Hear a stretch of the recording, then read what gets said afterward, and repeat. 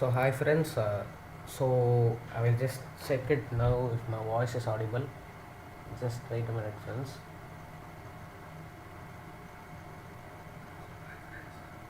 Yes, everything is fine. So I'm Rahul Vittal and welcome to VSR 1.0. VSR 1.0 is my channel and YouTube channel is my passion.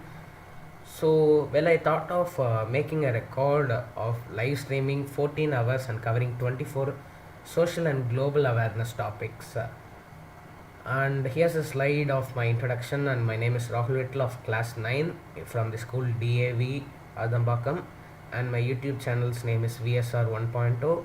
And the competition, that record competition's name is Champion of the Universe Premium Achiever Award. And the chairman and founder of that competition is Dr. Babu Balakrishnan sir. So now let us see what are the topics that we are going to cover in this live stream. And here's the index. The first topic is unity in diversity. And the second topic is world peace. And the third topic is solidarity economy. And the fourth topic is understanding birds to save it. And the fifth topic is wildlife management. The sixth topic is social learning theory. Seventh topic is Indian Space Research Organization, which is ISRO. And the eighth topic is care of elderly. And the ninth topic is rural areas development. The 10th topic is pollution prevention, and the 11th topic is economic liberalization in India. And the 12th topic is modes of transport. The 13th topic is law of extradition between India and USA. The 14th topic is science and technology in India. The 15th topic is government of India. The 16th topic is arts and culture in India. The 17th topic is physical fitness. The 18th topic is cultural diversity. The 19th topic is small scale and large scale industries. The 20th topic is COVID 19 pandemic in India. The 21st topic is the plastic bag effect on the environment. The 22nd topic is globalization in India. And the 23rd topic is diseases discussed. And wait a minute, friends. And the 24th topic is planetary save the earth. So these are the topics we are going to do in this live stream, and we are going to cover it now in this just 14 hours of live stream. And I hope you guys will like and subscribe to my channel. And yes, the stream will continue soon.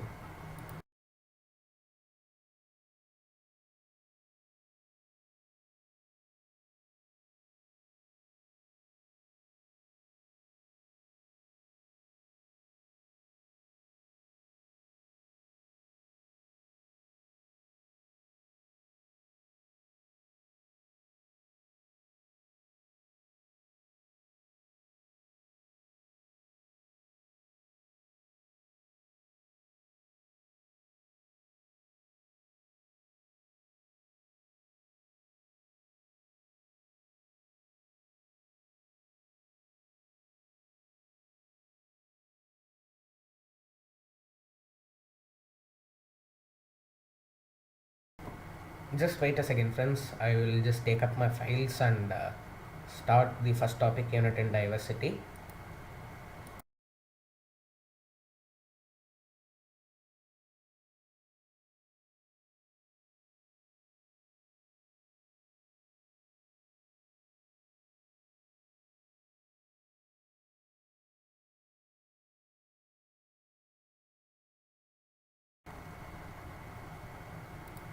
And yes, friends, the first topic, unity in diversity in India.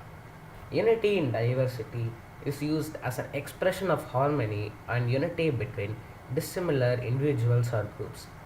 It is a concept of unity without uniformity and diversity without fragmentation that shifts focus from unity based on a mere tolerance of physical, cultural, linguistic, social, religious, political, ideological, and or physiological differences towards a more complex unity based on an understanding that difference enriches human interactions.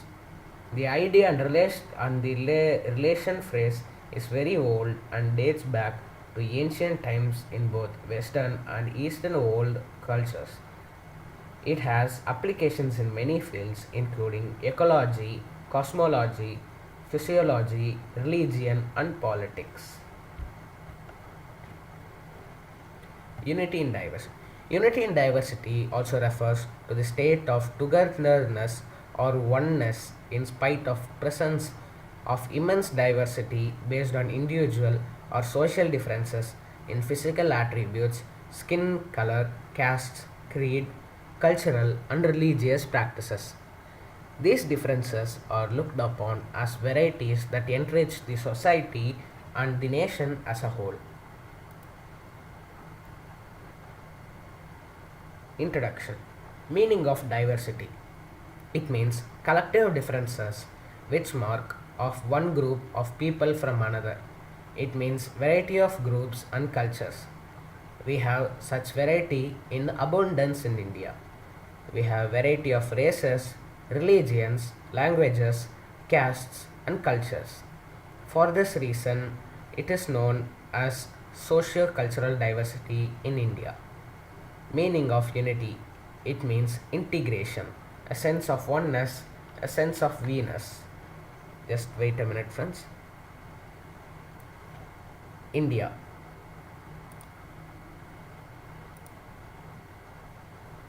India has 29 states and 7 union territories.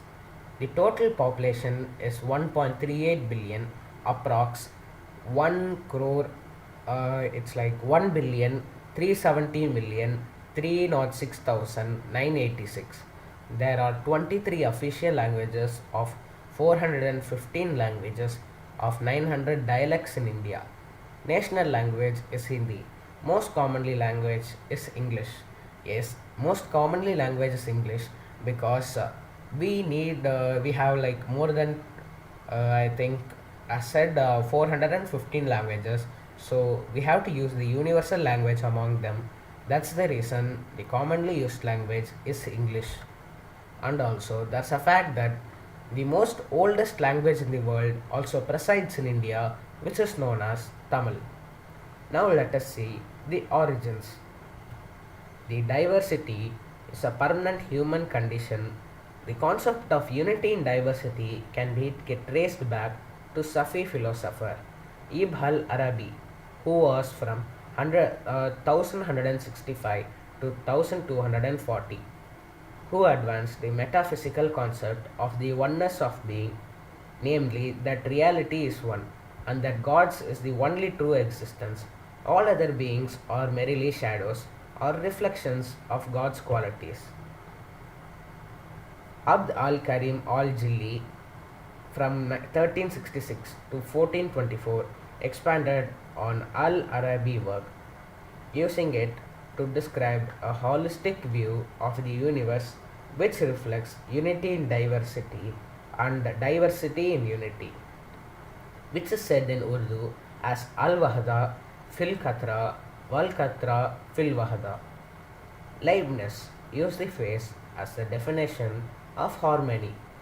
Harmonio est unitas in variety, which is said as in France. In his elements, CUD Amor Dei 948 I.12/A 6.4.1358, which is the Code of Conduct of France. Leibniz glosses the definition harmonia est cum multa ad quondam unitaria revocat, which means harmony, in when many things are restored to some kind of unity. The concept of unity in diversity is also used by both indigenous people of North America and Taoist societies in 400 to 500 BC. In pre-modern Western culture, it has existed in an implicit form in certain organic conceptions. Oh, current போயிடுச்சா? Just wait a minute, friends.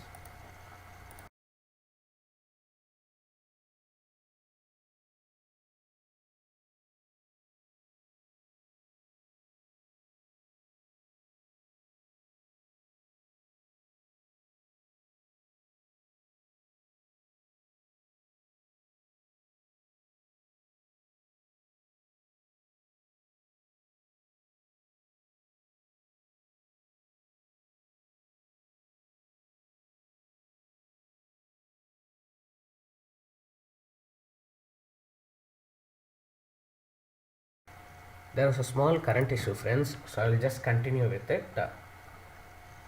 The concept of unity in diversity was also used by both the indigenous peoples of North America and Torres societies in 400 to 500 BC. In pre modern Western culture, it has existed in an implicit form in certain organic conceptions of the universe that developed in civilizations of ancient Greece and Rome. The phrase is a deliberate oxymoron, the rhetorical combination of two antonyms, unitas, which is unity, oneness, and veritas, variety and variousness. When used in a political context, it is often to advocate federalism and multiculturalism.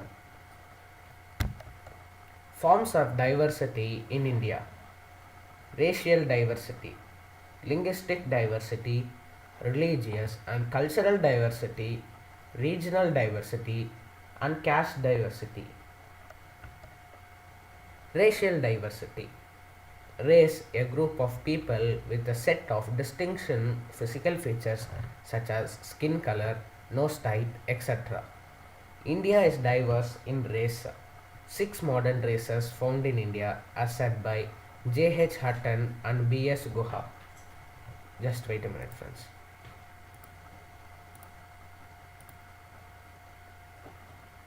Okay, friends, so I think I did not switch the slide, so I will just say it again. Forms of diversity in India: racial diversity, linguistic diversity, religious and cultural diversity, regional diversity, and caste diversity. The first one is racial diversity. Race, a group of people with a set of distinctive physical features such as skin color, nose type, and etc. India is diverse in race. Six modern races found in India, as said by J.H. Hutton and B.H. Guha: the Negroids; 2. The Proto-Australoid asterisk; 3. The Mongoloids; 4. The Mediterranean; 5. The Western Brachiopods; 6. The Nordic. Diverse races enrich the Indian ethnicity and culture. Here in this photo you can see the racial diversity of India. And in top, like in the Jammu and Kashmir area, there is the Paleo, Mongoloids, and in this area there's Tibeto, and in this area there's Nordics consisting, and in this area the Paleo, Mediterranean, and in the center of India the Proto-Australoid stray, and in the west of India the Dinaric Costoid and the Aryans live, and in the east they live the true Mediterranean, and in the south of India Dravidian. We also say it as Dravida Mori Kudumbam. And the second topic, linguistic diversity. According to Ethnologue, India has 415 languages, of which 22 are considered as official language. Dialects in India vary depending upon demographic locations. Main language in India is Hindi in Devagari script. Second main language is English. As I told already, the second main language is always said English because it is the universal language and we have more than 415 languages in India. So we commonly use English. Religious diversity.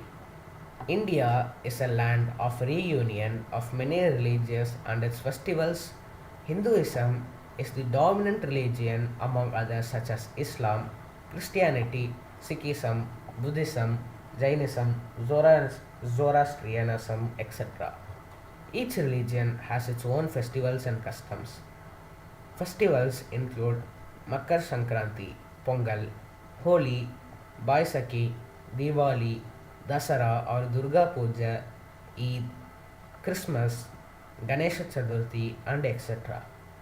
There are sects within each religion. For example, Hinduism has many sects including Shaiva, Shakti, and Vaishnavi. Islam has Shria and Sunni. There are distinctive architectural monuments found in various parts of India belonging to different religions. Cultural diversity. India, in India, social customs and traditions are observed irrespective of caste, race, and creed. The Vedas, the Puranas, the Upanishads, and the Gita are the holy treatise of all Hindus. Though many of them speak dissimilar languages, cultural differences can be based on religion and region. Some cultures or religions have their own rituals, marriage, and kinship patterns to be followed. Each cultural or religious groups have distinctive traditions, celebrations, traditional costumes, languages, food habits, and etc. Regional diversity.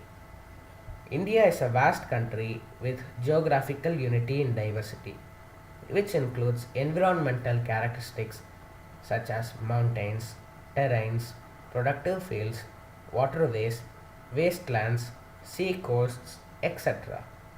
People from different regions practice different cultures, food habits, music, dance, arts, rituals, etc., and wear different types of clothing. These differences can be also categorized as religious and cultural diversity. Regional climate conditions defines the characteristics of its people and their practices.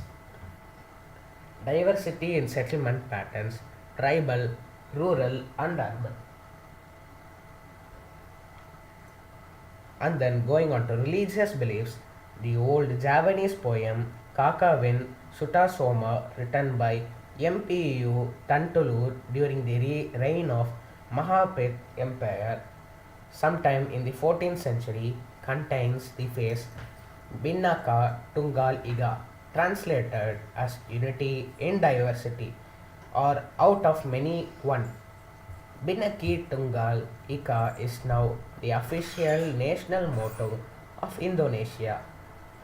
The poem is notable as it promotes tolerance between Hindus, especially Shaivites, and Buddhists, stating that although Buddha and Shiva are different in substance, their truths are one. It is said that the well known Buddha and Shiva are two different substances.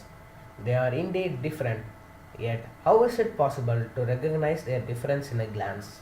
Since the truth of Jinnah, Buddha, and the truth of Shiva is one. They are indeed different, but they are of the same kind, as there is no duality in truth. Unity in diversity is a prominent principle of the Baha'i faith. In 1938, in his book, The World Order of Baha'u'llah, Shongi Effendi, the guardian of the Baha'i faith, said that unity in diversity was the watchword for the religion. Abdullah Baha, the head of the Baha'i faith from 1892 to 1921, explained these principles in terms of the oneness of humanity. It is said that in reality, all the members of one human family, children of one heavenly Father, humanity may be likened on to varied colored flowers of one garden. There is unity in diversity, each sets off and enhances the other's beauty. In Meher Baba's final declaration, he stated that unity in the midst of diversity can be made to be felt only by touching the very core of the heart. This is the work for which I have come. I have come to see the seed of love in your heart so that, in spite of all superficial diversity which your life in illusion must experience and endure, the feeling of oneness through love is brought about amongst in all nations, creeds, say, and castes of world.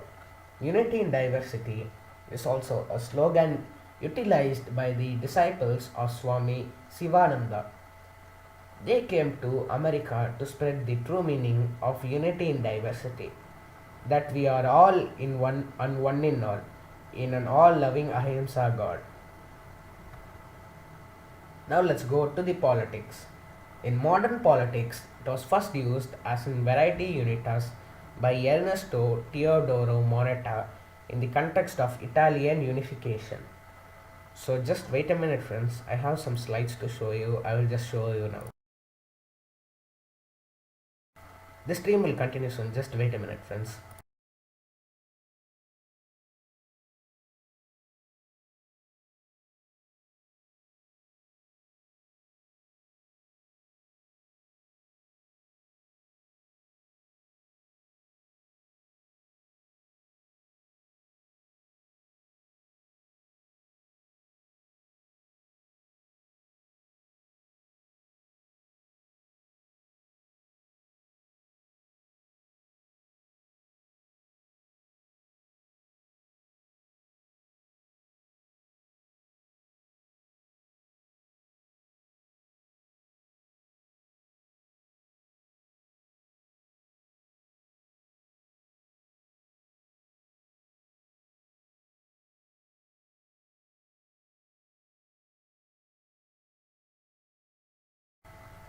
The slide is taking time to open, friends.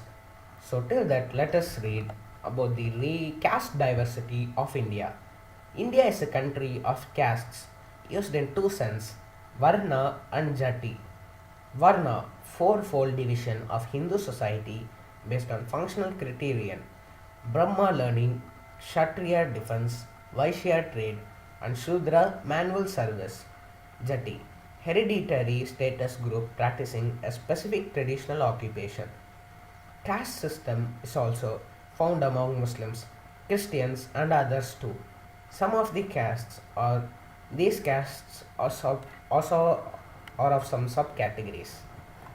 Now this slide has come, I will show you and explain about it.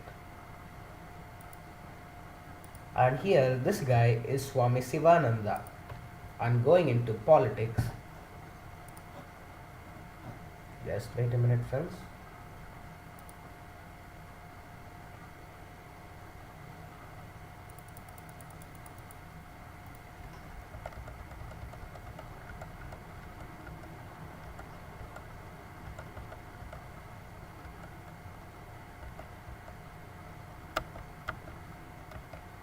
Politics. In modern politics, it was first used as in variety unitas by Ernesto Teodoro Moneta in the context of Italian unification. The person you are seeing in this slide is Ernesto Teodoro Moneta. Next is the topic Canada. Unity in diversity in Canada. Adilard Godbout, while Premier of Quebec, published an article entitled Canada, Unity in Diversity in the Council of Foreign Relations Journal. He asked, how does the dual relationship of the French Canadians make them an element of strength and order, and therefore of unity in our joint civilization, which necessarily includes not only Canada and the British Commonwealth of Nations, but also the United States, the Latin Republics of America, and the liberated France. The phrase has since become somewhat of staple of Canadian multiculturalism in general.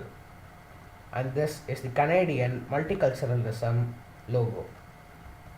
The phrase was invoked in the interdisciplinary research seminar at Wilfrid Laurier University in the 1970s.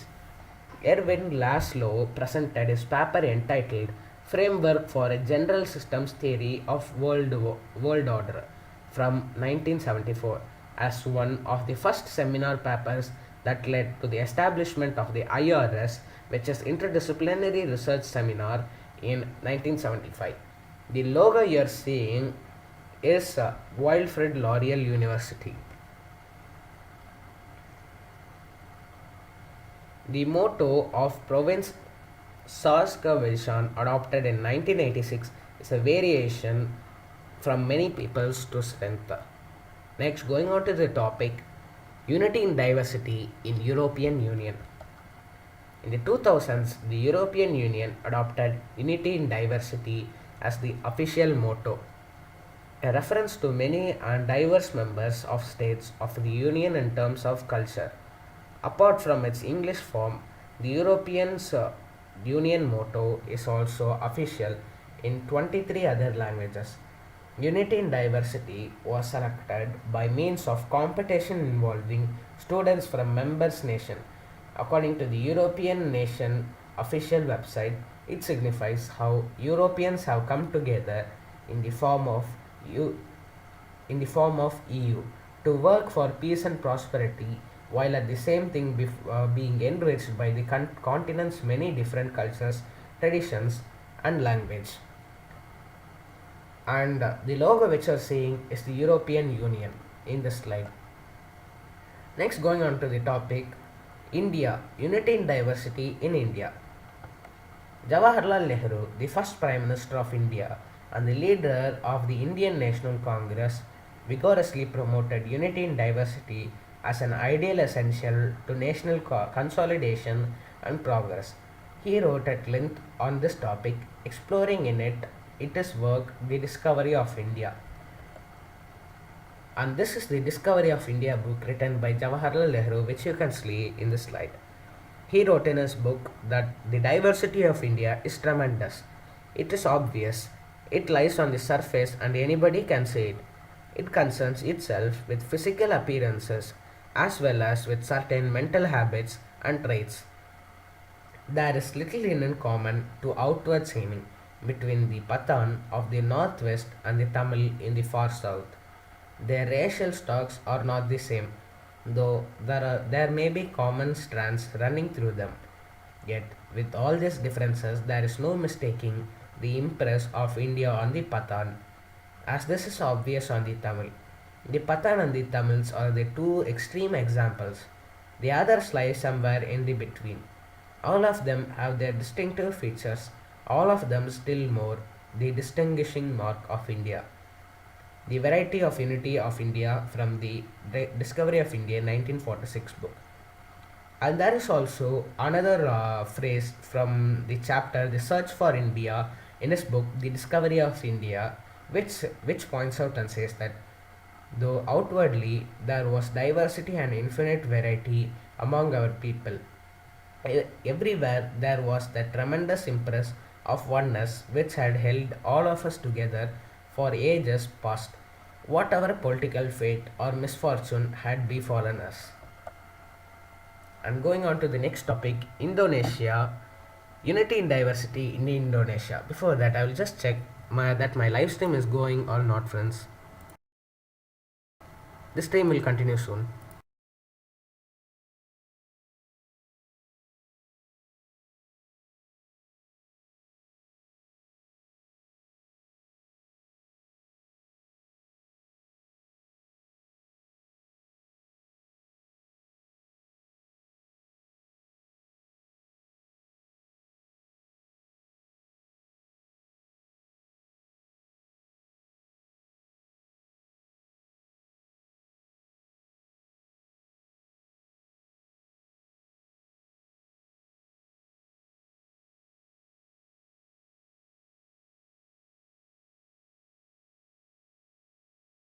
The stream will start in just a minute, friends. Just cope up with me.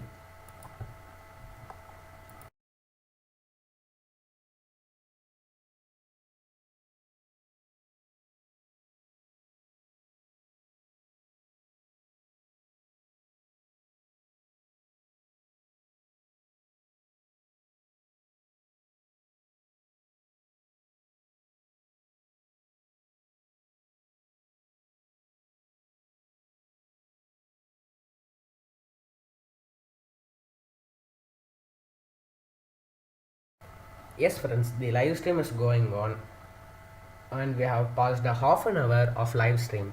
So I think we will just continue with our topic.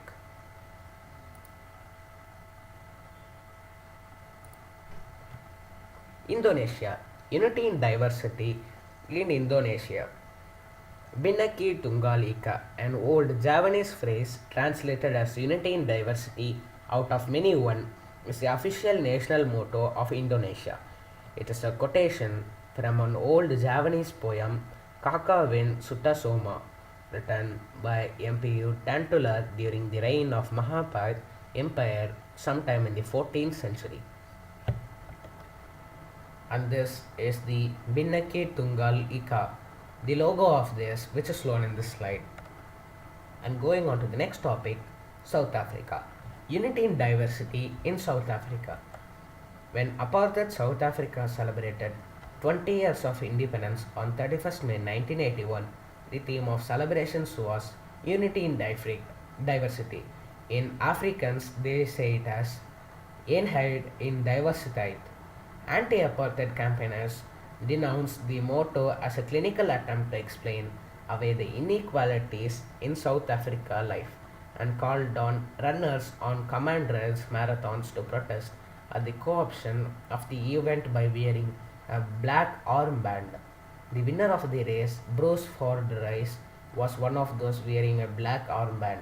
The term has been since incorporated into the preamble of the 1996 Constitution of South Africa as a central tenet of post-apartheid South Africa. And friends, what you are seeing in the slide is, I think you all know it, it is the flag of South Africa. Going on to the next topic, United States of America, which is the unity in diversity in United States of America.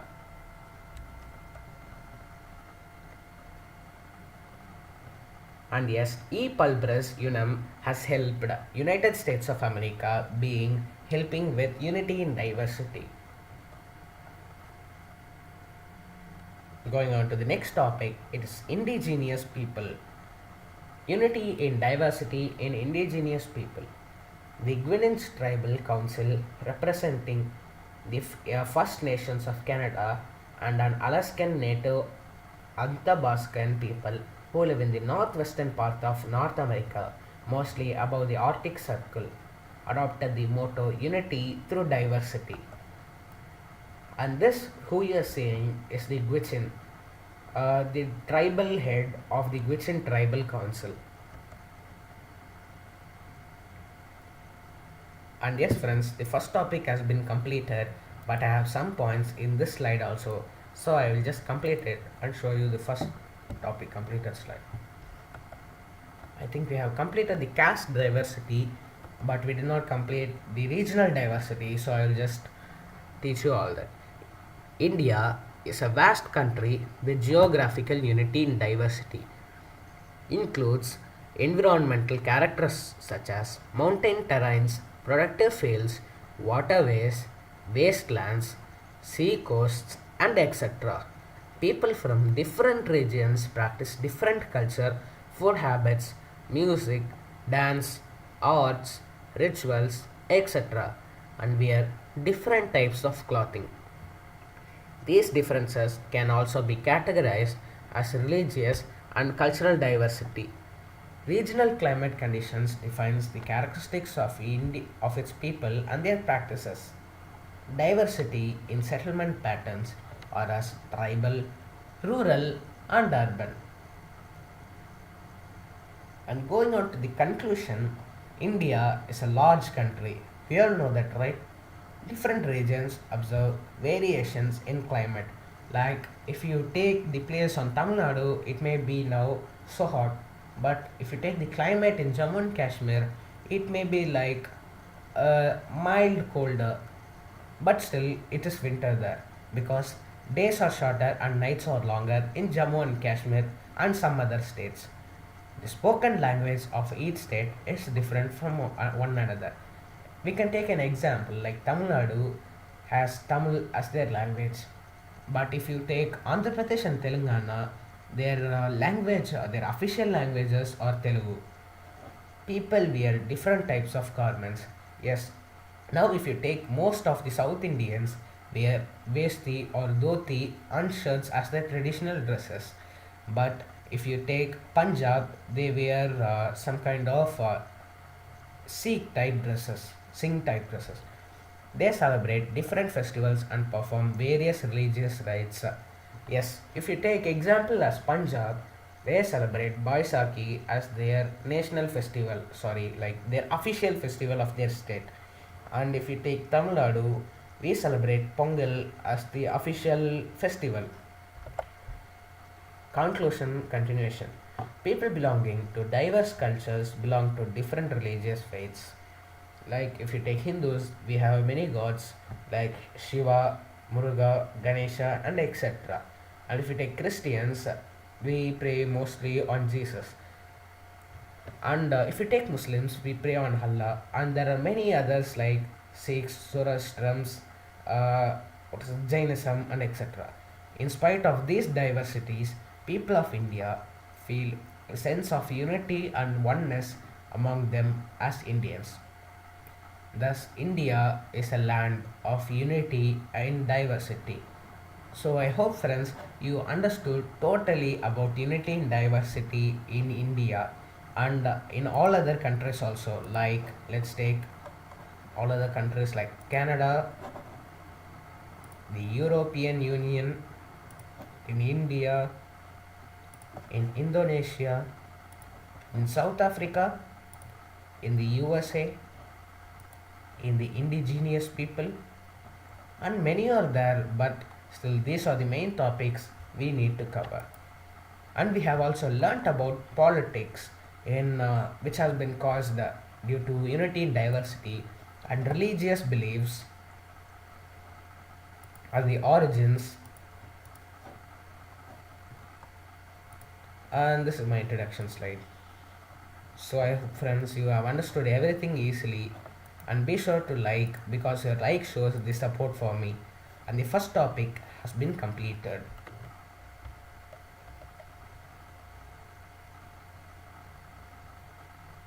Yes, thank you friends. The stream will continue soon. I will take up my second topic and continue.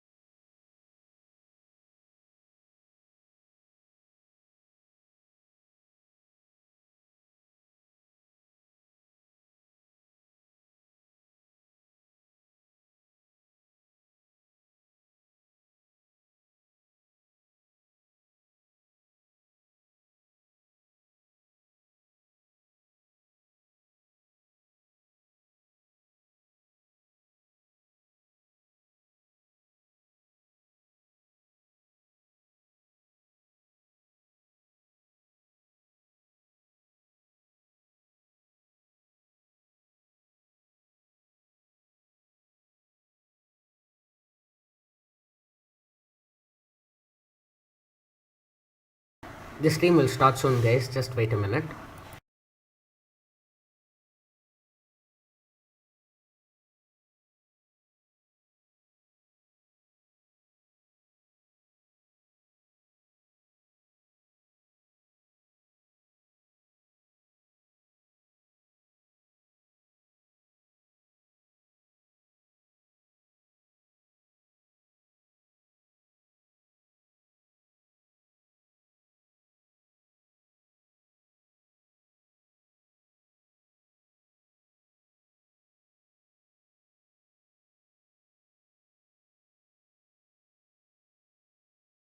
Yes, yes, friends. So I'll just start on with the topic world peace. Introduction. World peace or peace on earth is the concept of an ideal state of happiness, freedom, and peace within the all among people and nations on planet Earth. This idea of the world non-violence is one motivation for people and nations to willingly cooperate either voluntarily or by virtue of a system of governance that has this objective. Different cultures, religions, philosophies, and organizations have varying concepts on how such a state would have come about. And the thing which we can see in this slide is the world peace symbol. Various religions and secular organizations have the stated aim of achieving world peace through addressing human rights, technology, education, engineering, medicine, or diplomacy used as an end to all forms of fighting. Since 1945, the United Nations and the five permanent members of its Security Council China, France, Russia, the United Kingdom, and the United States of America have operated under the aim to resolve conflicts without war or declarations of war. Nonetheless, nations have entered numerous military conflicts since then. And the thing which you can see in this slide is the Security Council. World peace theories. Many theories as to how world peace could be achieved have been proposed. Several of these are listed below. A. Peace through strength. The term is traced back to the Roman Emperor Hadrian, reigned AD 117 to 138, but the concept is as old as recorded history. In the Indian epic Ramayana, considered 7,000 years old, Lord Rama is quoted as saying, Bhai bin hyo na preet, meaning once prayers for peace fail, one may need to instill fear to bring peace. In 1943, at the peak of World War II, the founder of Pan-European Union, Richard von Caligari, argued that after the war of the United States is bound to command of the skies to ensure the lasting world peace. But the inauguration of such a glorious century of peace demands from us abandonment of old conceptions of peace. The new angle of peace must no longer be pictured as a charming but helpless lady with an olive branch in her hand, but like the goddess of justice with a balance in her left and a sword in her right, or like the Archangel Michael with a fiery sword and wings of steel, fighting the devil to restore and protect the peace of heaven. And the person who you can see is slide is the Roman Emperor Hadrian. In fact, near the entrance of the headquarters of the SAC at Offutt Air Force Base stands a large sign with a sack emblem on its motto, Peace is our profession. The motto was a staggering paradox that was also completely accurate. One sack bomber, Conveyor B-36, is called Peacemaker, and one intercontinental LGM-118 Peacekeeper. In 2016, the former, and the thing which you can see in the slide is the SAC, Strategic Air Command. In 2016, the former US Secretary of Defense Ash Carter envisaged that the rebalance of the Asia Pacific will make the region peaceful through strength. You and your fellow soldiers, sailors, airmen, and marines will solidify the rebalance you work, make this network work, and you will help the Asia Pacific realizing a principled and peaceful and prosperous future and play the role only America can play. You will also do so with strength. And the thing which you can see in this photo is the Ash Carter Pacific US Secretary of Defense. Introduction to US uh, national security and the defense strategies of 2018 states. The US force posture combined with the allies will preserve peace through strength. The document proceeds to detail what achieving peace through strength requires. Associated with peace through strength are concepts of preponderance of power as opposed to balance of power, Hemonic stability theory, unipolar stability, and imperial peace, such as Pax Romana, Pax Britannica, or Pax Americana. And going on to the second topic, B. Marxism, world peace through world revolution. According to the dialectic materialist theory of Karl Marx, humanity under capitalism is divided into just two classes: the proletariat, who do not possess the means of production, and the bourgeoisie, who possesses the means of production. Once the communist revolution occurs and consequently abolishes the private property of the means of production, humanity will not be divided and the tension created between these two classes will cease. Through a period called socialism, the rule of the proletariat will dissolve the lost vestiges of capitalism and will help to make the revolution worldwide. Once private property has been abolished, the state will no longer be needed to act as a monopoly of violence and will therefore disappear. Organizations of workers will take their place and manage the production of things, but no organization will have any military power, a police force, nor presence. The main principle of Marx theory is the material conditions limit spiritual conditions should their material conditions allow it. People should around the world will not be violent but respectful, peaceful, and altruistic. In a state of communism, they will no longer need to live for survival, but for their own spiritual fulfillment. And the person who you are seeing in the slide is Karl Marx. Leo Leon Trotsky argued that a proletariat world revolution would lead to world peace. And the person in the slide is Leo Trotsky. And going on to the next topic, see democratic peace theory. Proponents of democratic peace theory claim that strong empirical evidence exists that democracies never or rarely wage wars against each other. There are, however, several wars between democracy that have taken place historically. And the next topic, the capitalism peace theory. In her essay, The Roots of War, Ayn Rand held that the major wars of history were stated by the more controlled economies at the time against the freer ones, and the capitalism. Just wait a minute, friends.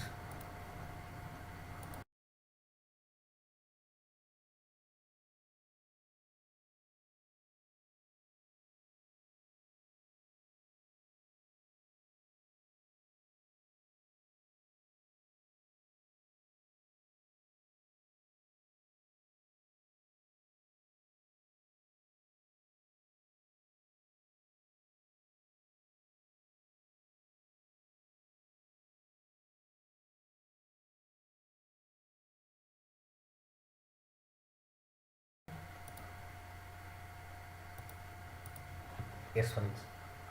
The roots of the war, Ayn Rand held that the major wars of history were started by the more controlled economies of the time against the freer ones, and the capitalism gave mankind the longest period of peace in history, a period during which there was no wars involving the entire civilized world from the end of Napoleonic Wars in 1815 to the outbreak of World War I in 1914. With the exceptions of the France-Prussian War 1870, the Spanish-American War 1898, and the American Civil War 1861 to 1865. The person who you are seeing in the slide is Ayn Rand. The next topic is Communism.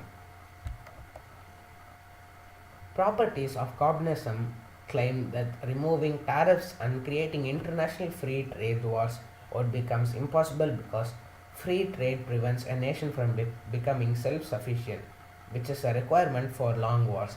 And the thing which you are seeing in the slide is the free trade. However, free trade does not prevent a nation from establishing some sort of emergency plan to become temporarily self-sufficient in case of war, or that a nation could simply acquire what it needs from a different nation. A good example of this is World War One, during which both Britain and Germany became partially self-sufficient. This is particularly important because Germany had no plan for creating a war economy. And the picture which you are seeing in the slide is the World One. Here you can see all the destructions caused by Germany and the Britain. The next topic, F. Mutualism assured destruction.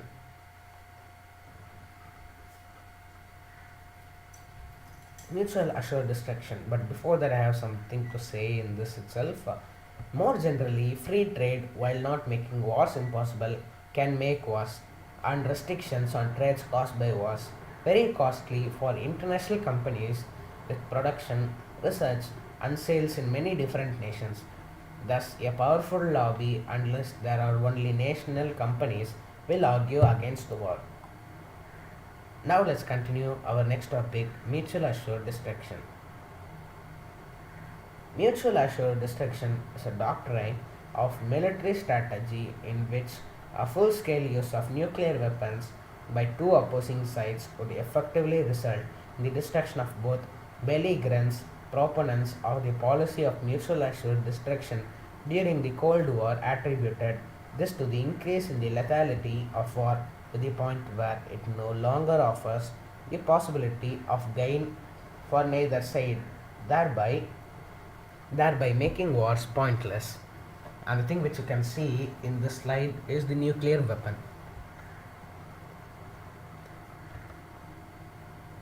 And going on to the next topic, United Nations Charter and International Law.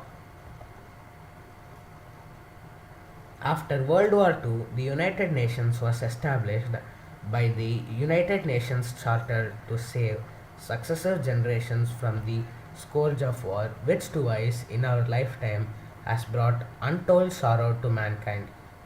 The preamble to the United Nations Charter also aims to further the adoption of fundamental human rights to respect obligations to sources of international laws, as well as to unite the strength of independent countries in order to maintain international peace and security. All treaties on international human rights law make reference to or consider the principles proclaimed in the Charter of the United Nations, recognized of the inherent dignity and of the equal inalienable rights of members of the human family is the foundation of freedom, justice, and peace in the world. The thing which you can see in this slide is the first page of the Charter of the United Nations and international law. The next topic is self-organized peace. World peace has been depicted as a consequence of local self-determined behaviors that embed the institutions of powers and ensuring violence. The solution is not much based on an agreed agenda or an investment in higher authority, whether divine or political, but rather a self organized network of mutually supportive mechanisms, resulting in the viable political, economic, social fabric.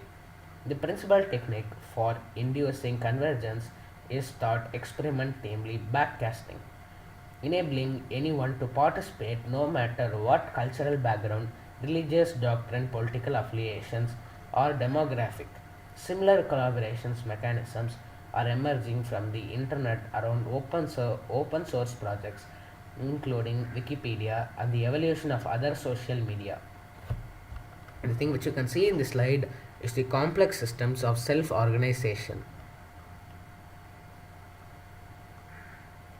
And this is the Wikipedia, which is an open source project which also helps in this topic, self organized peace. And going on to the next topic, economic norms theory.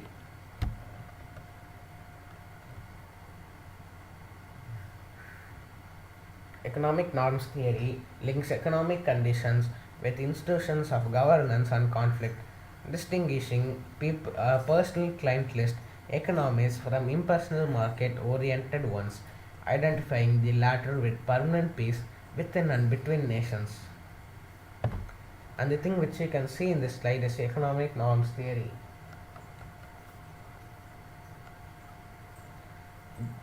Throughout most of the human history, societies have been based on personal relations. Individuals and groups know each other and exchange favors. Today, in most of the lower income societies, hierarchies of groups distribute wealth based on personal relationships among group leaders, a process often linked with clientelism and corruption.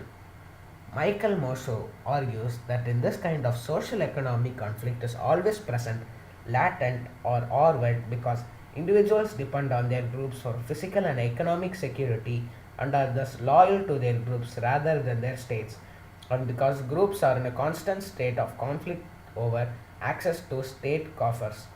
The process of bounded rationality, people are considered conditioned towards strong in group identities and are easily steered to fear outsiders, psychologists, predispositions that make possible sectarian violence, genocide, and terrorism. A person who is seeing this slide is Michael Mosso.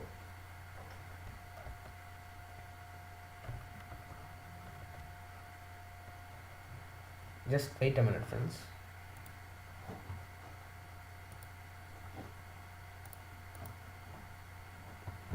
Okay.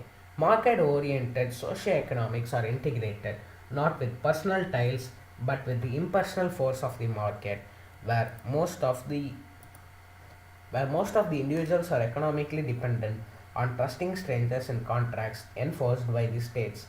This creates loyalty to a state that enforces the rule of law on contracts impartially and reliably and provides equal protection in the freedom to contract. That is liberal democracy. Wars cannot happen within or between nations with market integrated economies because war requires the harming of others, and in these kinds of economies everyone is always economically better off when others in the market are also better off, not worse off. Rather than fight, citizens in market oriented socio-economies care deeply about everyone's rights and welfare, so they demand economic growth at home and economic cooperation and human rights abroad. In fact, nations with market oriented socio-economics tends to agree on global issues and not a single fatality has occurred in any dispute between them. Economic norms theory should not be confused with the classical liberal theory that later assumes that the markets are natural and that free markets promote wealth. In contrast, economic norms theory shows how market contracting is a learned norm, and state spending, regulation, and redistribution are necessary to ensure that almost everyone can participate in the social market economy, which is in everyone's interest. So let's go on to the next topic, International Day of Peace. The International Day of Peace, sometimes called World Peace Day, is observed annually on 21st September. It is dedicated to peace and specifically the absence of war and violence and can be celebrated by a temporary ceasefire in a combat zone. The International Day of Peace was established in 1981 by the United Nations General Assembly. 2 decades later, in 2001, the General Assembly unanimously voted to designate the day as a day of preventing violence and a ceasefire. The celebration of this day is recognized by many nations and people. In 2013, for the first time, the day has been dedicated to peace education, that is, by the key prevention means to reduce war sustainability. And the photo which you are seeing in this slide is the International Day of Peace official logo. And I think let's go on to the next topic, which is the religious views. Really, a long-standing suggestions for world peace meditation along with annual purposeful devotional dates, as faithfully performed by a fraternal organization whose founder taught in the 1910s that peace is a matter of education and impossible of achievement until we have learned to deal charitably, justly, and openly with one another, as nations as well as individuals. Many religions and regions leaders have expressed a desire for an end to violence. And going into this first subdivision, Baha faith. The central aim of Baha faith is the establishment of the unity of the people of the world. Baha'u'llah, the founder of Baha faith, stated in no uncertain times the fundamental purpose animating the faith of gods and this religion is to safeguard the interests and promote the unity of the human race. In his writings, Baha'u'llah described two indistinct stages of world peace, a lesser peace and a sense of most great peace. The lesser peace is essentially a collection security agreement between the nations of world. In this arrangement, nations agree to protect one another by rising up against an aggressor nation should it seek the absorption of territory or the destruction of its neighbors. The lesser peace is limited in scope and is concerned with the establishment of basic order and the universal recognition of national borders and the sovereignty of nations. Baha'u'llah believed that the lesser peace is taking place largely through the operation of the divine will and that Baha'u'llah influence on the process is relatively minor. The greater peace is eventually an end goal of the lesser peace and is envisioned as a time of spiritually and social unity, a time when the peoples of the world genuinely identify with and care for one another, rather than simply tolerating one another's existence. The Baha'ites view this process as taking place largely as a result of the spread of Baha'i teaching, the principles and practices throughout the world. The larger world peace process and its foundational elements are addressed in the document, The Promise of the World Peace, written by the Universal House of Justice. And the photo which you're seeing in the slide is the Baha Faith, the area of Baha Faith. And this is the Baha'u'llah, the founder's house, because we still did not get the Baha'u'llah's picture. And let's go on to the next topic, Buddhism. Many Buddhists believe that world peace can only be achieved if individuals establish peace within their minds first. The Buddha's teachings emphasize that anger and other negative states of mind are the causes of wars and fightings. Buddhists believe people can live in peace and harmony only if they abandon negative emotions such as anger and cultivate positive emotions such as loving, kindness, and compassion. As with all dharmic religions, and the thing which you're seeing in this photo is the Buddhism.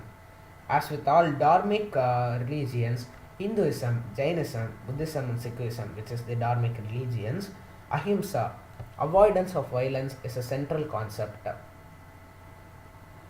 Siddhartha Gautama has also pointed out that hatred is never appeased by hatred in this world. By non-hatred alone is hatred appeased. This is the law of eternal. Peace pagodas are monuments that are built to symbolize and inspire world peace and have been centralized to peace movement throughout the years. These are typically of Buddhist origin, being built by the Japanese Buddhist organization Nipponja Myoja. They exist around the world in cities such as London, Vienna, New Delhi, Tokyo, and Lumbini. And the photo which you are seeing in this slide is the Peace Pagoda. That is the monuments which has been built to symbolize peace. So, going on to the next topic, Christianity. The basic Christian ideal specifies that peace can only come back to the world and love of God, which is perfectly demonstrated in the life of Christ. Peace I leave with you, my peace I give. I do not give to you as the world gives. Do not let your hearts be troubled and do not be afraid. As Christology interpreted from Isaiah 2, whereupon the word of Lord is established on earth, the material human political result may be not may be the nation not taking up sword against nation, nor will they train for war anymore. Christian world peace necessities of the living of a procreative life, repleted with all good works in direct light of the world of God.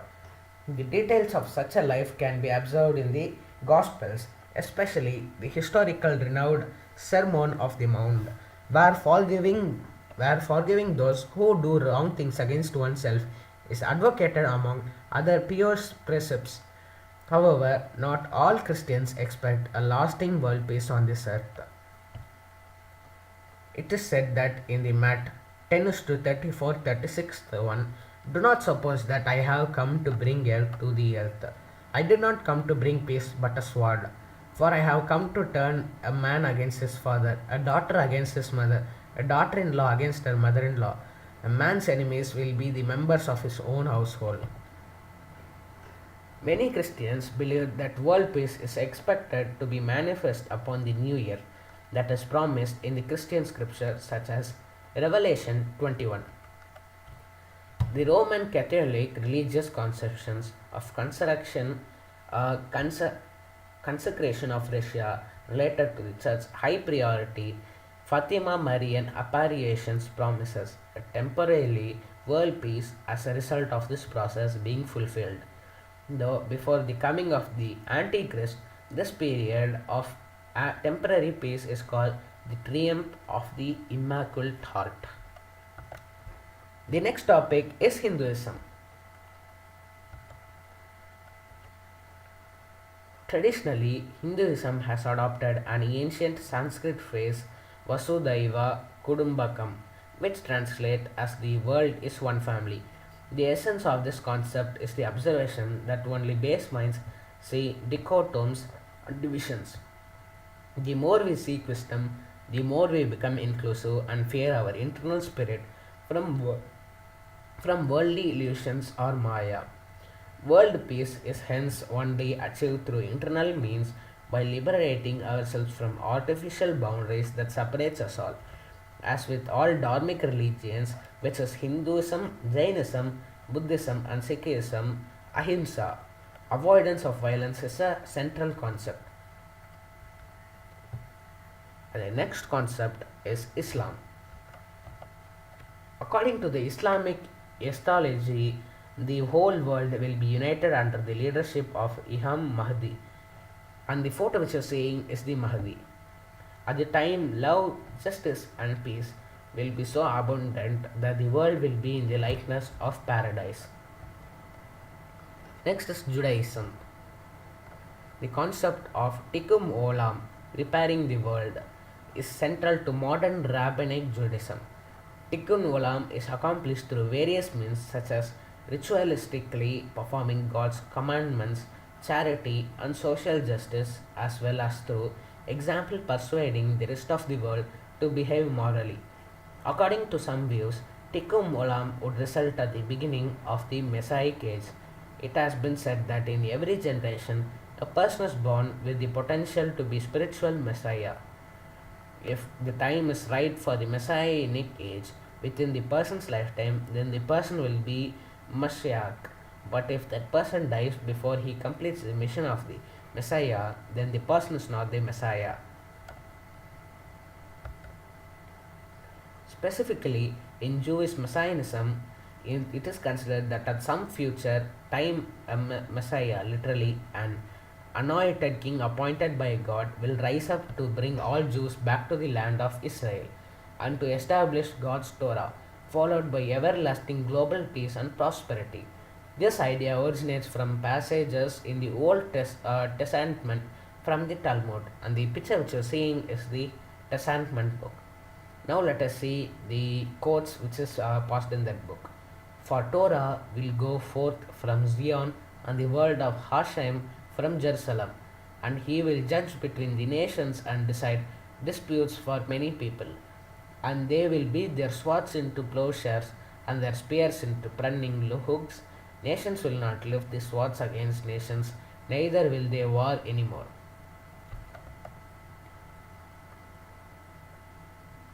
and the G topic is Jainism.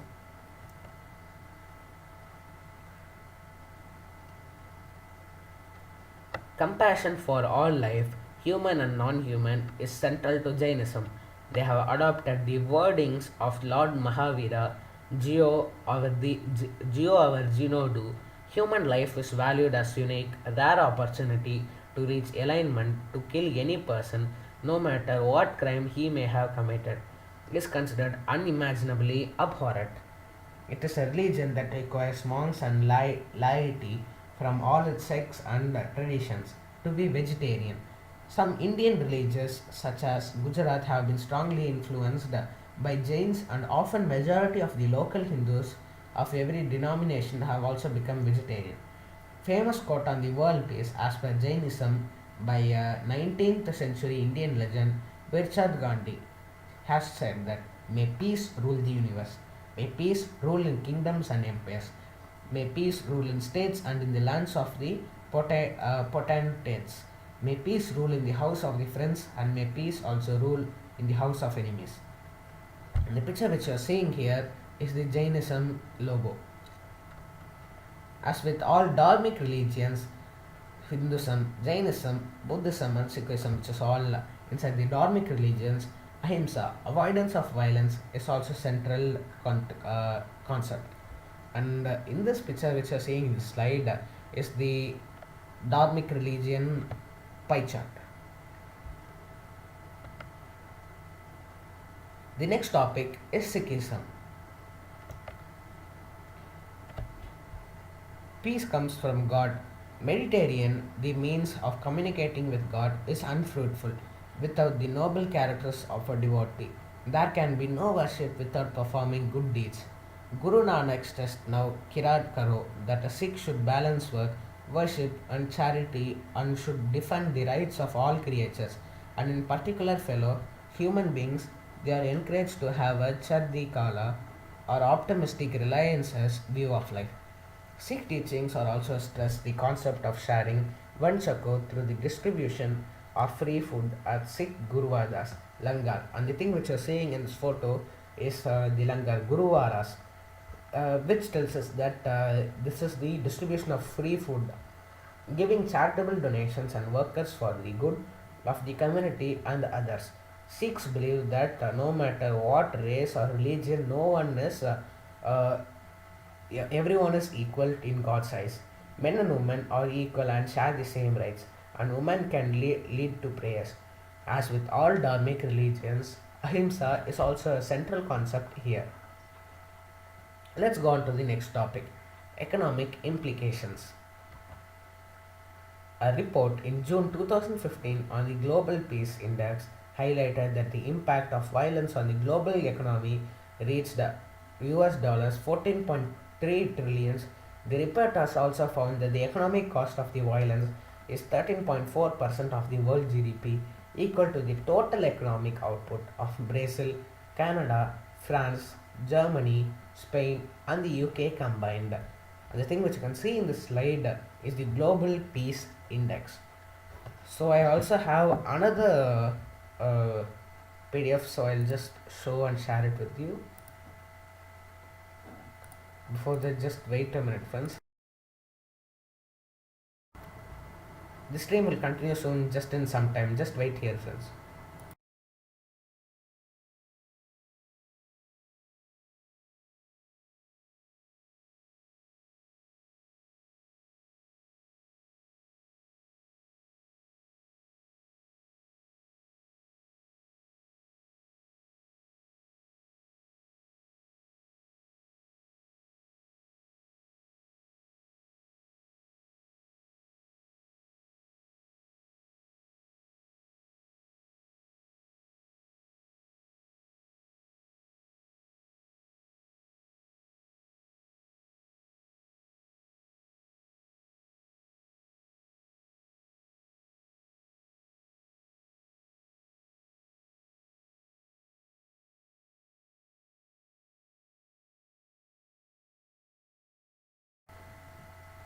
So yes, friends, I will just continue now.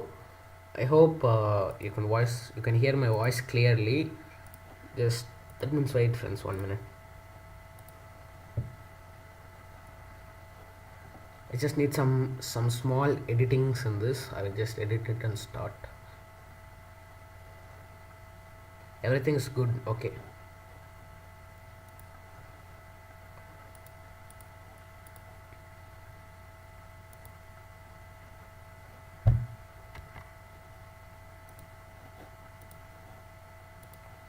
Yes, here it is. World peace. In this slides, we'll be learning about what is peace and how to get peace. An eye for an eye only ends up making the whole world blind. The other day, the power of love overrules the love of power. The world will know peace, which is said by Mahatma Gandhi. Peace cannot be kept by force. It can be only achieved by understanding, which is said by Albert Einstein. Finish the few duties you have at hand and then you will have peace. Yes, this point is really true because if we have some work to do, like if we need to complete our homework and if we are before we have to complete it before the night and the next day we have to submit it, we have to complete it before night because we cannot take risk like we should complete it in the morning and then go to school because it will not give us peace of mind. If there is peace in your mind, the Almighty will manifest Himself. Peace comes from within. Do not seek it without. It is quoted by Gautama Buddha. The nearer you come to God, the more you feel peace. Peace, peace, peace. Which is quoted by Supreme Peace. One finds peace of mind in the company of holy men. Directing the mind inwards will give you peace. The religious life is one in which you will live in peace and happiness with everybody. And this is the Buddhism area where many people have peace. The aim of human birth is to love God. Realize that love and be at peace. The first sign of knowledge is a peaceful nature. Where you find peace, there is the end. Peace must begin within. Yes, this is true because we need peace from our inside heart and it should not be like shown outside. It is like it should be mentally and emotionally and not physically. I want peace. I do not care even for God. Which is the real power? Is it to increase prosperity or bring about peace? That which results in peace is the highest perfection. Real peace is happiness. It is true, friends, because happiness only gives us peace. If one gains the peace of the self, it will spread itself without any effort on the part of the individual. When one is not oneself peaceful, how can that one spread peace in the world? Yes, it is true. Because we should be peaceful ourselves first, then only we should make peace around the world. If we are not peaceful and we are saying like we should make peace to the world, it is not even possible because we do not ourselves have the peace in our mind. If you want peace, see nobody's faults, see your own faults. Learn to make the world your own. No one is stranger, my child. The whole world is yours. And yes, this quote is also real. Because if we want peace, we should not see others' faults and like correct them to make the world peace good. We have to make ourselves good so that everyone can get peace. It is true because if everyone is seeing others and others and others and they're just telling mistakes, we will never get peace. But if everyone at the same time realizes their own mistakes and gets their peace, the whole world can see peace. Peace of mind is brought about by dhyana alone. Yes, it is true because meditation helps us in peace. If one remains at peace oneself, there is only peace all about. Avayar brought peace between two kings by indirect phrase of one king to the other. Yes, this is true. If you do not know this story, you can also search it and Google it. It's really great. Divine music brought peace among natural enemies in forest. Peace be with you, stressed by Christianity. Yes, most of the Christians say that. Assalamu alaikum, peace be with you, peace be among you. Always referred by Islam. Yes, this is the commonly used phrase by Muslim people. Assalamu alaikum. Leo Tolstoy, War and Peace. Yes, this is a significant book which explains how the war starts and then how the war ends at peace. It is also divided into two types of wars. It is like the Mahabharatam English version. Yes. Okay, that's a small story. Let's read it also. Once Buddha was traveling with a few of his followers. While passing a lake, he asked one of his disciples to get some water from the lake for drinking. The disciples walked to the lake. At that moment, a bullock cart crossed to the lake and the water became very muddy and turbid. The disciple thought, how can I give this muddy water to my master? So he came back and told, the water is very muddy. I don't think it is very fit to drink. After about half an hour, Buddha asked the same disciple to go back to the lake and get some water. The disciple went back and found that the water was still muddy. He returned and informed the same. After some time, again Buddha asked the same disciple to go back. This time the disciple found that the mud had settled down and the water was clean and clear. So he collected some water in a pot and brought it to the Buddha. Buddha also looked at the water and said to his disciple, see, what you did to make the water, you let it to be, and the mud water settled down on its own, and you have clear water. Your mind is like that too. When it is disturbed or when you are angry, just let it give some time. It will settle down on its own. You do not have to put on any efforts to calm it down. It will happen in effortless having peace of mind. Having peace of mind is not strenuous job. It is an effortless process. And yes, friends, the story is really true. I like the ending part of the story because they say that uh, just like the muddy water, the mud settles down. We have to be patient and give some time to settle down our anger or sorrow or anything, so that we will get peace again. And this is an quote which I found in the Google, but I did not know who gave it, but I liked it, so I just took a screenshot of it. Peace. It does not mean to be in a place where there is no noise, trouble, or hard work. It means to be in the midst of those things and still be calm in your heart. If you want others to be happy, practice compassion. If you want to be happy, practice compassion. And it is said by the 14th Dalai Lama. Kids are peacemakers, pieces of peace. And the first is compassion, trust, love, tolerance, forgiveness, respect, charity, and understanding. Peacemakers.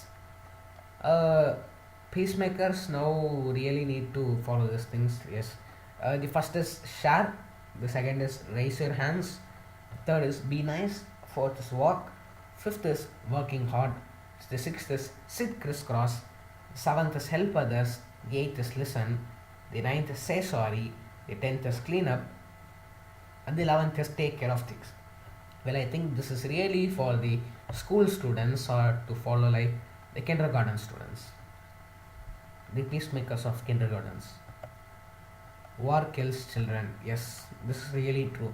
Because of wars like the Civil War of America, Spanish Civil War, the French Revolution, and the World War One, the World War Two, in the independence of India, many wars have really killed many children. So yes, we need peace. Follow peace. Alfred Nobel. Yes, he helped for peace, so he got a Nobel Prize also after his death. Perhaps his interest in peace was also due to the use of his inventions in warfare and assassination attempts. Peace was the fifth and the final prize area that Nobel mentioned in his will. The said interest shall be divided into 5 equal parts, which shall be apportioned as follows: one part to the person who shall have done the most or the best work for the fraternity between nations and the abolition or reduction of standing armies and for holding and promotion of peace congress. Yes, I just came to check if it's recording, and these are the peace holders: Martin King Luther, Dalai Lama. Why no peace awarded in the following years and no award for Mahatma Gandhi? 1943. No Nobel Prize was awarded this year. The prize money was with 1 by 3 allocated to the main fund and 2 by 3 to the special fund of this prize section. 1942. No Nobel Prize was awarded this year. The prize money was with 1 by 3 allocated to the main fund with 2 by 3 to the special fund of this prize section. Also in the 1941, no Nobel Prize was awarded this year. The prize money was with 1 by 3 allocated to the main fund and with 2 by 3 to the special fund of this section prize. During the 1940, no Nobel Prize was awarded this year. The prize money was with 1 by 3 allocated to the main fund and with 2 by 3 to the special fund of the prize section. And again, 1939, no Nobel Prize was awarded this year. The prize money was with 1 by 3 allocated to the main fund with 2 by 3 to the special fund of the prize section. During the 1944, Committee International de l'Arc Group, International Committee of the Red Cross, and then 1917, wait a minute friends, 1917, Committee International de la Croix, International Committee of the Red Cross. During the 1916, no Nobel Prize was awarded this year. The prize money was allocated to the special fund of the prize section. During the 1915, no Nobel Prize was awarded this year also.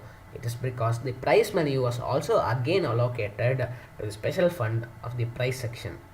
During the 1914, no Nobel Prize was again awarded because the prize money was allocated to the special fund of this prize section.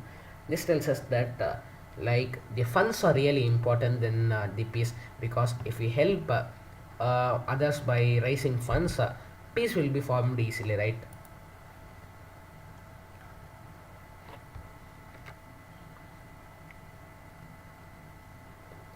And here's all the peace related things.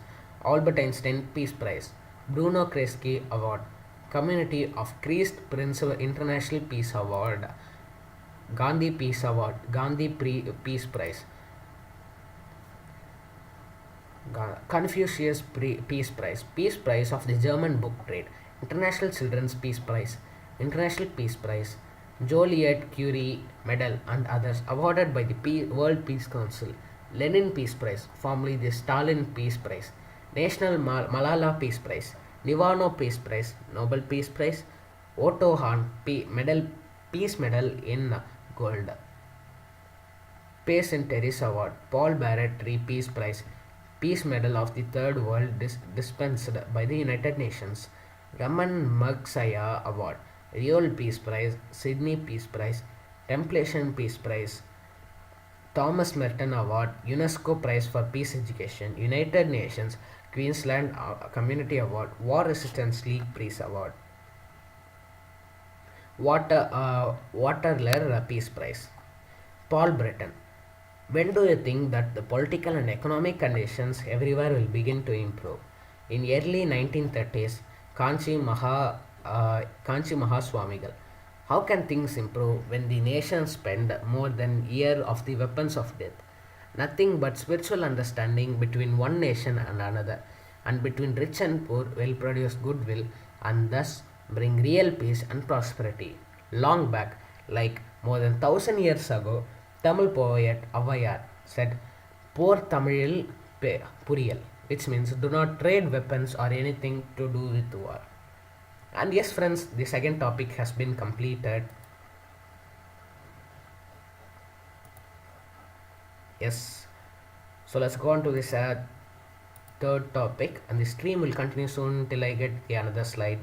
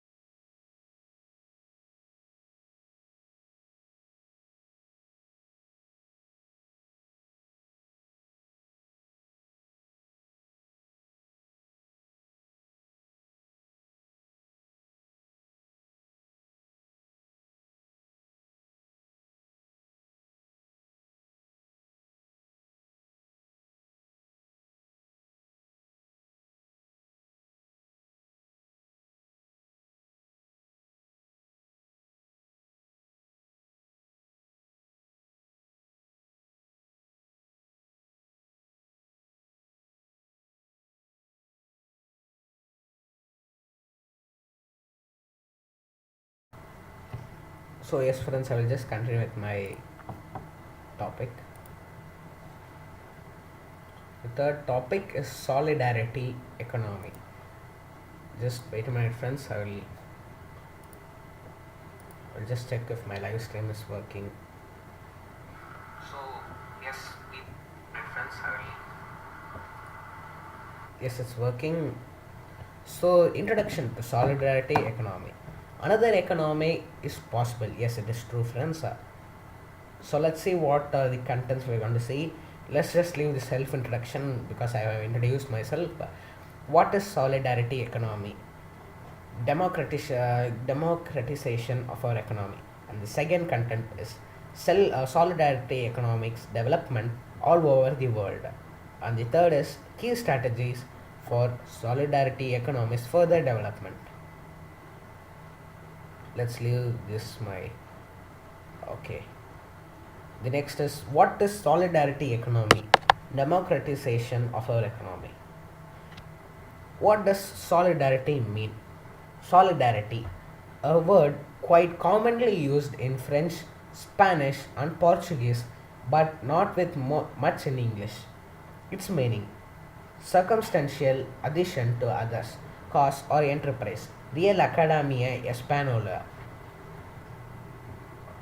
So, yes, friends, I will just check again if my voice is clear or not. Just check if my live stream is working. Topic is solidarity economy. Just wait a minute, friends. Wait a minute, friends. I'm checking. Okay, right. I think everything is good. And let's just continue with our meaning. Okay, right. I think everything is good. Circumstantial addition to others, cause, or enterprise. Other definitions: a horizontal relationship among those who build up a group, an association, or a community under the conditions of equality, which is built because of the force of intensity of mutual cohesion, that is, particularly committed, undetermined bond. Louis Razido. Some people have gone away from the original meaning. What is the original use for the word solidarity? A. Solidness of the group's interaction which leads to build the fact or the reality of solidarity. B. Equal situation and commitment of duty among all the solidarity based participants. C. Everybody's relationship through mutuality, reciprocity, and participation in a group or community. D. Intensity of mutual union or something strong defined, established as true causes. E. The stable, not occasional and permanent character of solidarity based cohesion. False friends of solidarity. False friends of solidarity. Understanding them as solidarity undermines the very principle of solidarity. Excessive assistance disturbs people's autonomy, charity donations, occasional and not based on the principle of equal commitment. Use of the word solidarity in the Western history, Middle Ages, only meant the strong relationship within a guild. 19th and 20th century, used both by labor unions for common cause and shared interest on the basis of mutual help, and the church, fraternity among children of the God. Sociology, Durkheim found out that the more individualist the modern society turns to be, the more solidarity are sought for as we are getting more and more independent. What is solidarity economy? What is the non-solidarity economy? Capitalism. Maximization of profits for shareholders. Environmental protection and workers are of secondary importance, strengthened by the neoliberalism. G. Soros, who has quoted that international trade and global financial markets are very good at generating wealth, but they cannot take good care of other social needs, such as the preservation of peace, alleviation of poverty, protection of the environment, labor conditions, or human rights. What are generally called public goods? On globalization, 2003. SE, economy which allows workers and consumers to take part in this management. Just wait a minute, friends. Civil society economy, democratism or economy. Democratization of labor. Workers co-op. Businesses possessed and run horizontally by their own workers. No employer hires no employee there. Social enterprises, those businesses which preferentially employ the handicapped, long-term unemployed people and others who find it hard to get hired. Although wholly democratized as workers co-ops. Wait a minute, I'll just put it into full screen mode. Democratization of consumption. Shopping huge corporation goods at malls. Cheap and convenient. But consumers co-op allows consumers to get what they want, especially organic food. Take a CSA, a system in which consumers help farmers in different ways. Sometimes they visit farms to work there. Fair trade. Improvement of farmers' life standard by paying a fair price for their producers. Democratization of finance or money. Where will our money go when we deposit it our commercial banks? You will never know which business or finance by the bank you put money. Ethical banks. Savers can decide which projects to finance. Social currencies use of parallel means of exchange to simulate local economy. Democratization of the public sector's budget. To whom does the money at CL City belong? Of course, residents at CL. Participatory budget. CL residents make decisions on how to spend the CL City Hall's budget. Started in Porto Alegre, Brazil, and later spread into the other Latin America and European countries. Democratization of knowledge. Different IT simulates access to a bunch of information on international intellectual exchanges. Basic software such as OS, especially Microsoft Windows and Microsoft Office. Microsoft enjoys the monopoly on what is essential for our digital life. Freeware. Software produced without the aim to make profits is less than the introduction of information technology in a more democratic way. Summary. Ethical banks. Savers decide whom to finance. Workers co-op. Workers equal to owners run the business. Consumers co-op provides what members want. Social enterprises hires the handicapped, long-term unemployed, etc. for their social inclusion. Fair trade. Consumers support economic activities without exploiting farmers. Participatory budget. KL people decide how to spend KL City Hall's budget. Social currency. Civil society control money is equal to means of exchange. Freeware. Indispensable software like OS and OpenOffice available for free. So going on to the next topic, solidarity economies development all over the world. Global development. Latin Europe, which is France, Italy and Spain, Quebec, the concept of social economy, co-ops, non-profits, mutual units, foundations exists since 1960s, allowing some room for non-capitalist economies. Latin America. Neoliberalism since 1980s is less than widening income gap is less than different economic activities to struggle against poverty is less than solidarity economy. RIPESS 1997 to World Social Forum 2001 to Alliance 21 which is less than Alloy 2001 strengthens exchange between Latin Europe, Latin America and other parts of the world. Extensions to non-Latin countries, Asia Africa, Canada, USA, Germany, Australia. Regional developments. Brazil, National Secretary of Solidarity Economy (SENAES) and Brazilian Forum of Solidarity Economy FBES promotes solidarity economy. Just wait a minute, friends. I have a issue here. I'll just cut. The stream will continue soon.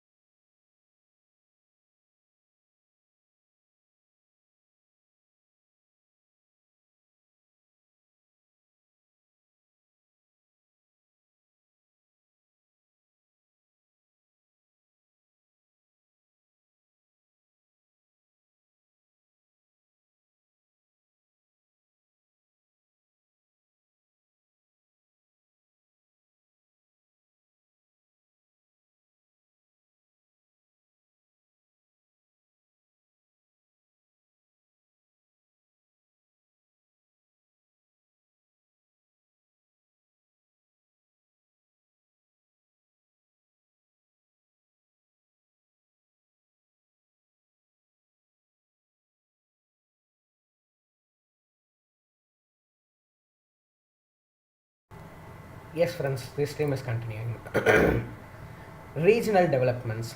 Brazil, National Secretary of Solidarity Economy (SENAES) and Brazilian Forum of Solidarity Economy (FBES) promotes solidarity economy. Asia, first forum in October 2007 at Manila, second forum in November 2009 at Tokyo, and third forum in November 2011 at KL. Asian Alliance for Solidarity Economy AA4AC US. The first US Social Forum in US 2007 at Atlanta highlighted solidarity economy. First US Forum of SC at Amherst. MA in March 2009, some discussions at the second US Social Forum at Detroit last June. Spain. REAS provides information about solidarity economy in Spain and Latin America. FBES, this is the website. You can also search it in Google. It is in Portuguese. You can translate with the Google Translate. And Cirandas, it is also in Portuguese. The website is given here. You can type it. You can translate with Google Translate. Dilma Rousseff, President of Brazil. Dilma's promises. 1. Consolidate the integration of the national policy of solidarity economy with Brazil's sustainable development strategies. 2. Constitute the national system of solidarity economy to stimulate the strengthening of SC and to enable the articulation among different levels of the government. 3. Ensure resources for financial programs and actions for SC enterprises. 4. Complete legal instruments which makes solidarity economy enterprises feasible and facilitate their formalization. 5. Promote an institutional atmosphere favorable for the development of SC, completing the procedure to access to public resources, credit, and formalization of enterprises. Dilma's promises continuation. 6. Complete the access to the knowledge and to the technology. Nurture technology and innovation targeted for the SC, underlining social technology projects. Promote policies of training, technical assessments, and professional qualifications which are adequate to the SC enterprises. Broaden the access to the education at all the levels of the workers of the solidarity economy enterprises. 7. Develop and nurture mechanisms of solidarity economic finances which are adequate to the financing of workers, of costs, and for the purchasing of equips and infrastructures of solidarity economy enterprises. Nurture initiatives of solidarity economy commercialization and strengthen mechanisms which facilitates the access to the public purchases of goods and services. Dilma's compromises continuation. 9. Develop the SC as policy for productive inclusion, economic emancipation, and generation of work and income targeted to the public benefiting from social programs. 10. Recognize and nurture the SC in the strategies of international integration, especially in Latin America and Africa. 11. Strengthen and interdisciplinary of public policies of the SC in articulation with the different sectors and policies of the government. 12. Give continuity to the completion of government policies for the SC, warranting resources and investment in the capacity for the elaboration, management, and execution of public policies for this sector. 13. Strengthen the National Council of Solidarity Economy as the promoter of the national conferences of solidarity economy and of the participation of the social control and accompanying of policies and programs of SC. Asian Alliance for Solidarity Economy AAA for SE, and here is the link. You can also type it and search and see how it is, friends. US Solidarity Economy Network SEN, and here is the link. You can pause the video and also say it, friends. REAS Spain.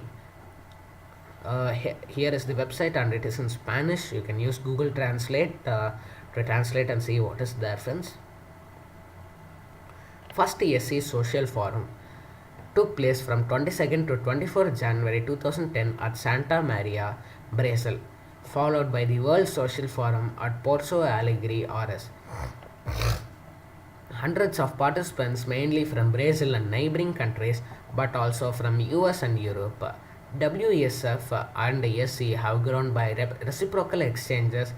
Brazil is leading SC, neighbors asking for help, South-South fair trade, not only North-South, coordination of public policies to promote solidarity economy, mapping of practices, what is practiced where. Second forum to take place in July 2012. First Solidarity Economy Forum.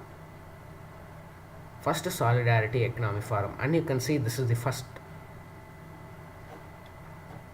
This is the another photo of it. Yes.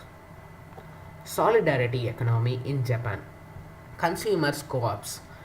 Annual turnover of 3.4 trillion yen, 125 billion trignets, 2.82% of retail industry. Workers co-ops hires 11,000 people all over Japan, annual turnovers of 25.7 billion yen, about 950 million ringgits. Food security, CSA, nutrition education programs, local production and consumption, elderly care, non-profits and all over the country. What's at stake in Japan? Lack of self-identity as SE players, no promotional activities by SE players, which is less than the lack of relationship with international movements, lack of international network.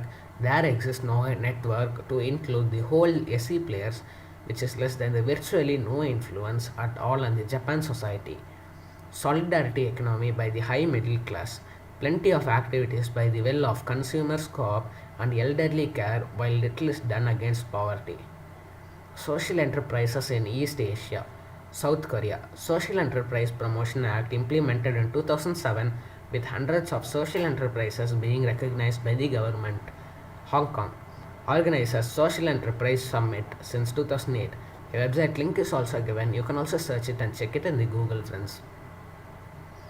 Contents, and let's go to the last key strategies for solidarity economies further development. For further development of solidarity economy in Asia, need for national networks to link different stakeholders and share the identity of SE players. Solicopedia, a Wikipedia on solidarity economy. Linkage with Latin America. South-South cooperation. Need for national networks. Identity as solidarity economy players. Need to work not only at their own field, fair trade, ethical finance, and etc., but also for a wider perspective of solidarity economy. Sharing info, sharing news on what happening all over the world, such as webinar, interdisciplinary exchanges, ethical banks, fair trades, consumers co-ops, workers co-ops, etc. exchange to build cooperations, strategies and actions plans to promote ESC, presentation of solidarity economy at related conferences, movements to formulate laws to promote solidarity economy and etc. So this is the Solicopedia. The link is here, and you can just pause the video and type it, and you can also say it, friends. Linkage with Latin America, where solidarity economy has been recognized more and more with supports from the governments, Spanish and Portuguese. Fundamental is keeping in touch with Latin Americas. And with this, friends, the third topic, solidarity economy, has been completed. And so, yes, friends, this stream will continue soon. I will just take up my another slide.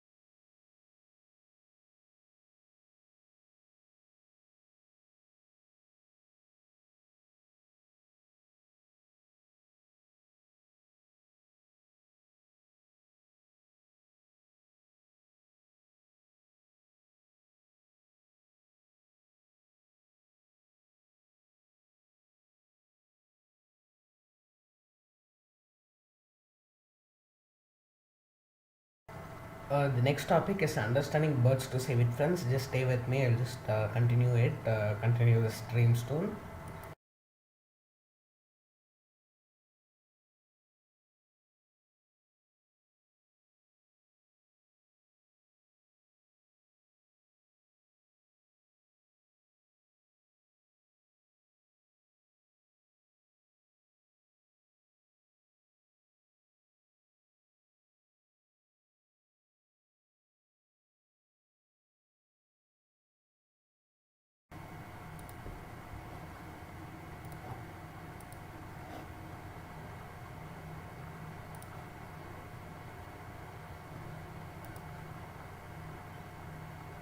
Yes, friends. The next topic is understanding birds. Understanding birds to save it. Just wait a minute. Yes, friends. The understanding birds to save it. So birds. Let's talk about birds. Features. These are the things which is just categorized into birds. The first one is features, and we'll also learn all the things in this mind mapping in this slide in this half an hour. The features.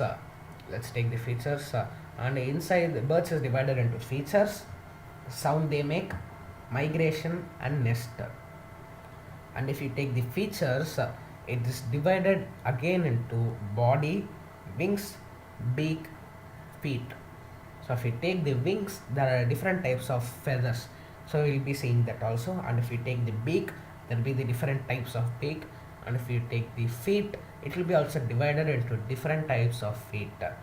So we will be seeing about all this now in this topic, but before that, just give me a minute. This stream will continue soon, just wait a minute.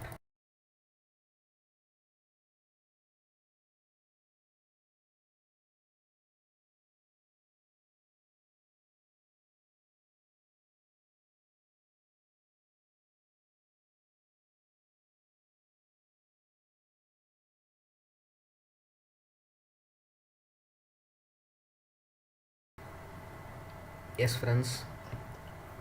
And then, as I told, I think I have explained the slide. Let's go to the next one. Birds. Birds are the animals that can fly. I think we all know that thing. Just a similar point.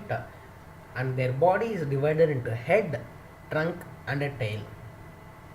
Their head is the front, the trunk is the middle, and the tail is the end. They have two pairs of limbs, the legs and the wings. They have limbs which has been divided into legs and the wings. They have two legs but no hands. Yes, I think we all know that. Their wings are covered with feathers. Their mouth is called as a beak, and it is not called mouth. We have to always refer to it as beak. But they do not have teeth at all. Yes, they have only tongue inside it. I think if you are a pet owner of a bird, then I think you know this thing. A bird can fly because it has a light body. It has a streamlined body. It has wings.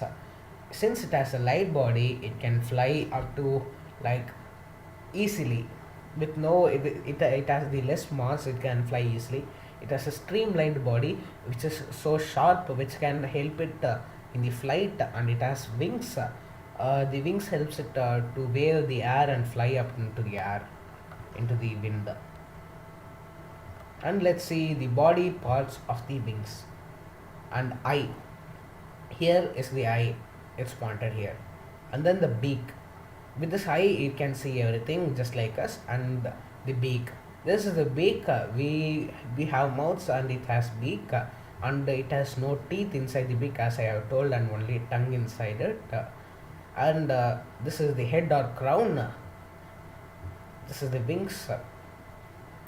And this is not wings, we don't call this as wings, we call this as tail. And this part is only called as wings, which is used for the flight of it.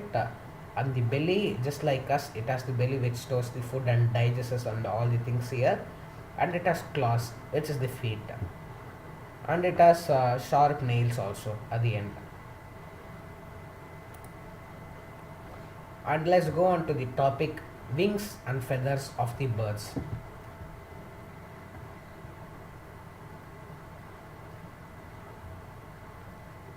Birds have wings of different shape, size, and color. Like if you take a lovebird, it has a color, and if you take a parrot, it has a color like green. And every bird has its own color, shape, and size. Like yes, as I told you, if you take a parrot, it will be mostly in the big size. But if you take a sparrow, it is in the smaller size. We can differentiate it. Wings helps birds to fly. As I already told, birds can fly with the help of wings. Three kinds of feathers found on birds' body: down feather, body feather, and flight feather. And I think we'll be seeing on this deeper, but still I will just say it. The body feathers are here, the flight feathers are over here, and the down feathers are also over here. And then yes, feathers. Down feathers are soft and short. They lie next to the bird's skin. I think you can see it'll be over. It'll be like really close to the skin, as they referred, and it helps to keep bird's body warm. Yes, like we take clothes and to keep our body warm. They have that down feathers to keep their body warm, because they don't have dress, right? Body feathers gives shape to the bird's body. Yes, and it covers the whole body. So I think this is the body feather, which gives the shape to it, and we can differentiate easily. Like the sparrow has some big body feathers, and if you take this duck, it has like a different shape body feather, which makes us to differentiate. And going on to the flight feathers. Flight feathers are on the wings and tail. Yes, as I have already told, it's on wings and on tails. It helps to fly and change the direction while flying. Yes, like the flight feathers, it's in its name itself. It helps in the flight of the birds. Like if you take in this picture, the eagle is flying because of the flight feathers in its wings and its tail. And going on to the next topic, it's beak. Mouth of the birds is called beak. Yes, I have already referred to it. They use their beak to eat. And yes, just like ours. And I told, right, they have no teeth. Yes, this in this picture you can see there's no teeth and just a tongue over here. The shape of the beak depends upon the food they eat. Yes, if you take that crane fish, it has like big beak to hold fishes in their mouth. And if you take a sparrow, it just needs some nuts and seeds, so it has a smaller beak, a really smaller beak. They use beaks to build nests. They clean and smoothen their feathers with their beaks. It is called preening. Yes, we have seen like birds building nests, right? Like if you take mostly crows, which takes small wood pieces and leaves, branches, something which is very small, and keeps in a place where it builds the nests. And they also clean their body with their beak, which makes them clean. Yes, like like cleaning, like we are just taking bath. It also cleans their body with its beak, and it is called as preening. Beaks strong, short, and hard. Birds like sparrows, birds like sparrows, pigeons eats nuts and seeds. As I have already told, they need strong beak to crack open their food. So they have strong, short, and hard beak. And yes, this sparrow's beak, pigeon's beak, and eastern yellow. I don't know this type of bird, but it also has a small beak, small, short, and hard beak, which helps them to crack nuts and seeds while eating. And the next beak is strong, sharp, and hooked. Eagles, vultures, and hawks eat flesh or of other birds and animals, so their beaks are strong, sharp, and hooked. They are called birds of prey. Yes. Now, if you take the vulture's beak, hawk's beak, and the eagle's beak, you can see it has a curved shape, curved and hooked shape, most precisely, if you have to say. And it is because they need to, like we have the canine teeth in our mouth, they need that sharp and hooked beak to eat the flesh of other birds and animals. And they're also called birds of prey because they eat the prey and they are the predators, right? Birds strong, chisel shaped.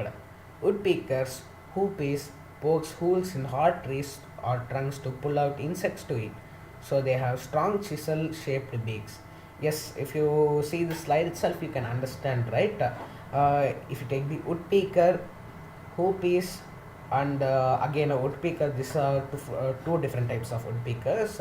As you can see the shape, they have a strong chisel shaped beaks because they need to break into the woods. Like if you take the woodpecker, they have to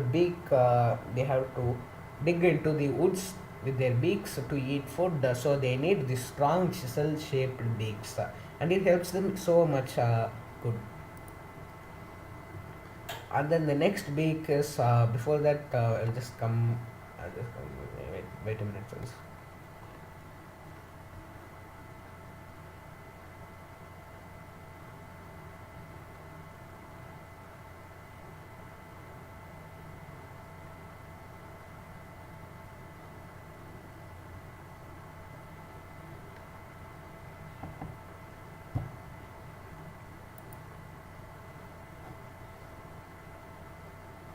Okay, I'll just continue.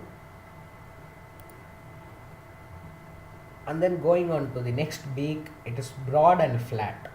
If you take ducks, goose, and few cranes eat fish and insects from muddy waters, so they have got broad and flat beaks with holes on their either sides. You can see here, right? They have a broad beak, and they have holes in two sides of their either sides of their beaks.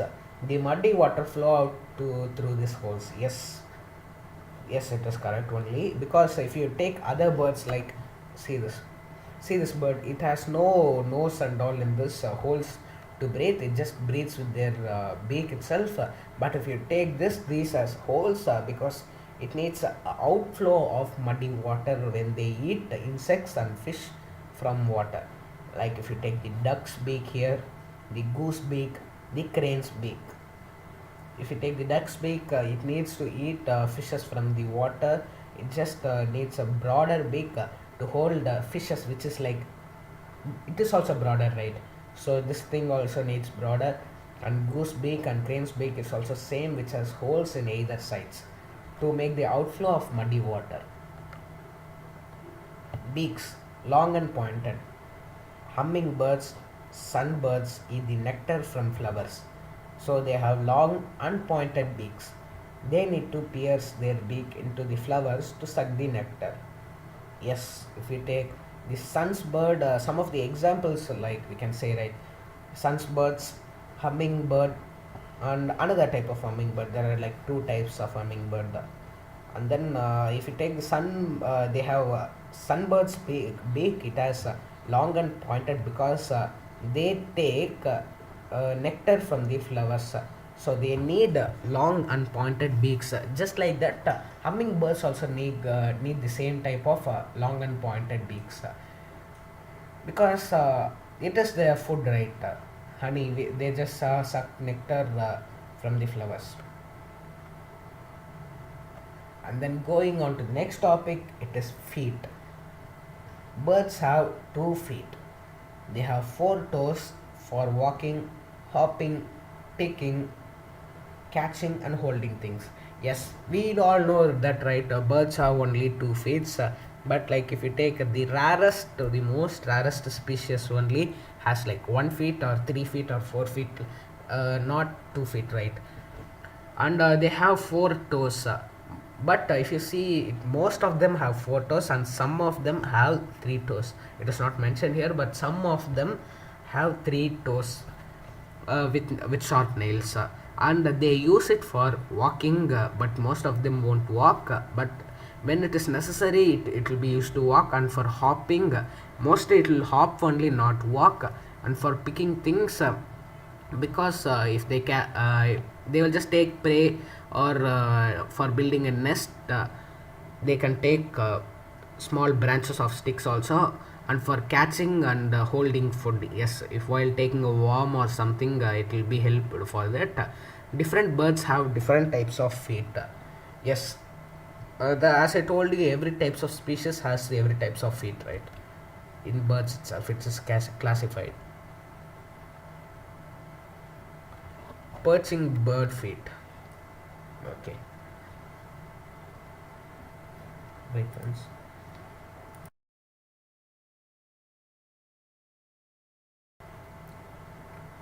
Okay friends, so I think I did not show you the slide and I was just teaching it. I'll just check till what I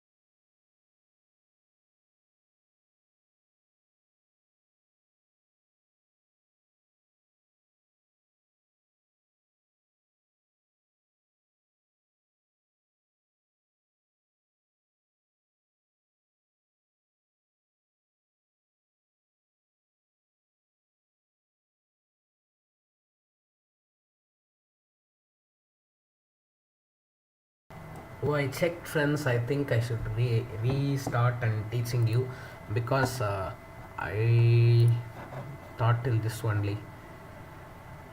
I think everything's fine now. Yes, we have seen this also. So going to this, birds.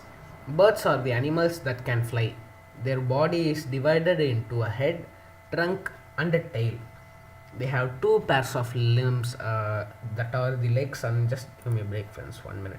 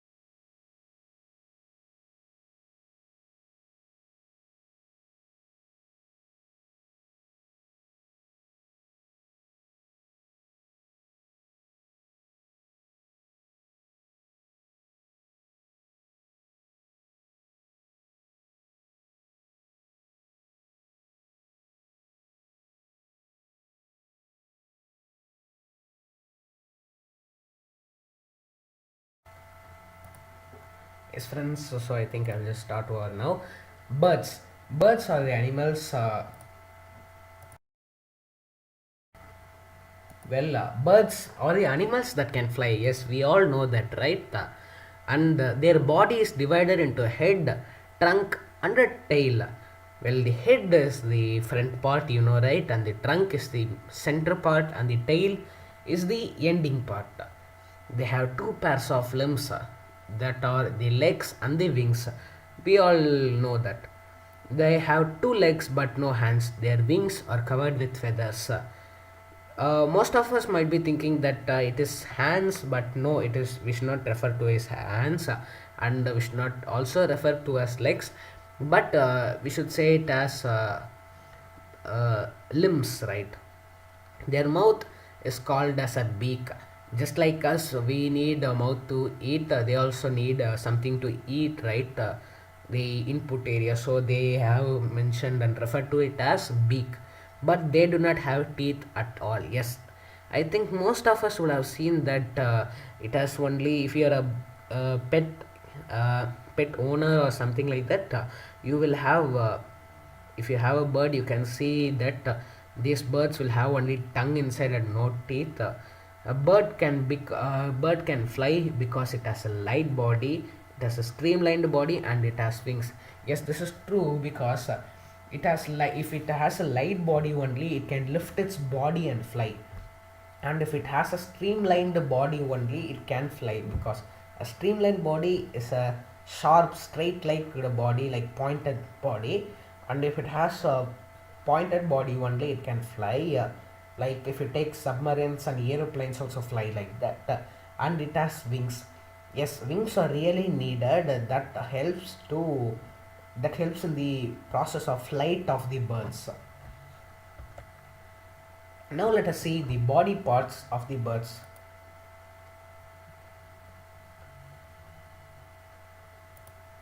The body parts. And then the first one is eye.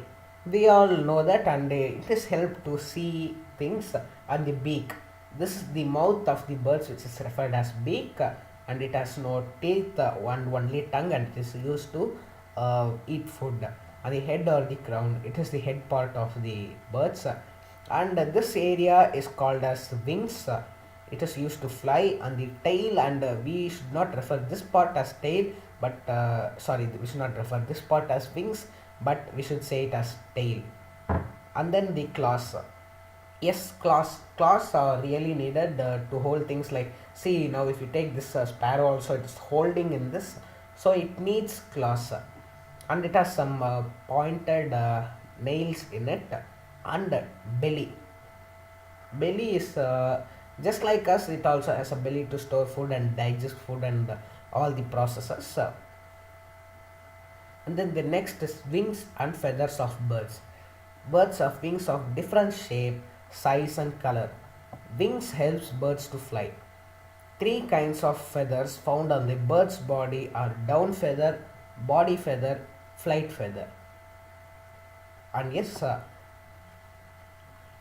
if you take the first point, let's just explain it. The birds have wings of different shape, size, and color. Yes, it is true, because if it has the different shape, size, and color only, we can differentiate birds. Like if you take a sparrow, it is small in size, and its color will be like mostly in brown. And but if you take a swan, it will be white in color mostly, and it has it is a broader beak, and it will be a bit fat of the size, so we can differentiate like that. And wings helps bird to fly. Yes, we all know that. Three kinds of feathers found on bird's body: down feather, body feather, and flight feather. We will be seeing about it now. Feathers. Down feathers are soft and short. Lie next to the bird's skin, helps them to keep bird's body warm. It's pointed here warm, but it is WARM, not WORM. And then yes, down feathers are soft and short. Like if you take in the swan example, it has also the feathers next to their skin, so that it will be so warm for them. Like we are having clothes, they have the down feathers. And then the next one is body feathers. Body feathers gives shape to the bird's body. It may be if it's so, like if the body feathers are big, and it just differentiates the size of it, and it covers the whole body. Flight feathers are on the wings and tails. You can see here the bird's wings and tails, the two wings and the tails, and the flight feathers are present in the wings and tails. It helps them to fly and change the direction while flying, just like the ship, which changes the direction of the pedaling right over here, the tail of the ship. Yes, beaks. And yes, as I've already told, it has no teeth, right? This is the example of it, and only a tongue here. Mouth of beaks is called beak. Yes, like we have mouth, it has beak. They use their beak to eat, like just like our mouth. The shape of beak depends upon the type of food they eat. Yes, if you take a sparrow, it eats small and nuts and grains, so it needs a small beak. But if you take a crane, it needs to eat fish, so it has big, broader mouth, right? They also use beaks to build nests. Yes, we mostly have seen crows and sparrows taking and building nests. They clean and smoothen their feathers with their beaks. Just like we take bath, they do not know to take bath. So they do the process of preening. They call it preening. Preening is like they used to clean and smoothen their feathers with their beaks. Now let's see different types of beaks, right? Beaks: strong, short, and hard. Birds like sparrow, pigeons eats nuts and seeds. We all know that. They need strong beaks to crack and open their food. So they have strong, short, and hard beaks. They have stronger beaks to crack it, and shorter beaks to hold small nuts and seeds, and hard beaks so that they do not break down. Right? If you take the sparrow's beak itself, you can see that it is strong, short, and hard. Same to the pigeon's beak, and same to the eastern yellow. These three are the examples of the strong, short, and hard beak. And the next is beaks: strong, sharp, and hooked. Eagles, vultures, and hawks eat flesh of other birds and animals. So their beaks are strong, sharp, and hooked. They are called birds of prey. This is really important because they are the predators, right? So they eat other animals, and it is called as prey. So they are called as birds of prey. If you take this vulture's beak, it is strong, sharp, and hooked. Same with the hawk's beak, and same with the eagle's beak. It is pointed and sharp because they need to eat the flesh of other animals by tearing and eating, just like our canines in our teeth. It is required to be strong because it just doesn't break out while eating the food, and sharp to tear, and hooked to tear again, right? The next is beaks: strong, chisel shaped. Woodpeckers who pokes holes into the hard trees to pull out insects to eat because it is their regular food, right? So they have strong chisel shaped beaks. Like if you take the examples of woodpecker, hoopoes, and another type of woodpecker. As I've already told, their size, color, and shape differentiates the woodpecker types. Like if you see this two itself, right? So here, woodpeckers, hoppers, and another type of woodpecker need strong chisel-shaped beaks because they need to beat into the trunks of the wood and find insects inside it and take it as their food. So that's the reason they have that type of beak. And these three are the examples. And the next is beaks: broad and flat. Ducks, goose, and few cranes eat fish and insects from muddy water because that's their regular food. So they have got broad and flat beaks with holes on their either sides. The muddy water flows out through these holes. It is like the out it is like the outflow of the muddy water from their beak, because if they intake their muddy water it may be hazardous to their health. And they eat fishes from the muddy water or any type of water, because it is their regular food. And if you take it, it has the same like broader, right? Flat and broader, this three. And the we can say that the beaks of broad and flats examples are duck, goose and crane. It has broad because to carry the fish inside it, and flat because because the fish is also flat, it has the shape of the fish. The next one is long and pointed. Hummingbirds, sunbirds eat the sunbirds eat the nectar from flowers, because it is their process of eating food. So they have long and pointed beaks to finish that process of eating. They need to pierce their beak into the flowers to suck the nectar. And we can say that that is the reason why they are having long and pointed beak. And some of the examples of that are sunbird, hummingbird and another type of hummingbird. Just like that, what is that, just like these two types of woodpecker, there are also two types of hummingbirds, not only two but there are many types, and I have just selected two types just to show you the perfect images of it. And then they have long because the nectar will be inside long and deep, so it needs long beak, and it has pointed because to suck the nectar. Now let's go on to the next topic, feet. Birds have 2 feet. They have 4 toes for walking, hopping, picking, catching and holding food. Different birds have different types of feet. So let's explain the first line. Birds have 2 feet. I think we don't need to explain that because it's a common fact. But the another fact is that some rarest species of birds also has only 1 feet or even 3 or 4.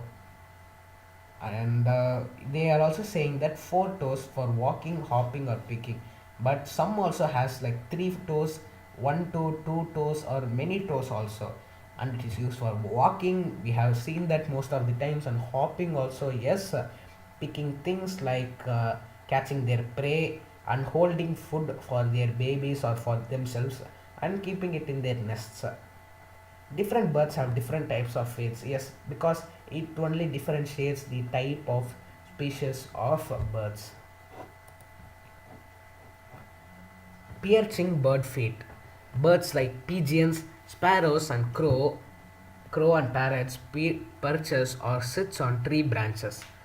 Yes, we can see that, right? Like in India, most of the crows, you can see crows everywhere, and crows sit on the tree branches most of the times, or electricity wires. They have feet that help them to grip thin or thick branches easily. They have 4 toes, three face for forward, and the fourth faces backwards, because they need the whole grip of 360 degrees.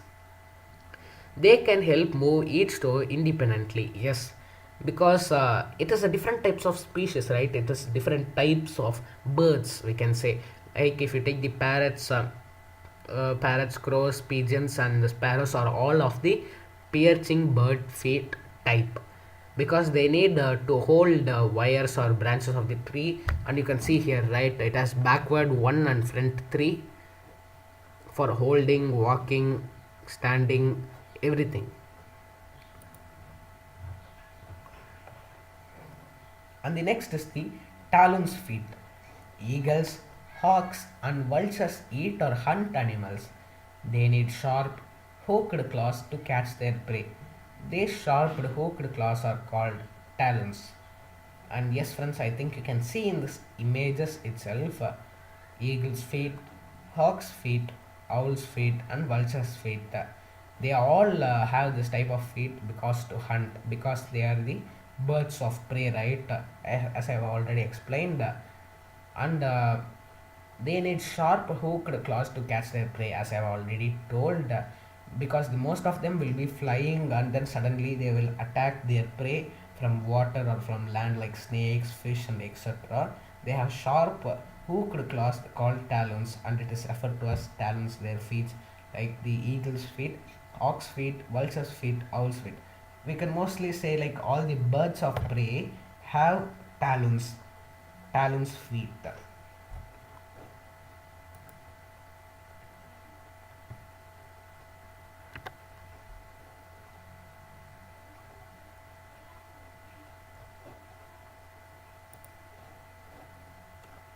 Next is trowel's feet. Hence, roosters needs to scratch ground to take worms and seeds. Yes, we all know that, right? They just scratch down and then they eat worms. That is the regular food. Trowel is a tool used to digging, and it is found in their legs, in their feet, in that shape they dig. So they have referred to it as trowel's feet. It is we can see them in hen, rooster, chicken, and every type of that kind of birds. And you can see here in the hen's feet, it is in the shape of a trowel, and here it holds like just like a trowel. Hen's feet work like a trowel when they scratch the mud. Yes, you can see here, right? It just works like a trowel. So they are referred to as trowel's feet. And then so I think all the domestic type of birds we can refer to as trowel's feet. Next is climbing birds feet. Birds like woodpeckers climb the tree and need to hold on trees. They have long yes because they pick the woods, right? They pierce the woods for food. Yellow woodpecker, and if you see the woodpecker's legs, both the woodpecker's legs, they have sharp claws, as they have told here. They have two sharp claws pointing in each direction on their each foot. It helps them to hold the trees and balance while they tap on the tree trunk. Yes, because with the Newton's third law, if we just pierce the wood, we will fall back, right? But if since it has it is a climbing bird's feet, it holds them with their two sharp claws, so that they can easily perch on the woods and find their food. Next is the webbed feet. Ducks, goose have webbed feet, front toes joined by the skin. Yes, we have seen this mostly in farming areas. That's why their feet appears flat. Such feet are called webbed feet. Webbed feet works like a paddles and they help in swimming. Yes, if you take more the uh, broader and flatter the surface area, it will be easy to it will be easy to swim and walk in water. So that's why ducks and goose and all the types of birds, that species types of birds, have webbed feet to walk. And they also called it as webbed feet because it is like joined as a web shape.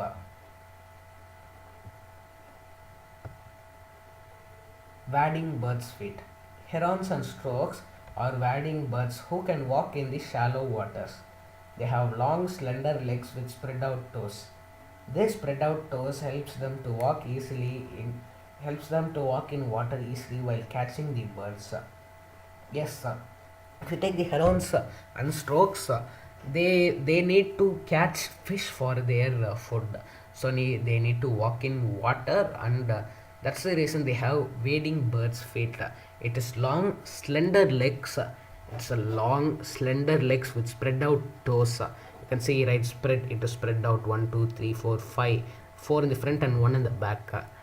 Yes, they have spread out toes. These spread out toes helps them to walk in water easily while catching the birds. Like if you take this webbed feet, it has joined all this claws, right? But if you take this wading bird's feet, there is no web. So that's the difference between them. Birds chirp. Birds do not have teeth. They have tongue, as I've already told, right? Which helps them to make sound.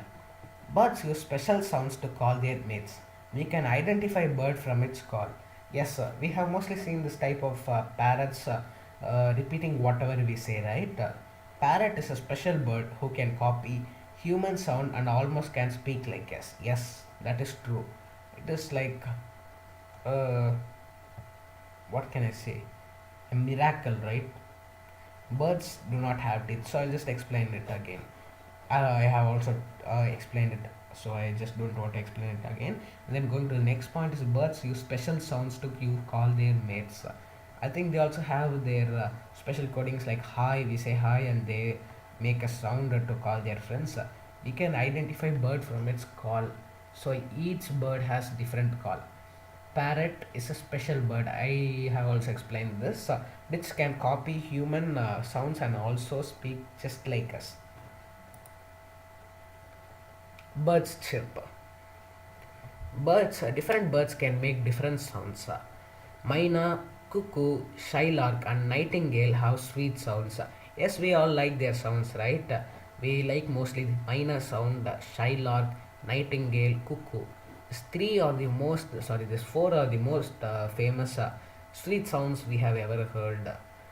And it is because they have small size of body with a large belly with small pointed beaks.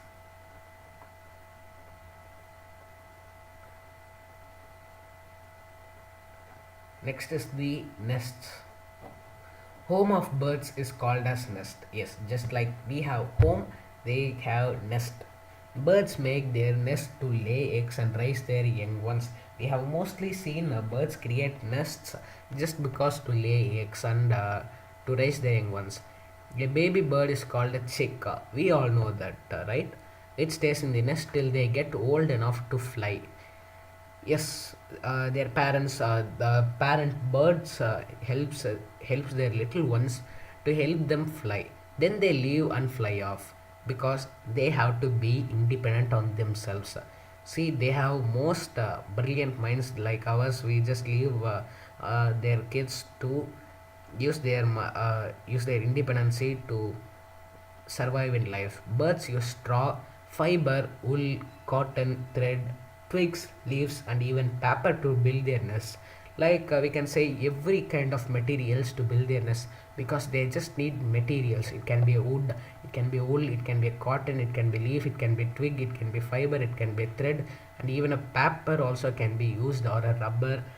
Anything, anything can be used, even plastics, but we I just don't want it to happen because if it happens it will be more hazardous to the young ones to grow. The next is the continuation of nests. Mother birds lay eggs in the nests. We have seen that, like here is some of the hen sitting on the eggs, crow nests. You can see eggs here, weaver nest, and eggs will be inside it. Then they take care of eggs and keep them warm till they are ready to hatch. Yes, we have seen most of the hens sitting on their eggs because it needs to get warm. It needs to get warm to get hatched up, and this crow, every bird, all types of birds, keep them warm by sitting on them to hatch. Different birds build different types of nests. Yes, you can see in these pictures as example. In weaver nest, it is in a shape. In crow nest, it is in a normal shape. And hen sitting on eggs in this, it is like a farmhouse. Next is the migration. When the weather of a place becomes unsuitable for birds, they fly away to other places. Yes, like if you take ourselves, we do not have homes, right? If we do not have homes, we have to migrate from one place to another due to the weather circumstances. If it is very cold here, we need to go to some areas like Gujarat or Rajasthan to make our body warm. So that process in birds is called as migration. They fly, they come back when the weather changes again. Yes, because if I'm staying in Delhi or Tamil Nadu, and if I'm staying in Tamil Nadu and it is very cold, so I need to go to Gujarat. But if all the weather is perfect again in Tamil Nadu, I will return again to that. So that process is called as migration in birds, and the birds are called migratory birds. And here you can see the migration. It all, I think most of us would have seen that in the sky while many of them are migrating. It will always migrate as a team or family. Migratory birds continuation. In winter, when it is very cold in Siberia, the Siberian cranes fly to India. Yes, this is the best example, I should say. They go back when it is warm in Siberia. This is the Siberian crane. Yes, this comes back. This stays in Siberia, and when it is very cold, it returns to India. And when it is back normal again in Siberia, it returns back to Siberia again from India. The longest distance migration is done by the Arctic tern. Here it is. This Arctic tern goes for the longest migration distance. I think like half of the world, right? Then they fly from Arctic, North Polar region to Antarctic, South Polar region. See, from the top of the world to the bottom of the world. This migration is the longest migration and it is done by the Arctic tern. Here it is. And this is the European turtle dove. This also migrates from one place to another. So the fourth topic is completed, friends. I hope you have liked this topic, and I'm sure that you have not missed the last three topics. And so I'll just start on with the fifth topic soon. Stream will continue soon, friends.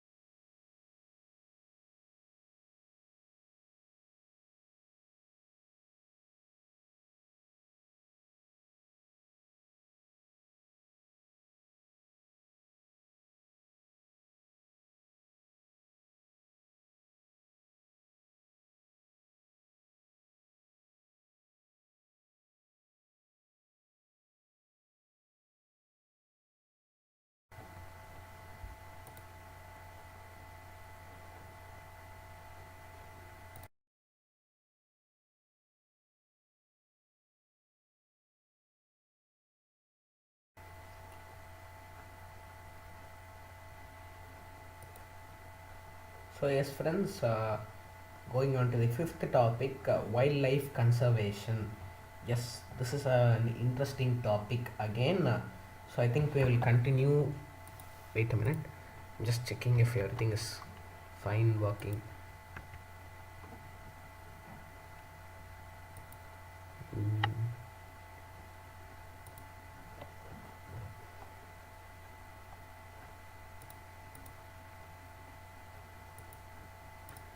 okay, if you're not subscribed to my channel, please subscribe because I'm just putting a lot of hard work here, like 15-14 hour live stream, right? Okay, presentation on wildlife conservation. This is the fifth topic we are going to see about biodiversity in India. Wildlife of India is a mix of species of diverse origins. India is home to a number of rare and threatened animal species, home to about 7.6 of all mammalian 12.6 of avian, 6.2 of reptilian, and 6.6% of flowering plant species are present. Tropical rainforest of the Andaman Islands, Western Ghats, and the northern India, coniferous forest of the Himalaya, dry deciduous forests of India and southern India. 1 minute, friends.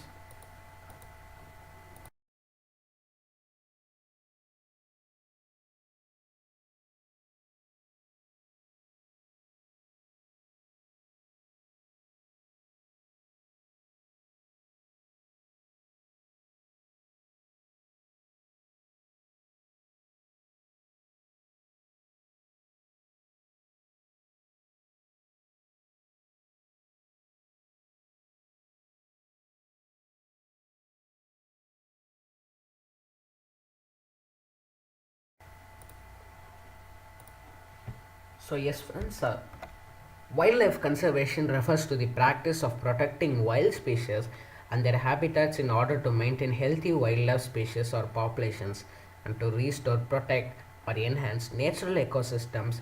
Major threats to wildlife include habitat destruction or degradation or fragmentation, overexploitation, poaching, pollution, and the climate change. The IUCN estimates that 27,000 species of the ones assessed are at risk for extinction, expanding to all existing species. A 2019 UN report for biodiversity put estimate even higher at a million species. It's also being acknowledged. I'll just check, friends, if the live is working.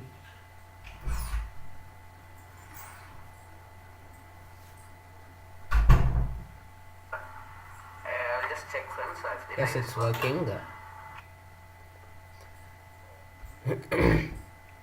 It's also to acknowledge that an increasing number of ecosystems on Earth containing endangered species are disappearing. To address these issues, there have been both national and international government efforts to preserve Earth's wildlife. Prominent conservation agreements include the 1973 Convention on International Trade in Endangered Species of Wild Fauna and Flora cities and the 1992 Convention on Biological Diversity. There are also numerous non-government organizations dedicated to conservation such as Nature Conservancy, World Wildlife Fund and Conservation International. Threats to wildlife. Habitat destruction. Habitat destruction decreases the number of places wildlife can live in. Habitat fragmentation breaks up a continuous tract of habitat over dividing large wildlife populations into several small ones. Human caused habitat loss and fragmentation are primary drivers of species declines and extinctions. Key examples of human induced habitat loss includes deforestation, agriculture, expansion and urbanization. Habitat destruction and fragmentation can increase the vulnerability of wildlife populations by reducing the space and resources available to them and by increasing the likelihood of conflict with humans. Moreover, destruction and fragmentation create smaller habitats. Smaller habitats support smaller populations, and smaller populations are likely to go extinct. Or likely overexploitation. Overexploitation is the harvesting of animals and plants at a rate that's faster than the species' ability to recover. While often associated with overfishing, exploitation can apply to many groups including mammals, birds, amphibians, reptiles, and plants. The danger of overexploitation is that if too many individuals or species are taken, then the species may not recover. For example, overfishing of top marine predatory fish like tuna and salmon over the past century has led to a decline in the fish sizes as well as fish numbers. Poaching. Poaching for illegal wildlife trading is a major threat to certain species, particularly endangered ones whose status makes them economically valuable. Such species include many largely mammals like African elephants, tigers, and rhinoceros. Less well-known targets of poaching include the harvest of protected plants and the animals for sovereigns, foods, skins, pets, and many more. Because poachers tend to target threatened and endangered species, poaching causes already small populations to decline even further. Culling.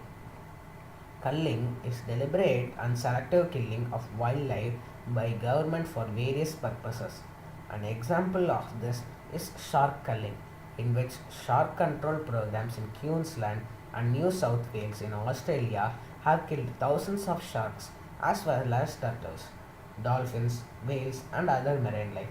The Queensland Shark Control Program alone has killed about 50,000 sharks. It has also killed more than 84,000 marine animals. There are also examples of population culling in the United States, such as bison in Montana, swans, geese, and deer in New York and other places. Population. A wide range of pollutants negatively impact wildlife health. For some pollutants, simple exposure is enough to do damage. Example, pesticides. For others, it is through inhaling, example, air pollutants, or ingesting it. Example, toxic metals. Pollutants affect different species in different ways, so a pollutant that is bad for one might not affect another. Air pollutants. Most air pollutants comes from burning fossil fuels and industrial emissions. These have direct and indirect effects on the health of wildlife and the ecosystem. For example, high levels of sulfur oxides (SOx) can sulfur oxides SOx can damage plants and their stunt growth. Sulfur oxides also contributes to acid rain, harming both terrestrial and aquatic ecosystems. Other air pollutants like smog, ground level ozone, and particulate matter decrease air quality. Heavy metals. Metals like arsenic, lead, and mercury naturally occur at low levels in the environment, but when ingested in high doses can cause organ damage and cancer. How toxic they are depends on the exact metal, on how much was ingested and the animal that ingested it. Human activities such as mining, smelting, burning fossil fuels, and various industrial processes have contributed to the rise in heavy metal levels in the environment. Toxic chemicals. There are many sources of toxic chemicals in the pollution, including industrial water waste, oil spills, and pesticides. There's a wide range of toxic chemicals, so there's also a wide range of negative health effects. For example, synthetic pesticides and certain industrial chemicals are persistence of organic pollutants. These pollutants are long lived and cause cancer, reproductive disorders, immune system problems, and nervous system problems. Climate change. Humans are responsible for present day climate change, currently changing Earth's environmental conditions. It's related to some kind of the aforementioned threats to wildlife like habitat destruction and pollution. Rising temperature, metal ice sheets, changes in precipitation patterns, severe droughts, more frequent heat waves, storm intensification, and rising sea levels are some of the effects of climate change. Phenomena like droughts, heat waves, intense storms, and rising sea levels directly led to the habitat destruction. Meanwhile, a warming climate, fluctuating precipitation, and changing weather patterns will impact species ranges. Overall, the effects of climate change increases stress on ecosystems and the species unable to cope with rapidly changes conditions to go extinct. While modern climate change is caused by humans, past climate changes occurred naturally and have led extinctions. Species conservation. It is estimated that because of human activities, current species extinction rates are about 100,000 times greater than the background extinction rate, the normal extinction rate that occurs without addition influence. According to the IUCN, out of all species assessed, over 27,000 are at risk of extinction and should be under conservation. Of this, 25% are mammals, 14% are birds, and 40% are amphibians. However, because not all species have been assessed, these numbers could be even higher. A 2019 UN report assessing global biodiversity extrapolated IUCN data to all species and estimated that 1 million species worldwide could face extinction. Yet, because resources are limited, sometimes it's not possible to give all species that need conservation due consideration. Deciding whether a species to conserve is a function of how close to extinction a species is. Whether the species is crucial to ecosystem it resides and how much we can care about it. Leatherback turtle. The leatherback turtle is the largest turtle in the 1 minute friends.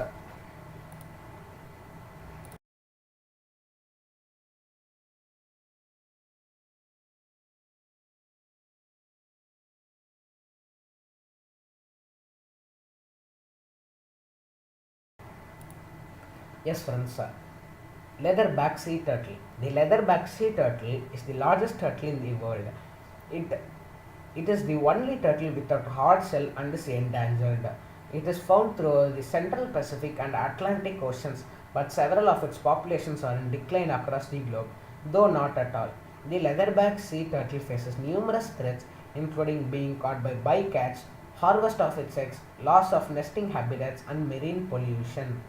In the US, where the leatherback is listed under the Endangered Species Act, measures to protect it include reducing bycatch captures through fishing gear modifications, monitoring and protecting its habitat, both nesting beaches and in oceans, and reducing damage from marine pollution. There is currently an international effort to protect the leatherback sea turtle. Habitat conservation. Habitat conservation is the practice of protecting a habitat in order to protect the species from it.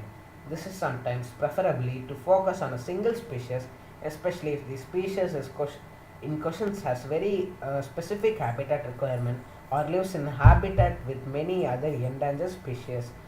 The latter is often true of species living in biodiversity hotspots, which are areas of world with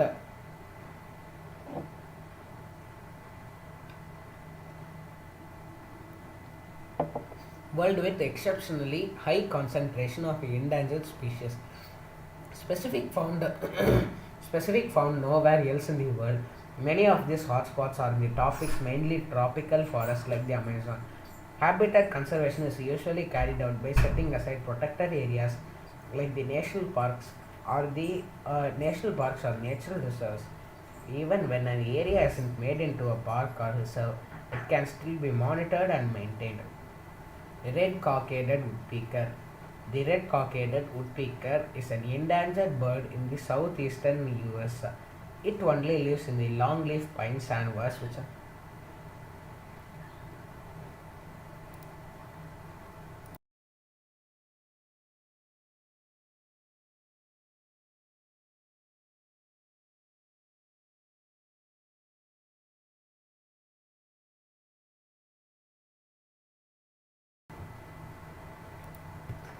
woodpecker.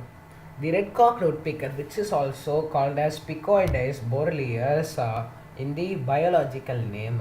Today it is a rare habitat as fires have become rare and many pine forests have been cut down for agriculture and is commonly found on land occupied by US military bases where pine forests are kept for military training purposes and occasional bombing, also for training.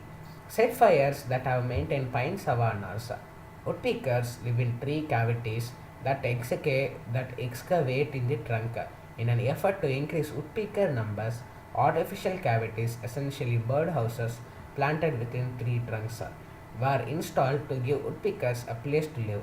An active effort is made by the US military and workers to maintain this rare habitat used by the red-cocked woodpecker. Biodiversity of India. Wildlife of India is a mix of species of diverse origins. India is a home to a number of rare and threatened animal species, home to about 7.6 of all mammalians, 12.6 of avian, 6.2 of reptilian, and 6% of the flowering plant species. Tropical rainforests of the Andaman Islands, Western Ghats, and the northeastern India, coniferous forest of the Himalaya, dry deciduous forest of Central Asia and Southern India. Wildlife conservation defined. Wildlife Protection Act started in 1972. Wildlife conservation is the protection of species and habitats of animals. The banning of hunting seasons for endangered or threatened species. Conservation genetics. Conservation genetic studies genetic phenomenon that impacts the conservation of the species. Most conservation efforts focus on ensuring population growth, but genetic diversity also greatly affects species survival. High genetic diversity increases survival because it means greater capacity to adapt to future environmental changes.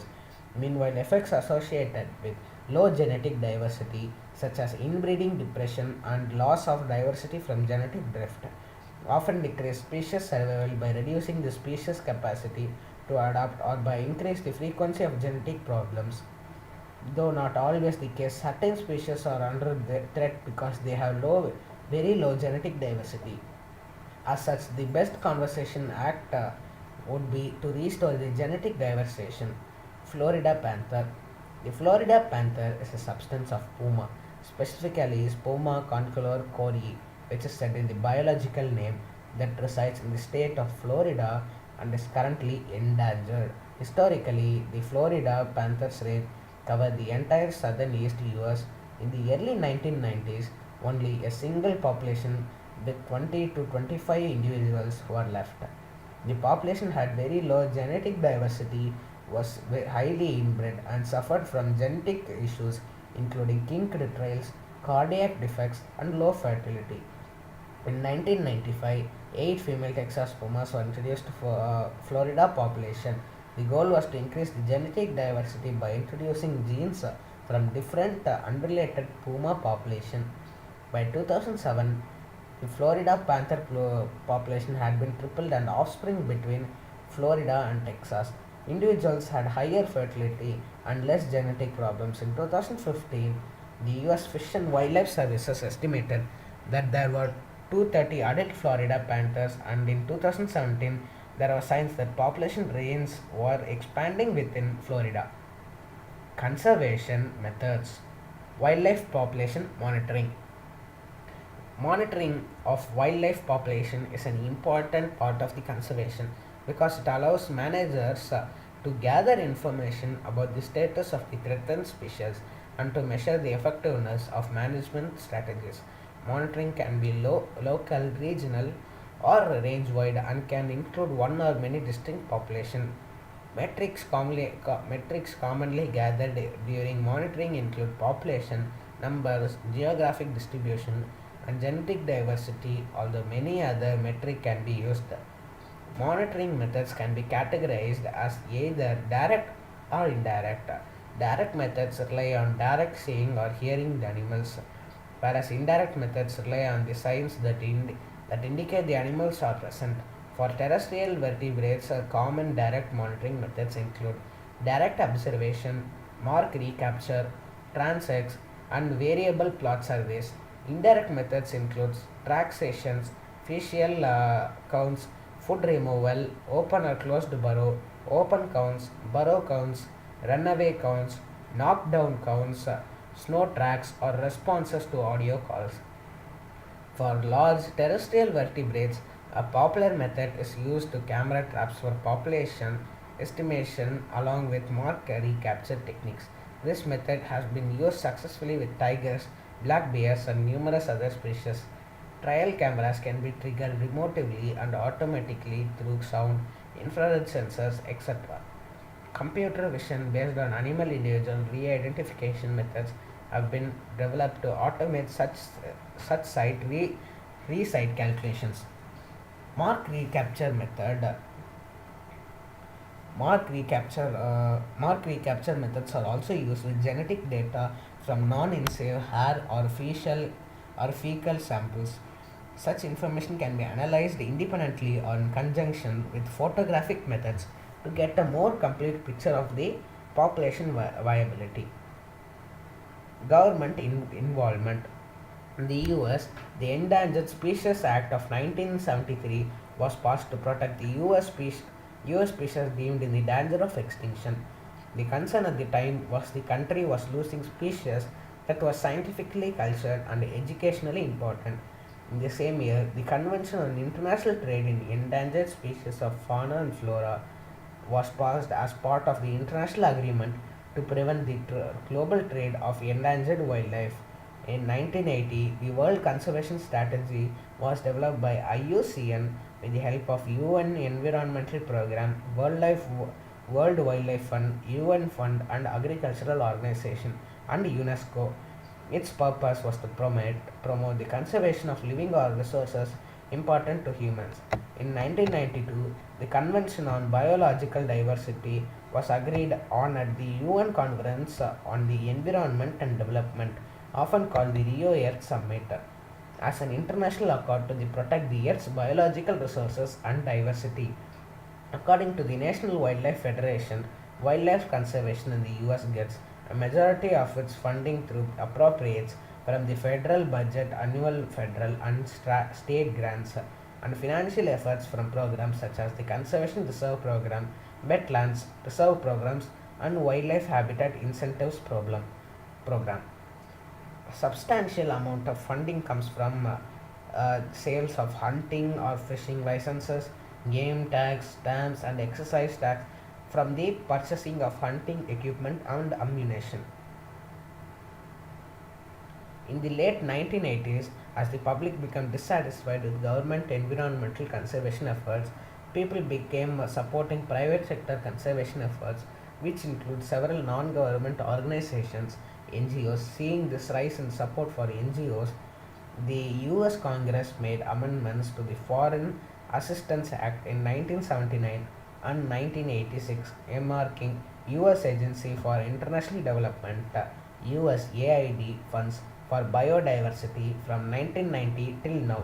Environmental conservation NGOs have become increasingly more focused on political and economic impact on USAID funds dispersed for preserving the environment and its natural resources.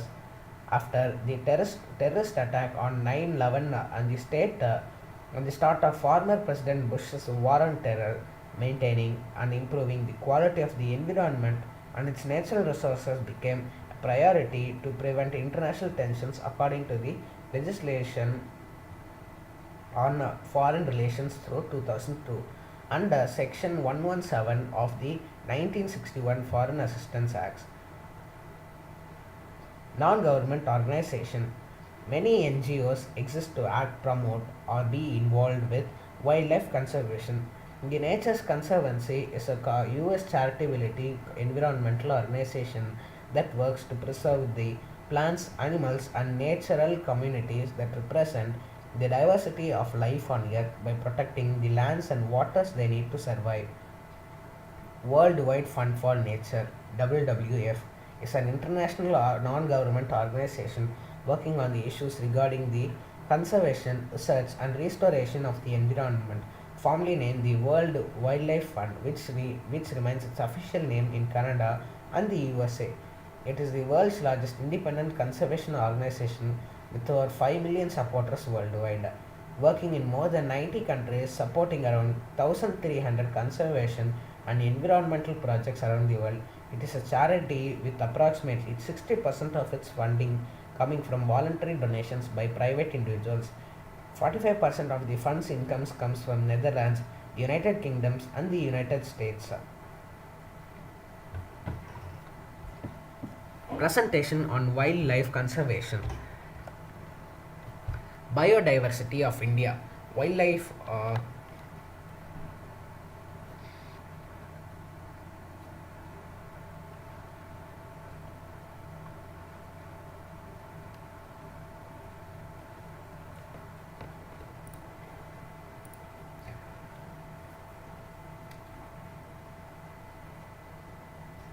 Biodiversity of India. Wildlife of India is a mix of species of diverse origins. India is home to a number of rare and threatened animal species, home to about 7.6 of all mammalians, 12.6 of avian, 6.2 of reptilian, and 6% of flowering plant species. Tropical rainforests of the Andaman Islands, Western Ghats, and Northeast Islands, coniferous forests of the Himalaya, dry deciduous forest of central southern India. Wildlife conservation defined. Wildlife Protection Act started in 1972. Wildlife conservation is the protection of species and habitats of animals, the banning of hunting seasons for endangered or threatened species. Importance of wildlife conservation. Timber, beauty, economic value, timber, fur, tusk, ivory, leather, honey, etc. Scientific value. Gene pool for the scientifics to carry breeding programmers in agriculture, animal husbandry, and fishery. 4. Maintain ecological balance. 5. Ecotourism. Causes of wildlife destruction. Human nature. All habitat loss. All habitat loss for the 3,800% invasive species threatened. This is the slide of which tells us the Wildlife Protection Society of India, and the red color in this graph shows us that it is threatened, and the green color shows us that it is not threatened. And here is how many species have been threatened: 0,000, 2,000, 3,000, and 4,000. And all habitat loss, this is the line and which tells us how much has happened. Habitat loss, second most critical factor in species extinction. There are now 20% less forest cover than existed 300 years ago. It is because of the deforestation caused by the humans. Poaching and hunting. Another major cause of animal species extinction, poaching and illegal trading in animals are US $2 billion to $3 billion. Poaching causes so much of animals and animal species to become endangered. Habitat loss and fragmentation. Extensive human demand resulted into habitat loss. Rainforests are the main habitats. Tropical rainforests are cleared for wood or timber. 2. Development of petroleum resources. 3. Mineral resources. 4. For cash crop plantations and subsistence farming. National and international wildlife. 1. Pet trade. Pet trade should be stopped. 2. Fur trade. Fur trade causes the death of animals. 3. Meat trade. Meat trade causes the meat flesh of animals, which causes its death again. 4. Body parts trade. It is very harmful. 5. Trades for biomedical researchers. It is useful, but it is needed to be stopped. Some other causes. 1. Climate change or global warming, which is caused by human beings. 2. Pollution, which is again caused by human beings in all types of pollution. 4. Introduce the invasive species. 4. Farmer or rancher shootings. It is also called as huntings. Effects of wildlife depletion. 1. Unbalanced food chain and ecosystem. In this food chain, you can see that if any one of this has been endangered, the food chain will be cancelled and there will be an unbalanced food chain. 2. Reduction in rare wild animals. Our Bengal tiger, our national animal Bengal tiger, is also being endangered, which will also cause the change of the national animal in the future also. 3. Danger to human life. If the balance of the food chain is not being balanced, then there can be danger to human life also. 4. Impact on biodiversity. Biodiversity needs to be impacted on because it may cause danger to human life if it is not impacted. 5. Loss of economic value. The economic values becomes down if the wildlife is not conserved. 6. Loss of genetic information. The genetic information of the plants and animals which are being endangered will be lost. The natural wealth of the India. Unique, mysterious, and fascinating for nature lovers. 2. In India philosophy, life in any form is deemed pure and is advocated that compassion for all living creatures is essential. The tree has held a vital place in religious tradition, symbolizing the myth of creation. Agni Purana reveals that the conservation right becomes a soul-saving deed and that trees are objects of respect. The rich and fascinating variety of India's wildlife can be seen in 80 national parks, 440 sanctuaries, and 23 tiger reserves established by the Government of India. India harbors 60% of the world's wild tiger population, 50% of the Asian elephants, 80% of the one-horned rhinoceros, and the entire remaining population of the Asiatic lion.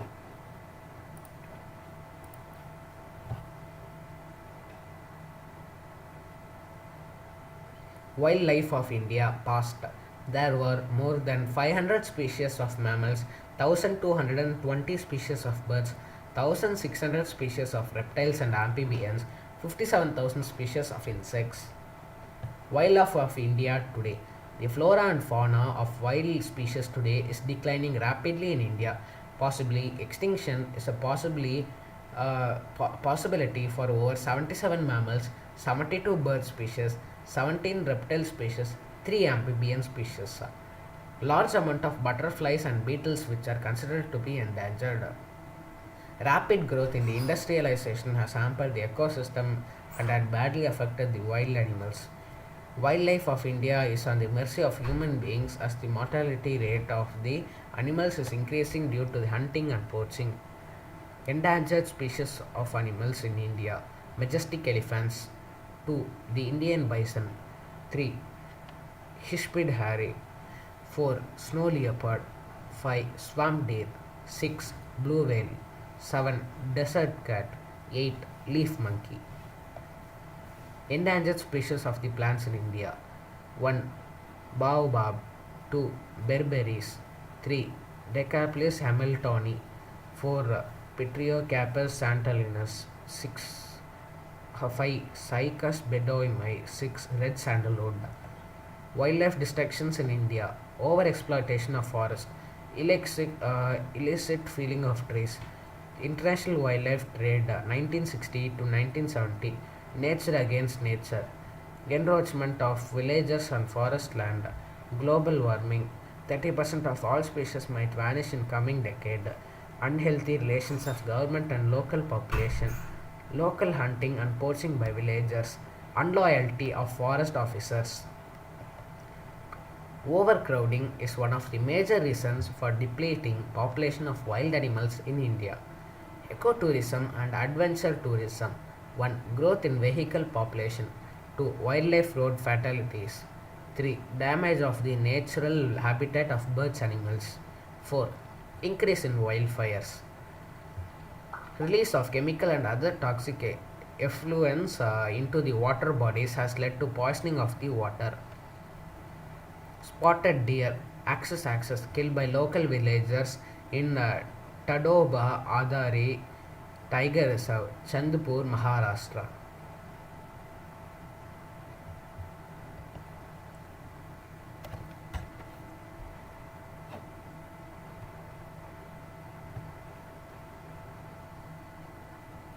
Eight Indian bisons, Gaur, were killed in Tatar by adulterating urea.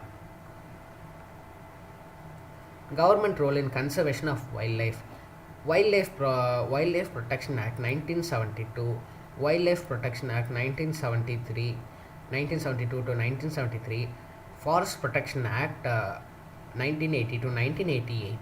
Anti-poaching agencies: 1. State Wildlife Department, 2.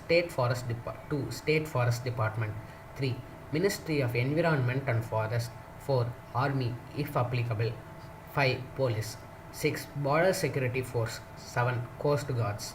Wildlife Conservation Society: Save the Rhino, State of Tiger Reserves. Every tiger state must have a tiger management plan, a steering committee headed by the CM, buffer zones for every tiger reserve. Project Tiger. Project Tiger is a wildlife conservation movement initiated in India in 1972.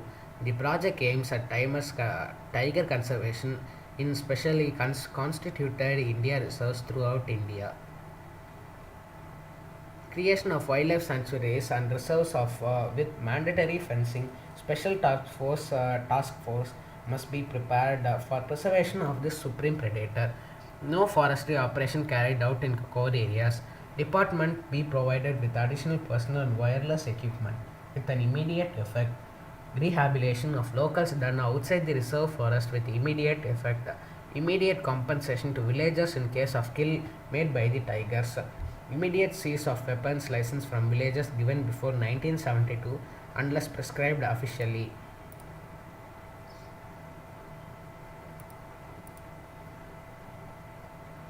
Recommendations: 1. Love towards Mother India, nature and animals. 2. Conservation laws for wildlife or forests practiced properly. 3. Strict actions against who do not abide laws. 4. Non-bailable arrest to found person accused. 5. Non-industrial activities besides reserve forest. Conclusion: forest and wildlife are the renewable nature resources.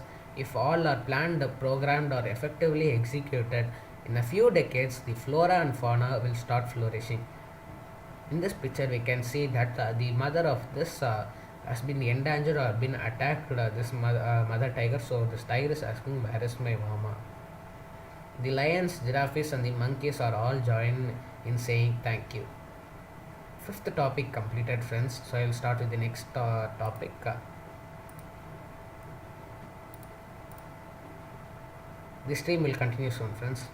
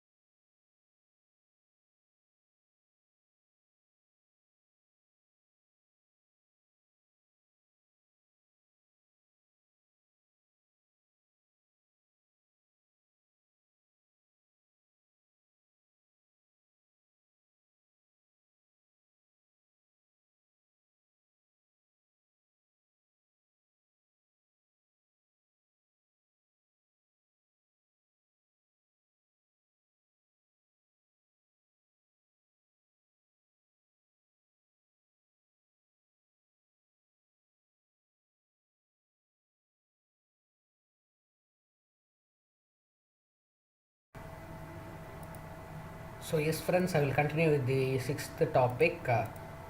Just a minute.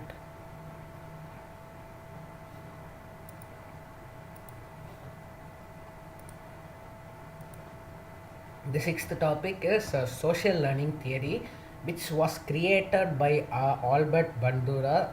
The term was created by Albert Bandura. Biographical background. Albert Bandura was born in Alberta, Canada in 1925. Youngest child and only son in a family of the six.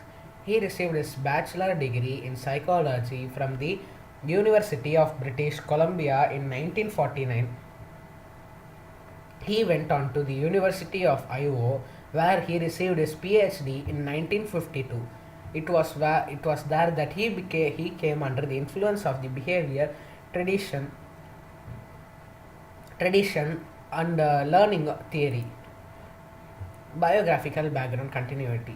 During grand school, he would occasionally play golf with friends, meet wife in Santrap, Virginia once, who was a teacher at the College of Nursing. He got married in 1952 and has two daughters, Bandura and children. In 1953, he started teaching at Stanford University. While there, he collaborated with his first graduate student, Richard Walters, resulting in their first book, Adolescent Aggression, in 1959. It was their first book. Bandura was president of the APA in 1973 and received the APA's award for distinguished scientific contributions in 1980. In 2006, he received the Gold Medal Award for life achievement in the science of psychology. He continues to work at Stanford to this day. What is social learning theory? The social learning theory was proposed by Albert Bandura and has become perhaps the most influential theory of learning and development. While rooted in many of the basic concepts of traditional learning theory, Bandura believed that direct reinforcement could not account for all types of learning. His theory added on a social element, arguing that people can learn new information and behaviors by watching other people. Known as observational learning or modeling, this type of learning can be used to explain a wide variety of behaviors. Bandura's theory claims that children will identify and mirror the behavior of any other person. Bandura agreed with the behaviorist theories of classical conditioning and operating conditioning. What is Albert Bandura's approach to psychology? When someone refers to Albert Bandura's approach to psychology, they are referring to the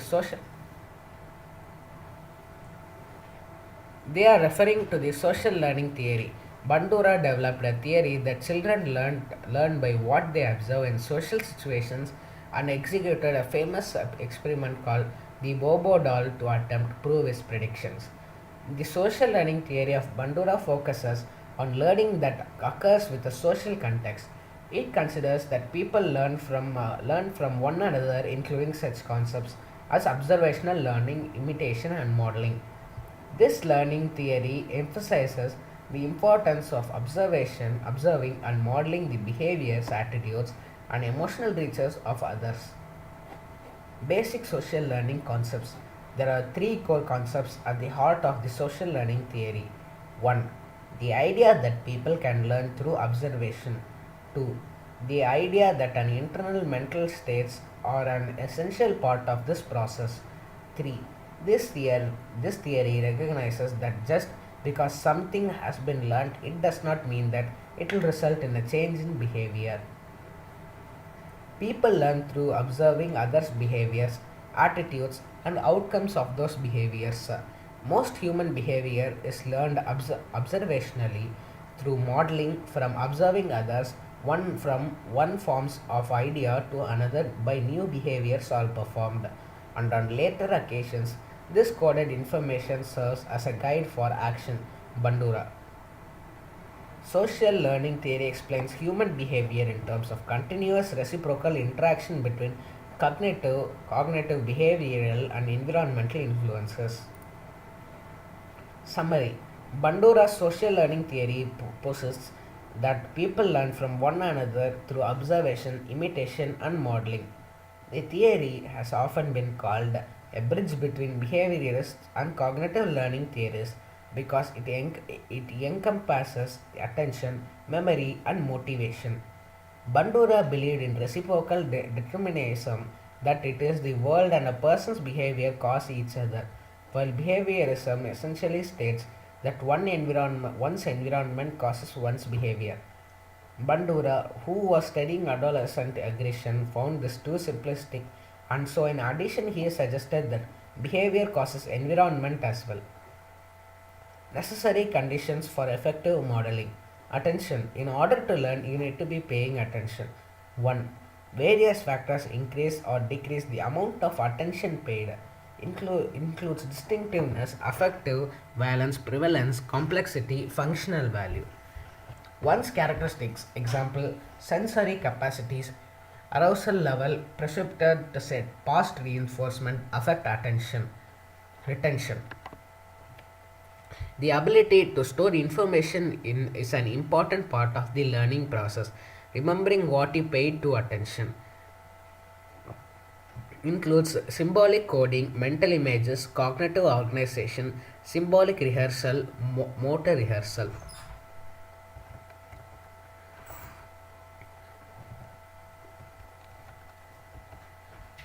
Once you have paid attention to the model and retain the information, it is time to actually perform the behavior you observe. Reproducing the image includes physical compatibilities and self-observations of reproduction. Motivation. In order for observational learning to be successful, you have to be motivated to imitate the behavior that has been modeled. Having a good reason to imitate includes motives such as a past, that is, traditional behaviorism, promised, imaged incentives, and vicarious, seeing and recalling the reinforced models.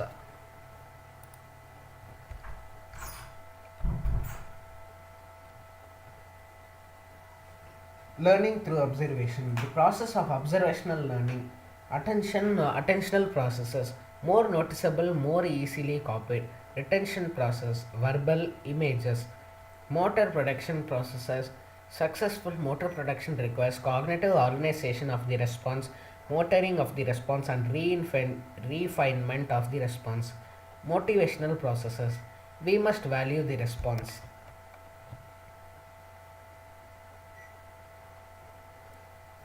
The Bobo doll study. In a famous and influential experiment known as the Bobo doll experiment, Albert Bandura and his colleagues were able to demonstrate one of the ways in which children learn aggression. The experiment involved exposing children to two different adult models, an aggressive model and a non-aggressive one. After witnessing the adult's behavior, the children would be then placed into a room without the model and were observed to see if they were imitate the behavior and they witnessed earlier. And here is the Bobo doll. It is the center of the mass. Low specific area is here. High specific weight area is here. And this is the Bobo doll experiment. Method. The participants of the experiments were 36 boys and 36 girls. 36 boys and 36 girls enrolled in the Stanford University Nursery School. The children ranged in age between 3 and almost 6 years, and the average participant age was 4 years 4 months. There were a total of 8 experimental groups. One of these participants, 24, were assigned to control group that received no treatment. The rest of the children were then divided into two groups of 24 participants each. One of the experimental groups was then exposed to the aggressive models, while the other 24 children were exposed to non-aggressive models. Finally, these groups are divided again into two groups of boys and girls. Each of these groups was then divided so that half of the participants were exposed to the same sex adult model and the other was exposed to the opposite sex adult model. Before conducting the experiment, Bandura also assessed the children's existing levels of aggression. Groups were also then matched equally so that they had an average level of aggression. Results. Children exposed to the violent model tended to imitate the exact behavior they had observed when the adult was no longer present. Bandura and his colleagues had also predicted that the children in the non-aggressive group would behave less aggressively than those in the control group. The researchers were also correct in their prediction that boys would behave more aggressive than girls. Boys engaged in more than twice as acts of the aggression than girls. Results: boys who observed an adult male behaving violently were more influenced than those who have observed a female model behavior aggressively. Interestingly, the experiment found in the same-sex aggressive groups, boys were more likely to imitate physical acts of violence while girls were more likely to imitate verbal aggression. Conclusion Conclusions: Bandura and his colleagues believe that the experiment demonstrates how specific behaviors can be learned through observations and imitations. In a follow up study conducted in 1965, Bandura found that the children were more likely to imitate aggressive behavior if the adult model was rewarded for his or her actions.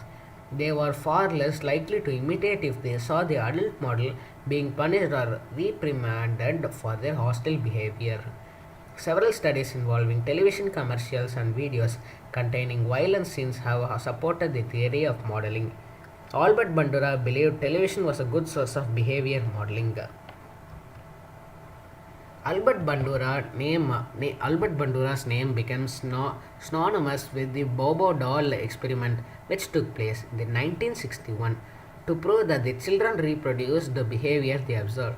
Bandura set up an experiment and made the following predictions about it. 1. He predicted that if children observed an adult acting aggressively, they would emulate the behavior even when the aggressive adult wasn't present. 2. He also predicted that children who was observed non-aggressive adults would be less aggressive than those who were observed aggressive models. Along these lines, he theorized that the non-aggressive groups would also be less aggressive than the control children. 3. Children would be more inclined to intimidate someone of their same gender. 4. He summarized that boys would act with more aggression than girls. The Bobo doll experiment proved that 3 of the 4 predictions were correct. The children who were exposed to violent models imitated the exact behavior even when the adult wasn't present. Boys that had an opposite gender model who was non-aggressive when more likely to engage in violence. While boys and girls engaged in violence, boys were twice as aggressive as girls, and boys were more likely to get physical, whereas girls were more verbal aggressive. Critics of the experiment note that the laboratory of this experiment doesn't simulate the real world. They are also quick to point that Bandura's pool of subjects wasn't diverse, so that he couldn't generalize the results to a diverse population. There's no way to know if children would act more or less aggressive to a person than a doll. This was not a longitudinal study, so there's no way to measure the results over time. There's a possibility that kids weren't motivated to be aggressive, they only wanted to be pleased with the adults. Perhaps the most importantly, some of them Albert Bandura's experiment to be unethical because it may have taught the child to be aggressive.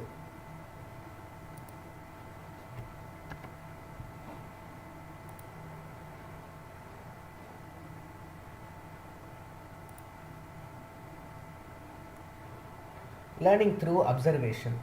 Learning that occurs by observation and imitating others, the person being observed is referred to as the model. Bandura et al. 1977. Major factors that influence modeling. Characteristics of model. Influenced more by those who are similar to ourselves. Simpler actions, aggressive actions. Attributes of the observer. Low self-esteem, dependent personal types, motivated individuals. Reward consequences associated with the behavior. Self-efficiency. General principle of the social learning follows. 1. People can learn by observing the behavior of others and the outcomes of those behaviors. In his famous Bobo doll studies, Bandura demonstrated that children learn and imitate behaviors they have observed in other people. The children in Bandura studies observed an adult acting violently towards a Bobo doll, and the children were later allowed to play in the room with the doll. They began to imitate the aggressive violence which they had previously observed. Van Wagner. Bandura, Bandura identified three basic models of observational learning.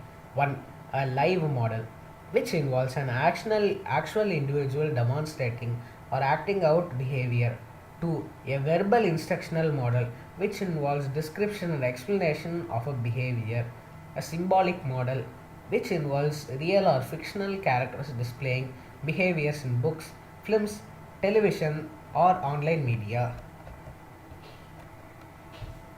2. Learning can occur without a change in behavior. Behaviorists say that learning has to be represented by permanent change in the behavior. In contrast, social learning theorists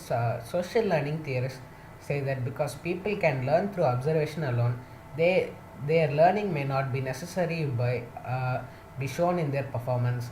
Learning may or may not result in a behavior change. Cognition plays a role in learning. Over the last 30 years, social learning theory has become increasingly cognitive in its interpretation of human learning. Awareness and expectations of human reinforcements or punishments can have a major effect on the behaviors that people exhibit.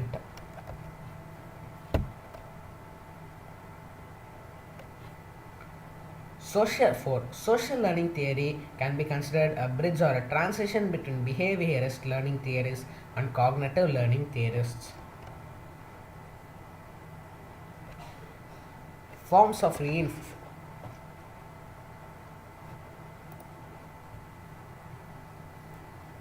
Forms of reinforcement.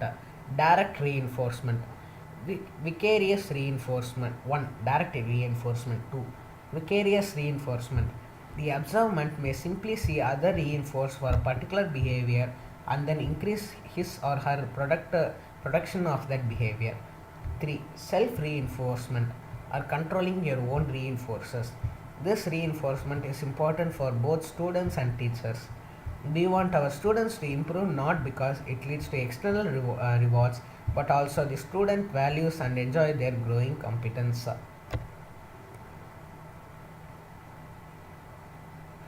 Types of reinforcement in observational learning. Bandura 1977. 1. Extrinsic reinforcement. 2. Intrinsic reinforcement. 3. Vicarious reinforcement. 4. Self reinforcement. Bandura 1991. 1. Posits that human behavior is motivated by self regulation. A. Self monitoring. B. Self judgment. C. Affective self reflection. Vicarious reinforcement. In addition to observing others' behavior and imitating it, children take into account whether someone else's behavior gets rewarded or punished in deciding whether to copy the behavior, which is called vicarious reinforcement. For example, if a child sees a sibling or a friend getting rewarded or reinforced for a particular behavior, they are likely to repeat the behavior. Similarly, if a child sees a sibling or a friend to receive a negative consequence for action, they won't be likely to copy it. The social learning theory takes into the account that children won't just imitate the behavior of a random person. All children have specific models that they can identify with. The models that children mostly close identifies come from their immediate world and will be models that children can easily identify with their beliefs, values, and attitudes.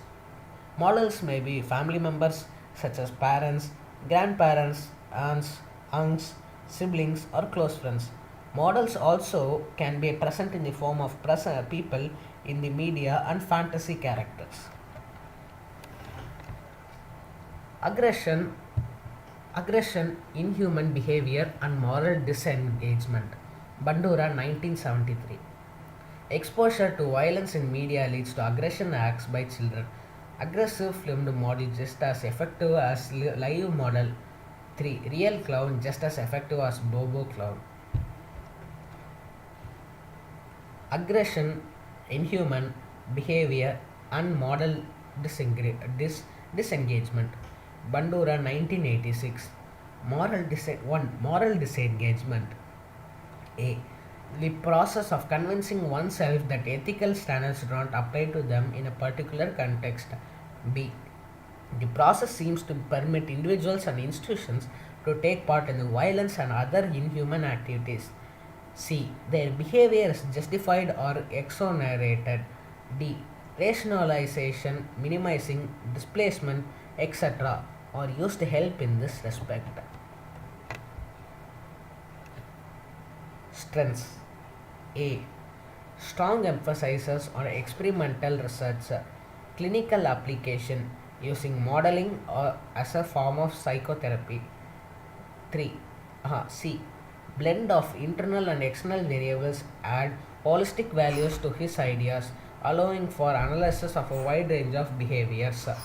Appreciated that his experiments were based on these philosophical assumptions, yet he avoided elevating his empirical conclusions into into philosophical ones. D. Not guilty of over extracting his findings. Weaknesses. 1. Ethical issues of using aggressive models. 2. In order to develop self-regulation and self-efficiency in the classroom, there must be enough time to create a sense of mastery in each subject. Unfortunately, that time may not be always available. 3. Unconscious mind not considered. Summary. Now let's see the summary, friends. Principles. 1. The highest level of observation learning is achieved by first organizing and rehearsing the model behavior symbolically and then enacting it overtly. Coding modeled behavior into words, labels, or images results in better retention than simply observing. 2. Individuals are more likely to adopt a modeled behavior if it overcomes their value. 3. Individuals are more likely to adopt a modeled behavior if the model is similar to the observer and has admired status and the behavior has functional value. Before completing it, I also have some more points, friends. Just wait a minute. This stream will continue soon. Wait a minute, friends.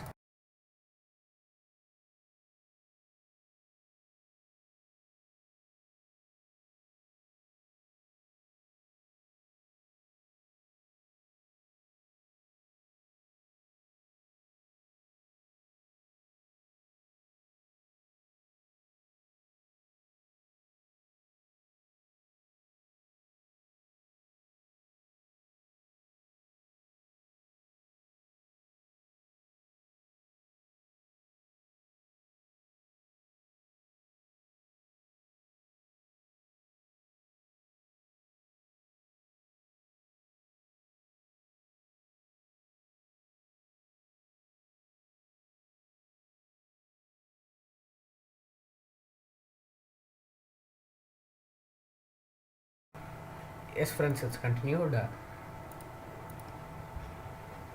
Social learning theory is a theory of learning processes and social behavior which proposes that a new behavior can be acquired by observing and imitating others.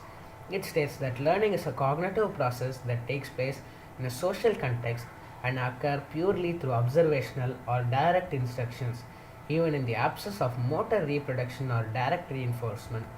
In addition to the observation of behavior, learning also occurs through observation of rewards and punishments. A process of vicarious reinforcement.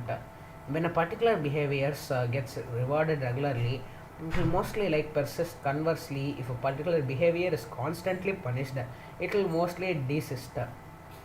The theory expands on traditional behavioral theories in which behavior is governed solely by reinforcements by placing emphasis on the important roles of various external processes in the learning individuals. In 1940, B.F. Skinner delivered a series of lectures on verbal behavior, putting forth a more empirical approach to the subject that then existed in psychology at the time. In them, he proposed the use of simultaneous response theories to describe the language use and development, and that all verbal behavior was underpinned by operant conditioning. He did, however, mention that some forms of speech derived from words and sounds that had previously been heard.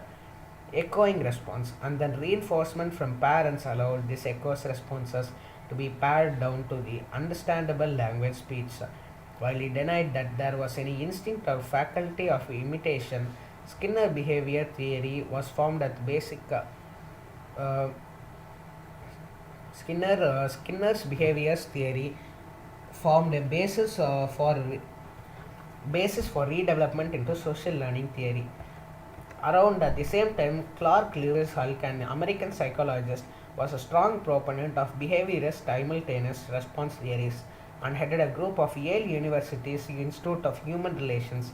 Under him, Neil Miller and John Dollar aimed to come up with a reinterpretation of psychoanalytic theory in terms of stimulus response. This led to their book Social Learning Theory, published in 1941, which posited that personality consisted of learning habits. They used Hull's drive theory, where driveness needed that simultaneous behavior responses, crucially conceiving a drive of imitation, which was positively reinforced by social interactions and widespread as a result. Julian B. Rotter, a professor at Ohio State University published his book Social Learning and Clinical Psychology in 1954. His theories moved away from the strictly behaviorist learning of the past and considered instead of holistic interactions between the individuals and the environment. In his theory, the social environment and individual personality created probability of behavior, and the reinforcement of these behaviors led to the learning. He emphasized the subject nature to the responses and effectiveness of reinforcement types. While his theory was used vocabulary common to that of behaviorism, the focus on internal functioning and traits differentiates his theories and can be seen as a precursor to more cognitive approaches to learning. In 1959, Noam Chomsky published his criticism of Skinner's book Verbal Behavior, an extension of Skinner's initial lectures. In his review, Chomsky stated that pure simultaneous responses theories of behaviors could not account for the process of language acquisition, an argument that contributed significantly to psychology cognitive revolution. He theorized that human beings are somehow specialized designed to understand and acquire language, ascribing to define but unknown cognitive mechanism to it. With this context, Albert Bandura studied learning processes that occurred in the interpersonal context and were not adequately explained by theories of operating conditions or existing models of social learning. Specifically, Bandura argues that the weakness of the learning approaches that discounts the influence of social variables are nowhere more clearly revealed than in their treatment of their acquisition of novel responses. Skinner's explanation of the acquisition of new responses relied on the process of successive approximation for required multiple trials, reinforcement for components of behavior, and gradual change. Rotter's theory proposed that the likelihood of the behavior occurred was a function of the subjective expectancy and value of reinforcement. This model assumed a hierarchy of existing responses and thus did not act account for the response that it had been learned. Bandura began to conduct studies of the rapid acquisition of novel behaviors through social observation. The most famous of which were the Bobo doll experiments, which was now learnt by all of us.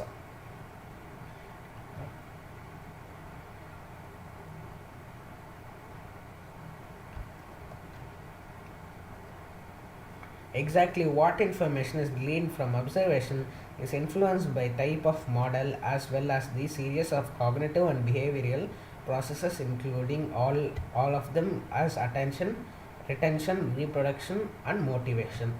So that is the end of sixth topic, friends. So I'll start with the seventh topic. The stream will continue soon, friends. I'll just take up my files.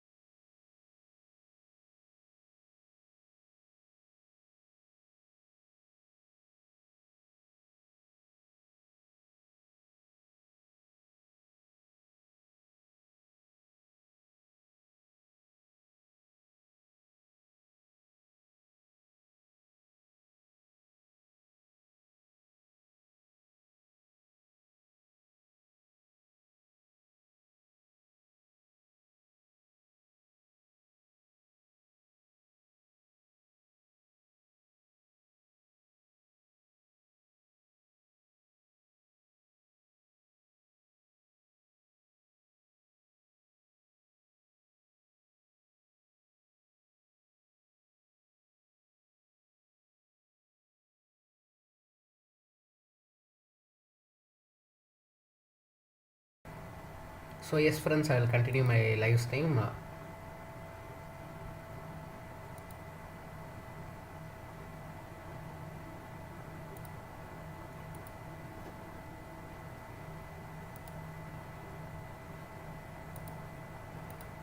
And the seventh topic which we are going to see now is Indian Space Research Organization, that is ISRO.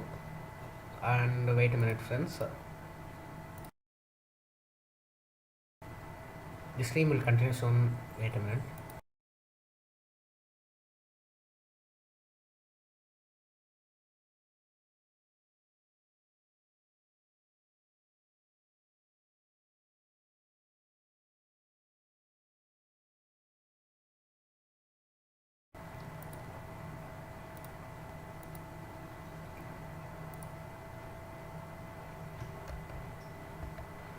Yes, friends, Indian Space Research Organization is the next topic which we are going to see. Introduction. ISRO, established on 15th August 1969 as INCOSPAR. The founder of ISRO is Vikram Sarabhai. The administrator is K. Radhakrishnan, who is also the chairman. Headquarters. Headquarters of ISRO is in Bangalore, Karnataka. Budget increased 90.94 billion rupees, which is US 1.4 billion dollars from 2017 to 2018. The website of the website of ISRO is isro.gov.in.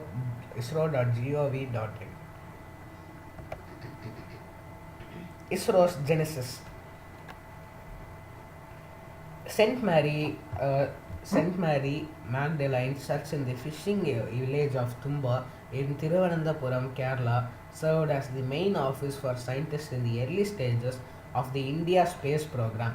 It is preserved in its full glory even today, and its houses is an impressive space museum. This church is certainly the mecca of science rocket in India. Just a minute, friends.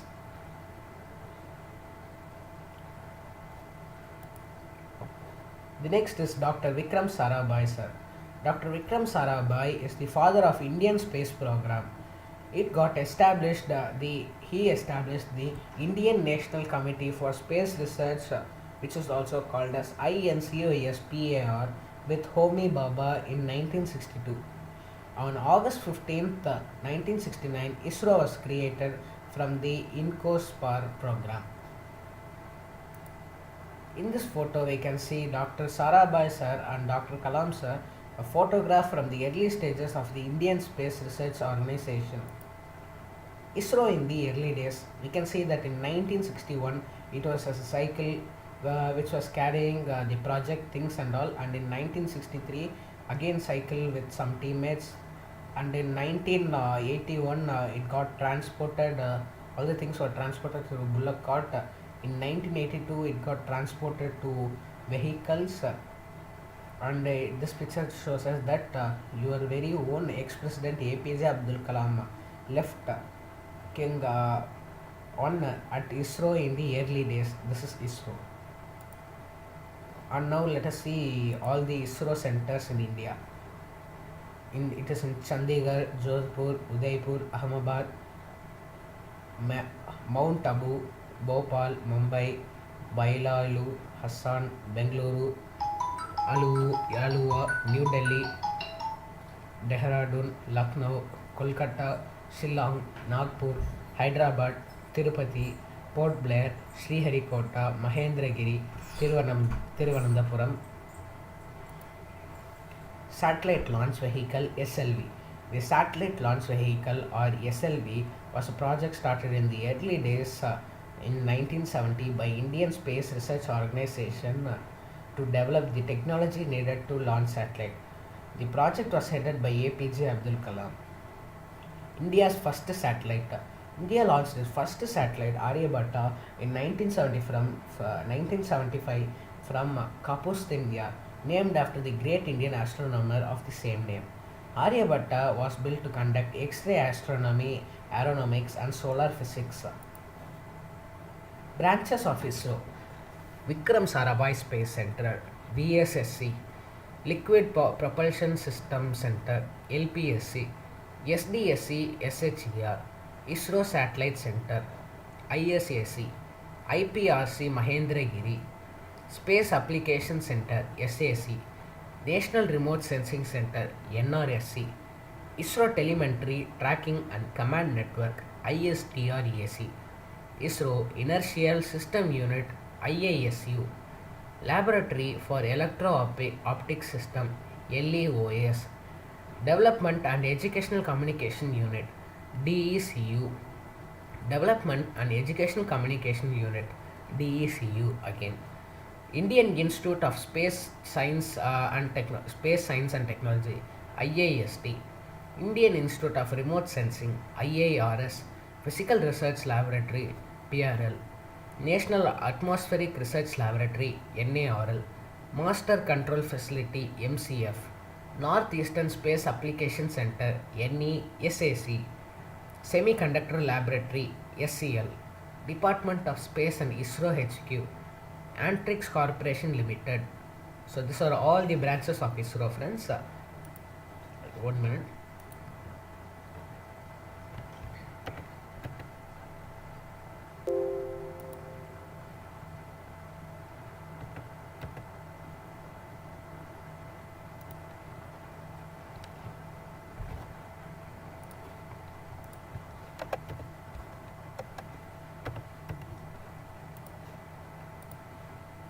Yes, friends. And then next, the space program structures in India. Before that, wait a minute.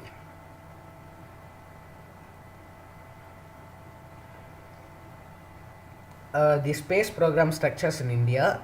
The first it is the Prime Minister, and then it is gone to Space Commission, Department of Science, which is divided into ISRO and Antrix, Marketing Arm and Private Limited Company under ISRO, and then it goes again into autonomous bodies, PRL, NARL, NESAC, SEL, IAST. This Department of Science has been divided into ISRO, right?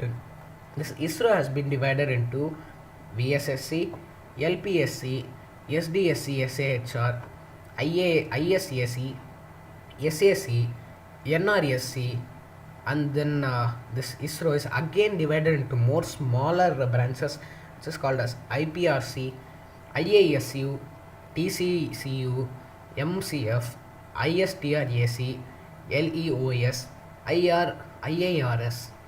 So this is the space program structures in India. ISRO's rocket launch vehicles. Evolution of the Indian launch vehicle. Satellite launch SLV-3. Wait a minute, friends. Yes, SLV-3. Height 22 meters. Fuel 4 solid stages. Weight 17 tons. Capability placing 40 kg class payloads in low Earth orbit. Next is the augmented satellite launch vehicle. Height 23.8 meters. Weight 40 tons. 23.8 tail. Fuel 5 stage all solid propellant. Capability orbiting 150 kg class satellites into 400 km circular orbits. Polar satellite launch vehicle. Height 44.4 meters. Weight 295 tons. Capability 1600 kg satellites in 620 km sun synchronous polar orbit and 1050 kg satellite in geosynchronous transfer orbit GTO. Fuel 4 stages using solid and liquid propulsion system alternatively. GSLV Mark 1 and Mark 2. Height 49 meters. Weight 41.4 ton. It is 414 ton. Capability placing INSAT 2 class of satellites 2000 to 2500 kg into GTO. Fuel 3 stages. $125 solid booster with 4 liquid 140 strap 1 GS2 liquid engine and GS3 cytographic stage. GSLV Mark 3. Height 42.4 meters. Height is 42.4 meter. Weight 630 tons. Fuel 3 stages, 2 identical S200 large solid boosters SLB with 200 tons solid propellant. The liquid restartability liquid stage, the cyclonic stage. Capability placing communication satellites of INSAT 4 class weighting 4500 to 5000 kg in GTO, LEO, polar and intermediate circular orbits.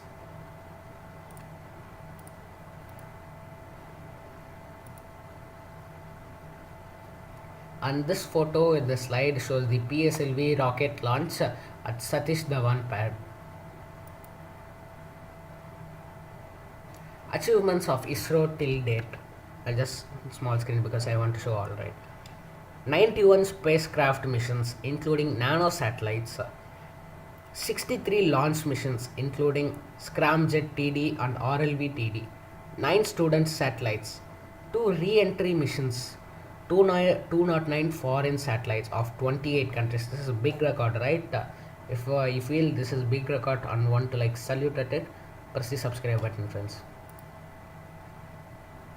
104 satellites in one go. No country has ever attempted to do so. Yes, I know this record, right? Most of us know. Became like so famous that in one go we just attempted to let go 104 satellites.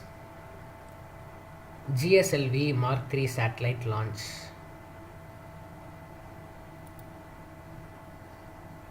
The moon vehicle Chandrayaan. Yes, this is the Chandrayaan 1 launch.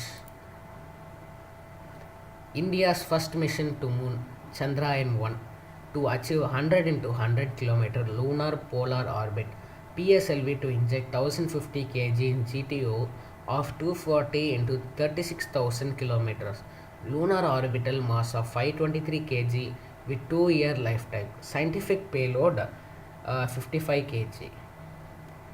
Translunar injection, GTO, ETO, mid course correction, and then here goes the lunar transfer and lunar insertion maneuver. Final orbit 180 kilometers and initial orbit moon launch. I'll just make it as small screen. I'll just read everything. Expanding the scientific knowledge about the moon, upgrading India's technology capability, and providing challenges opportunity the planetary research for the younger generation.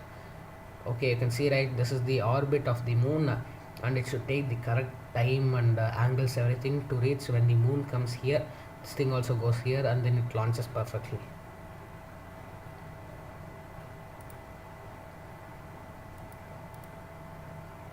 Mangalyaan, India's first Mars orbital mission. Yes, I think most of us know Mangalyaan 2.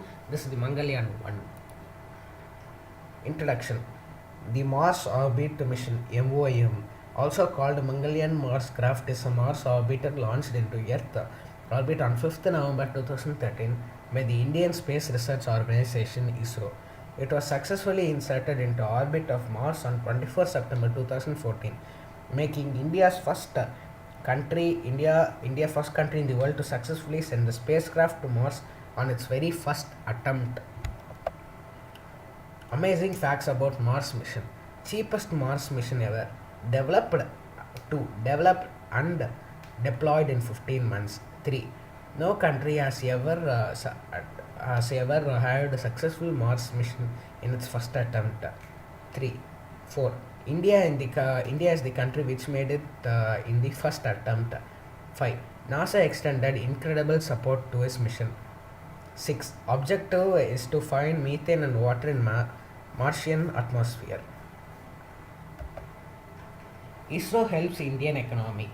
1. ISRO makes India prouder, earns $100 million, which is equivalent to rupees 637.35 crore by launching 45 foreign satellites. Some of the 19 countries till date earned about 17 million USDs. ISRO has earned 4,408.7 crore rupees through launching satellites of other countries during the last 22 years, the union government stated. So yes, before this, I will also show you there are some other points also, friends. I need to cover that also with that. Keep this. Yes, just wait a minute, friends. This stream will continue soon.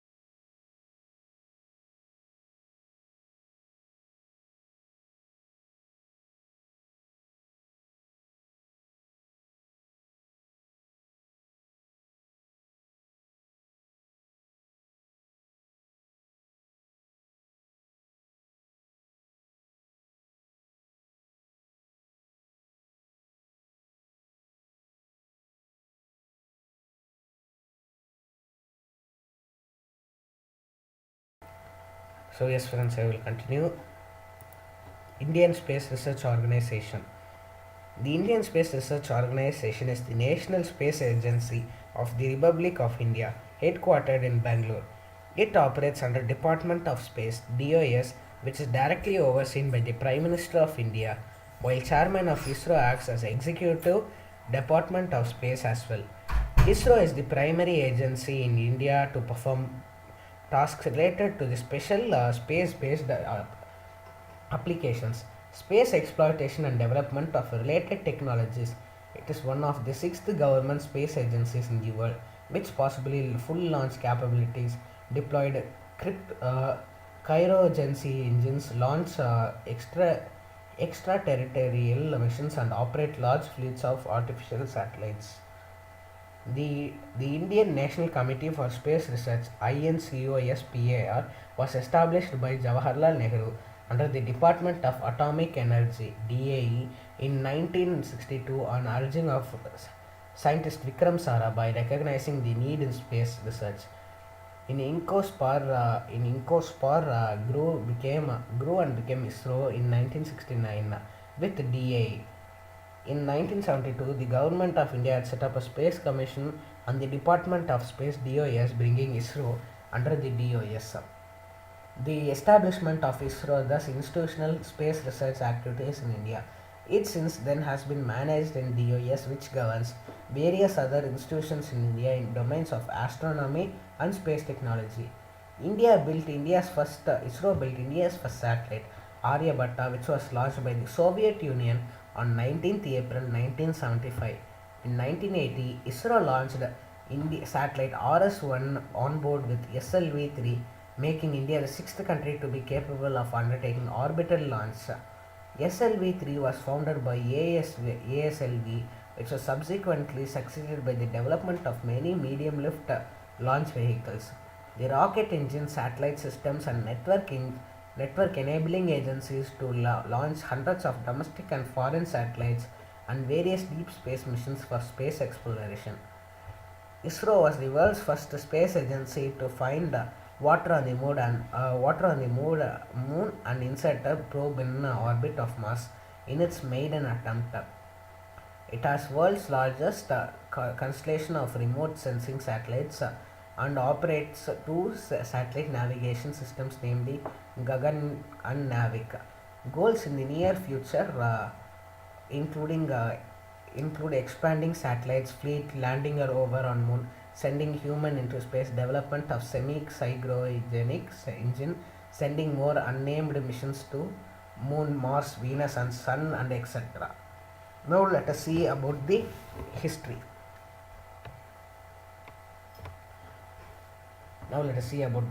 History. Formative years. Modern space research in India is traced to the 1920s, when scientist S.K. Mitra conducted a series of experiments leading to the surrounding of ionosphere by applying ground-based radio methods in Kolkata.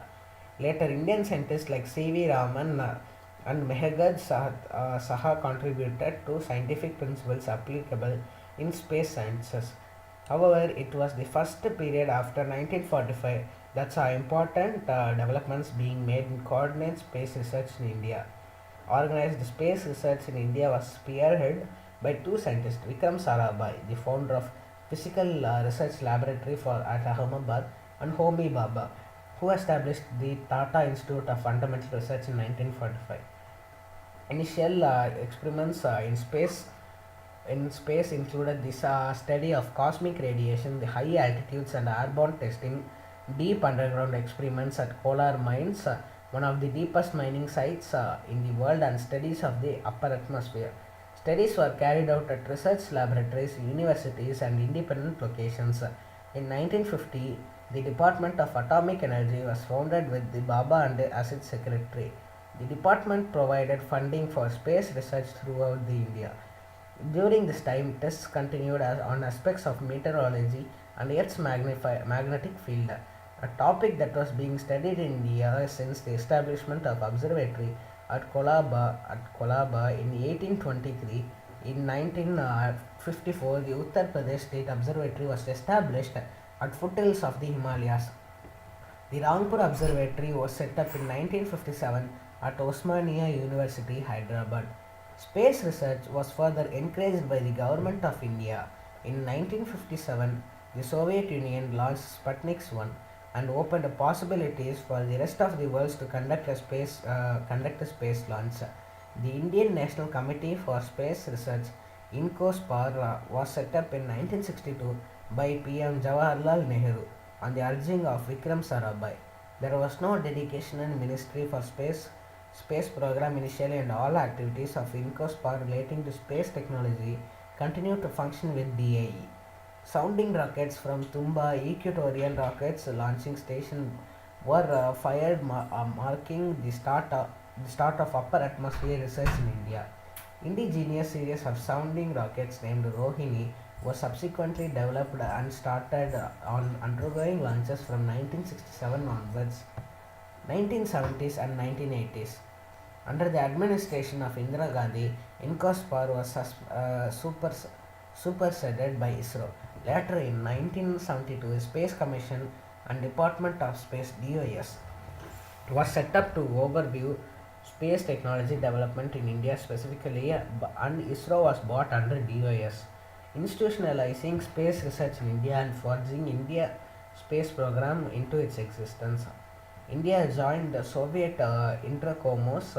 Cosmos program for space cooperation and got its final satellite Aryabhatta in orbit through a Soviet rocket. Efforts to develop an orbital launch vehicle began after mastering sound rocket technology.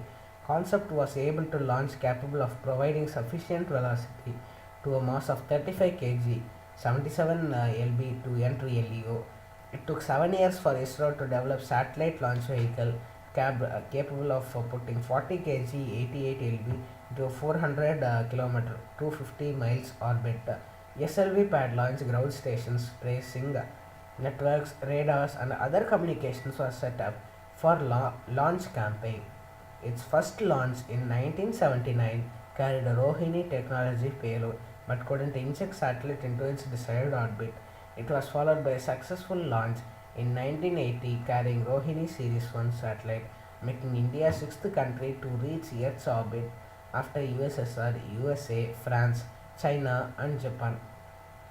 RS-1 was the third Indian satellite to reach orbit, as Bhaskara had been launched from USSR in 1979. Efforts to develop a medium lift launch vehicle capable of putting 600 kg, 1300 lb class spacecrafts into 1000 km sun synchronous orbit had already begun in 1978, which would had to lead to the development of PSLV. SLV-3 later had two more launches discontinuous in 1983. ISRO's Liquid Propulsion System Center was set up in 1984 and started working on a more powerful engine because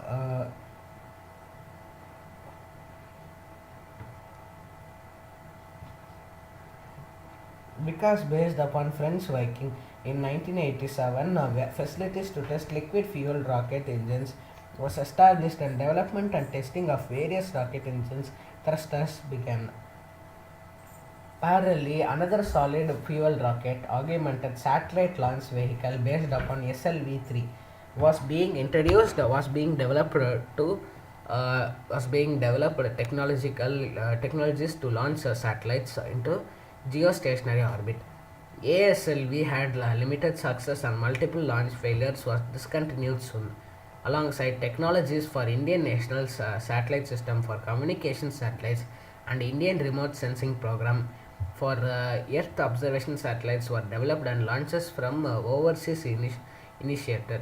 Number of satellites eventually expanded and systems were established as among largest satellite constellation in the world with a number of multi-band communication, radar imaging, optical imaging, and meteorological satellites.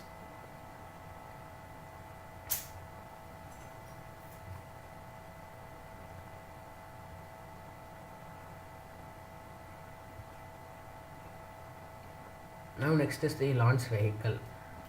During the 1960s and 1970s, India initiated its own launch vehicle owing to geopolitical and economic considerations in 1960s to 1970s. In the country developed surrounding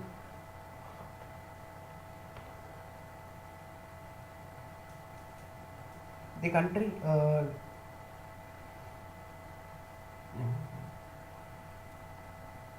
the country developed a sounding rocket, and by the 1980s, research had yielded the satellite launch vehicle 3 and the more advanced augmented satellite launch ASLV completed the operational supporting infrastructure.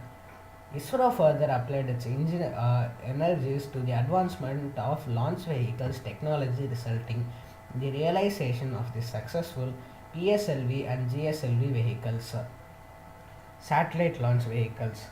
Satellite launch vehicles, also known as SLV 3, was the first Indian space rocket to be developed by India. The initial launch in 1979 was a failure, followed by a successful launch in 1980, making way for India into the club of countries with orbital launch capabilities. Development of bigger rockets was pushed ahead thereafter. Augmented satellite launch vehicles.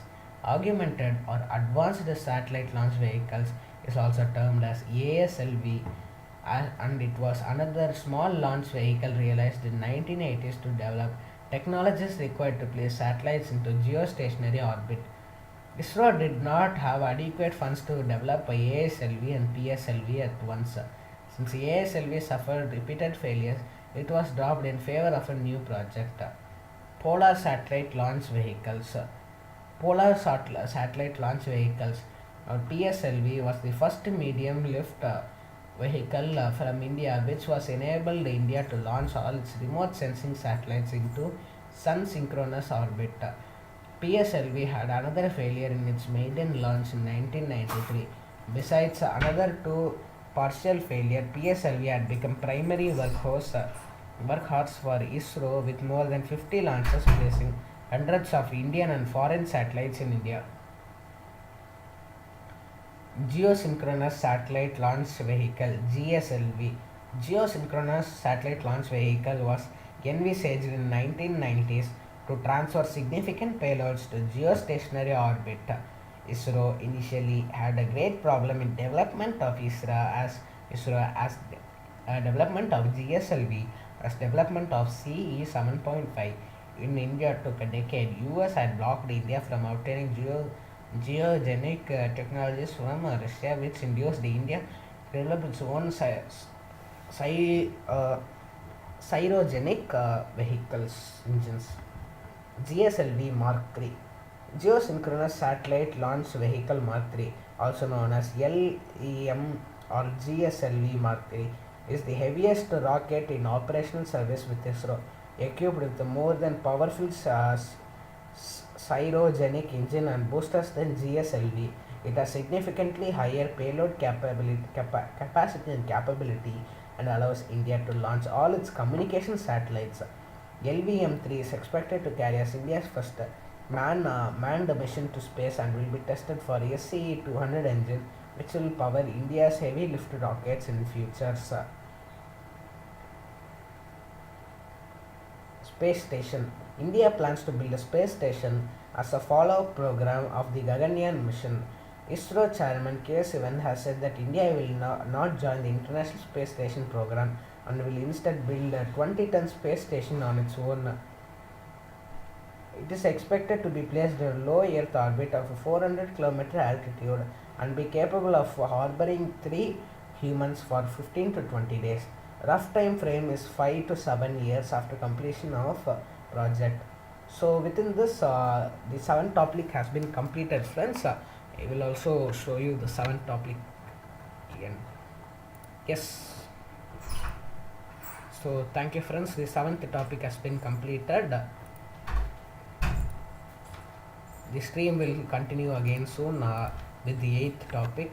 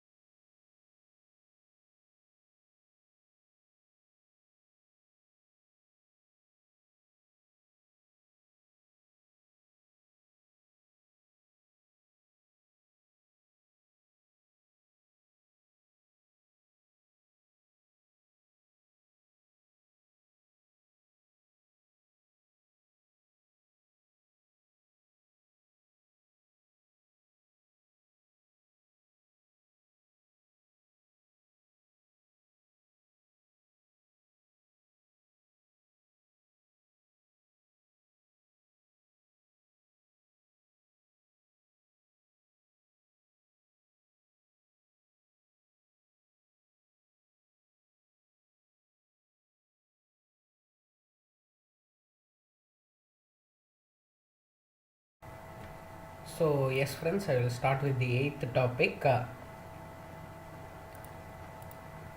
And the eighth topic is care of elderly. I'll just start. Care of elderly. Introduction.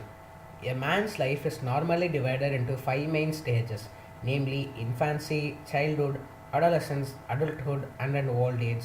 In each of the stages, an individual has to find himself in different situations and face different problems. The old age is not without problems.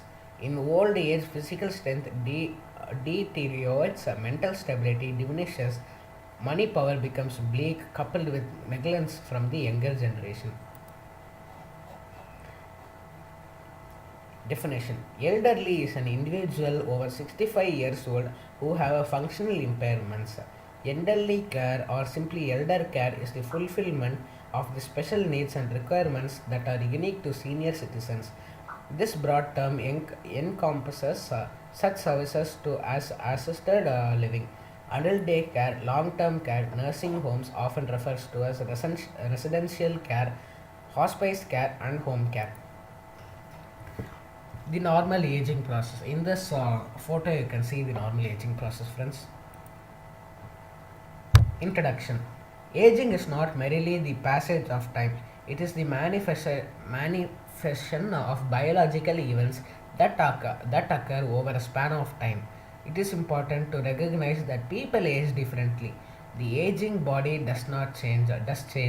Some systems slow down while others lose their fine tuning. As a general rule, slight gradual changes are common, and most of these are not problem to the person who experienced them. Sudden and dramatic changes might indicate serious health problems. Normal aging has four aspects, but we are going to see about three aspects here, which is biological aspect of aging, psychological aspect of aging, and the third is socio-cultural aspect of aging. Biological aspect of aging. Individuals are unique in their psychological and physical aging processes. As the individual ages, there is a quantitative loss of cells and changes in the many enzymes activities within cells. Age related, a change in occurrence at different rate in different peoples. In this photo, you can see it is younger and this is older. We can see the differences of the cells. Nervous system. 1. Decrease the speed of neural conduction. 2. Decrease the number of brain cells. 3. Decrease in cell of the number of nerve fibers. 4. Decrease the neurotransmitters. 5. Decline in memory for recent events. 6. Decrease the rapid eye movement sleep. 7. Decrease the cerebral circulation. In this, you can see a healthy human brain and a aged human brain. We can see how much it is damaged. Sensory changes. 1. Eye. A. Diminished ability to focus on close objects. B. Decreased visual acuity. C. The eye's external changes gives evidence of advancing age. These changes results from loss of orbital fat, loss of elastic tissue, and decreased muscle tone. D. The cornea flattens, which reduces the refractory power. E. The retina of older individual becomes thinner because of the fewer neural cells and receives only one-third of the amount of light that a younger person. Due to this problem in reading, not able to dim light and also have difficulty in color precipitation. The lens of the eye loses its elasticity and increases its density. Older eye, you can see the differences. Lens become yellowed, cloudy. Corrective lenses, which helps them to correct their vision. Iris fades, pupil shrinks, cornea less sensitive. This is a normal eye. This is the lens, the cornea, and the retina. And the aging eye, this is the lens and this is the cornea. Ear. 2. Ear. A. Hearing problem. B. Cerumen gland are reduced in number of dry and hard earwax along with itching. C. Degenerative changes occur in ossicles contributing to hearing loss. D. Presbycusis uses is the term used to describe hearing loss associated with normal aging. 3.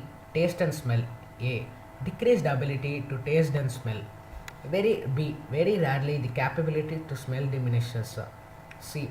Taste perception and discrimination decreases as the age advances.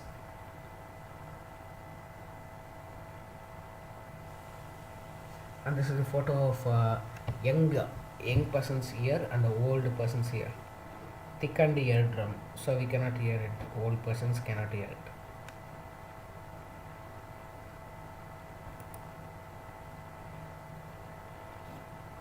Integumentary systems decrease the elasticity.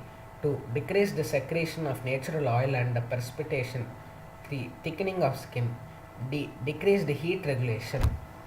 4. Decrease the protection against trauma and solar exposure. 6. The number of pressure and light toucher sensor decreases with age. 7. Immune, vascular and thermoregulatory responses of the skin decreases with the age. 8. Loss of hair color and thinning of pubic axillary and scalp hair.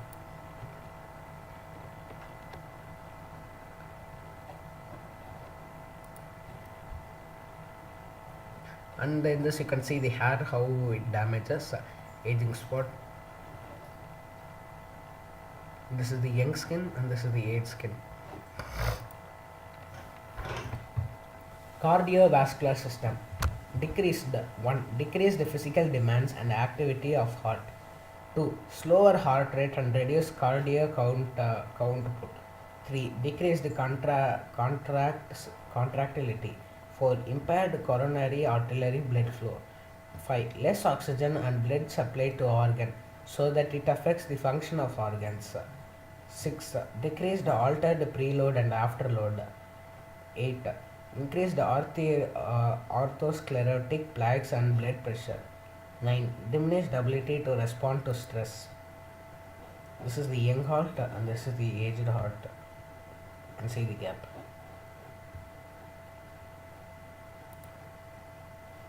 Respiratory system. 1. Respiratory muscles are atrophy and weaken, so reduce the ability of chest enlarge, short of breath. The increased rigidity of thoracic cage, residual lung volume, decrease the gas exchange and diffusing capacity, decrease the elasticity and vital capacity, decrease the cough efficiency. And this is the younger person cells and the older person cells. 1 minute, friends.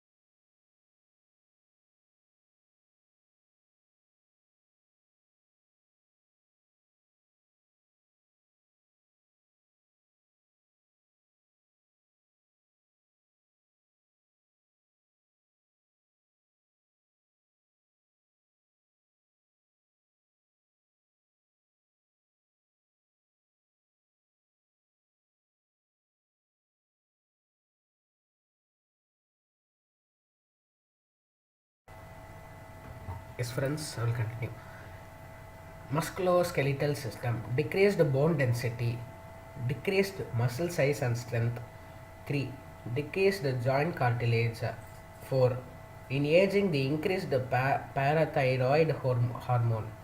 Decreased vitamin D and calcitone also play a role in calcium loss in older people. For in women, estrogen deficiency, malabsorption, lifestyle factors, calcium intake, and exercise can result in bone loss.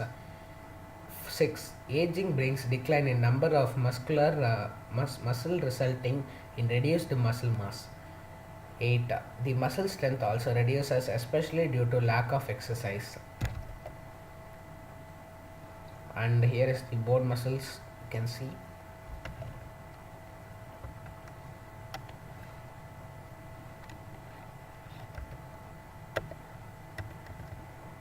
One minute, friends.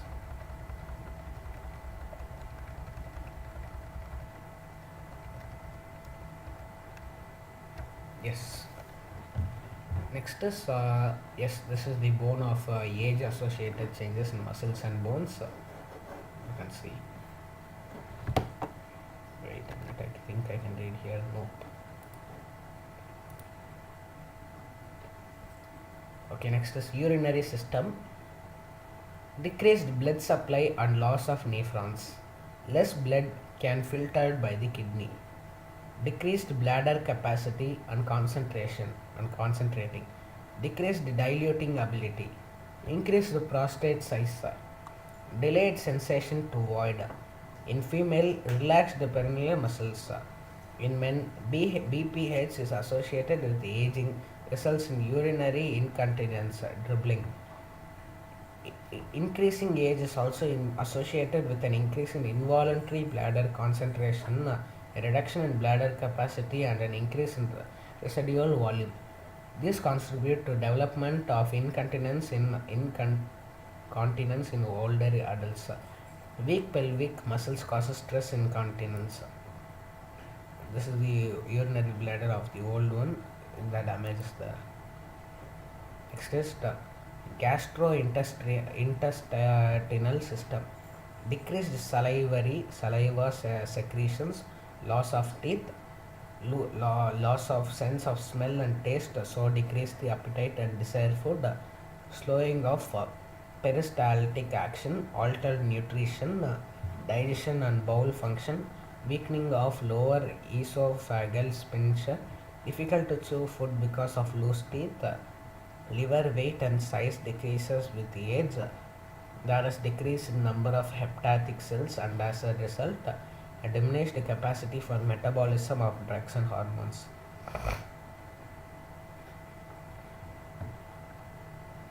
And here is the esophagus of the old person is being damaged, right? Psychological aspects of aging. Memory functioning. Short-term memory deteriorate with age. Long-term memory does not show similar changes. A well-educated and mental active person does not exhibit such changes in faster rate. The time required for memory scanning is longer for both recent and remote recall among older people.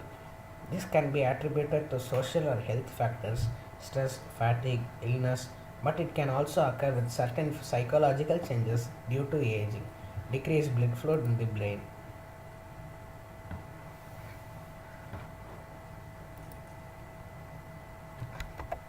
This is the photo of short-term memory loss. Intellectual function. High degree of regulatory in intellectual function present on most of the old age people. Intellectual abilities of older people do not decline but do become obsolete. Their former educational experience is reflected in their intelligence performance. This is the photo of intellectual functioning. Learning ability. The ability to learn is not declined by age. The slowing of reaction time with age and over arousal of central nervous system are noted in old age. It may lead to low level of performance in tasks which require high efficiency. Ability to learn continue throughout the life, although strongly influenced by personal interests and preferences. Accuracy of performances diminishes. The learning ability photo. This is the learning ability photo that the old man still likes to play chess and is interested, so he is learning it. Loss and grief. By the time individuals reach 60 to 70 years of age, they have experienced numerous losses, and mourning has become a lifelong process. It is impossible for some of the older age people to complete the grief process in response to one loss before the other loss occurs. Because the grief is cumulative, this can result in derivative overload. This can further predispose to depression. Attachment to others. The need for attachment is consistent throughout the lifespan. Well-being of senior citizens can be contributed through socialization and companionship. Dealing with death. The feeling of abandonment, pain, and loss may lead to fear or anxiety in elderly. Psychiatric disorders. The latter life constitute a time of especially high risk for emotional distress. Dementia, depressive disorders, delirium, sleep disorders, etc., are the most common psychiatric illness seen among elderly. Sociocultural aspects of aging.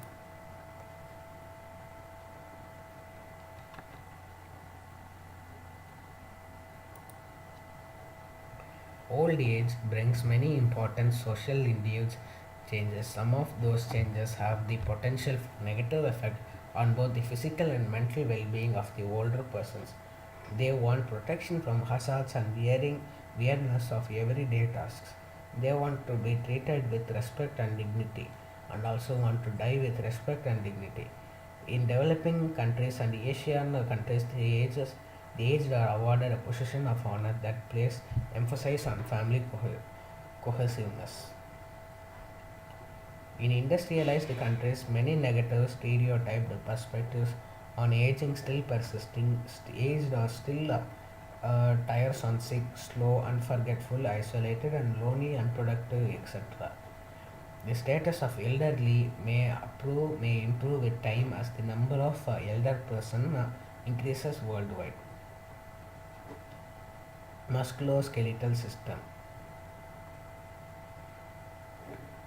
Common health problems. 1. Paget's disease. 2. Osteoporosis. 3. Osteomalacia. 4. Rheumatoid arthritis. 5. Spondylosis. 6. Complaints of back pain and joint pain. 7. Stiffness of joints. 8. Fractures. 9. Foot pathology, gait disturbances. Nursing intervention. Exercising regularly. 2. Eat high calcium diet. 3. Limit phosphorus intake. 4. Hormones and calcium supplements may be prescribed. Special sense, vision and hearing. Common health problems. 1. Visual impairment. 2. Hearing impairment. 3. Diminished smell or taste. Nursing intervention. Wear eyeglass or sunglasses. Use adequate indoor lighting with area light and night light. Use magnifier for reading. Use large lettering to label medication. Avoid night driving. Advice for hearing examination. Allow the individual more time to adjust to the environment. Use gestures and objects to help with the verbal communication. Speak slowly and clearly. Dermatologic. Common health problems. 1. Pressure sores. 2. Herpes zoster. 3. Dermatitis. 4. Pruritus. 5. Bone structure is prominent. Nursing intervention. 1. Avoid solar exposure. 2. Cloth dress appropriately for temperature. 3. Maintain a safe indoor temperature. 4. Bath only 1 to 2 times weekly. 5. Excessive use of soap should be avoided. 6. Apply cream for lubricate skin.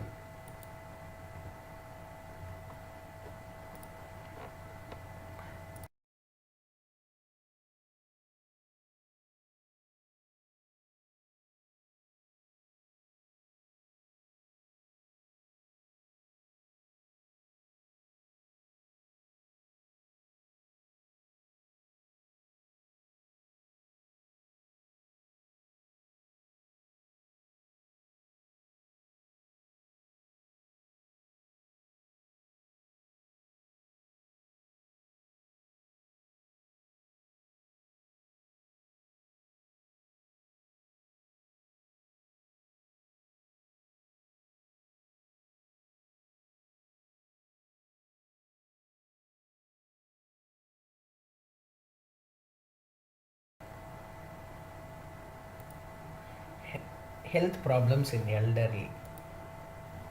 Introduction. Health maintenance and health promotion is very important. In health care of elderly, following points are included. 1. Exercise and activity. 2. Nutrition and diet. 3. Stress management. 4. Self care and responsibility. 5. Community services. Exercise and activity. 1. Balance between exercise and activity is most important for elder person as it decreases risk of many health issues. Exercise also improves nutrition and reduces stress. In addition, it decreases risk of hypertension or maintains blood pressure in hypertensive elder person. It increases on oxygen saturation and increase lungs capacity. Elder person should do exercise on regular basis as tolerated. They should do lighting exercise like walking and slow running. Nutrition and diet. 1. Maintenance of nutrition status in elderly persons are also important because with increase in age digestive capacity diminish. The nutrition should be well balanced that it has higher amounts of calcium, iron and other essential nutrients. Following things should be considered by elderly person regarding diet. A. Meal time should be kept simple and calm. B. Food is cut into small pieces to prevent choking. C. Liquids for food may be easier to swallow. D. Temperature of the food should be checked to prevent burns. E. Encourages for good mouth care. F. Avoid alcohol. G. Review all prescription and over-the-counter medication with patient and evaluate nutritional status. Stress management. By the time individuals reach 60 to 70% years of age, they have experienced numerous losses and stress have become a lifelong process. In addition, hormonal changes also cause stress among elderly. So stress management is essential for them. Long-term stress causes hypertension, stroke and heart disease. Explain older person about stress management techniques like yoga, exercise, medication, etc. Meditation.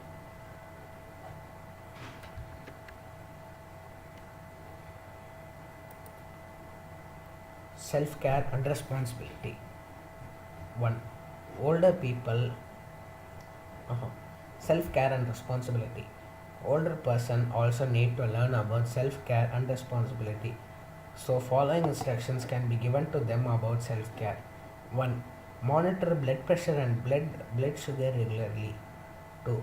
Diet control and balanced diet. 3. Stop alcohol consumption and smoking. 4. Get vision and hearing checked periodically. 5. Advise to take proper rest and sleep. 6. Exercise regularly. Community services. Many community supports exist that help the older person maintain the independence. Informal sources of help such as family, friends, the mail carrier, church members and neighbors can all keep an informal watch. Area agencies on aging perform community services including telephone insurances, friendly visitors, home repair services, and home delivered meals. Homemaker and chore services can be obtained at an hourly rate through these agencies or through local community nursing services. Most commonly used services are as follows. 1. Group counseling center. 2. Adult day care. 3. Rehabilitation center. 4. Hospice care. 5. Ambulatory care center. Theories of aging. 1. Biological theories. 2. Non-biological theories, which is again divided into A. Disengagement theory. B. Activity theory. C. Selectivity theory. D. Continuity theory.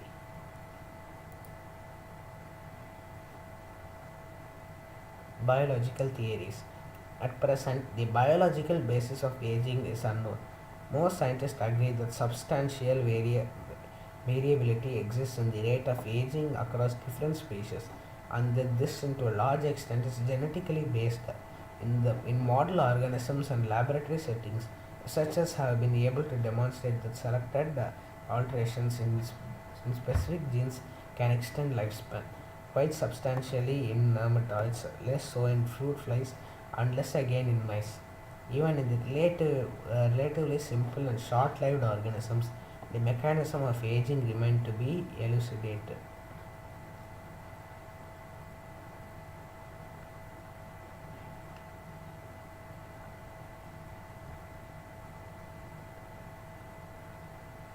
Non-biological theories. 1.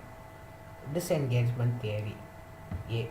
This is the idea that separation of older people from active roles in society is normal and appropriate and benefits both society and older individuals.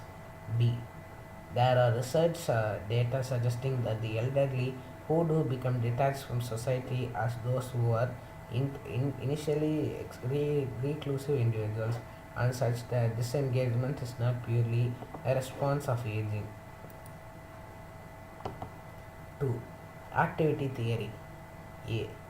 In contrast to disengagement theory, this theory implies that the more active elderly people are, the more likely they are to be satisfied with life. The view that elderly adults should be maintained well being by keeping active has had a considerable history. B. However, this theory may be just as inappropriate as disengagement for some people, as the current paradigm on the psychology of aging is that both disengagement theory and activity theory may be optimal for certain people in old age, depending on both circumstances and personality traits of the individuals concerned. 3. Selectivity theory mediates between activity and disengagement theory, which suggests that it may benefit older people to become more active in some aspects of their lives, most disengaged in others. And 4. The view that in aging people are inclined to maintain as much as they can the same habits, personalities, and the styles of life that they have developed in the earlier years. Continuity theory is actually a theory that individuals in later life make adaptations to enable them to gain sense of continuity between the past and the present. And the theory implies that this sense of continuity helps to contribute to the well-being in the later life. With this, the eighth topic is being completed, friends. The ninth topic will be, and the stream will continue soon.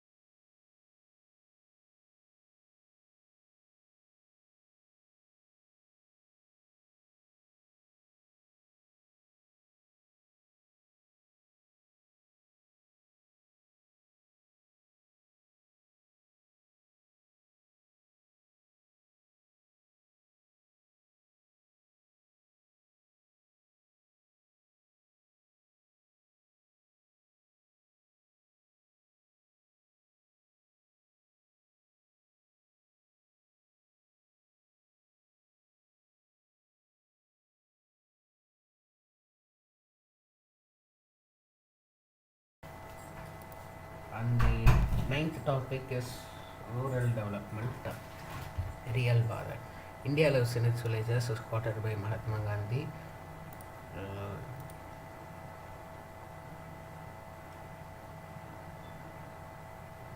Outline, overview, motivation, objective of study, importance of rural development, key strategies and policies, limitation, and conclusion. Overview.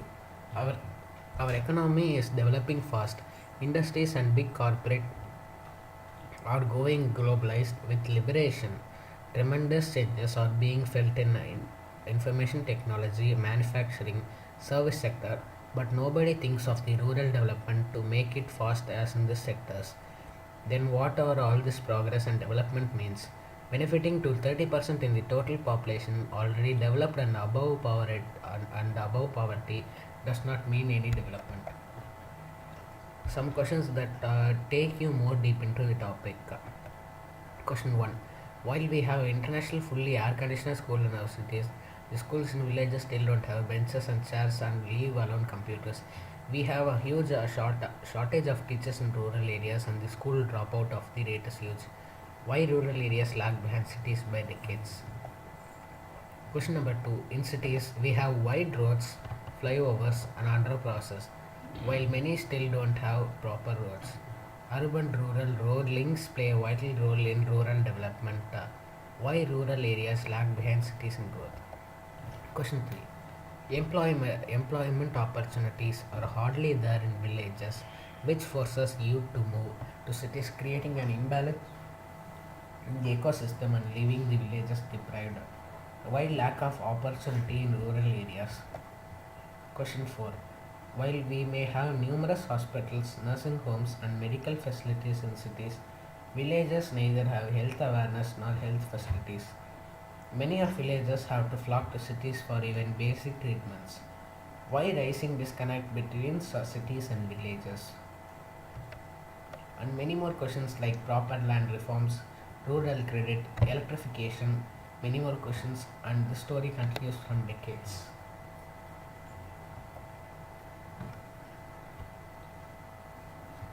Main objectives: to build infrastructure, public service, and communication, to improve health, education, and living condition, to generate employment, farm storage, and economical activities. The continuity. Worth is stationary infrastructure for the rural landscape, creating conditions for this creating conditions for the sustenance of population of all types of sustainable rural development. Continuity, raising awareness, government support, and alternative assistance. Importance of rural development.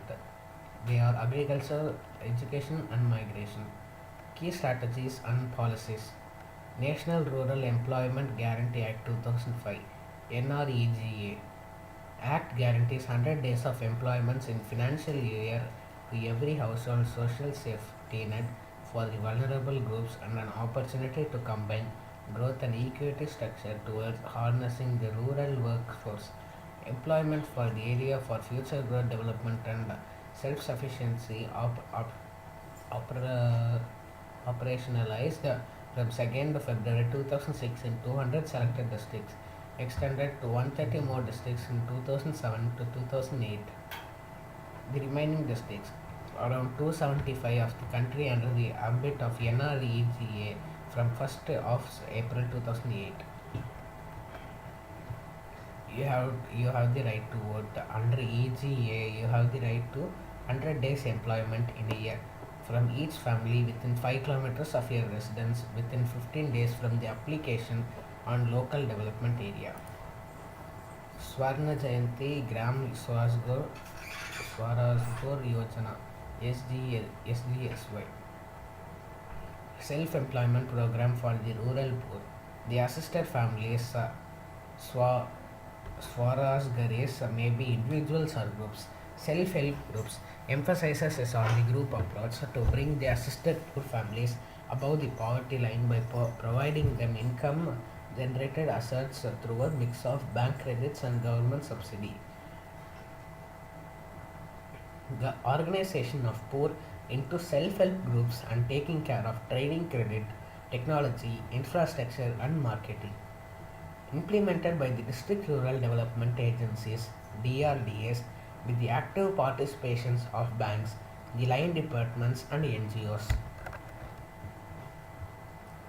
Pradhan Mantri Gram Sadak Yojana PMGSY launched in December 2000 to 100% centrally sponsored scheme to provide connectivity to unconnected habitats, road connectivity to all habitations with a population of thousands 500 in case of hilly or tribal areas with all weather roads by 2009.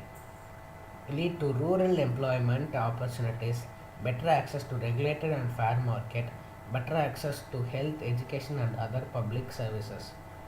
Bridge, bridge the rural-urban divide and pave the path of economic growth.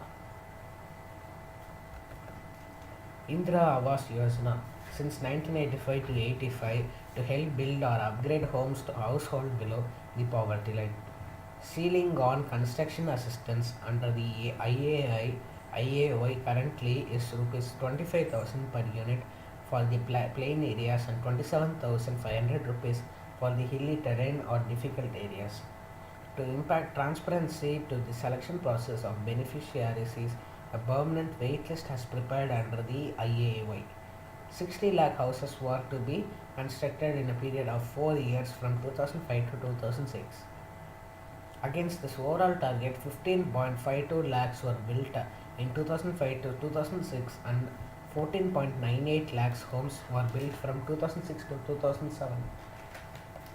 Accelerated Rural Water Supply Program ARWSP. Central government supplies states efforts for providing safe drinking water and sanitation by providing financial and technical assistance under two centrally sponsored programs. Accelerated Rural Water Supply ARWSP, Central Rural Sanitation Program CRSP.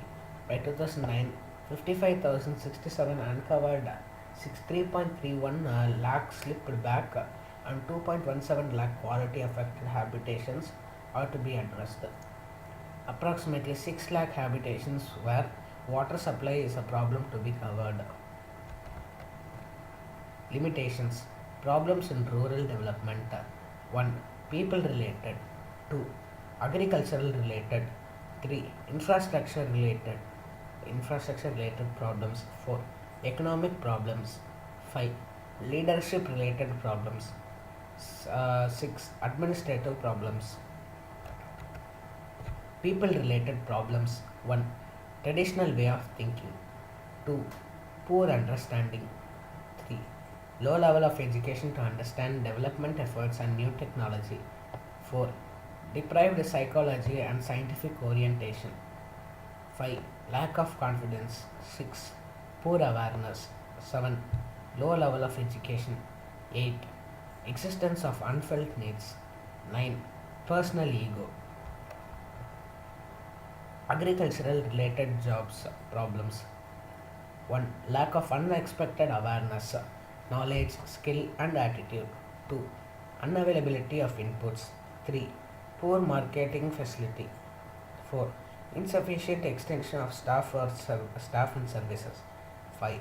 Multi-dimensional tasks to extension personnel. 6. Small size of land holding. 7. Division of land. 8. Unwillingness to work and stay in rural areas. Infrastructure related problems. Poor infrastructure facilities like 1. Water. 2. Electricity. 3. Transport. 4. Educational institutions. 5. Communications. 6. Health. 7. Employment. 8. Storage facility and etc. Economic problems. 1. Unfavorable economic conditions to adopt high cost technology. 2. High cost of inputs. 3. Underprivileged rural industries. Leadership related problems. Leadership among the hands of inactive and incompetent people. Self-interest of leaders. Biased political will. Administrative problems. 1. Political inference. 2. lack of motivation and interest. 3. Unwillingness to work in villages. 4. Improper utilization of budget. 5. No proper monitoring of programs and lacking their implementation. Conclusion. India lives in its villages. 70% of the population in the villages. 56% of population gets only 17% share in GDP. The sectoral GDP represents 17% share of primary sector, and on the contrary 56% of the population is engaged in agriculture. There is unequal distribution of national income. Solutions. 1. Rural development plans. 2. Facilitates cities and villages equally. 3. Provides the needs like A. Proper land reforms. B. Rural credits. C. Electrifications and etc. Rural development is a process of equalative and equalitative changes to improper conditions in rural regions.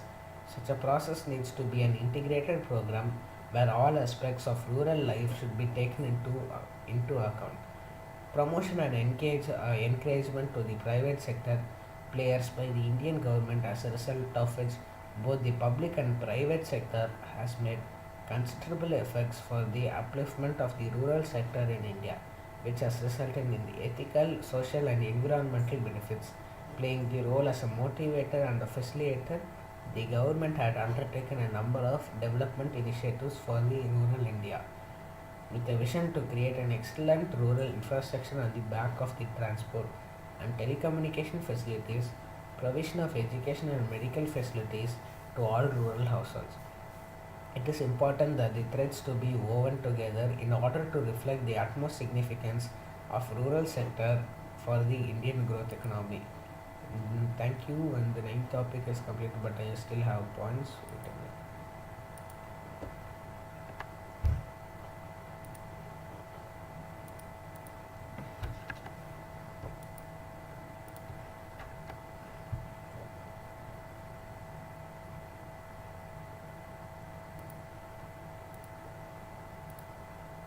This stream will continue soon, friends.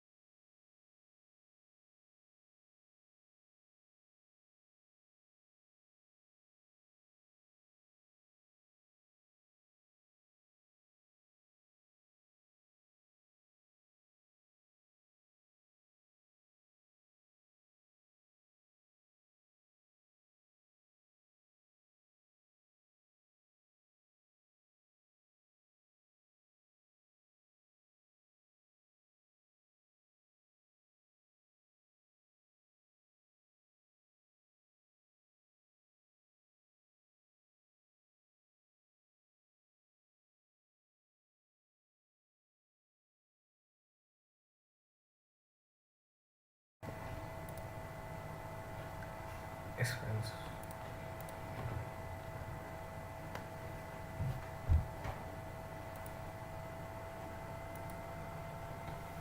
Rural development is the process of improving the quality of life and the economic well-being of people living in rural areas, often relatively isolated and sparsely populated areas. Rural development has traditionally centered on the exploitation of land-intensive nature resources such as agriculture and forestry.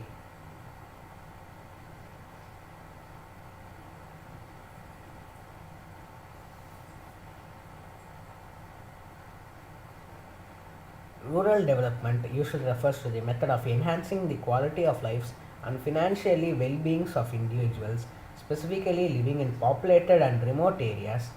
Traditionally, rural development was centered on the misuse of land-intensive natural resources such as forestry and agriculture. However, today the increasing urbanization and the change in global production networks have transformed the nature of rural areas.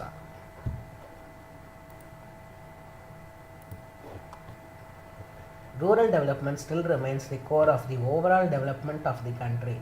More than two-thirds of the country people are dependent on agriculture on their livelihood. On their livelihood.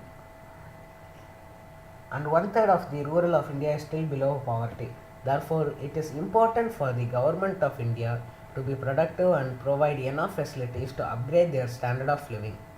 Rural development is a term that concentrates on the actions taken for the development of rural areas to improve the economy. However, few areas that depend more focused attention and new initiatives are 1. Education, 2. Public health and sanitation, 3. Women empowerment, 4. Infrastructure development, that is electricity, irrigation and etc. 5. Facilities for agriculture and extension, 6. Availability for credit, 7. Employment opportunities. Importance of rural development. Rural development is important not only for the majority of the population residing in rural areas but also for the overall economic expansion of the nation. Rural development is considered to be one of the noticeable importance in the country today than in the olden days in the process of the evolution of the nation. It is a strategy that tries to obtain an improved and productivity, higher socio-economic equity and ambition, and stability in social and economic development. The primary task is to decrease the famine that exists in roughly about 70% of the rural population and to make sufficient and healthy food available. The secondary task is to ensure that availability of clothing and footwear, a clean environment and house medical attention, recreational prevention, education, transport and communication. Objectives of rural development. The objectives composed by the government in the sixth five-year plan for the rural developments are 1. To improve productivity and wages of rural people, 2. To guarantee increased and quick employability possibilities, 3. To demolish unemployment and bring a notable decline in underemployment, 4. To guarantee an increase in the standard of living of underprivileged people, 5. To provide the basic needs, that is elementary education, healthcare, clean drinking water, rural roads and etc. Rural developments and its employment and its importance. Meaning, rural development means an action for the plan for the economic and social upliftment of rural areas. It aims at improving the life quality of the rural people in rural areas.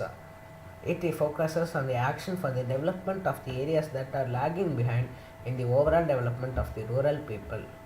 Rural development is important because of the following reasons. 1. A large proportion of population is living in areas. 1. Rural people account for about three-fourth, that is 75% of the total population. In 2016, 68.84% of the population accounted for the rural population. They have always lagged much behind the overall progress of the economy. 2. Agriculture major sources of livelihood. Agriculture is still a major source of livelihood in rural areas. More than two-thirds of India's population depends on it. So the development of agriculture will contribute to the betterment of rural areas and rural people. Lack of basic necessities. Majority of poor people live in rural areas. They do not have access to basic needs of food of life like food, health facilities, sanitation, and etc. Explain the key issues in rural development. Development of infrastructure. The key issues in rural areas are below listed below. 1. Development of infrastructure. There is a lack of infrastructure in rural areas. Infrastructure development, electricity, irrigation, credit, marketing, transport, facilities, etc. needs to be addressed. Reduction of poverty.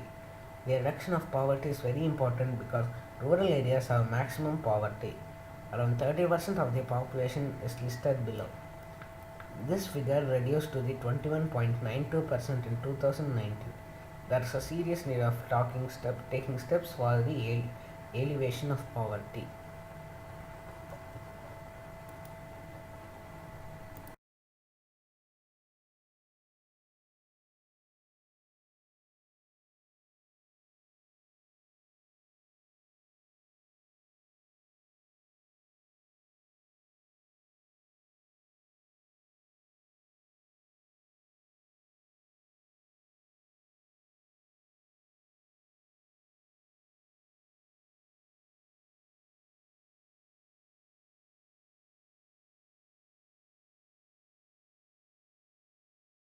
Uh,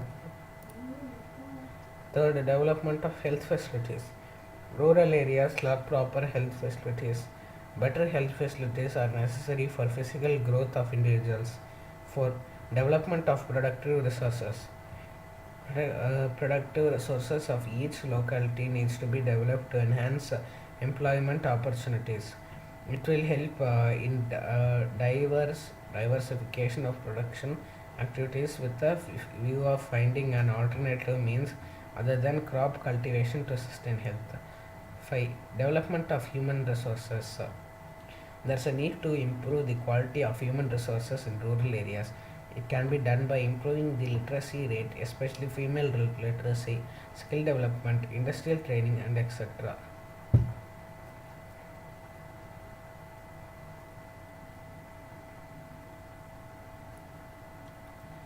What is rural credit in India?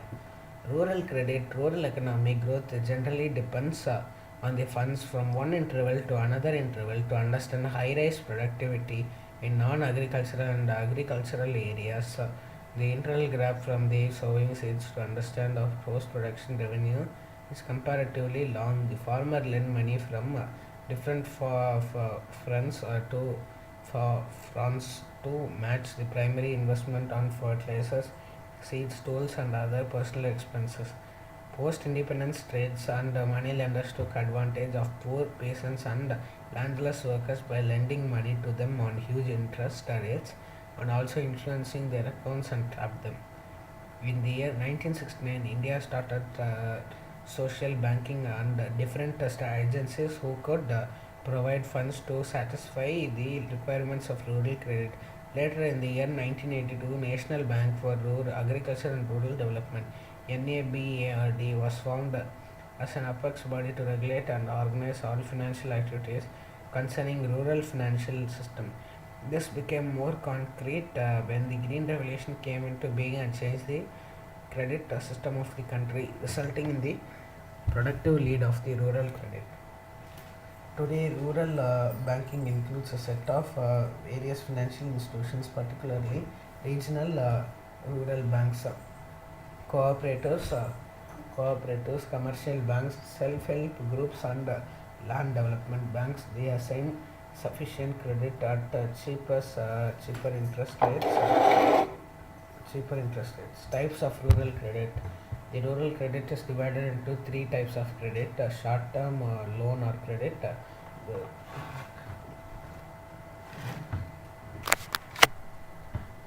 short-term loan or credit. Short-term loan is one kind of a rural credit that is taken to hold a brief private or business capital requirement. It is that type of a credit that requires a borrowed principal amount and interest percentage to be repaid at a given date. The course of which may be maximized up to 1 year. A short-term loan is a worthy but expensive option, particularly for small companies or basically for startups who are still not qualified for a credit line from a bank. To medium term loan credit. Medium term loans are the loans that have a repayment duration between 2 to 5 years of 5 years or less than 10 years. Medium term loans are an excellent option for the small firms who are looking for traditional way of credit with the set of repayment during the duration and anticipated amounts. The loan amount of an individual receiver may differ based on cash flow, credit rating, and various other factors. In long-term loan credit, the repayment during of the long-term loan credit is usually up to 5 to 20 years or even more in a few exceptional cases. In any businesses, long-term in, uh, in any business, long-term finance is essential to create permanent assets that will return over a period of time. Especially in the agriculture sector, long-term investment comprises of the land leveling, fencing, skinning, sinking well, permanent repairs on land, acquisition of heavy machinery such as tractor, etc. All the long-term investments listed above need large number of funds, although they have considerable potential to give profits in the future. Private farmers do not have their own money to make such costly investments because of either they have no savings or have very little savings. Rural credit is needed for the following reasons. Why one long gestation period between the sowing of crop and understanding of income after agriculture produce and sale is very long. Therefore, the farmer needs to take credit to to buy inputs. Farmer needs to buy seeds, fertilizers, tools, etc. 3. Personal expenses. They need money for personal expenses like marriage, death, religious ceremonies, to repay old debts, etc.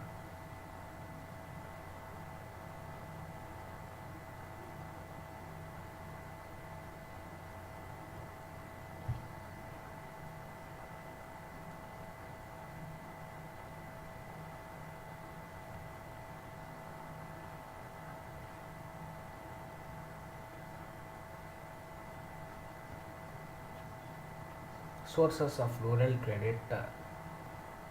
The rapid increase in the here are the few major credit sources of rural credit in India. Cooperative credit societies. This source of credit is the most economical and important source of the rural credit. It was set up with the aim of facilitating the complete credit needs for small and medium farmers. Cooperative credit societies progressed steadily. After a few years of inception, they started supporting the farmers in a significant way with short-term loans issued by primary agricultural credit societies (PACs), which progressed from 305 crores in 1965 to 1966 to 5,200 crores in 1990 to 2000. At the same time, the loans granted rise from 37 crore rupees to 2,100 crore rupees. However, the cooperatives could not meet the credits completely, so the money lenders kept on controlling rural economic markets. Land Development Bank. This source of credit is also known as mortgage. It essentially gives farmers a long-time loan option upon the pledge on the land. The 20-year commercial banks. Earlier, these banks were only received deposits from urban population and issued loans only for trade and industry. Regional rural banks. Government initiated regional rural banks were set up to examine the specific needs of landless workers, small and marginal farmers, rural poor and artisan. The government provides short and long-term goals to farmers if there is an emergency like famine and flood. There are two types of loans that are also known as takeover loans.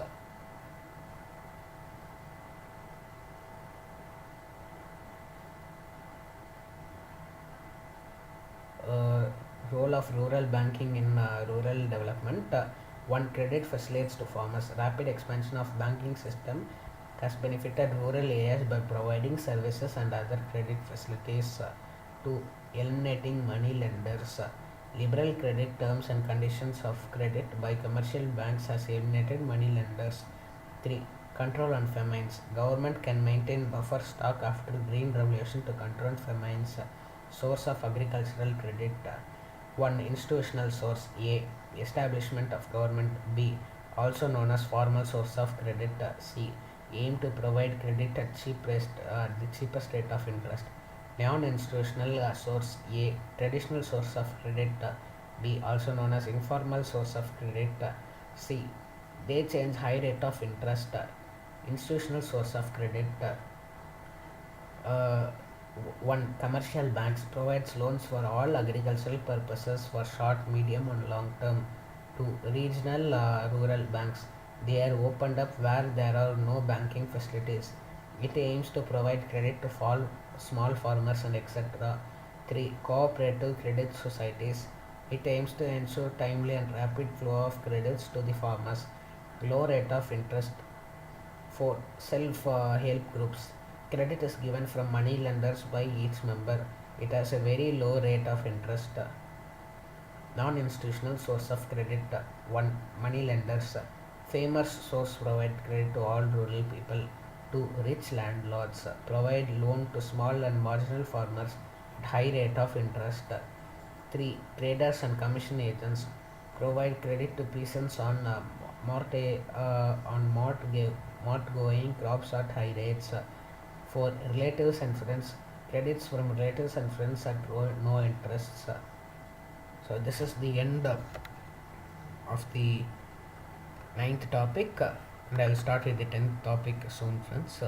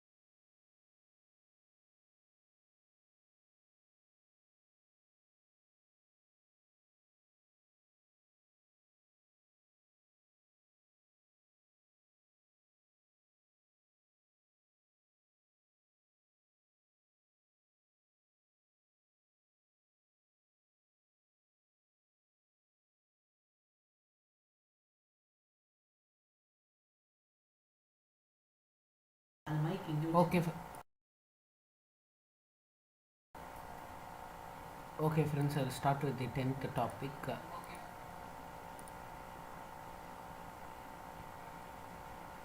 The 10th topic is pollution, pollution prevention, environmental pollution. Pollution is when something is added to the environment that is harmful or poisonous to living things.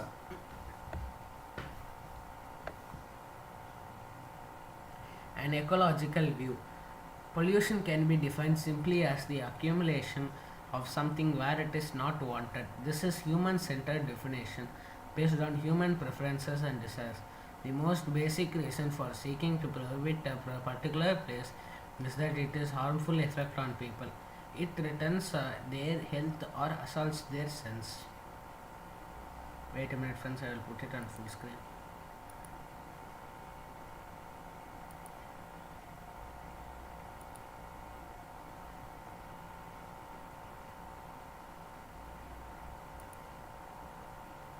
An ecological view.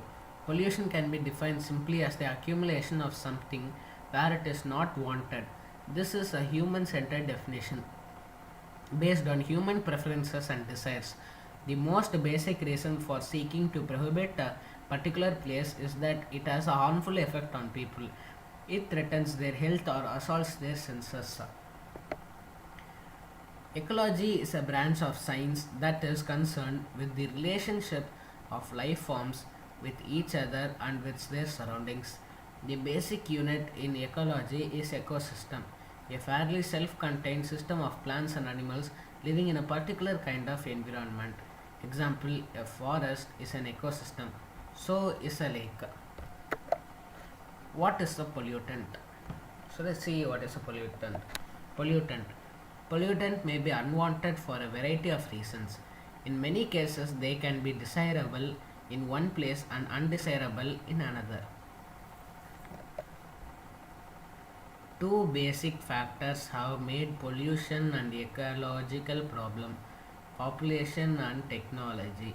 There are more people on earth than ever before, and many of them are using technology on unique scale. This combination of exploding population and galloping technology means that people are consuming tremendous amounts of energy and raw materials. Humans are also creating great quantities of waste, causing a worldwide ecological crisis. What now? An unsuccessful and certain aspect of human history has been the destruction of the natural environment. No other living things have had such an impact on Earth, but by the same token, no other living things are capable of understanding their impact and acting in a forthright way to resolve it. There are three types of pollution: air pollution, soil pollution, and water pollution. We will be seeing about all these three now. Water pollution.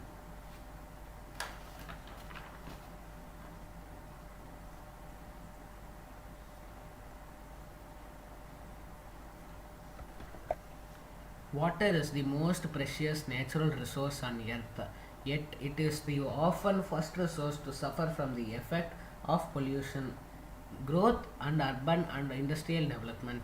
For centuries upon, people have thought nothing of discarding their waste into the nearest body of water and letting the current or the tide carry it away. Sources of water pollution.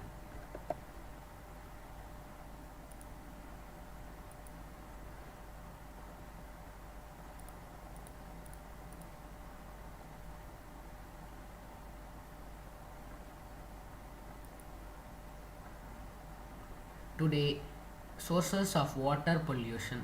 Today, environmental scientists recognize two kinds of water pollution: point source pollution, which is a factory or sewage waste dumped directly into a waterway, and non-point source pollution, which is polluted runoff from such sources as agricultural fields, mines, landfills, streets, storm sewers, lawns, golf courses, and individual sewage systems. Industrial pollutants, that is toxic chemicals, among the most harmful of all human waste. Product are the chemical products and byproducts of industrial process. Chemical pollutants have been infiltrating the water supply for hundreds of years, but their volume, variety, and toxicity have been grown tremendously since the middle of the 18th century, 20th century. Acid rain is an indirect form of chemical pollution that results from the interaction of atmosphere with industrial pollutants such as oxides of sulfur and nitrogen formed in the combustion of fossil fuels, mainly by power plants. These pollutants change chemical and become acid aerosols that drift in the atmosphere for weeks, then combine with water and precipitate as dilute acid in rain and snow. Toxic metals are unique because they are neither created nor destroyed by industry and other human activities, but become a health risk when they are redistributed in ways that increase human exposure to them. Hippocrates, the father of ancient Greek medicine, recognized that lead to be poisonous, but it has now only been past few decades that efforts have been made to keep land, mercury, and other toxic metals out of the water supplies. Lead is no longer used as an additive in gasoline or house paint or as piping in water supply systems. Use of mercury, once a common ingredient of many household products, is also carefully monitored. Continuation of toxic metals. Thermal pollutants is a common waste product of many industries is heat. Electricity generating plants, nuclear power plants, petroleum refiners, and many other manufacturing operations require enormous amounts of water to cool machinery that becomes very hot during normal operations. This water is usually drawn from a lake or river, then piped through the generating plant or factory where it absorbs heat. If it is discharged directly back into the lake or river at high temperatures, it can radically alter aquatic life. Plants and animals adapted to a specific temperature range and oxygen level may be unable to survive when the temperature increases a degree or two above just the upper limit of that range. If even just one or two species disappear, the ecosystem may lack sufficient diversity to compensate for the loss. Continuation of thermal pollution. Air pollution. Air pollution. Earth's air, like its water and soil, is often poisoned by its byproducts of an expanding technological society. Air pollution is not a new problem for as long as people have lived in close proximity to one another. They have polluted the air. What is the new in the scope and severity of the problem? Classifying air pollution. Classifying air pollution. Many solid and liquid pollutants exist in the form of very small particles or particulates that are light enough to remain in the air for long periods of time. Solid particulates include dust, soot, and ash. Of increasing concern to health authorities are particles of metals including lead and lead compounds, nickel and cadmium and beryllium. Liquid particles include mists and sprays. The atmosphere contains a number of inorganic and organic gases that are pollutants. Inorganic gases include oxides of nitrogen, oxides of carbon, oxides of sulfur, and substances such as ammonia, chlorine, and hydrogen sulfide. Organic gases include hydrocarbons such as methane, benzene, acetylene, and ethylene. Aldehydes and ketones are compounds such as benzopyrene and alcohol and organic acids.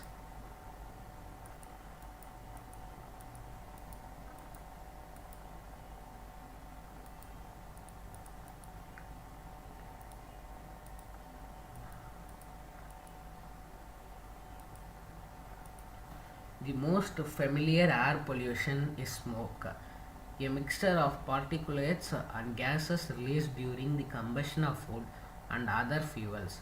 The term was first used to describe a combination of smoke and fog, but now is applied to other types of visible air pollution. The number and variety of air pollutants have increased steadily with the development of new chemicals. These chemicals, along with the waste products from industrial processes, enter the atmosphere in varying amounts.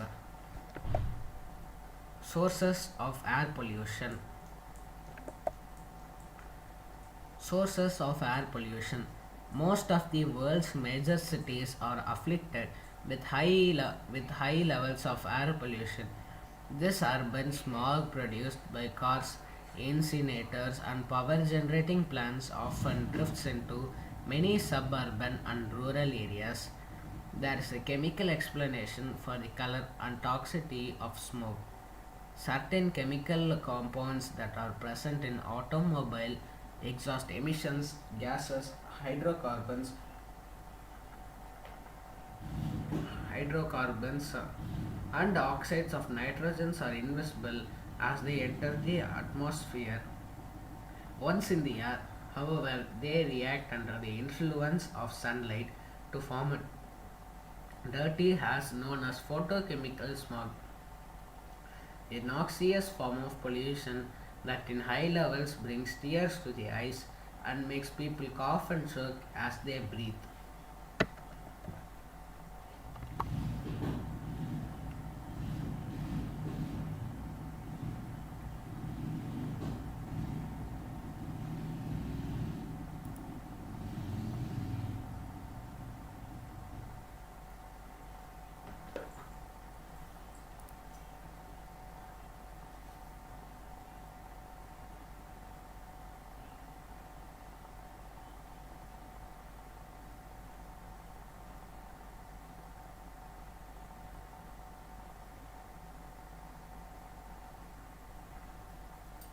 Automobiles are a major source of urban air pollution in many other cities as well.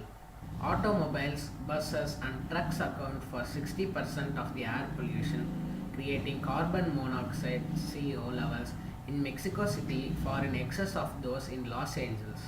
Similarly, Sydney, Australia, long to be believed to be among the last outposts of clean air, has a higher level of automobile emissions in the atmosphere than does in any US city. Trains, ships, and jet aircrafts also contribute substantial amounts of pollutants into the atmosphere. The long trail of black smoke left behind a climbing jetliner is a pollutant similar on a larger scale to the exhaust cloud emitted by an automobile of truck. Some experts are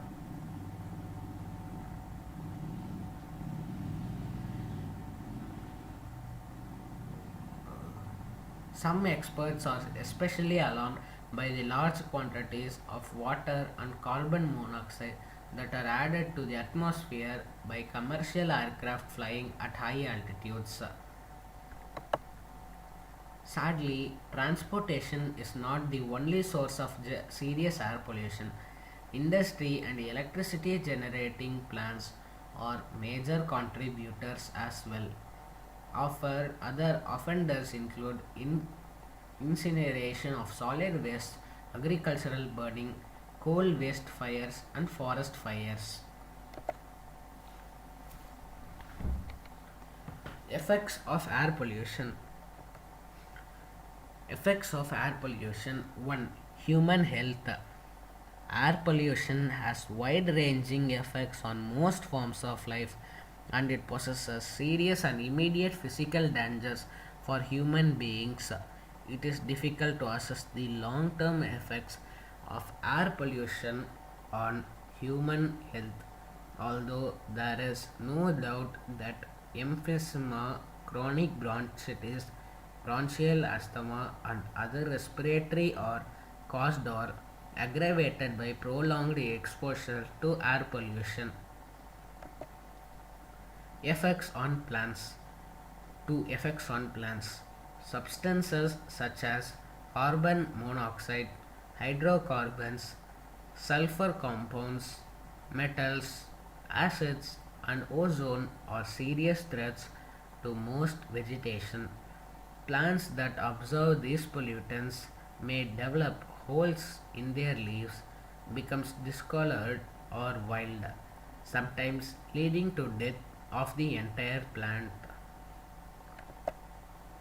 Effects on buildings. Air pollutants abrade, corrode, tarnish, soil, erode, crack, weaken, and discolor many human made structures and materials. For example, sulfur dioxide pollution corrodes zinc, marble statues, and building stones and accelerates the corrosion of steel by as much as times for 4 times. Ozone damages rubber and textiles and discolors dyed materials. The settling of particulate matter necessitates frequent house paintings and car washing. Local weather and climate. Wind and temperature may also affect the quantity and the extent of pollutants in the air. Strong air currents may disperse pollutants in both vertical and horizontal directions. Although this decreases pollutants in an industrial region, it may carry the undesirable particle to places far removed from the factories.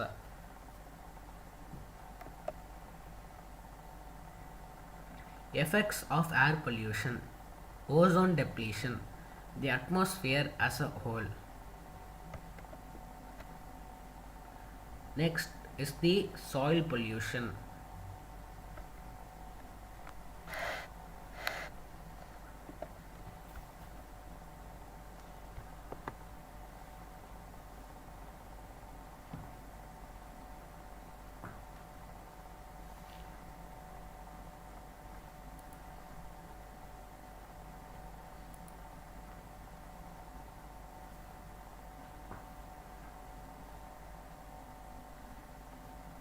Soil pollution.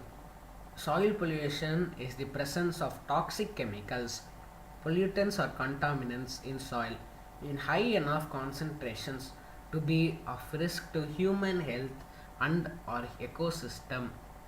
Additionally, even when the levels of contaminants in soil are not of risk, soil pollution may occur simply due to the fact that the levels of contaminants in soil exceed the levels that are naturally present in soil. In the case of contaminants which occur naturally in soil, causes of soil pollution. Soil pollution 1. Anthropogenic, through human activities including a. Accidental spills and leaks during storage, transport or use of chemicals. Example, leaks and spills of gasoline and diesel at gas stations. B. Activities and manufacturing processes that involve furnaces or other processes resulting in possibly dispersion of contaminants in the environment. Also chemicals. C. Mining activities involving crushing and processing of raw materials such as mining activities. D. Construction activities. E. Agricultural activities involving the spread of herbicides, pesticides and insecticides and fertilizers. F. Transportation activities. G. Dumping of chemicals, accidental or intended, such as illegal dumping. H. Storage of wastes in landfills, which may leak to groundwater or generate polluted vapors. 2. Natural. A. Natural accumulation of compounds in soil due to imbalances between atmospheric deposition and leaching away with precipitation water. Example, concentration and accumulation of perchlorate in soils in arid environments. B. Natural production in soil under certain environmental conditions.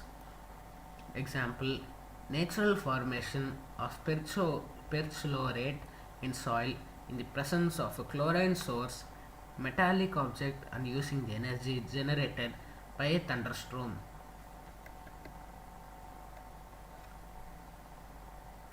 C. Leaks from sewer lines into subsurface.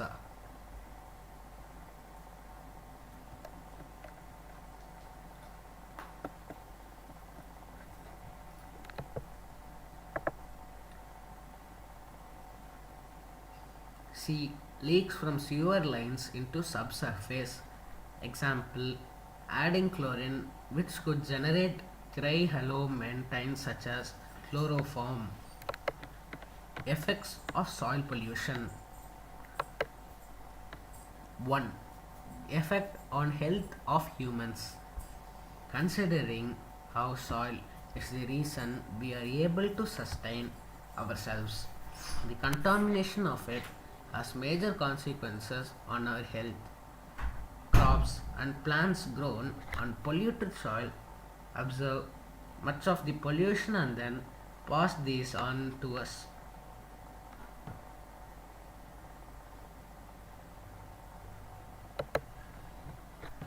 2. Effect on growth of plants. The ecological balance of any system gets affected due to the widespread contamination of the soil. Most plants are unable to adapt when the chemistry of the soil changes so radically in a short period of time. Fungi and bacteria found in the soil that bind in together begin to decline, which creates an additional problem of soil erosion. 3. Decreased soil fertility. The toxic chemicals present in the soil can decrease soil fertility and therefore increase the soil yield.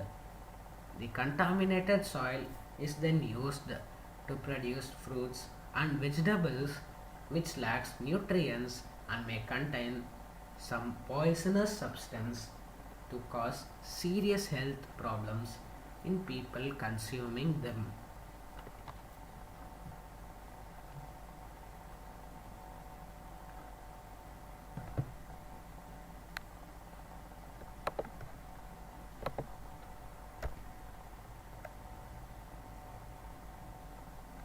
3. Decreased soil fertility.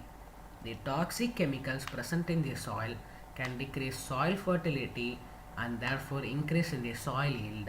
The contaminated soil is then used to produce fruits and vegetables which lacks quality nutrients and may contain some poisonous substance to cause serious health problems in people consuming them.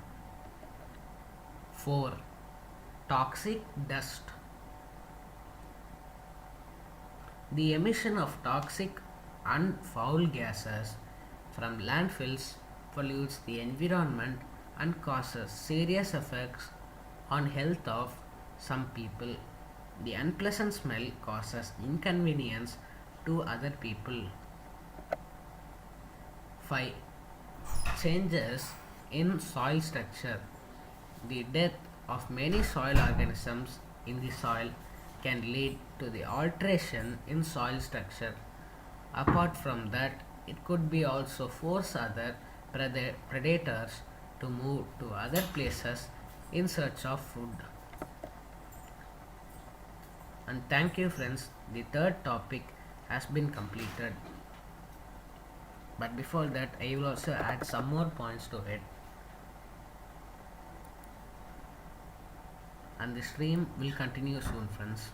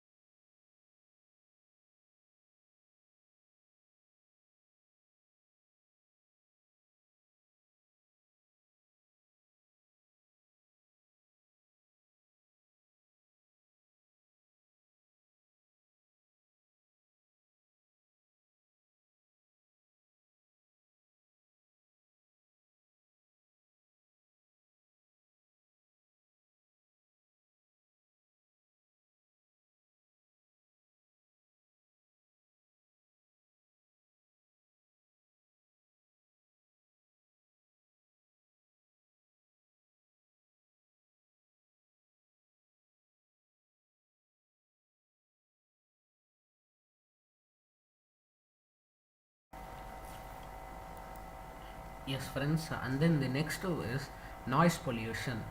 Noise pollution refers to the excessive amount of noise in the surroundings that disrupts the natural balance.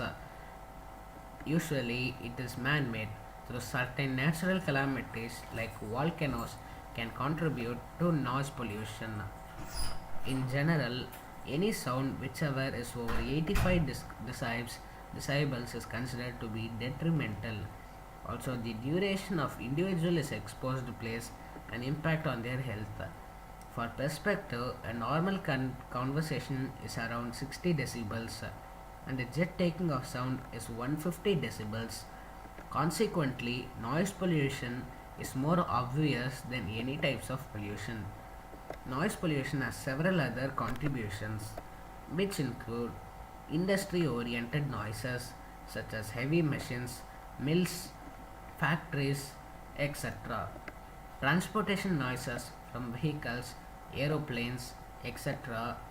Construction noises, noise from social events like loudspeakers, firecrackers, and etc. Household noises such as mixers, TV, washing machine, and etc. Noise pollution has now become very common due to the dense urbanization and industrialization. The noise pollution can bring about adverse effects such as hearing loss, tinnitus, sleeping disorders, hypertension, which is high BP, communication problems.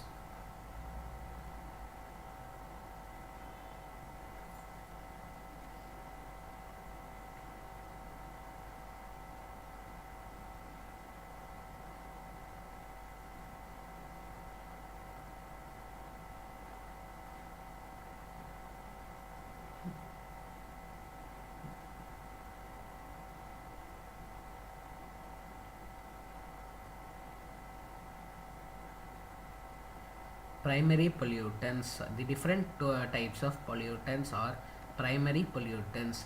These are the pollutants that are emitted directly from the sources such as volcano eruptions, combustion of fossil fuels, and etc. These include nitrogen oxide, sulfur oxide, and etc. Secondary pollutants. These are the pollutants that are not directly emitted from the sources that are formed when primary pollutants react in the atmosphere. Example, ozone.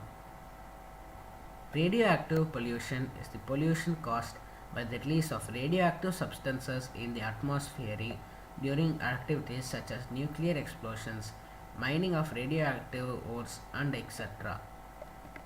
So that's it, friends. The 10th topic has been completed, and the 11th topic will be starting soon, and the stream will continue soon again.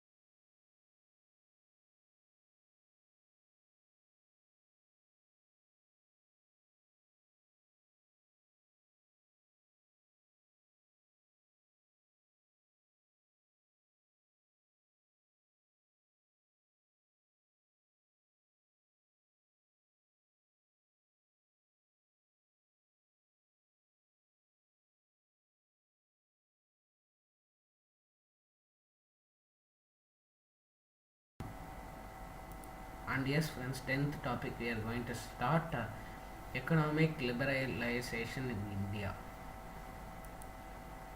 What is liberalization? Liberalization refers to laws or rules being liberalized or relaxed by a government. Economic liberalization. Economic liberalization is generally defined as loosening of government regulations in a country to allow for private sector companies to operate business transactions with fewer restrictions. In relation to developing countries, this term refers to opening of their economic borders to multinationals and foreign investments. Economic liberalization in India. Reasons for liberalization. 1. A balance of payments BOP crisis in 1991 which pushed the country to near bankruptcy. The rupee devalued and economic reforms were forced upon India.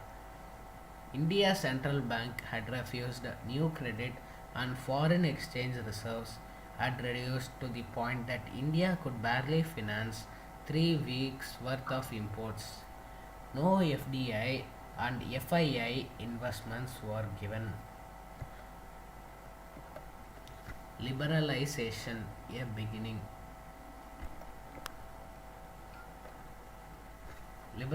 Reforms taken during liberalization. 1. Financial sector. 2. Industrial sector. 3. Trade sector. 4. Fiscal sector. Financial sector reform. Financial sector reforms refers to the deregulation of domestic financial markets and the liberalization of the capital account. Financial sector reforms are 1. Reform in banking sector. 2. Reform in stock market. 3. Reform in insurance. Industrial sector reform.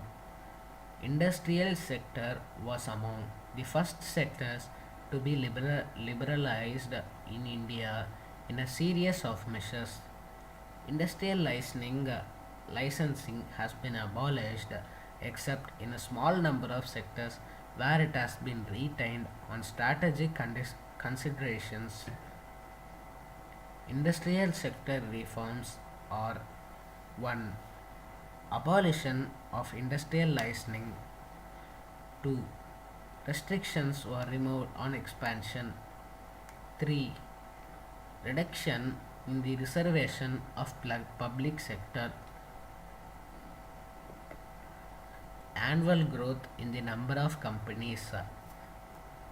The white shows the government companies and the blue shows the non-government companies. And the y-axis is about year-to-year growth and the x-axis is the year. From 1993 to 1994, government companies got about 0% to 2%.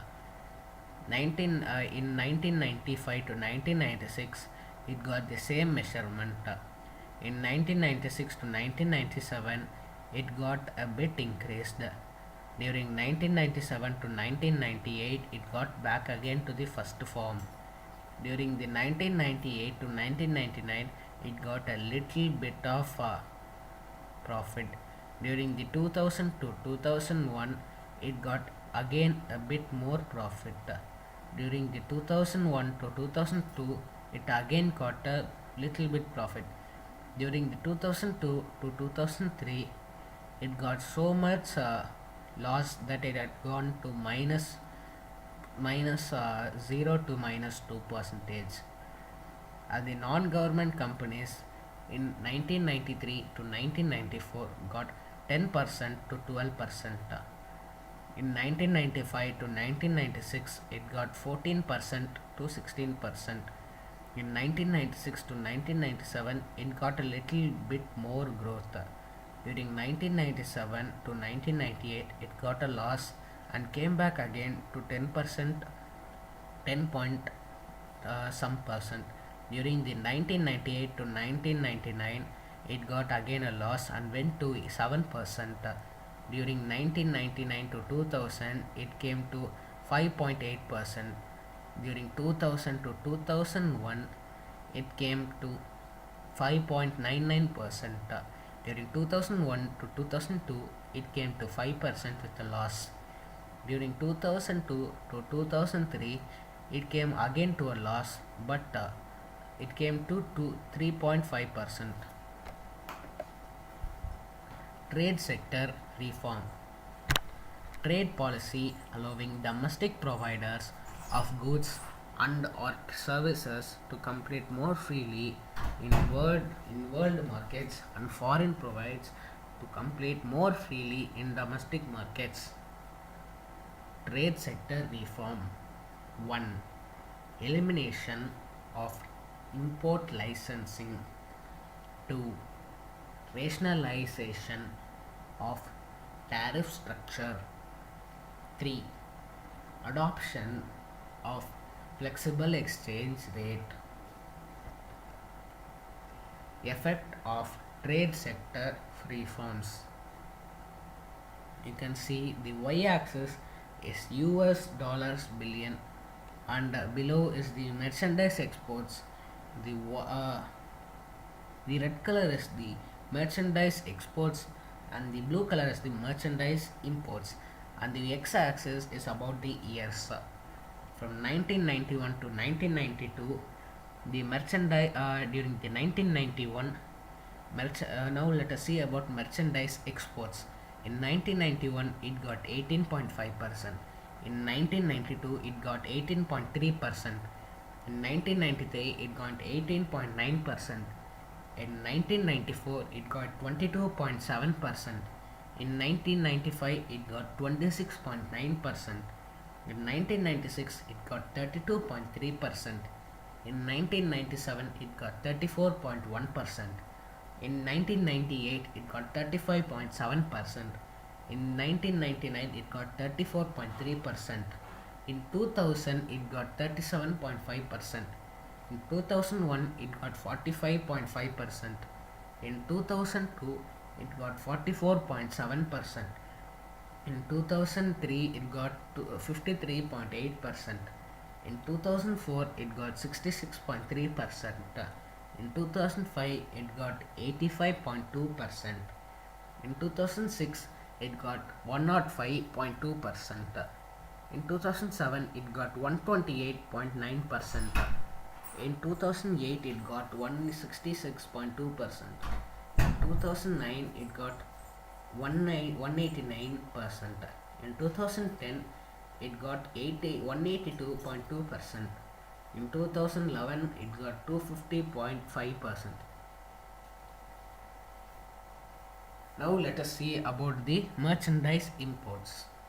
During the 1991, it got 27.9 US billion dollars. In 1992, it got 21.1. It got 21.1 billion dollars. In 1993, it got 24.3 billion dollars. In 1994, it got 26.7 million dollars. In 1995, it got 35.9 billion dollars. In 1996, it got 43.7 billion dollars. In 1997, it got 48.9 billion dollars. In 1999, it got 51.2 billion dollars. In 1999, it got 47.5 billion dollars. In 2000, it got 55.4 billion dollars. In 2001, it got 57.9 billion dollars. In 2002, it got 56.3 billion dollars. In 2003, it got 64.5 billion dollars. In 2004, it got 80 billion dollars. In 2005, it got 118.9 billion dollars. In 2006, it got 157.1%. In 2007, it got 190.7%. In 2008, it got 257.6%. In 2009, it got $308.5 billion dollars. In 2010, it got $300.6 billion dollars.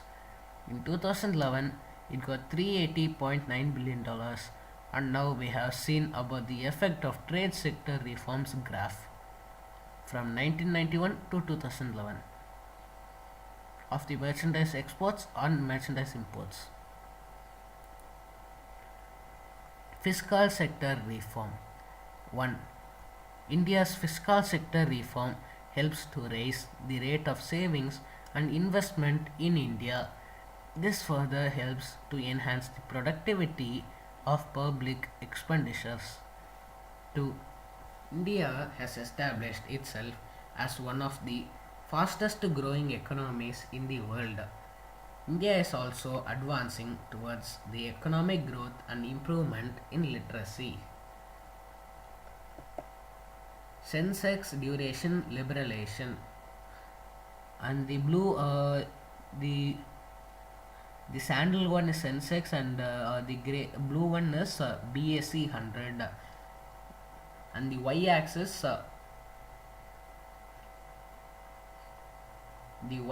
is about the cost and the x-axis is about the years. In 1991, now let us see about BSE first.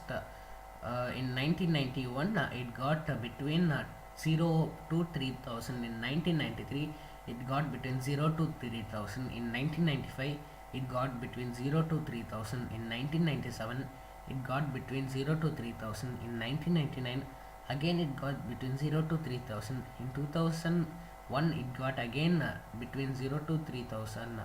In 2003, it got more than 3000. In 2005, it got between 3000 to 6000. In 2007, it got more than 9000 to 12,000. In 2009, it got more than 6000. In 2011, it got more than 1000. Now let us see about Sensex. In 1991, it got between 0 to 3000. In 1993, between 3000 to 6000. In 1995, 3000. In 1997, 3000 to 6000. In 1999, 3000 to 6000. In 2001, 3000 to 6000. In 2003, 3000 to 6000. In 2005, 6000 to 9000. In 2007, 18,000 to 21,000. In 2009, 12,000 to 15,000. In 2011, 18,000 to 21,000. Now we have seen the Sensex during liberalization, trends in capital market. Impact of these reforms.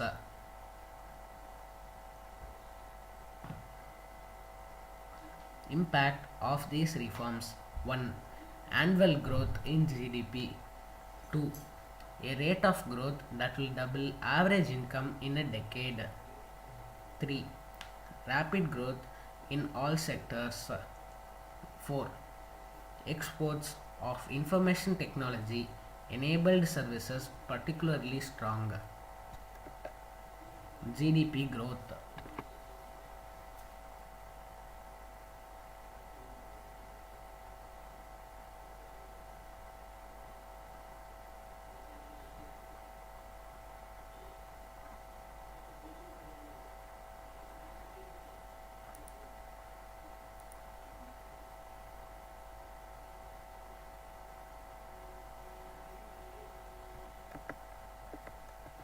GDP growth. The arrow mark shows the GDP growth rate and the blue color bar graph shows the GDP.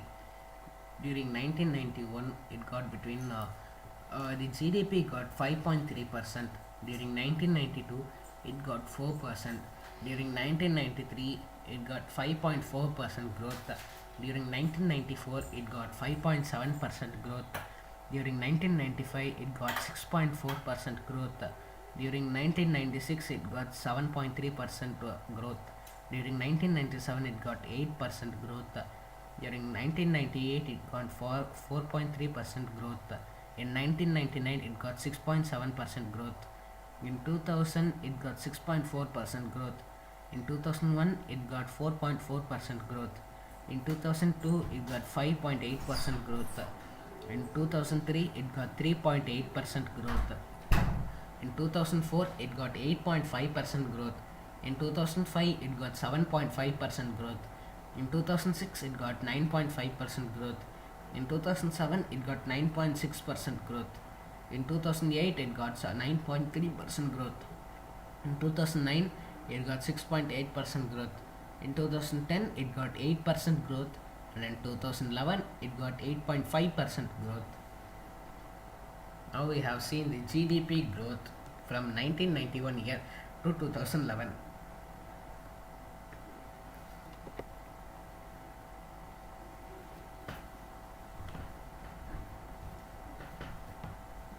Per capita income. The arrow mark shows the growth and the per capita income is the bar graph of golden color. In 1991 it got no growth. In 1992 it got 0.5% growth. In 1993 it got 3.4% growth. In 1994 it got 3.8% growth. In 1995 it got 3.8% growth. In 1996 it got 5.1% growth. In 1997 it got 5.9% growth. In 1998 it got 2.4% growth.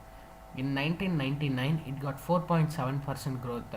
In 2000 it got 4.5% growth. In 2001 it got 2.5% growth. In 2002 it got 4.1% growth. In 2003 it got 2.1% growth. In 2004 it got 6.8% growth. In 2005 it got 7.1% growth. In 2006 it got 7.8% growth. In 2007 it got 8% growth. In 2008 it got 7.8% growth. In 2009 it got 5.3% growth. In 2011 it got 6.5% growth, and in 2011 it got 7.1% growth. So we have seen the per capita income growth from the year 1991 to 2011.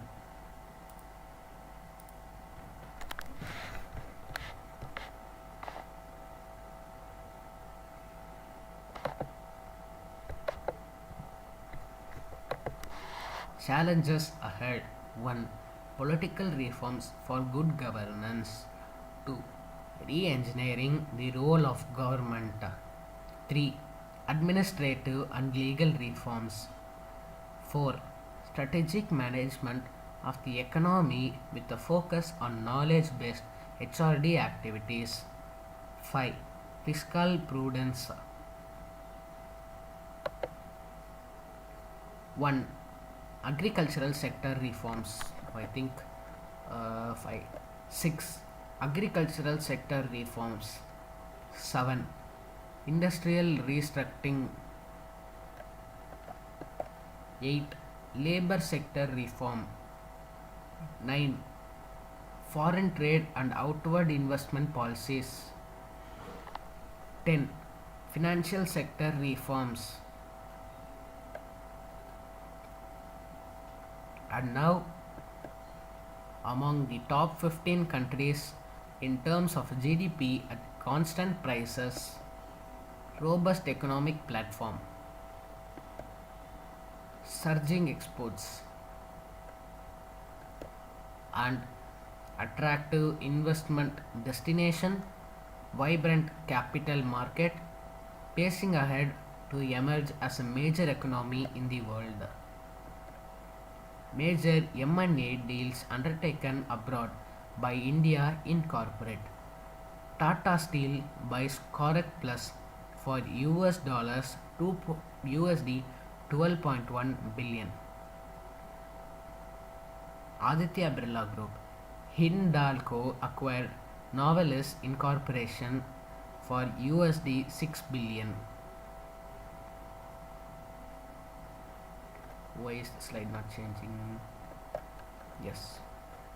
Vodafone buys Hutch for USD 11 billion. Renault, Nissan and Mahindra Renault, Nissan and Mahindra has initiated greenfield automobile plant project in Chennai for USD $0.9905 billion.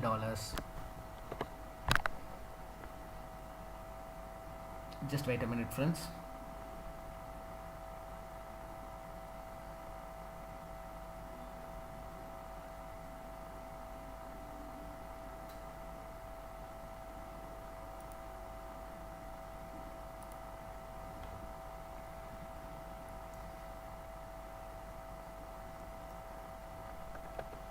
Conclusion. Arguments in the favor of liberalization. 1. Increase in rate of economic growth. 2. Increase in competitiveness of industrial sector. 3. Reduction in poverty and inequality. 4. Fall in fiscal deficit. 5. Control on prices. 6. Decline in deficit of BOP.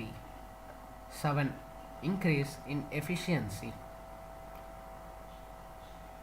And these are the 7 things which arguments in the favor of liberalization. Arguments in the against of liberalization. 1. Pressure by IMF and World Bank. 2. More depending on foreign debt. 3. Dependence on foreign technology. 4. Undue importance on privatization. 5. Problem of unemployment. So before and these 5 are the arguments in the against of liberalization. So before ending this, I need to explain. I will also explain all the GDPs also in this. During the year 1991, it was between 1000 to 2000.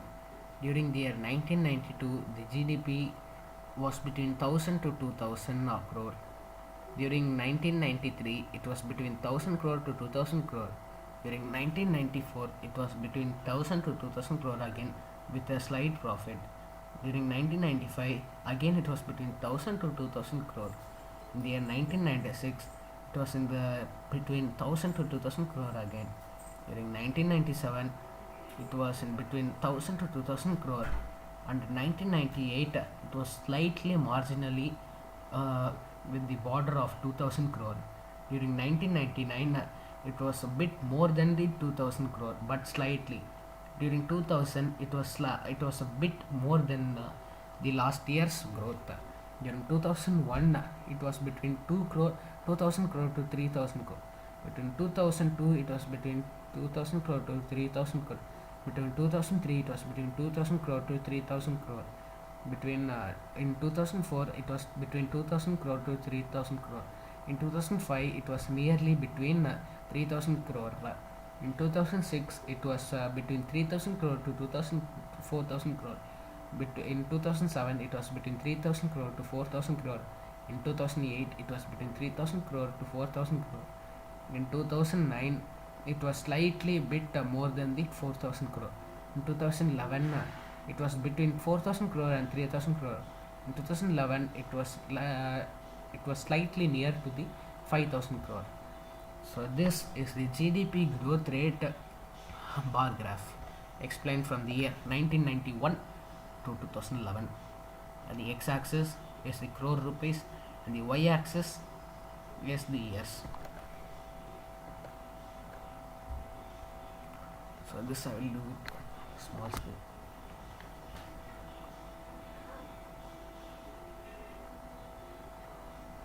Yes, the per capita income from the in the year 1991, it was between 15,000 per capita income was between 15,000 rupees to 20,000 rupees. In 1992, it was the same.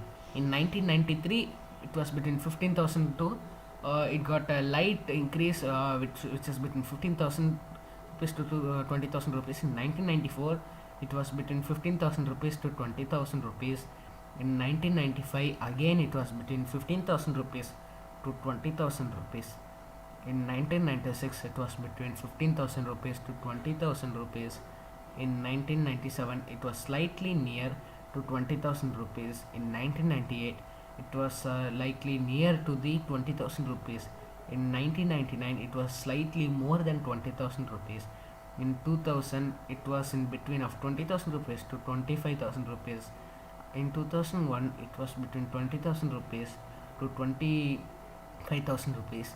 In 2002, it was between 20,000 rupees and 25,000 rupees.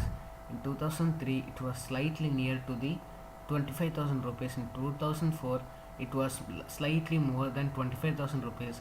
In 2005, it was in middle of 25,000 rupees to 30,000 rupees. In 2006, it was slightly near or slightly less than 30,000 rupees. In 2007, it was in between of 30,000 rupees to 35,000 rupees. In 2008, it was very near or slightly less than 35,000 rupees. During 2009, it got a bit little slightly medium more than 35,000 rupees. In 2011, it was in middle of 35,000 rupees to 40,000 rupees. In 2011, it was slightly more than 40,000 rupees. So now we saw the graph and bar graph of the per capita income of the bar graph from the year 1991 to 2011, and the x-axis represents the years and the y-axis represents the rupees in thousands.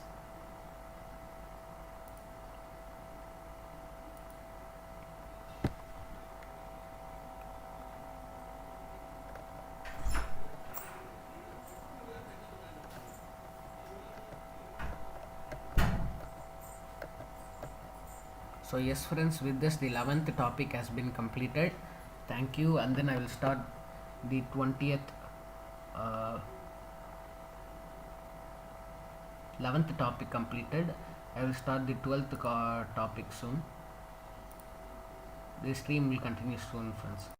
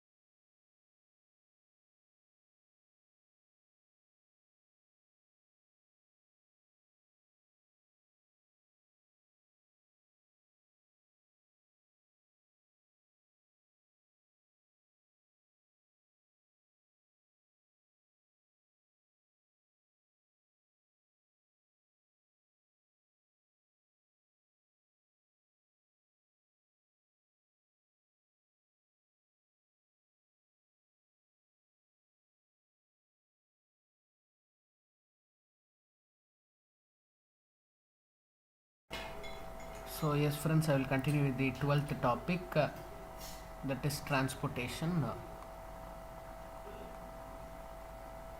Just a minute friends.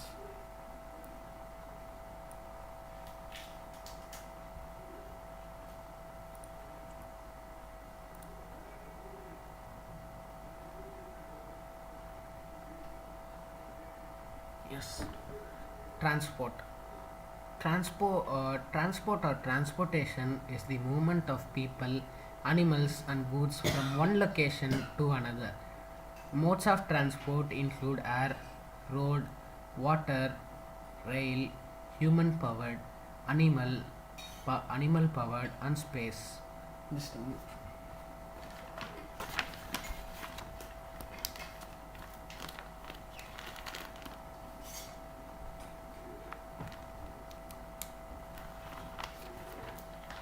Yes, one. Transport. Transport or transportation is the movement of people, animals, and goods from one location to another. Modes of transport include air, road, water, rail, human powered, animal powered, and space. The field can be divided into infrastructure, vehicles, and operations. Transport is important because it enables trade between persons, which is essential for the development of civilizations. And these two are just the example photos of transportations. History of transport. Humans' first means of transport were walking and swimming. The domestication of animals introduces a new way to lay the burden of transport on more powerful creatures, allowing heavier loads to be hauled or humans to ride the animals for higher speed and duration. The inventions such as the wheel and sled helped make animal transport more efficient through the introduction of vehicles. Also, water transport including rowed and sailed vessels dates back to time immemorial and was the only efficient way to transport large quantities or over large distances prior to the Industrial Revolution. And this is an example photo of the history of transportation. Mode. A mode is a transport is a solution. A mode of transport is a solution that makes us use a particular type of vehicle, infrastructure, and operation. The transport of a person or of cargo may involve one mode or several of the modes, with the latter case being called intermodal or multimodal transport. Each mode has its own advantages and disadvantages and will be chosen for a trip on the basis of cost, capability, and route. The next topic that we are going to see and learn about is the human powered. Human powered transport is a form of sustainable transport. It is the transport of people and goods using human muscle power in the form of walking, running, and swimming. Modern technology has allowed machines to enhance human power. Human powered transport remains popular for reasons of cost saving, leisure, physical exercise, and environmentalism. It is sometimes the only type available, especially in underdeveloped or inaccessible regions. Human powered, these are the examples, some of the example photos of human power. In this photo you can see a man carrying wood. This is a human powered example.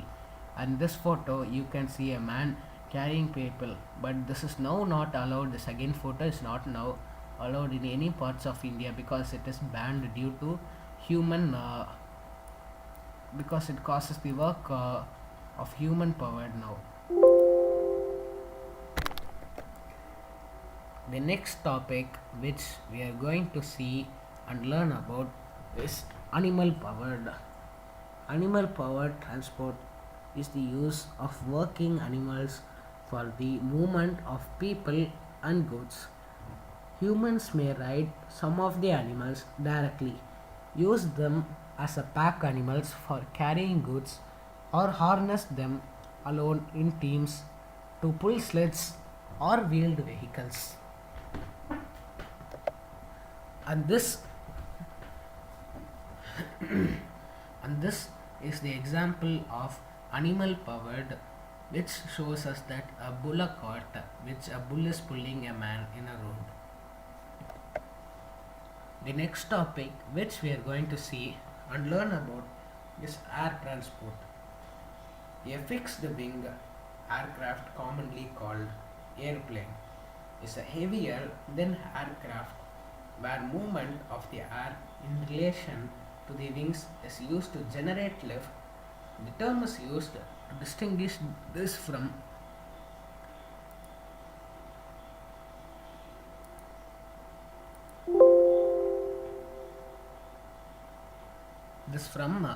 rotatory wing aircraft, where the movement of lift surfaces relative to the air generates lift. A gyroplane is both fixed wing and rotatory wings. Fixed wings aircraft ranges from small trainers and recreational aircrafts to large airlines and military cargo aircrafts. These two photos are the examples of air transport, which shows us the photos of airplanes.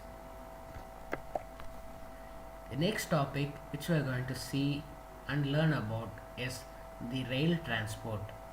Rail transport is where a train runs along a set of two parallel steel rails known as a railway off-road. The rails are anchored perpendicular to ties or sleepers of timbers, concrete or steel, to maintain a consistent distance apart or gauge. The rails on perpendicular beams are placed on a foundation of concrete or compressed earth and gravel in a bed or ballast. Alternative methods include monorail and maglev.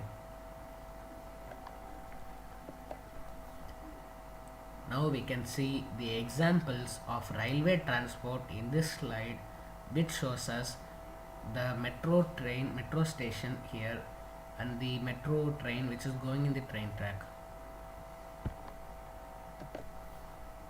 Next one is the road transport. A road is an indefinable route which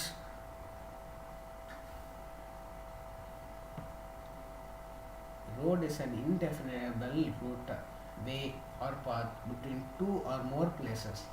Roads are typically smooth and paved or otherwise prepared to allow easy travel, though they need not be historical. Many roads were simply recognized routes without any formal construction or maintenance. In urban areas, roads may pass through a city or village and be named as streets, serving a dual function as urban space easement and road. We can see some of the examples of road transport in this slide. The first thing shows us a flyover or bridge which has a number of vehicles going in it, and here we can see a bridge, Mumbai Skyline Bridge in India. The next topic which we are going to see and learn about is water transport. Water transportation is the movement by means of a watercraft such as a bark, boat, ship or sailboat over a water of sea, over a body of water such as sea, ocean, lake, canal, or river. The need for buoyancy is common to watercraft, making the hull a dominant aspect of its construction, maintenance, and appearance. Thing which we can see is the some of the examples of water transportation. The first photo and the second photo is about the ship in the harbor. Other modes of transport is the thing which we are going to see now. Pipeline transport sends goods through a pipe. Most commonly liquid and gases are sent, but pneumatic tubes can also send solid capsules using compressed air. For liquids or gases, any chemical stable liquid or gas can be sent through a pipeline. Short distance systems exist for sewage, slurry, water, and beer, while long distance networks are used for petroleum and natural gas. And this is an example of other mode of transport which we can see in the slide. The next topic which we are going to see and learn about is the public transport. Public transportation is the predominant mode of motorized local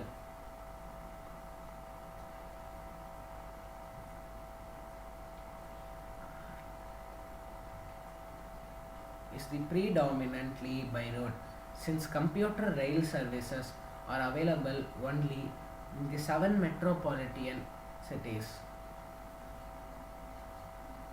of Mumbai, Delhi, Chennai, Kolkata, Bangalore, Hyderabad, and Pune, while dedicated city bus services are known to operate in at least 25 cities with a population of over 1 million. Intermediate public transport modes like tempos and cyclic rickshaws assume importance in medium sized cities.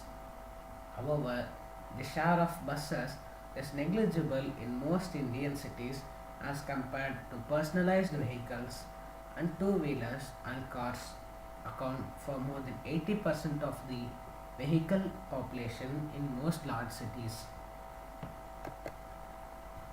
Public transportation examples are shown in the slide, which we can understand that in the first photo we can see a group of cars and buses in the traffic road. The second one is a private bus which we can see in the normal city road. The next topic which we are going to see and understand is infrastructure. Infrastructure is the fixed installations that allow a vehicle to operate. It consists of a way, a terminal, and the facilities for parking and maintenance for rail, pipeline, road, and cable transportation. Just wait a minute, friends.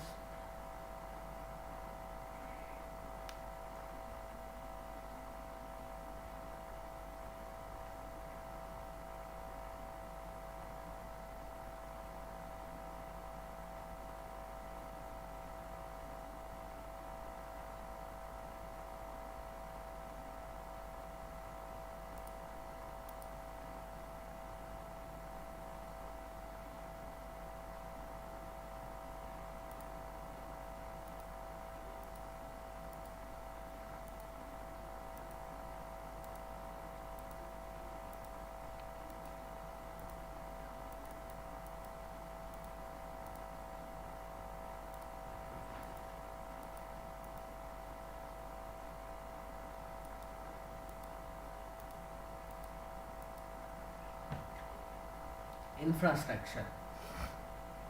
The next topic which we are going to see and learn about is infrastructure. Infrastructure is a fixed installation that allows a vehicle to operate. It consists of a way, a terminal and facilities for parking and maintenance. For rail, pipeline, road and cable transport, the entire way the vehicle travels must be built up. Air and water craft are able to avoid this since the airway and seaway do not need do not need to be built up. However, they require fixed infrastructure at terminals. The thing which we are seeing in the slide now is the example of the infrastructure. We can see the pathways of the sea or the river going between under a bridge, under the golden bridge. The next topic which we are going to see and learn about is vehicle. A vehicle is any non-living device that is used to move people and goods. Unlike the infrastructure, the vehicle moves along with the cargo and riders. Unless being pulled by a cable or muscle power, the vehicle must provide its own propulsion. This is most commonly done through a steam engine, combustion engine, electric motor, a jet engine, or a rocket. Though other means of propulsion also exist, vehicles also need a system of converting the energy into the movement. This is most commonly done through wheels, propellers, and pressure. This is an example of the vehicle which we are seeing in this slide. This picture shows us a car which is a vehicle. The next topic which we are going to see and learn about is operation. Private transport is only subject to the owner of the vehicle who operates the vehicle themselves. For public transport and freight transport, operations are done through private enterprise or by governments. The infrastructure and vehicles may be owned and operated by the same company, or they may have been operated by different entities. Traditionally, many countries have had a national airline and national railway. Since the 1980s, many of these have been privatized. International shipping remains a highly competitive industry with little regulation, but ports can be public owned. The thing which we can see now in this slide is an example of operation. You can see a bridge with a connection which has lost and it has been created by the private companies.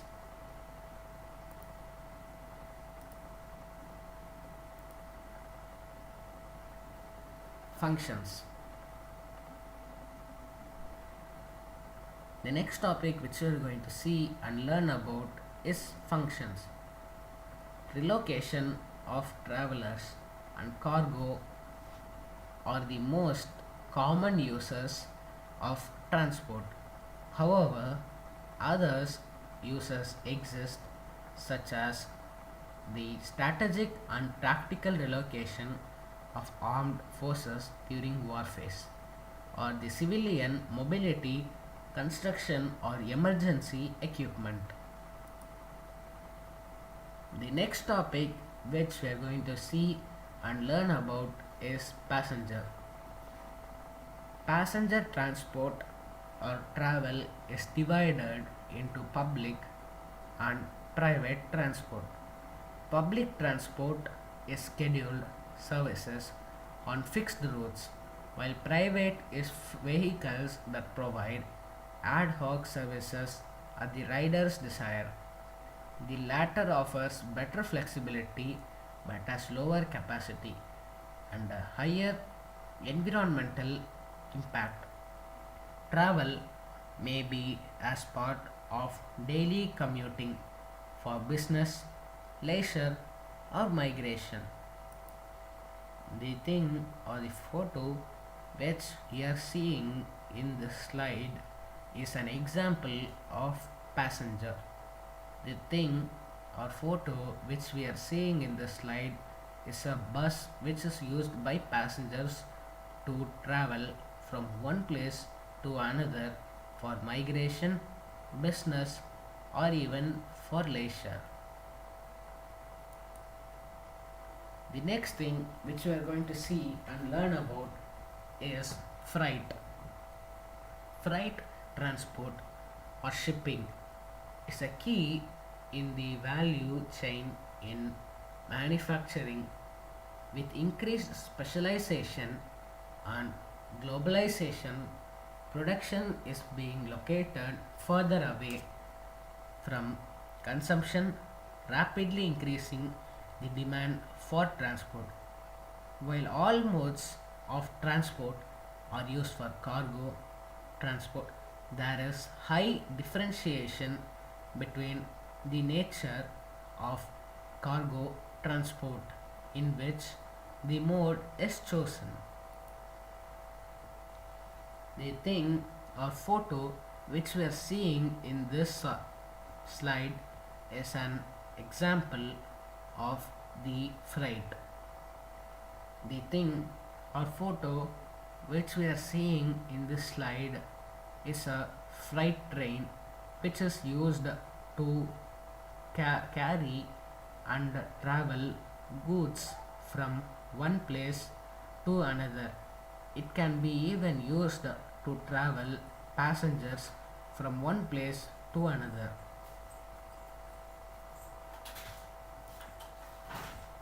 The next topic which we are going to see and learn about is sustainable transport. Transport is a key necessity for specialization, allowing production and consumption of products to occur at different locations. Transport has throughout history been a spur to expansion. Better transport allows more trade and has a greater spread of and on people. Economic growth has always been dependent on increasing the capacity and rationality of the transport and transportation, but the infrastructure and operation of transport has a great impact on the land and is the largest drainer of energy, making transport sustainability a major issue. The image or the thing which we are seeing in this slide is an example of the sustainable transport. The thing or image which we are seeing in this slide is the thing of a city road which is full of transportation and traffic of cars, buses, bikes, ambulances, police cars, and etc., with everything going during the traffic. The next thing which you are going to see and learn about is transport planning. Transport planning allows for high utilization and less impact regarding new infrastructure. Using models of transport forecasting, planners are able to predict future transport patterns. On the operative level, logistics allows owners of cargo to plan transport as part of the supply chain. Transport as a field is studied through transport economics. The backbone of the creation of regulation policy by authorities. Transport engineering, a sub-disciple of civil engineering, must take into account trip, generation, distribution, mode, and route assignment, while the operative level is handled through traffic engineering.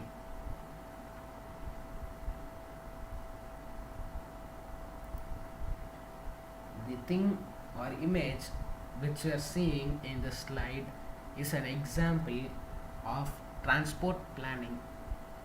The thing or image which we are seeing in this slide shows us that transport planning is really hard and it needs a lot of patience and intelligence to create a planning for the transportation path so that no traffic or accidents occur during the travel.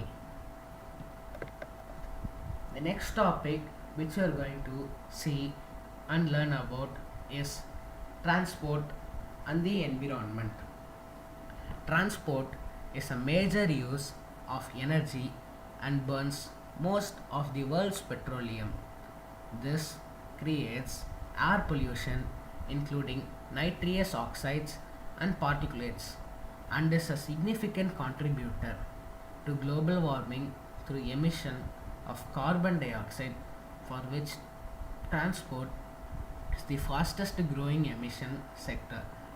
By subsector, road transport is the largest contributor to global warming. Environmental regulations in developed countries have reduced individual vehicle emissions. However, this has been offset by increases in the number of vehicles and the use of each vehicle. Some pathways to reduce the carbon emission of road vehicles considerably have been studied. Wait a minute, friends.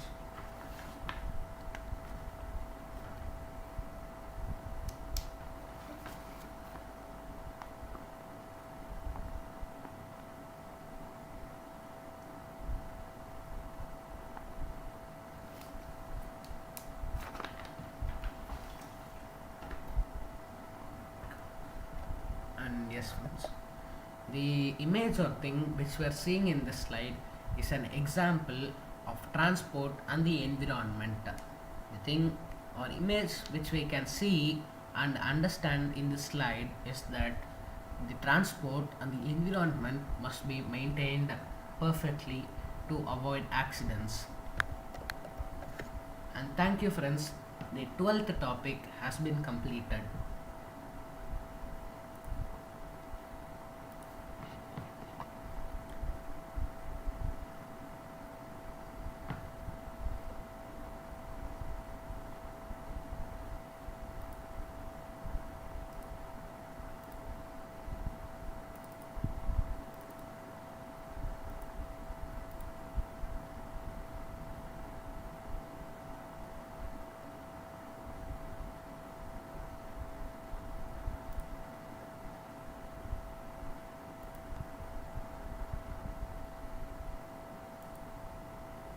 And yes, friends, the 13th topic uh,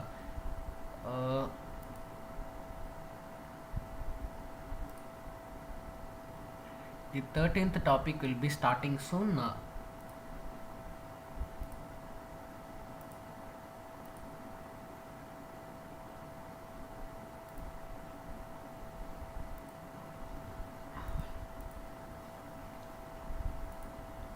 And yes, friends, the stream will continue soon. Just wait a minute.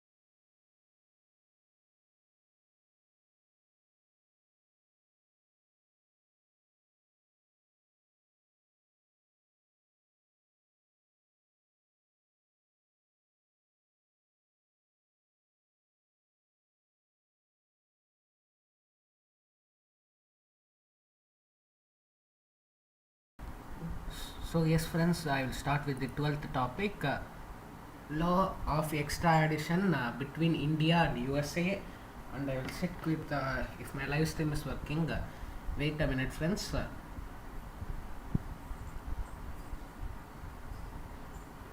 I hope it is working. Uh, I think if it's working now clearly.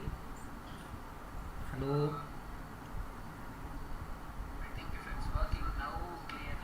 Okay, everything is clear. I will just start. 1 minute.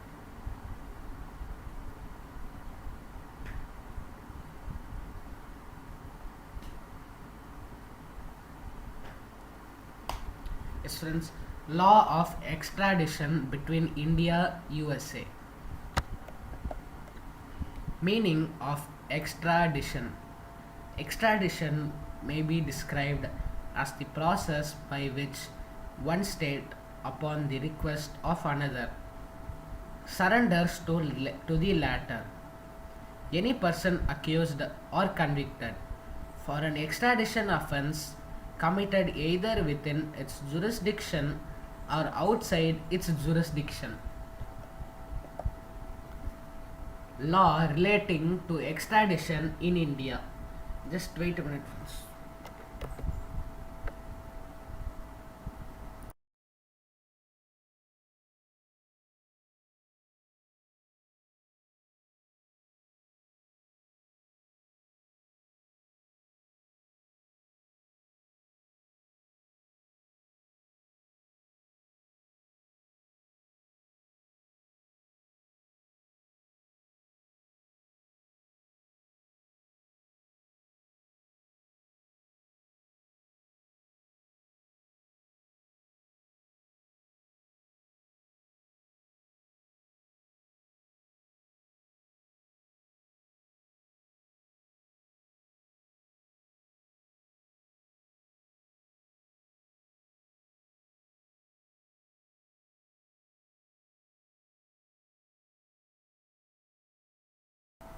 So yes, friends, I will continue again.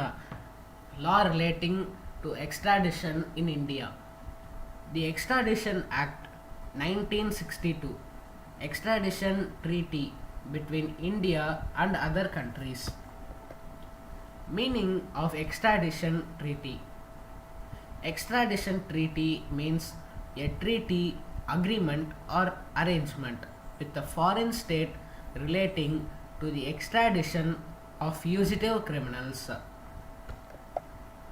What is extradition offense in India? US 2C of the Extradition Act 1962.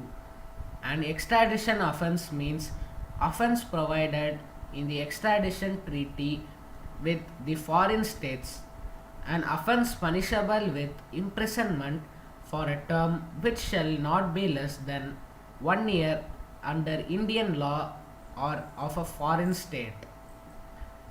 Composite offense defined under section 2A of the Act.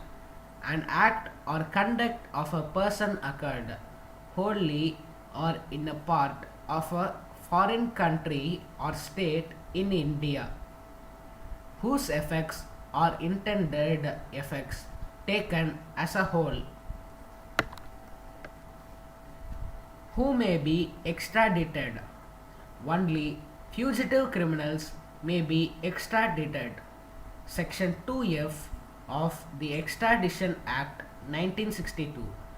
Fugitive criminal means a person who is accused or convicted of an extradition offense committed within jurisdiction of a foreign state, and a person who, while India conspires, attempt to commit, incites, participates as an accomplice in the commission of an extradition offense in a foreign state.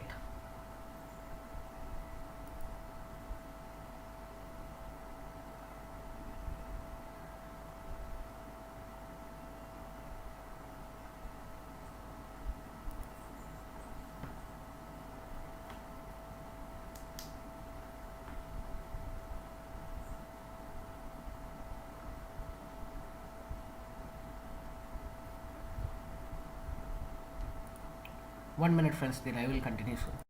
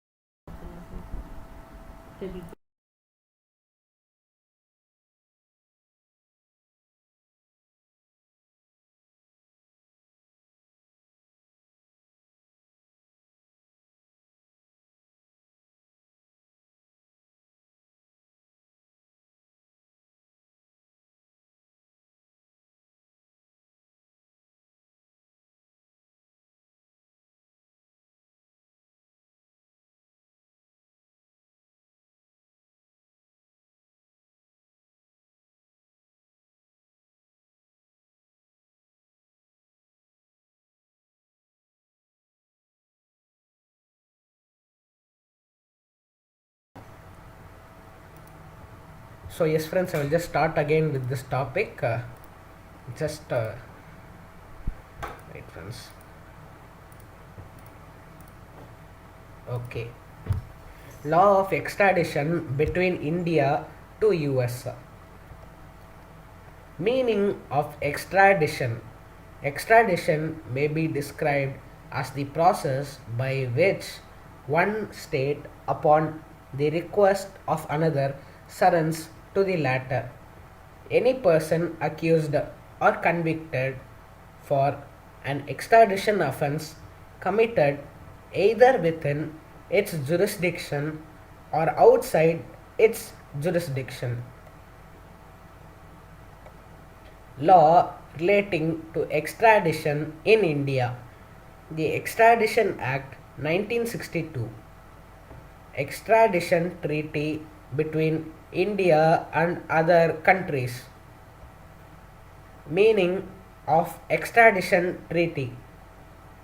Section 2D of the Extradition Act 1962. Extradition treaty means a treaty, agreement, or arrangement with a foreign state relating to the extradition of fugitive criminals. What is extradition offense in India? US 2C of the Extradition Act 1962, an extradition offense means offense proved in the extradition treaty with the foreign states. An offense punishable with law imprisonment for a term which shall not be less than 1 year under Indian law or of a foreign state. Composite offense defense defined under Section 2A of the Act. An act or conduct of a person occurred wholly or in part in a foreign state or in India, whose effects are intended effects taken as a whole. Who may be extradited? Only fugitive criminals may be extradited by Section 2F of the Extradition Act of 1962. Fugitive criminal means a person who is accused or convicted of an extradition offense committed within the jurisdiction of a foreign state and a person who, while in India, conspires, attempts to commit, incites, participates as an accomplice in the commission of an extradition offense in a foreign state. Procedure of extradition in India.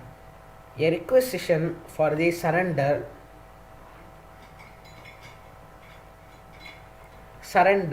of a fugitive criminal may be made to the central government by a diplomatic representation of the foreign state at Delhi or by the government of that foreign state communicating with the central government through its diplomatic representative in that state or by other modes settled by arrangements between India and other countries. The continuation of procedure of extradition in India. Upon requisition for central government may, if it thinks fit, order for an inquiry by a magistrate.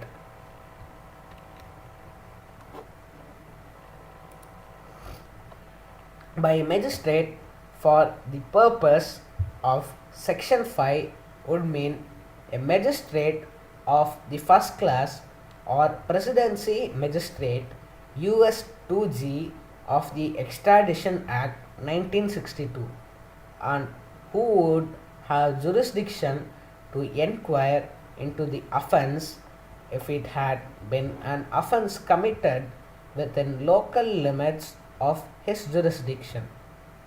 On receipt of an order US 5 of the Extradition Act 1962, the magistrate shall issue a warrant for arrest of the fugitive criminal.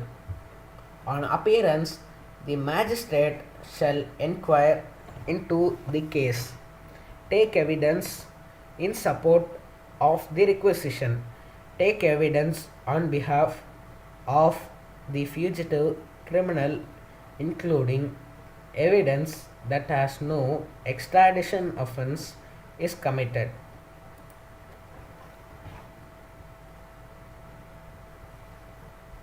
Procedure of extradition in India. If a prima facie case is made out in support of the requisition, magistrate 1 may commit the fugitive criminal to prison. 2 shall report the result of inquiry to central government.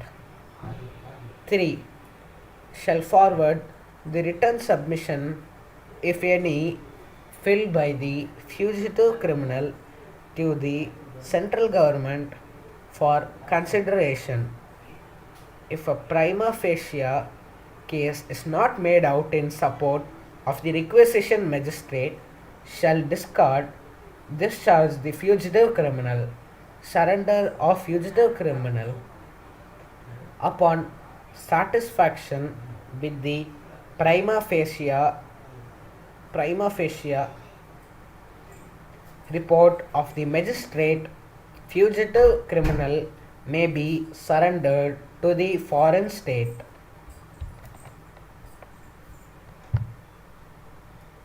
Evidence before the magistrate. In any proceedings against the fugitive criminal, exhibits depositions, whether made before fugitive criminal or not, official certificates of facts, judicial documents, if duly authenticated, may be received in evidence before the magistrate. What may be deemed to be as duly authenticated documents? What may be deemed to be as duly authenticated documents? 1. Warrant. 2.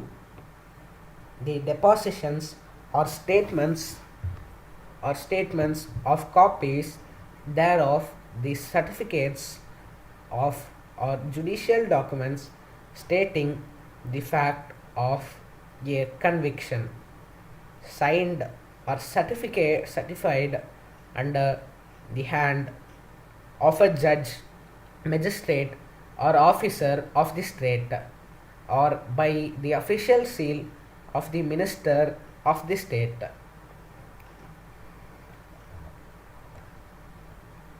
Relief of bail, US 25 of the Extradition Act 1962. In case of arrest or detention of a fugitive criminal under this Act, the provisions of the Code of Criminal Procedure 1973 relating to bail shall be applicable. Magistrate shall have same powers and jurisdictions as a court of session under CRPC 1973 option of anticipatory bail, as well as regular bail is available to the accused fugitive criminal. Restrictions on surrender of fugitive. A fugitive criminal shall not be surrendered or returned if the offence is of political nature. See schedule. The prosecution of offence is barred by time in the foreign state. He or she is accused of any offence in India other than the offence for which extradition is sought. He or she is undergoing sentence under any conviction in India until the conspiration of 15 days from the date of his being committed to prison.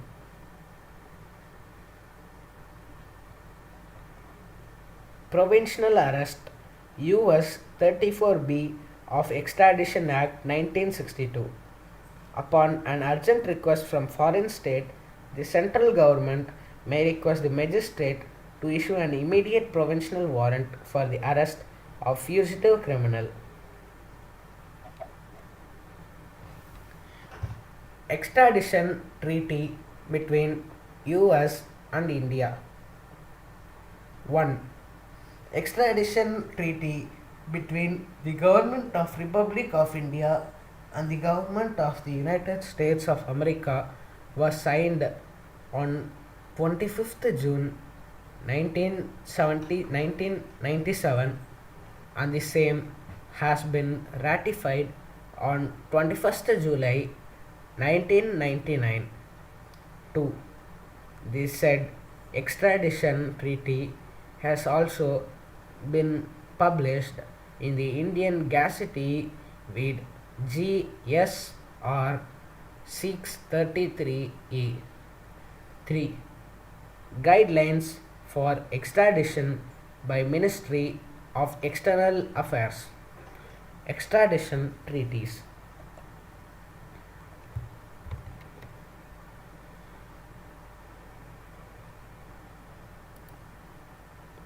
Extradition offense under the treaty.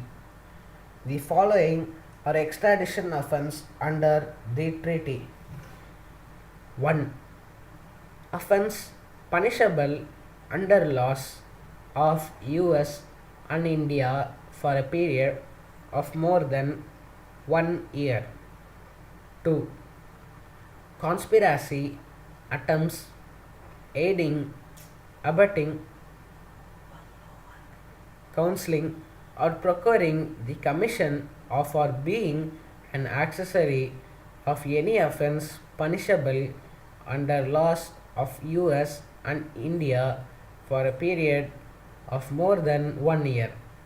The following shall be considered to as an extradition offense irrespective of the fact that offense 1 falls in the same category in contracting states, or 2 is described by the same terminology in contracting state, or 3 relates to taxation or revenue, or one of a purely fiscal in nature in contracting state.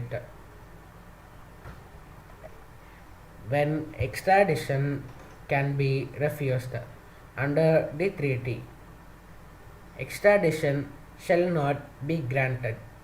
1.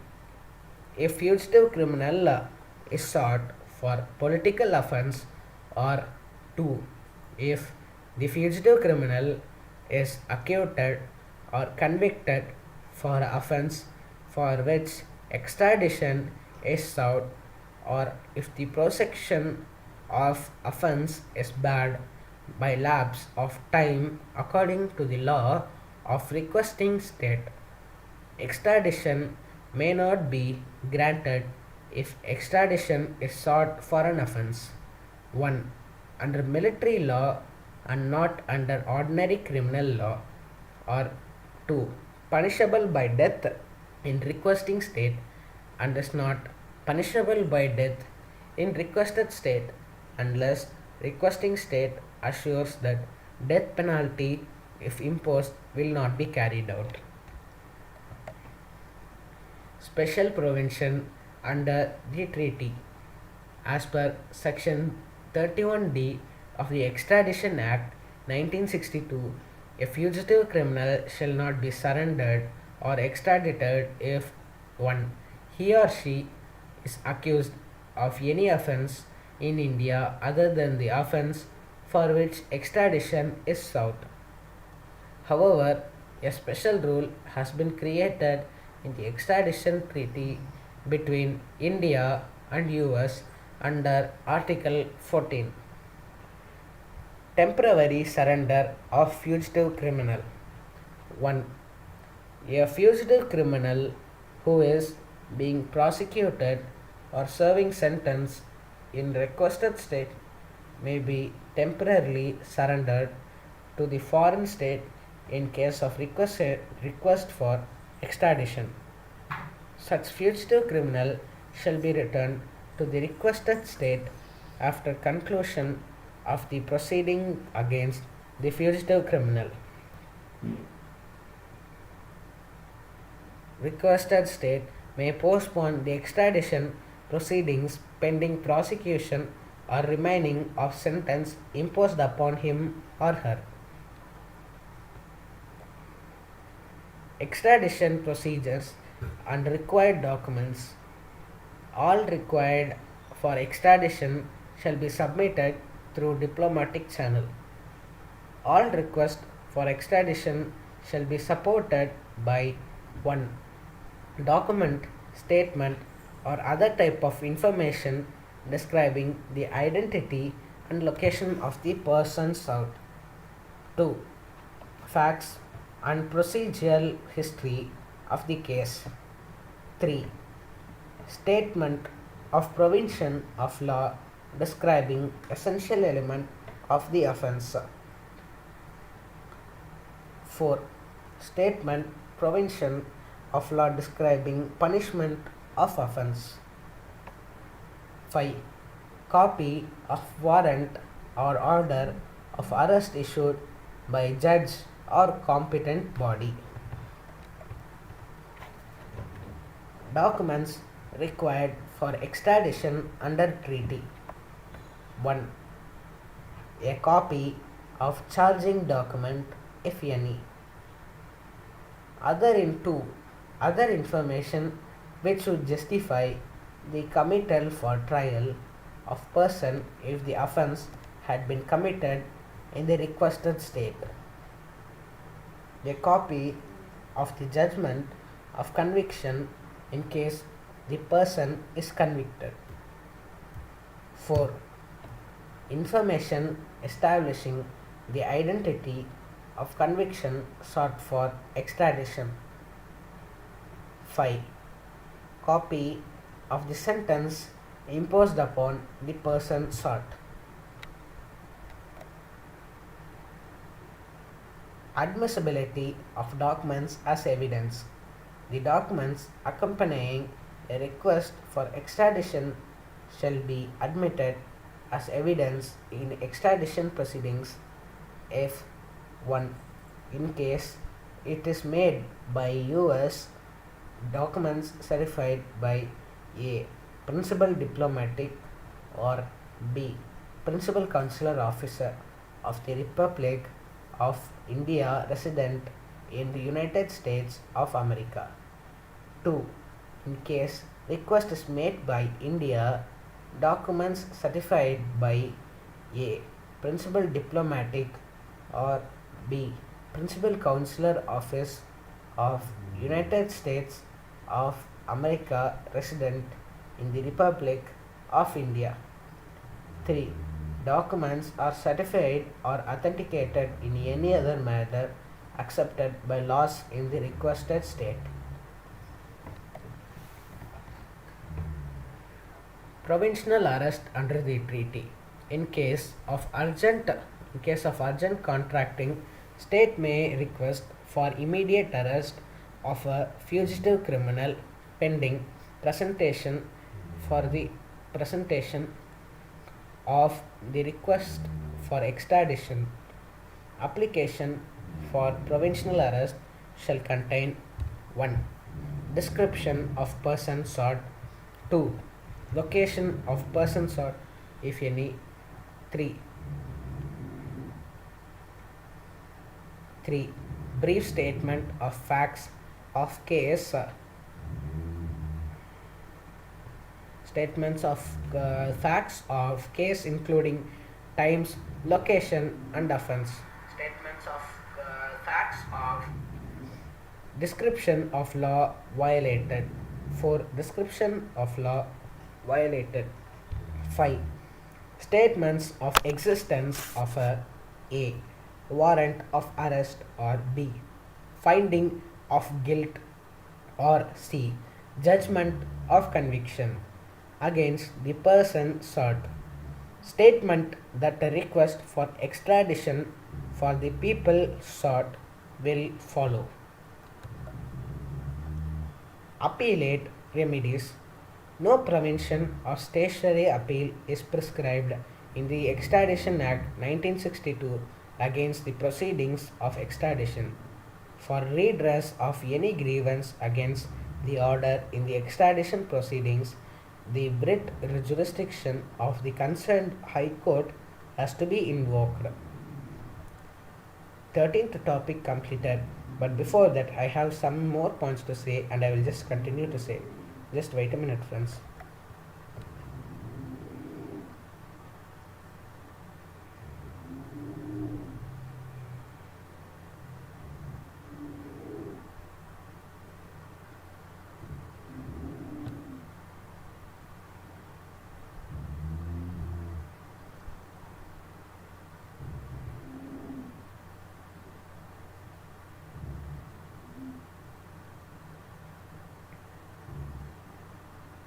Yes, friends, just wait a minute.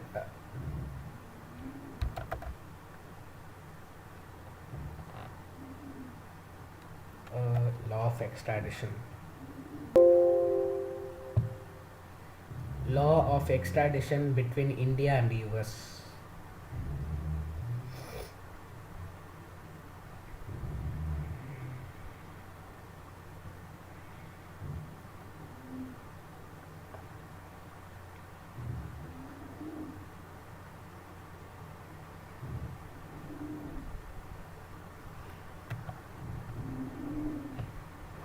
Yes, friends, extradition treaty between India and US.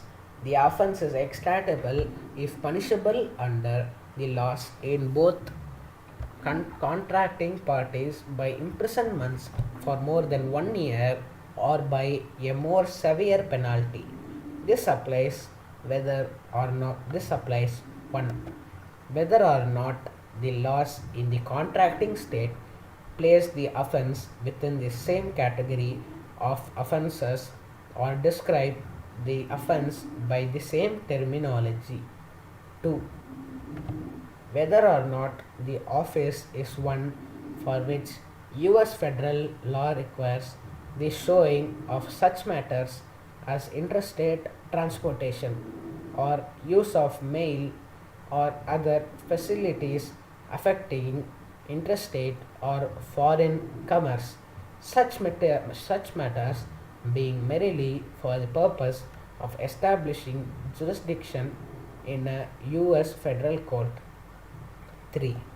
Whether or not it relates to taxation or revenue or in one of a purely fiscal character.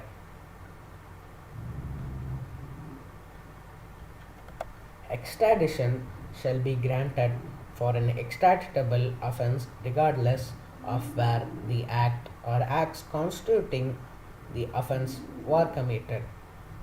Usually, an extradition treaty contains a list of extraditable offences agreed upon between contracting states and generally exclude political and military offences with regards to offences such as murder or other willful crimes against a head of state or a head of government or a member of family, aircraft hijacking offences, aviation sabotage, crimes against international protected persons including diplomats, hostage taking, offense related to illegal drugs, or any other offense for which both contracting states have the obligation to extradite the person pursuant to multilateral international agreement. Extradition shall not be refused on the ground that the person sought is a national of the United States. Extradition may be refused in case of offense under military law or political offense or where the extradition request is politically motivated.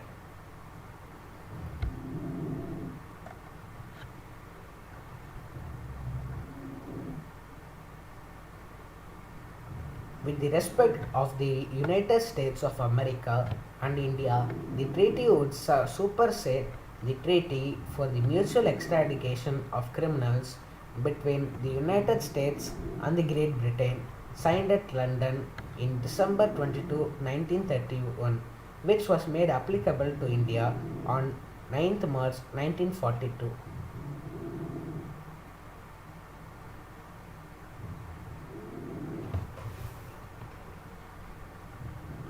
Extradition Law Part 2.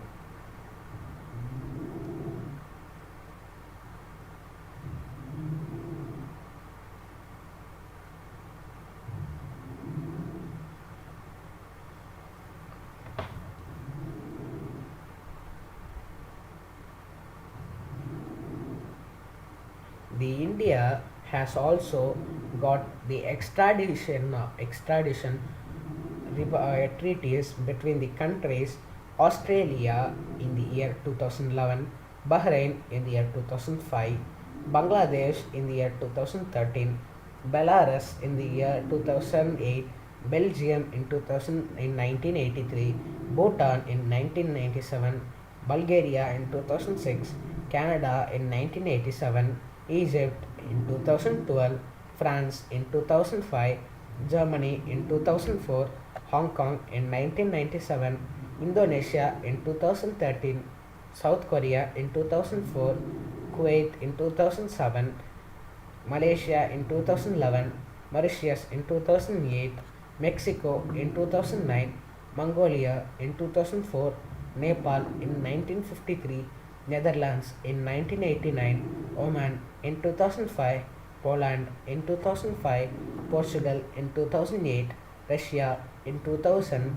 Saudi Arabia in 2012, South Africa in 2005, Spain in 2003, Switzerland in 1996, Tajikistan in 2009, Thailand in 2013, Tunisia in 2004, Turkey in 2003, UAE in 2000, United Kingdom in 1993, Ukraine in 2006, United States of America in 1999, Uzbekistan in 2000, Vietnam in 2013, Afghanistan in 2016. Now let us see the list of countries whom with whom. So I think that's it, friends. No, list of countries with whom India has extradition arrangements. It is country Fiji in the year of arrangement 1979, Italy in the year of arrangement 2003, Papua New Guinea in the year of arrangement 1978, Singapore in the year of arrangement 1972, Sri Lanka in the arrangement of year 1978, Sweden in the arrangement of year 1963, Tanzania in the year arrangement of 1966, Thailand in the arrangement of 1982, Croatia in the arrangement of 2011, Peru in the year of arrangement in 2011. So with this, friends, the 13th topic has been completed.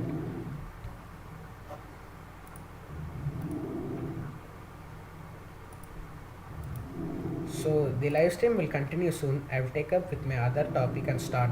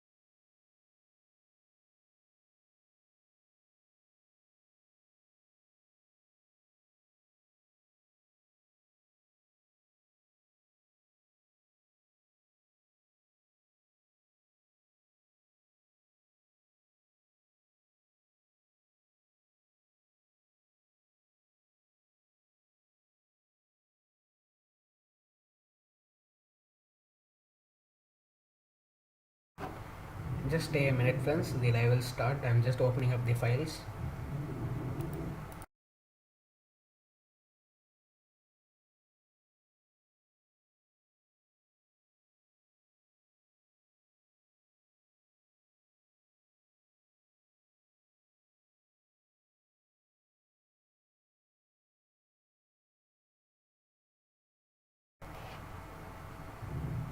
Yes, friends. So I think I'll just start the live stream. Wait a minute.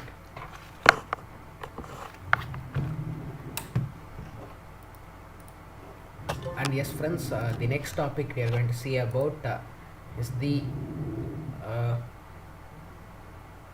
next topic here, the real facts of science and technology and society in India. Yes, science and technology in India. That's the topic.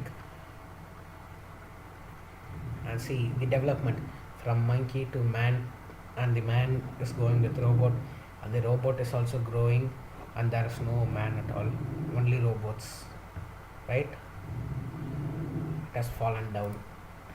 Today, the world of technology means industrial science and is mainly associated with major activities such as manufacturing, transportation, and communication only. The technology has been, in fact, really associated with the evolution of man, starting with tools, clothing, fire, shelter, nature, and various other basic survival items.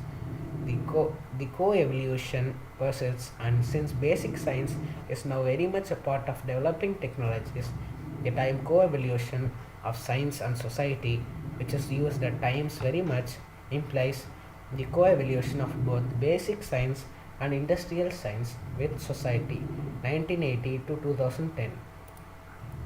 Advances in technology are generally accompanied by social changes as a consequence of changing economies and ways of carrying out life's various activities. An important question arises concerning how basic scientific discoveries eventually led to new technologies and what that may have to mean the rational support of basic research and the future of science and technology in the developed and developing world. Basic scientific research have made monumental contributions to technology and national priorities. The bond between basic research and the development of both novel and current technologies has been and is well in place. There is no questions that science and societies will continue to co-evolve societies whose governments recognize the dependence of the development of successful novel technologies on broadly supported basic research are more likely to be healthier and economically prosperous in the future than those that does not. Science, Technology and Society (STS). The intellectual roots of STS lies in the history, philosophy and social study of India and technology, an area where often controversial issues and choices interface with values and influence public policy. STS prepares students to understand both the technical and social dimensions of science and technology, helps them become more thoughtful and better informed citizens of our high tech society, and develops them critical interdisciplinary thinking, research, and communication skills. Students flourish intellectually in an environment where critical questioning is encouraged and opportunities for research are abundant. Government and non government agencies, departments guide for the benefit of students and the larger social community.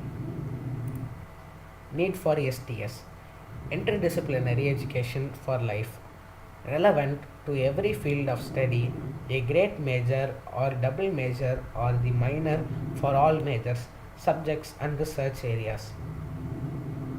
4. A way to improve your writing and communication skills, problem solving abilities, and the ability to adapt to change in science and technology.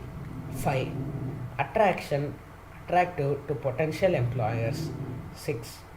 Needed at all levels in education, government, the private sector, and internationally. 7. Interdisciplinary of the interaction of science and technology with society and culture. 8. The realization that discovers and inventions are shaped by historical forces and in turn influence values, aspirations, events, and institutions that shaping the course of history. S&T in social and cultural context, both academic and activist. How do we define science? Content. Body of organized knowledge about nature from Latin scientia, knowledge. Method of obtaining that knowledge, experiment, observation, hypothesis, theory, law. Attitude. Organized and systematic skepticism. Goals. Explanation, understanding, prediction, control. Language. Mathematics and technical vocabulary. Tools. Uses instruments and technologies. Community. Discipline, education, credentials, careers, patrons, societies, turf. Process. Organized but very diverse activity shaped by social forces and historical change. Wait a minute, sense.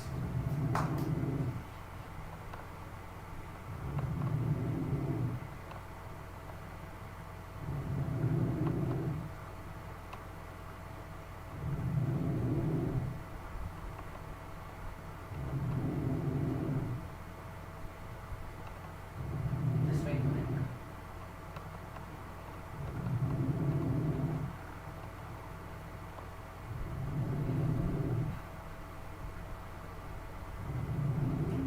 Okay. Technology. A. Artifacts or hardware. Products fabricated. Wait a minute.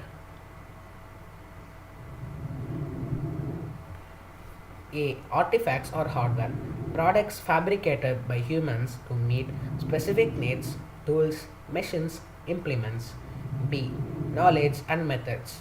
A system of tacit and implicit knowledge, techniques, and materials utilized in using, making, or repairing a certain kind of artifact. C. A human cultural activity or profession. Example, military or civil engineers, crafters, machinists. D. A total social enterprise. Example, Indian technological know-how, R&D, invention, patronage, mass production, and mass consumption. History of S&T in India. 1. Since our independence in 1948, India has been successful in building a massive ecosystem of science, technology, and innovation (STI). And STI ecosystem includes universities, publics, and private enterprises and human resources. We have over 16,000 colleges, nearly 600 universities, nearly 2,000 research and development institutions, and over 4 lakh science professions as per data collected during the 2010 to 2011. Some of the top scientists, technologists, and CEOs of the world have been beneficiaries of our science and policy ecosystem. This has been made possible through the implementation of robust policies by central and state governments over the years. 2. The science policy developed into the process and institutions that go into creating policies for science by discussing 4 major policies implemented since independence, namely Scientific Policy Resolution SPR 1958, Technology Policy Statement 1983, SPR 1958, Science and Technology Policy 2003, STP 2003, Science and Technology Innovation Policy 2013, STIP 2013, Scientific Policy Resolution SPR 1958. Our first major science policy can be tracked back to the year 1958. The policy document was drafted by the government of the then Indian Prime Minister of India, Jawaharlal Nehru. SPR 1958 laid the foundation of scientific enterprise and scientific temper in India. Nehru had imagined India to be a welfare state. This resolution was born out of the realization that the creation of the welfare state was only possible through investments in science and technology. Science and technology would thus act as an instrument of socio-economic transformation. and aimed to provide a reasonable amount of economic, social, cultural amenities and services to every citizen through industrialization. Investment in science and technology was critical as it would reduce the burden on the use of raw materials and capital. Just wait a minute. I'll just check how many slides are there. 31 slides.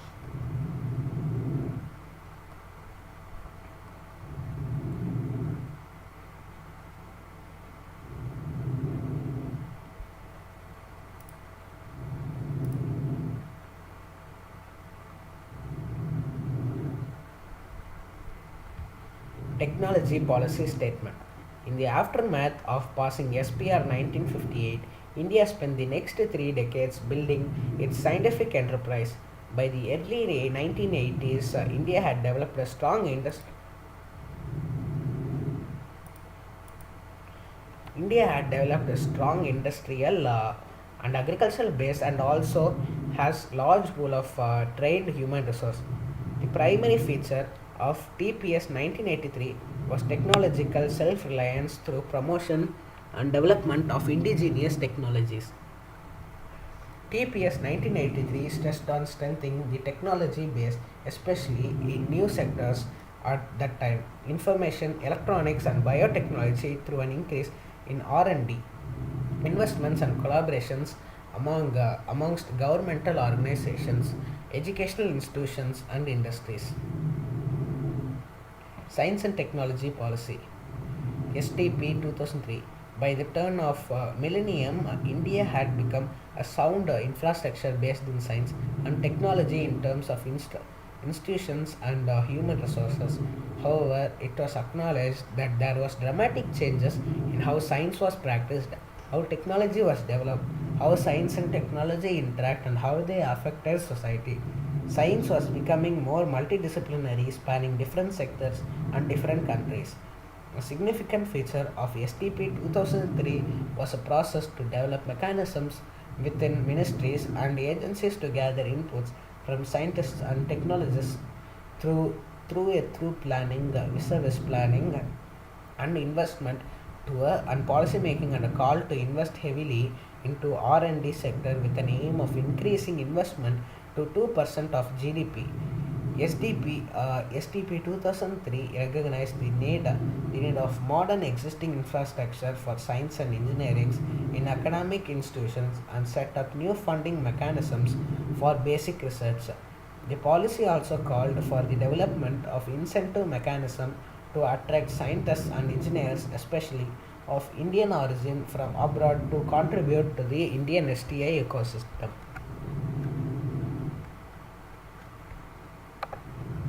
STP 2003 was aimed at encouraging R&D and innovation in areas that impact the economy and society, and developing mechanisms to facilitate interactions among various stakeholders within the economic ecosystem. Finally, STP 2003 called for cross-pollination of industry and scientific research, the establishment of intellectual rights aims to protect the incentives invested. It also encouraged researchers in management and mitigation of natural hazards. This policy document laid special emphasis on science diplomacy, especially on international science and technology cooperation between developing countries located in the global south. There was significant rise in overall R&D investment, rise in both public as well as private investment. At the end of 10-year period after the adoption of the mandate of STP 2003, even though R&D investment did not reach 2% of national GDP as was called for by the mandate, it was globally benchmarked figure of 0.7% of GDP. India made a significant jump in publication ranking. There was also a steady increase in human capacity. We started churning out more PhD students, more patents were filled, and more startups incubated. Science, Technology and Innovation Policy STIP 2013.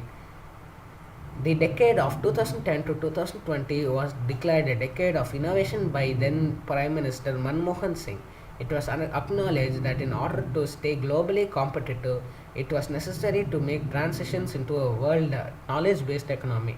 There was need there is need to say, synergize science, technology, and innovation to position India amongst the top four economic scientific powers. With this objective, the fourth policy, the STIP 2013, was implemented. This policy document was a step in the right direction towards building a robust national innovation ecosystem. It paved the way for promoting science and technology led innovation in the country by attracting private sector contributions into the R&D ecosystem. It laid emphasis on directing scientific discoveries and inputs of science and technology activities towards development priorities in key areas: agriculture, manufacturing, water, health, environment, and infrastructure. India status STS. This policy also resulted in India's increased participation in global mega science initiatives such as the Laser Interferometer Gravitational Wave Observatory LIGO, the Large Hadron Corridor LHC, CERN, the International Thermonuclear Experiment Reactor ITER, and the Square Kilometer Array SKA, among others. However, since we all are within the decade of innovation, an in-depth evaluation of this policy remains to be done to understand its impact in its entirely. STS 21st century will be the century of the knowledge. And in this we can see about the y-axis are economic growth and the x-axis as, let's see, wait a minute. The x-axis is societal transformation.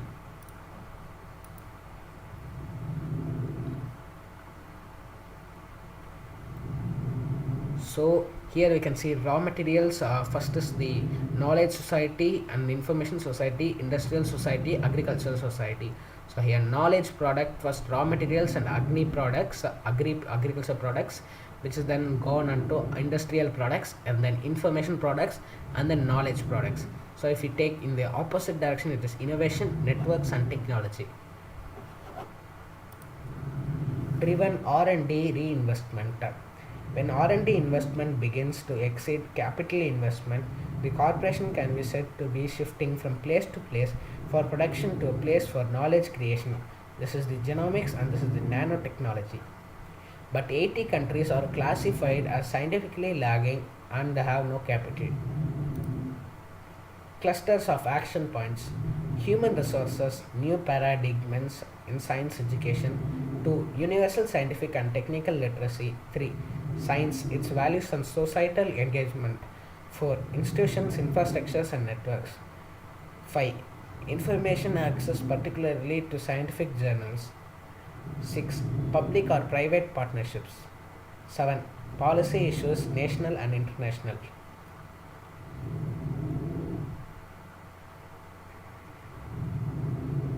And yes, a long way to go. Yes, you can see here, right?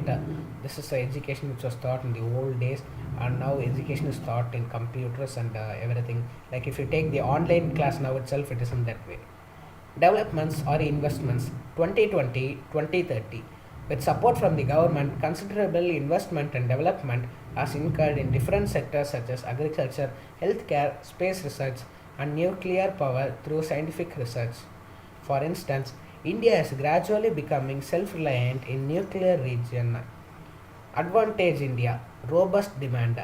Expanding middle class and increasing affordability are demanding drivers for technological advanced products. Attractive opportunities: India is in the top exporter of the IT products as the third largest pharma sector and a fast growing contract research segment. India stands third globally in the number of peer-reviewed science and engineering publications. Policy support (PPP) has helped in promoting exchange of scientific knowledge and R&D. Amendments to the Patents Act 1970 to make it TRIPS compliant. Adoption of Science, Technology and Innovation Policy 2013. Establishment of COE, rising private activities. Establishment of COEs in various activities. NMITLI initiative on PPP basis to increase development by private players setting up R&D centers. New paradigms in science education. Need for a major rethink at pedagogic and curriculum level to imaginative synergy with other knowledge streams. 3. Rekindle interest in experiments and sensory observations. 4. Restore the inspirational role of teacher, motivator, and mentor. 5. Integration with concepts of sustainable development. 6. Learning science as an unveiling experience, neither historic nor prosaic. Strengthening science education at all levels is an enabling requirement, especially for developing nations, for a self standing national science base. Recent developments in India. Some of the recent developments in the field of science and technology in India are as follows. India Space Research Organization ISRO launched Space Technology Incubation Center in Tripura, Agartala. ISRO has planned 36 missions including satellites and launch vehicle in FY21. India's space business will witness tremendous growth in the next 5 years on the back of technology advancement, global space business opportunities, and a sharp rise in ISRO's satellite launch capabilities.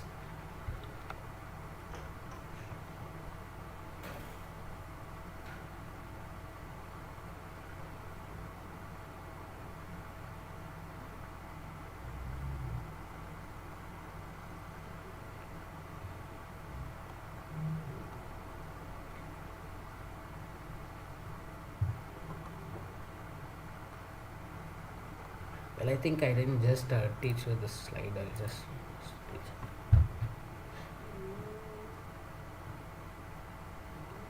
Scientific Policy Resolution SPR 1958. Our first major science policy can be traced back to the year 1958. The policy document was drafted by the government of then the Prime Minister of India Jawaharlal Nehru. SPR 1958 laid the foundation of scientific enterprise and scientific temper in India. Nehru had imagined India to be a welfare state.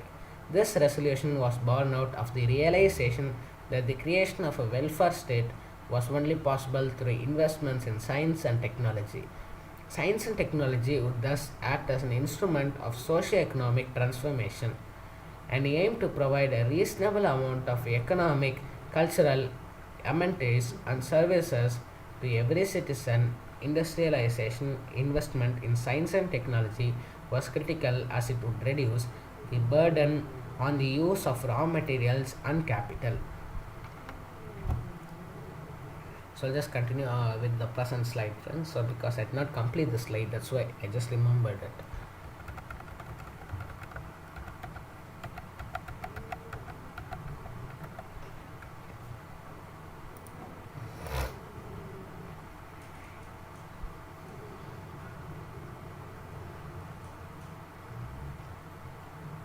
Recent developments in India. Some of the recent developments in the field of science and technology in India are as follows. Indian Space Research Organization ISRO launched Space Technology Incubation Center in Tripura, Agartala. ISRO has planned 36 missions including satellites and launch vehicles in FY21. India's space business will witness tremendous growth in the next 5 years on the back of technology advancement, global space business opportunities, and a sharp rise in ISRO's satellite launch capabilities. Achievements. Following are the achievements of the government in the past 4 years. The first national state of the art GMP facility for production of herbal preparations was established in CSIR IIM. It has a production capacity of 30,000 tablets and capsules per hour and 500 liters of liquid per batch. 2. DBT launched the DBT Builder boost to the university interdisciplinary departments of life sciences for education and research scheme to boost advanced education and promotion of interdisciplinary research and technology development. The Council of Scientific and Industrial Research CSIR launched 30 skill or training programs in the areas of the leather processing, painting, paints and coatings, electroplating and metals finishing, industrial maintenance, engineering, bioinformatics, mechatronics, and glass beaded jewelry, among others. Investment scenario 1. Grid Raster Incorporation worked in the virtual and augmented reality space, raised US $2 million as seed funding, which will be used for marketing and product development. In April 2020, Institute of Genomics and Integrative Biology and Tata Sons signed a memorandum of understanding for licensing of know-how for FNCAS 9 edited uniform detection assay FELUDA for rapid diagnosis of COVID-19. In March 2020, Agnikul Cosmos Private Limited, an IIT Madras incubator space tech startup developing low-cost satellite vehicles, raised rupees 23.5 crores, which is approximately equal to US dollars 3.35 million dollars in a pre-series a funding round led by P Ventures. 4. In February 2020, Capgemini announced plans to hire 30,000 employees in the country by 2021. 5.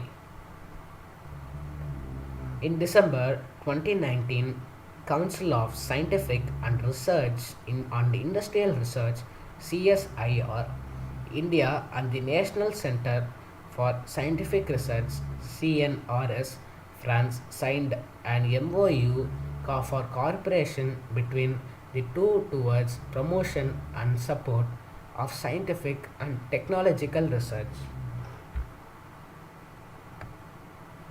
Why is the next slide but not working? The road ahead. The road ahead. India is aggressively working towards establishment itself as a leader in industrialization and technological development. Significant developments in the nuclear energy sector and are likely as India looks to expand its nuclear capacity. Moreover, nanotechnology is expected to transform India's pharmaceutical industry.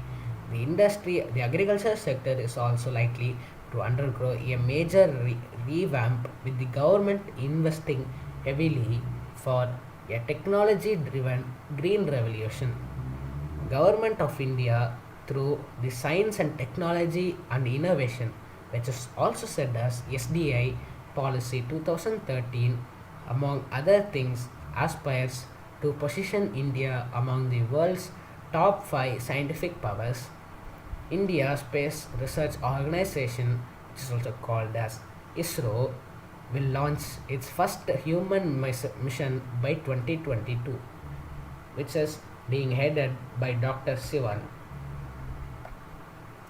Following is a non-exhaustive indicative list of related policies.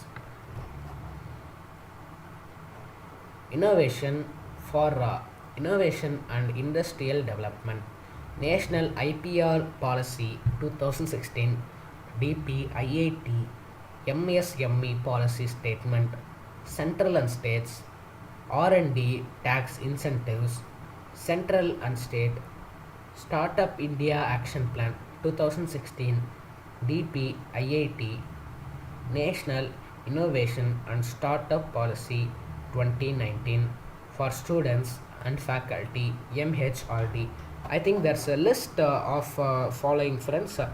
I think I'll just show you the link, and here's the link. You can see, right, HTTP DCMSE. You can just take a screenshot and just type it and see what other the policies are. I think there's a big list of it.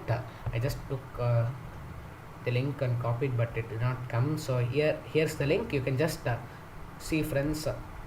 Okay, I'll go to the next slide. Conclusion. Indian SDI policy is evolving fast with the changing national and international dynamics. The four national policies discussed were key milestones in the journey. While these policies have had a positive influence on India's SDI economic system overall, there are some targets that were missed. One of this is attaining the magic figure of 2% of the GDP in R&D. The reasons for this could be manifold: the inability to attract private funding, incentives being not attractive enough, or simply discrepancies in data reporting. There are various factors which determine the successful implementation of policies.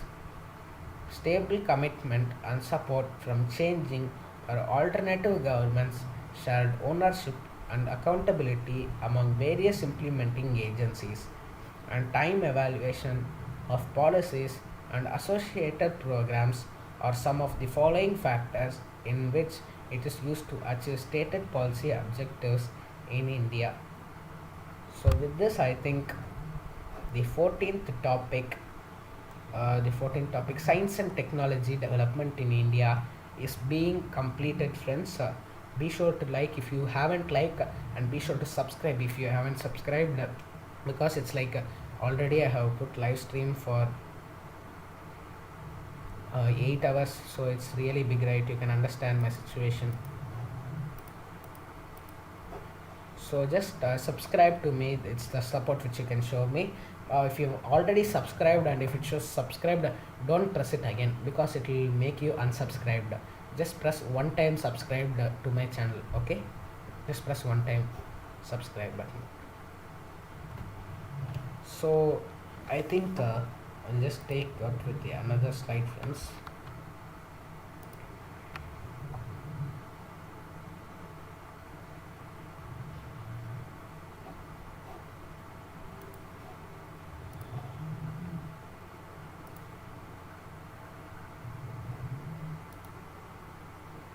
So yes, friends, the stream will continue soon. I will just take up my another slide and continue. I will start it.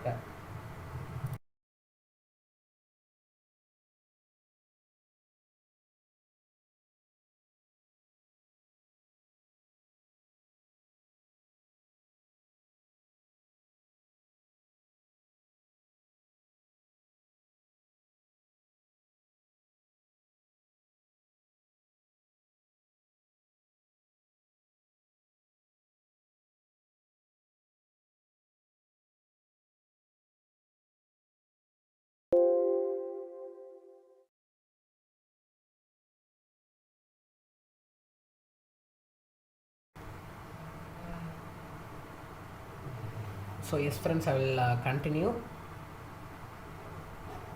Wait a minute. I will just check if my live stream is working or not.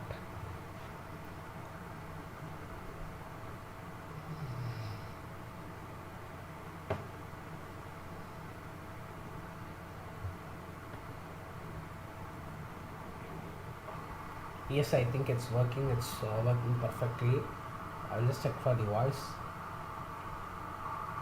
Yes, I think it's working. Yes, it's working. Okay, that's it. I'll just continue it again.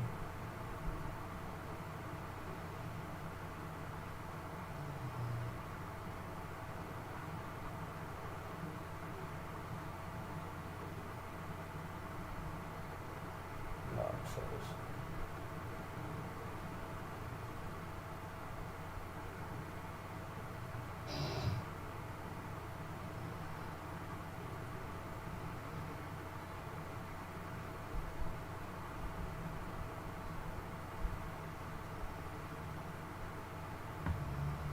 So yes, friends, I will just take one point and just need it.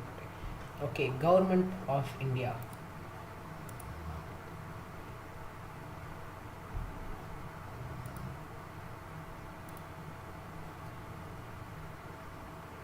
And these are the photos, and going on to the Parliament.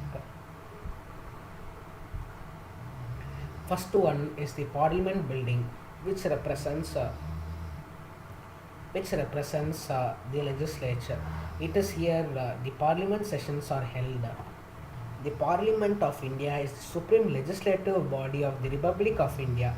It is a bicameral legislature composed of the President of India and the two houses, the Rajya Sabha and the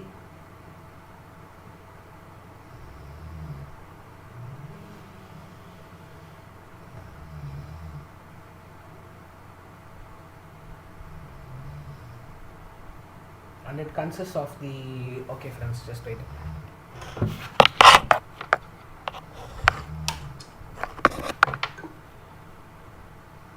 We'll put the timer here.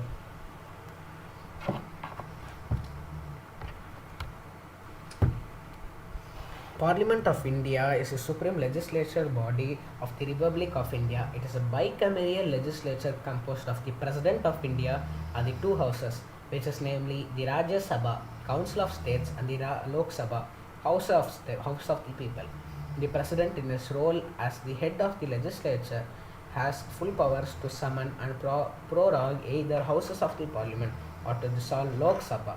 The President can exercise these powers only upon the advice of the Prime Minister and the Union Council of Ministers. Those elected or nominated by the President to either House of the Parliament are referred to as members of the Parliament, which is also called as MP. The members of the Parliament, Lok Sabha, are directly elected by the Indian public voting in single member districts, and the members of Parliament, Rajya Sabha, are elected by the members of the state legislative assembly by proportional representation. The Parliament has a sanction strength of 54, 543 in Lok Sabha and 245 in Rajya Sabha, including the 12 nominees from the expertise of different fields of science, culture, art, and history. The Parliament meets at Sansad Bhavan in New Delhi.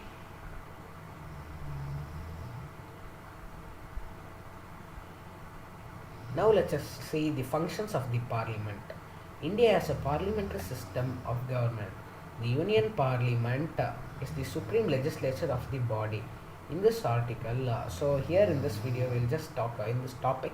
The Indian Parliament is a bicameral legislature consisting of the two houses, as I have told. Now let's see the functions of Parliament. The functions of Parliament are mentioned in the Indian Constitution in Chapter 2 of Part 5. The functions of the Parliament can be classified under several heads. They are discussed below. Legislative functions. The Parliament legislates on all matters mentioned in the Union lists and the concurrent list. In the case of the concurrent list, where the state legislatures and the Parliament have joint jurisdiction, the Union law will prevail over the states unless the state law had received the earlier presidential assent. However, the Parliament can any time enact a law adding to, amending, varying, or repealing a law made by a state legislature. 3. The Parliament can also pass laws on items in a state list under these following circumstances. 1. If emergency is in operation or any state is placed under President's rule, Article 356, the Parliament can enact laws on items in state list as well. 2.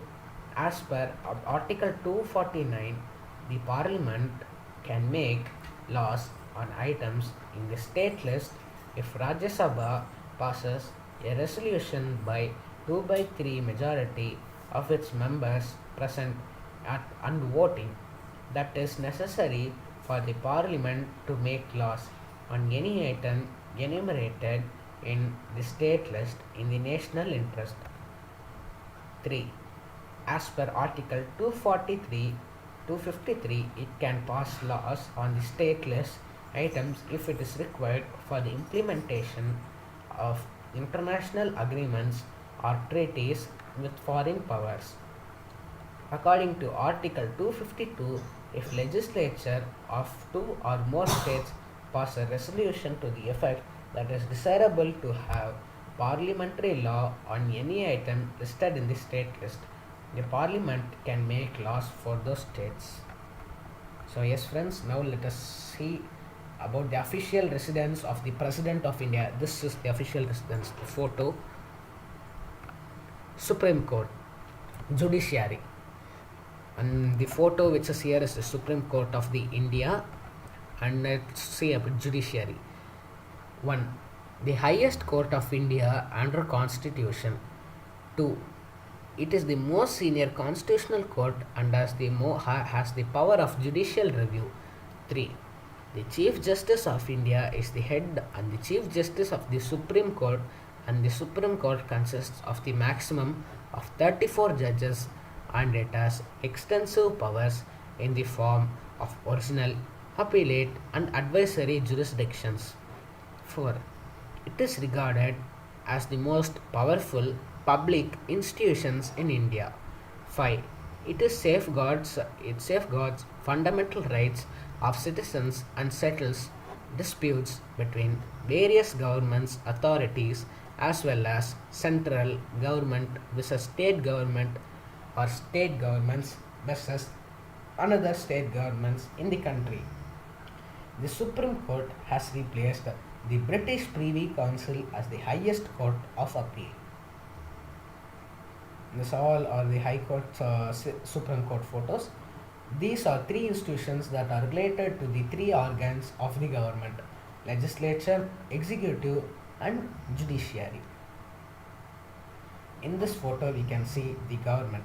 The government is divided into legislature, judiciary, and executive.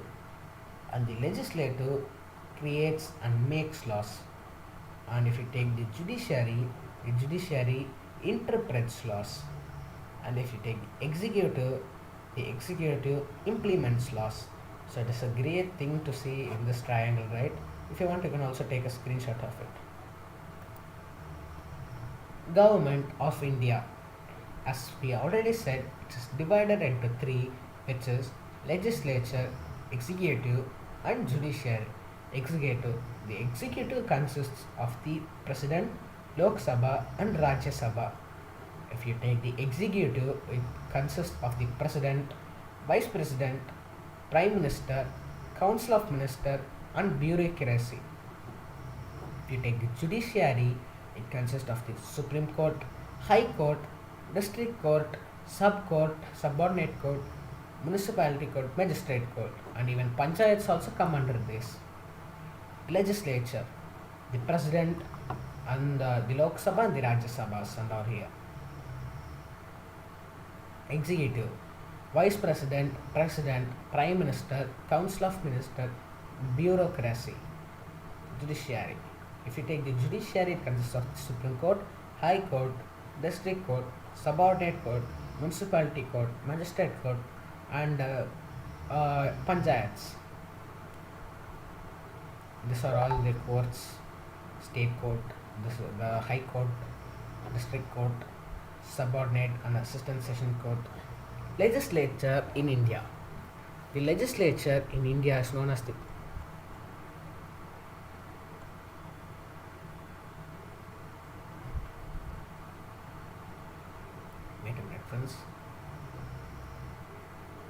legislature in India. The legislature in India is known as the Parliament. It consists of the President and the two houses, namely Rajya Sabha and the Lok Sabha. The Rajya Sabha is known as the upper house and the Lok Sabha is known as the lower house. Since it has two houses, it is known as bicameral legislature. The Rajya Sabha. This is the Rajya Sabha hall, and if you take the Rajya Sabha, it is divided into 1, 2, 3, 4, 5 topics, and it has 238 elected members, and it has 12 nominated members, and it's known as Council of States. It is a permanent house. Vice President presides over the sessions. This is the hall. And yes, here it is functioning. The discussions are going on. And the Vice President presides here. The present Vice President is Venkaiah Naidu. But if you are seeing this video in the future, I don't know who is going to be the Vice President. but in the year 2021, the vice president is Venkaiah Naidu. And the next is Lok Sabha. This is the Lok Sabha hall, and the Lok Sabha is again divided into some topics as 1, 2, 3, 4, 5, which tells us that it has 543 directly elected members, 2 nominated members. It is known as House of Representatives. It is elected for a term of 5 years. All the 543 elected members each are elected for a term of 5 years from their starting. It presides over by the speaker. This is the Lok Sabha hall, and here's the speaker. Here's all the 543 elected members. They all have 5 years of 5 years of elected term. The President of India is not a member of the Parliament, but he is considered as an integral part of the Parliament. This is mainly because of the fact that President of India performs legislative functions like summoning the sessions of the Parliament, addressing the joining sittings, and approving the bills passed by the Parliament.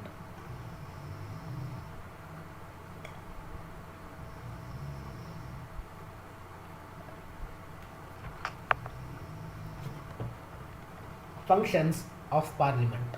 It's if here, it's not if, it's of Parliament. Legislation legislation is the primary function of the Parliament. To make a law, the approval of both the houses of the Parliament is required. The Lok Sabha and the Rajya Sabha assembles separately for legislation. A law in draft form is known as a bill.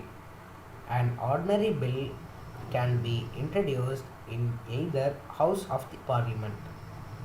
The house which considers the bill first is called the first house, and the house which considers it next is called the second house.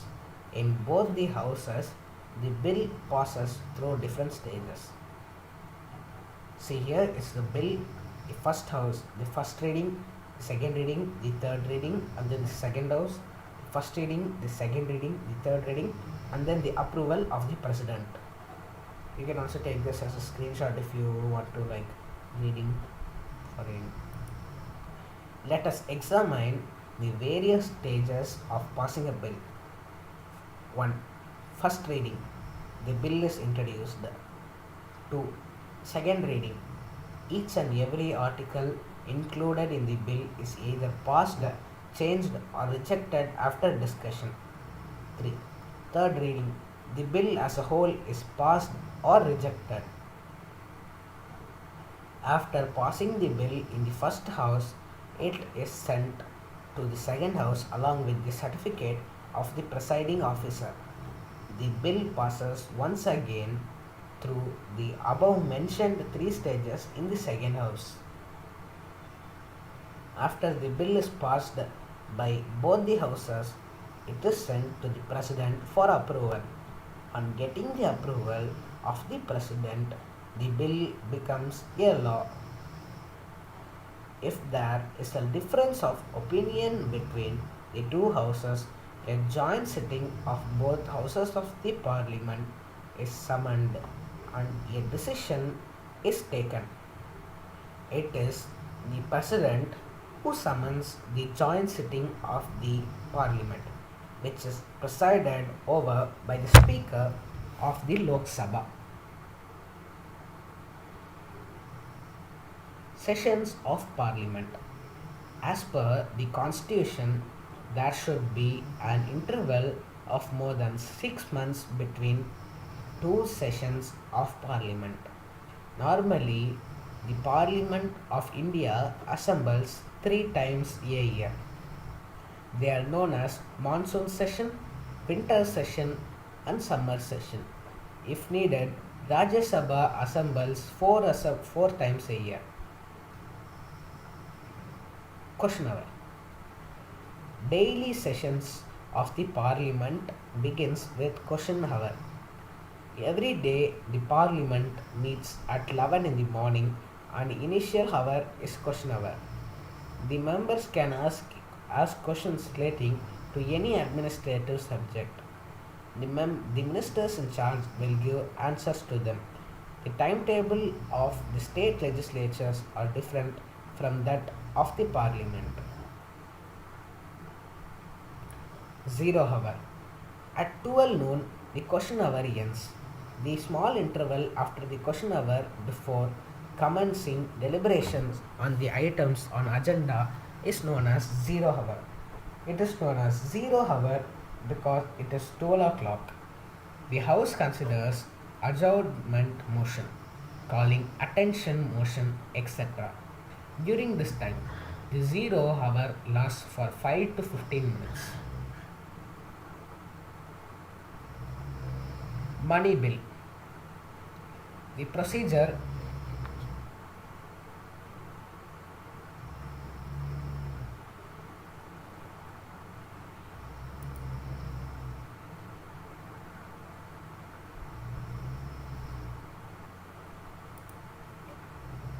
Money bill. The procedure of passing a bill is different from that of an ordinary bill. What is a money bill? Any bill relating to the collection of revenue or expenditure from the consolidated fund can be termed as a money bill. The Constitution states that a money bill can be introduced only in the Lok Sabha. After the bill is passed by the Lok Sabha, it is sent to the Rajya Sabha with the certificate of the Speaker that the bill is a money bill. The Rajya Sabha must return the money bill along with its recommendations to the Lok Sabha with a period of 14 days. The Lok Sabha can accept or reject recommendations of the Rajya Sabha. Is legislation the only function of the Parliament? Along with the lawmaking, the Parliament performs a number of other functions. Other functions of Parliament: control over execution, asking questions, deliberating various bills and resolutions.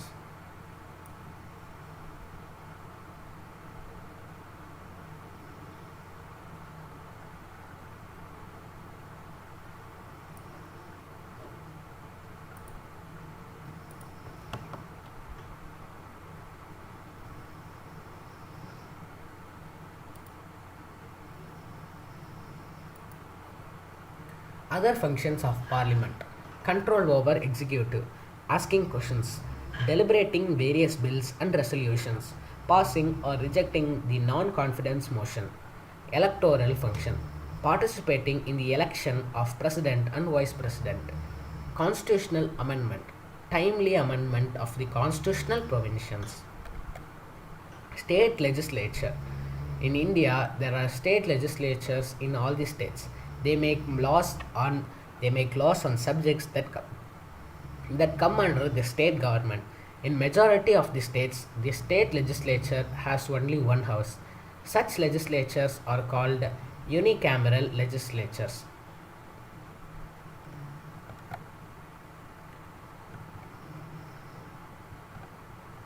This is unicameral legislature.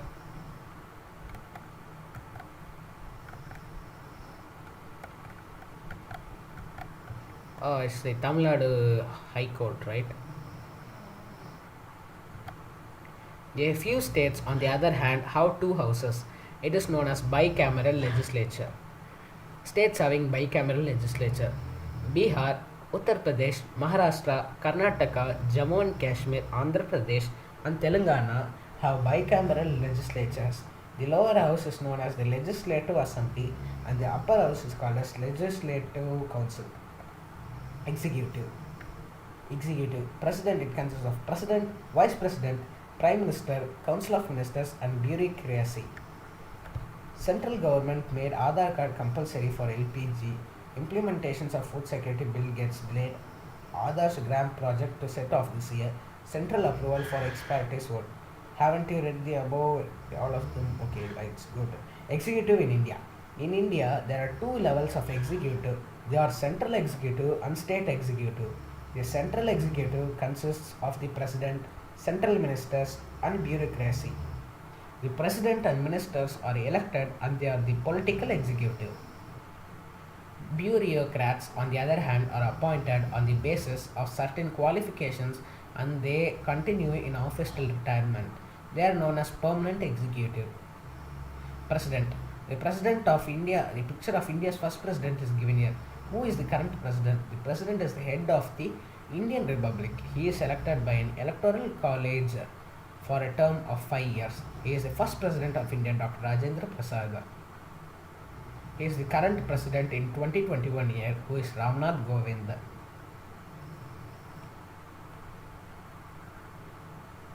List of Indian presidents: Rajendra Prasad from 1915 to 1962, Sarvapalli Radhakrishnan sir from 1962 to 1967, Zakir Hussain from 1967 to 1969, V.V. Giri from 1969 to 1974, Fakhruddin Ali Ahmed from 1974 to 1977, Neelam Sanjeeva Reddy from 1977 to 1982, Zali Singh from 1982 to 1987, R. Venkatraman from 1987 to 1992, Shankar Dayal Sharma from 1992 to 1997, K.R. Narayanan from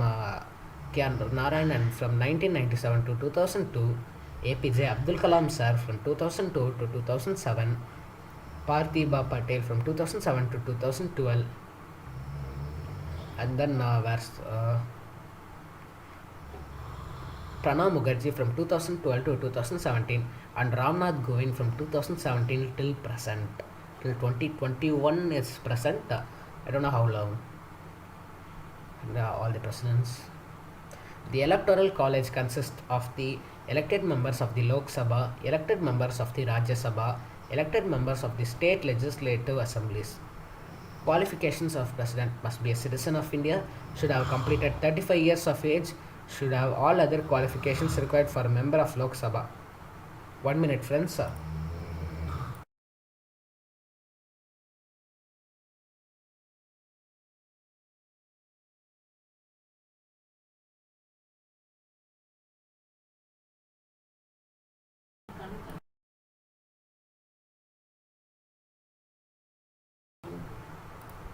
All the executive powers of the central government are vested with the President of India, but he performs all these functions with the support and advice given by the Council of Ministers. Functions of the President: appoints President, Prime Minister and other ministers. Here are the photos of Prime Minister Narendra Modi. Appoint Chief Justice and judges of the Supreme Court. Nominate 12 members of the Rajya Sabha and 2 members of the Lok Sabha. Act as the Supreme Commander of the Armed Forces. Give assents to bill passed by the Parliament. Declare emergency in the country if needed. Take decision on mercy petitions. Vice President. Besides the President, India has a Vice President as well. The Vice President is the elected as an electoral college. The members of the Lok Sabha and Rajya Sabha are 5 members of the electoral college. He is elected for a term of 5 years. So here is Dr. S. Radhakrishnan sir, who is the first Vice President of India, and the present Vice President of India is Dr. Venkaiah Naidu. In the year 2021 is the present, which I am saying. I don't know in the future if you are seeing this video. Functions of Vice President: performs the functions of President in his absence, presides over the sessions of Rajya Sabha. And here are the list of Prime Vice President. Muhammad Hamid Ansar from 2007 to 2017, from Bahrain Singh Sehukawat in 2002 to 2007, Krishnan Kant from 1997 to 2002, K.R. Narayanan from 1992 to 1997, Shankar Dayal Sharma from 1987 to 1992, R. Venkatraman from 1984 to 1987, Muhammad Hidayatullah from 1979 to 1984, B.D. Jatti from 1974 to 1979, Gopal Swarup Patak from 1969 to 1974, V.V. Giri from 1969 to 1967 to 1969, Zakir Hussain from 1967 to 1962 to 1967, Sarvapalli Radhakrishnan from 1952 to 1962, Venkaiah Naidu from 2017 till present, which present is 2021. So if you're seeing this video, I'm saying it again, it can be different. Union Council, it's again the Vice President of India. Union Council of Ministers. The Union Council of Ministers work under the leadership of Prime Minister. All the functions vested with the President are really exercised by the Council of Ministers. The Council of Ministers, which consists of Cabinet Ministers, Ministers of State and Deputy Ministers. Here is the Prime Minister, Cabinet Ministers, Minister of States, assist Cabinet Ministers, Deputy Ministers, assist other ministers. Functions of Prime Ministers. The leader of the majority party or coalition in the Lok Sabha is appointed as the Prime Minister. He has extensive powers and functions. He can influence all the important decisions of the central government. Some of the important functions of the Prime Ministers are given below. Acts as the leader of the Lok Sabha, presides over the meetings of the cabinets. Here is the Prime Minister, presides over the meetings.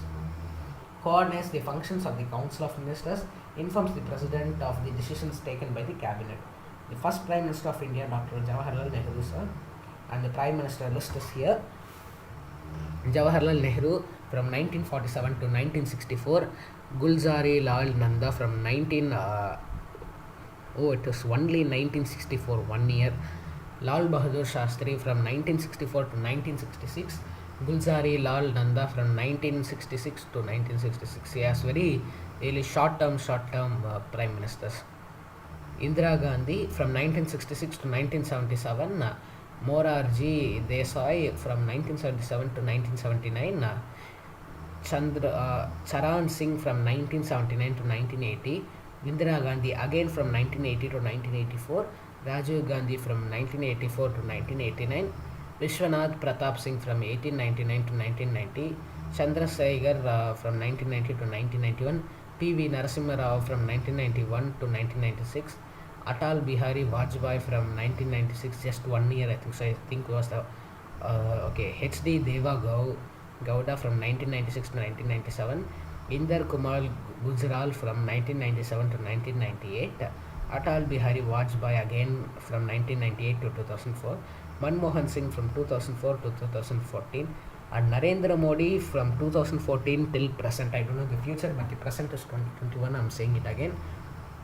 Yes, all the list is here, and key cabinet ministers. State executive. The head of the state level executive is the governor. The chief minister and his cabinet act as the real executive in the state. Judiciary.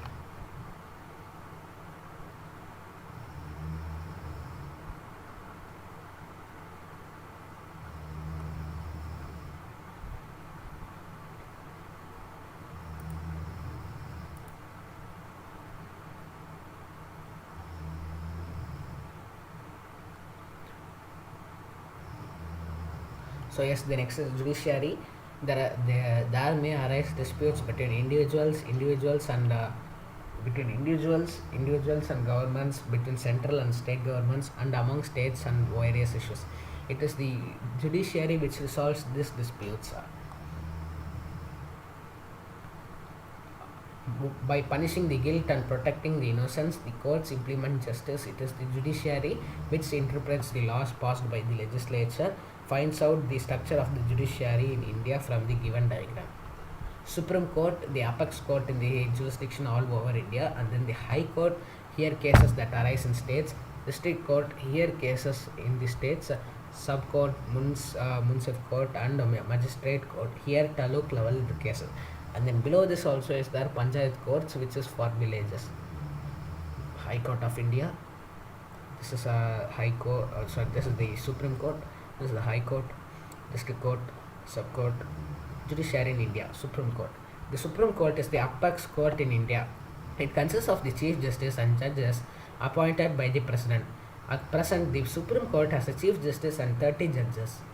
H.K. Kania, first Chief Justice of India, and he is the present Chief Justice of India.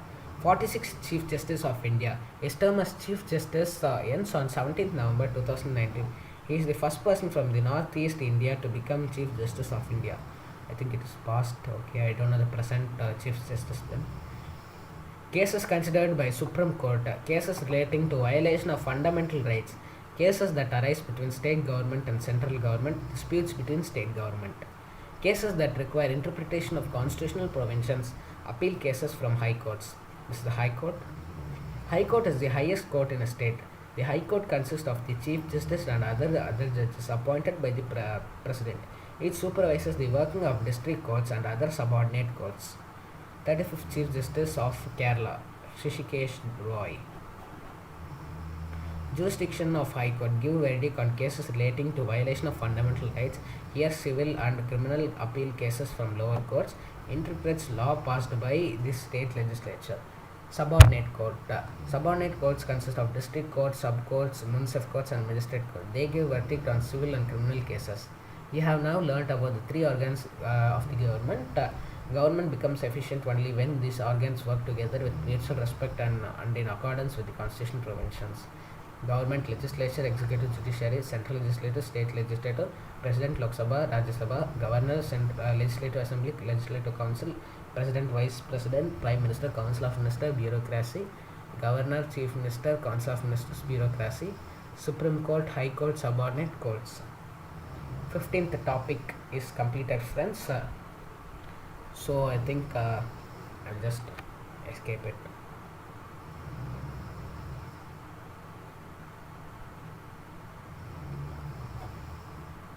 Yes, friends, thank you for 15th topic. If you haven't subscribed, if you haven't liked, like this and comment it, friends. Comment in the videos like what videos I should make in my channel. If you tell that types of videos, I'll just tell you right if I can make that type of videos or not.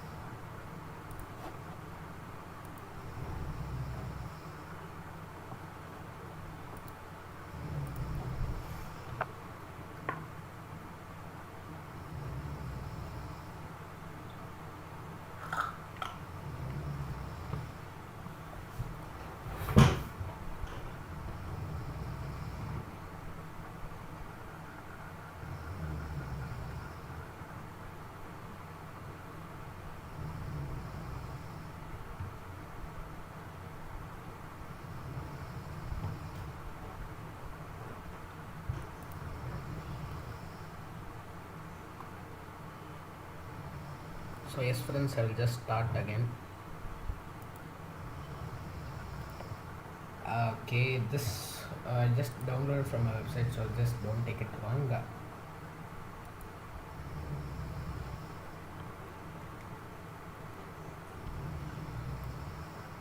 Yes, Indian art and culture. The 16th topic is India art and culture. Index is puppet forms, painting styles, dance forms, classical, folk, tribal, theatre forms, music, Indian architecture, Indian literature, religions. So we're going to cover all these topics now. Puppet forms of India. A form of theatre or performance involving manipulation of puppets, the process of animating inanimate performing objects, used both as entertainment in performance and ceremonial rituals and celebrations used as carnivals. Originating in India 4000 years ago, while the main character in Sanskrit plays was known as Sutradhara, the holder of strings. Stories mainly from Puranic literature, local myths and legends. Sting puppets, shadow puppets, types of puppets. These are sting puppets, shadow puppet, glove puppet, rod puppet. Sting puppet. Jointed body and limbs that allow movement.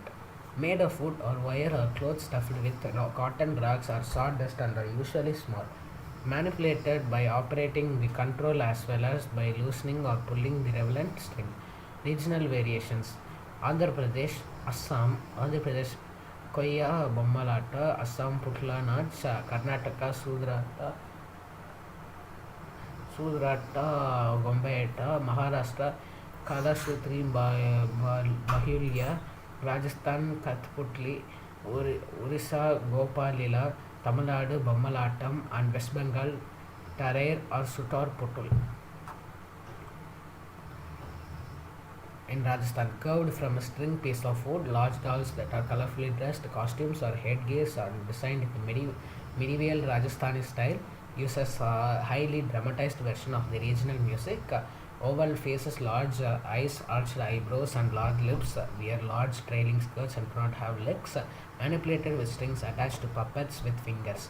And Orissa Kundai, made of light wood, have no legs but wear long flowering skirts, have more joints and are therefore more versatile, articulate, and easy to manipulate. Music of Odissi dance. Puppets hold a wooden prop, a triangle in shape, to which strings are attached. Gombe at Karnataka, styled and designed like characters of young Yakshagana, have joints at legs and shoulders, elbows, hips and knees. Music is dramatic, blend folks and classical elements, manipulated by 5 to 7 strings tied to a pop. Bombalatam, Tamil Nadu, techniques of both rod and string puppets made of wood. Strings are tied to an iron ring which the puppeteers wear like a crown on their head. Are the largest and heaviest, most articulate of all. A puppet may be 4.5 foot. Manipulation joined arms, sometimes manipulated by rods because heavy. Shadow puppet, flat figures cut out of leathers, treated to make it translucent, present against the screen with a strong source of light behind it. The manipulation between the light and the screen make still houses or colorful shadows, as the case may be, for the viewers who sit in front of the screen. Prevalent in Orissa, Kerala, Andhra Pradesh, Karnataka, Maharashtra, and Tamil Nadu. In Karnataka, Tongala Gombayat, size is small. Regional music used the puppets different size according to their social status. For instance, large size for kings and religious characters and small size for common people or servants. Tollu Bommalata, Andhra Pradesh, large in size and have joint waist, shoulders, elbows and knees. The classical music of the region, colored on both sides, hence through colored shadows on the screen. Ravanachaya, Orissa, small in size and are in one piece with no joints, made of deer skin and are conserved in bold dramatic poses, not colored, hence thrown opaque shadows on the screen. Apart from human and animal characters, many props such as trees, mountains, chariots, etc. are also used. Glove puppets. The head is main as either papier-mâché, cloth or wood, with two hands emerging just from the below neck. Rest of the figure consists of a long flowing skirt. The movements are considered by the human hand, the first finger inserted in the head, and the middle finger and the thumb finger are the two arms. The middle finger and thumb finger. Popular in Uttar Pradesh, Odisha, West Bengal, and Kerala. Dialogues play an important role here. Pavakotu, Kerala, presented usually in the play form. Their occurrence is mostly confirmed in a few local villages. Uses the narrative formats prevalent in Kathakali. The puppets found in Pagalta district are more than 4 centuries old.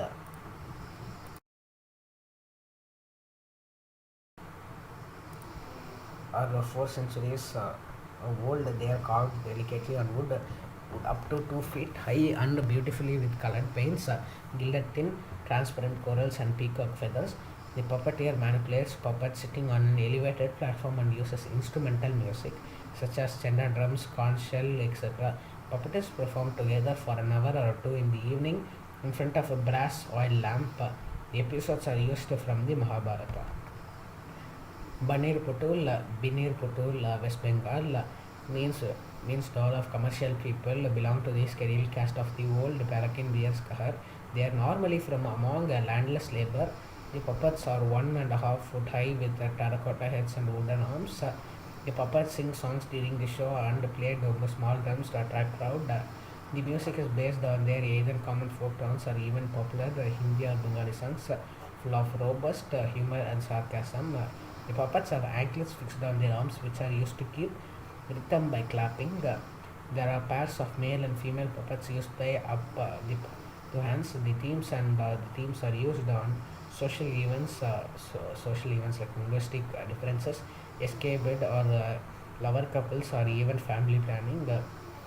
The puppeteer starts early in life and roams from fat to fat, charging money for each song. Orissa. The puppeteers are poor agricultural levels running from small shops for livelihood. Just a minute, friends.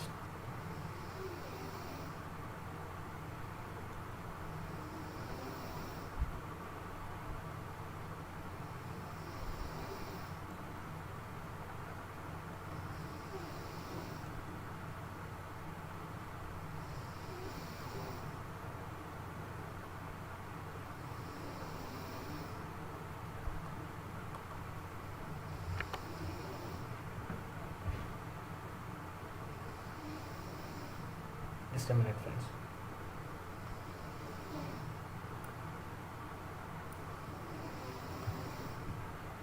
But I'll just cover a little and then go. Three completed for this rod puppet. Extension of glove puppets, but much often larger and supported and manipulated by rods from below. Found mostly in West Bengal and Orissa. And rod puppet, we'll see this one. West Bengal costumed like actors of Jatra, a traditional theatre, curved from wood and follow the various artistic styles of particular region.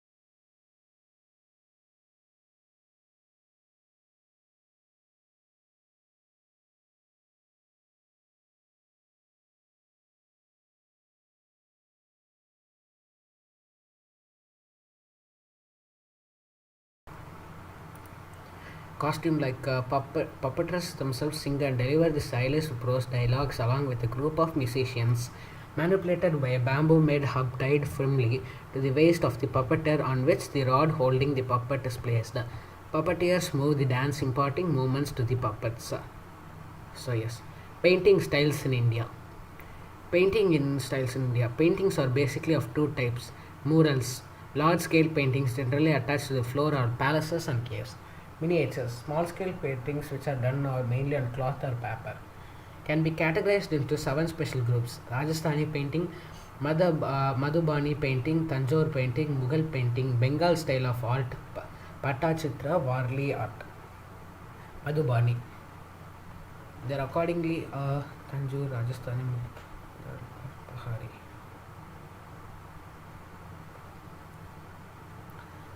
Also called as Mithili painting. It is originated in Madhubani village. It is according to the mythology. This tradition commenced when Janakraj, the father of Rani Sita, asked his painters to paint the moments of marriage ceremony of Sita and Lord Rama. Also depicts other Hindu devotional stories. Natural objects like moon, sun, tulasi, etc. is found as theme. So next is Tanjore, originated from Tanjavur, Tamil Nadu around the 16th century, widely popular as home decor item. Initially used to depict Hindu god and goddesses in gardener. Most of the paintings would depict the child Krishna and his various pranks. Paintings of other deities were also created. Rajasthan. The most important themes are from the life of Lord Krishna, the great epics of Ramayana, the Mahabharata, landscapes, and human beings. Schools of Rajput painting: the Mehwar school, the Marwar school, the Hadoti school, the Dundar school. Mughal. Exclusive combination of Indian, Persian, and Islamic styles. Themes like battles, court scenes, receptions, legendary stories, haunting scenes, wildlife, portraits, etc. are used. Under Jahangir, it saw more and more refinement in brushwork along with the use of much lighter and subdued colors.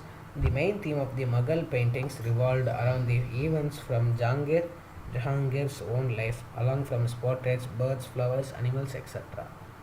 Bengal style flourished during the British Raj in the 20th century. Due to the influence of the Indian spiritual ideas in West, the British art teacher Irnaz Bintl have encouraged students to imitate Mughal miniatures. This led to a style of the students accompanied from local press, including the nationalists who considered it to be retrogressive.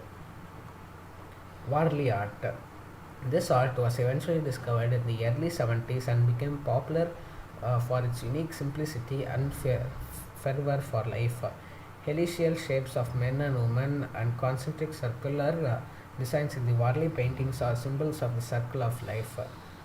Kalamkari, done by using kalam pen, has two subtypes: Masulipatnam, Trikalasapatnam.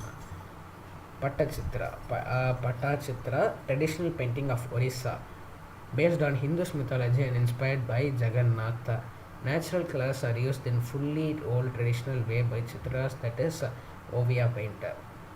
Paintings on cave walls of Kandangiri and Udayagiri, Konark temple are mainly and major temples in Orissa follow Pattachitra. Pahari.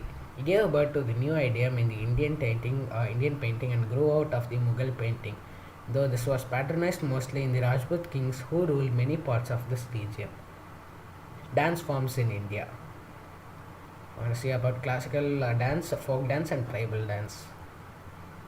Dance is a form of art where the body is used as a medium of communication. The wall paintings of Ajanta and Ellora, the sculptures of Khajuraho stand ample evidence for popular of Indian dances from the ancient times. Nataraja, the dancing Lord Shiva, is a supreme manifestation of Indian dance. Classical dance in India: Bharatanatyam, Tamil Nadu; Kathak, Uttar Pradesh; Kathakali, Kerala; Kuchipudi, Andhra Pradesh; Manipuri, Manipur; Mohiniyattam, Kerala; Odisha, Orissa; Odissi, Orissa; Satriya, Assam. Bharatanatyam. It originates in South India. It consists of multiple items: Nitri, Abhinaya, Nitriya, performed on Carnatic music. Necklace, bangles, and head ornaments are used as jewelry. Bell mounted on woven pads are worn on the feet. Kathak. Katha name is derived from the Katha story and the Kathaka who tell stories. There are three main types of gharanas or schools: Lucknow, Jaipur, Benares. Dance programs from slow to fast pieces has footwork spins and induces abhinaya expression. Costumes include gungrus or bells on the anklets, female lehenga, choli or chudidar, kameez, male bare chest and dhoti or kurta, churidar. Gungrus is this anklet.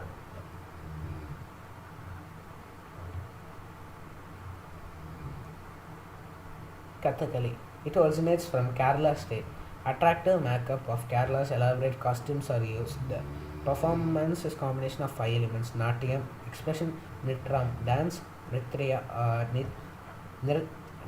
Nrityam, enactment; Geetam, vocal; and Vyadyam, instruments. Elaborate makeup is used: green face color, noble characters; pacha, green with red streaks; red face color, women have yellow face color. Kuchipudi. It originates from Andhra Pradesh. Carnatic music is used. Costumes are similar to Bharatanatyam. Female characters wear ornaments and jewelry. Manipuri. It originates from Manipur state. Music is provided by a singer Pung. Drum claims few features in its performances are movements are stable and aim at devotion and grace. Dancers never strike to the ground hard. Music's provided by singer and as I told, dance do not wear anklet bells in this dance form. Mohiniyattam. It is derived from Mohini, temptress, and autumn dance. It's graceful dance performed only by women. It has influences from Bharatanatyam and Kathakali. It is characterized by realistic makeup and simple dressing. Mainly gold ornaments are used as jewelry. Odissi. It originates from Orissa. Consists of three schools: Mahari, Nataki, Gotipua. Main features of performances are Tribangi, Chauka. Odissi music is used. Jewelry is include tikka, alaka, ear coverings, chains, two sets of bangles, one on upper arm and wrist. Satriya. It is originated in Assam state. It is recognized as one of the classical dance forms of India in 2000. Instruments are used are coals, tals, and flutes. Costumes are made up of type of silk. Ornaments are based on traditional Assamese designs. The diversity in culture and tradition is reflected in the variety of Indian folk dances.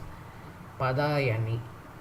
The literal meaning of Padayani is military formations of rows of army, one of the most colorful, enchanting dances of southern Kerala, associated with the festival of certain temples. Kai Kotti Kala, also known as Tiruvadira Kali. Dance performed by women in order to attain everlasting marital bliss on Thiruvatire Day in Malayalam month of Danu, December to January. The dance follows a circular periodic pattern accompanied by clapping and singing. Karagattam, Tamil Nadu. One of the most essential parts of a ritual dedicated to Mariamma, the goddess of health and rain. Drums and long pieces, forms of musical instruments accompanied the dance. Karagattam, Karagattam is popular in villages during temple festivals. Gummi, Tamil Nadu. Gummi means to dance while clapping hands to a rhythm accompanied by songs in popular tunes. Yakshagana, Karnataka. Yakshagana is a folk theatre form of dance in ancient art. Chau, West Bengal. Originated from the Purulia district. As the singer completes the invocation song, a host of drummers and musicians starts to beat dole and damsa. Dalkai. The Dalkai is a dance performance for a woman of the tribes of the Sambalpur district in Orissa. Namag and Himachal, the most striking dance amongst them is the Gadis. Bhangra dances. Punjab, one of the most popular dances in India. It includes tricks and acrobatic feats. Yes, I like this dance. Ghumar dance, famous and a community of dance in Rajasthan. Yes, I like this also, Ghumar. Women from any age group, may it be young or old, can participate in the Ghumar dance. Bihu, Assam. The Bihu dance is performed in the Bihu festival celebrated for the arrival of spring in the Assamese New Year. Charao, bamboo dance, Mizoram. The most popular colorful dance of the Mizos. Burru, Katha dance. I think I'm just going too fast, right? If you want to learn about it, you can just pause the video and you can just read it fully, friends. Because I have only 32 minutes. I have set a time for each topic. 3 people to enact storytelling. Demands oratory as well as dancing skills on the part of the performance. Garba dance. The word Garba is derived from a word Garba Deepa, a lamp inside a performant earthen pot. This dance is formed connection with Shakti Puja. Dandiya Ras, Gujarat, also known as stick dance.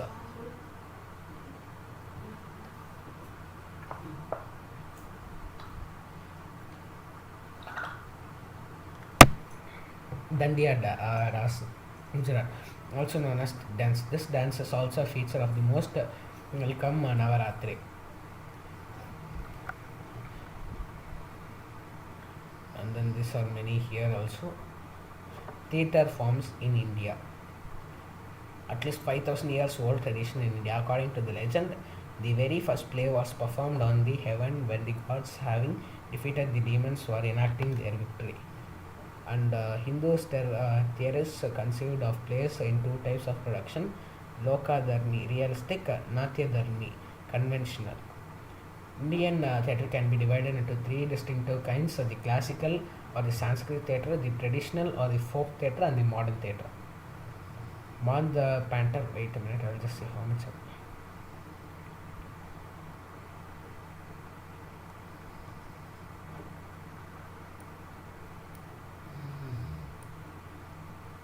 There's a lot of topic to complete, right?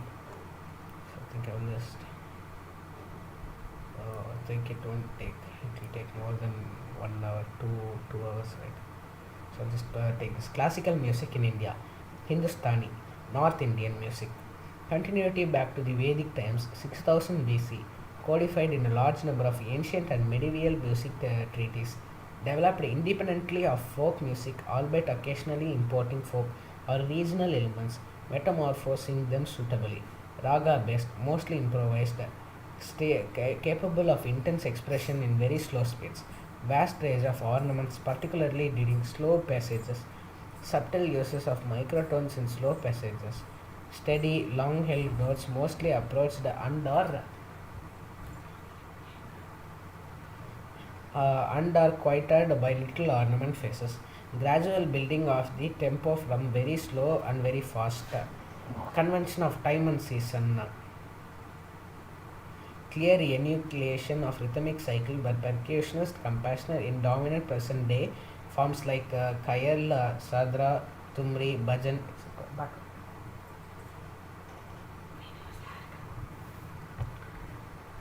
Convention of time and season, clear enunciation of rhythmic cycle by percussionist, true to Hindu traditions, so-called Persian influences, fully integrated within its essential and ancient grammatical format. Carnatic South Indian music, of more recent origin, codified in medieval text written by museologists. The influences once are among whom studied in the North India and thereafter returned to the South India to fashion Carnatic music out of the prevalent regional music forms to be found in India. Composite based, mostly fixed, a fairly quick tempo from the start, so looks back to intensive introspection, microtones, and several ornaments found in the Hindustani music. Uh, Notes are held that for long that mostly equated by characteristic oscillation using indeterminate pitch, constantly and fairly fast tempo throughout. No convention of time or season. Percussion accompanist does not enunciate rhythmic cycle clearly. So a second percussionist and or timer show and or clapping out beats in which the audience joins in is necessary. Contrary or to advocated argument has Muslim influences. Then Indian architectures, third milling. Let's get to the main.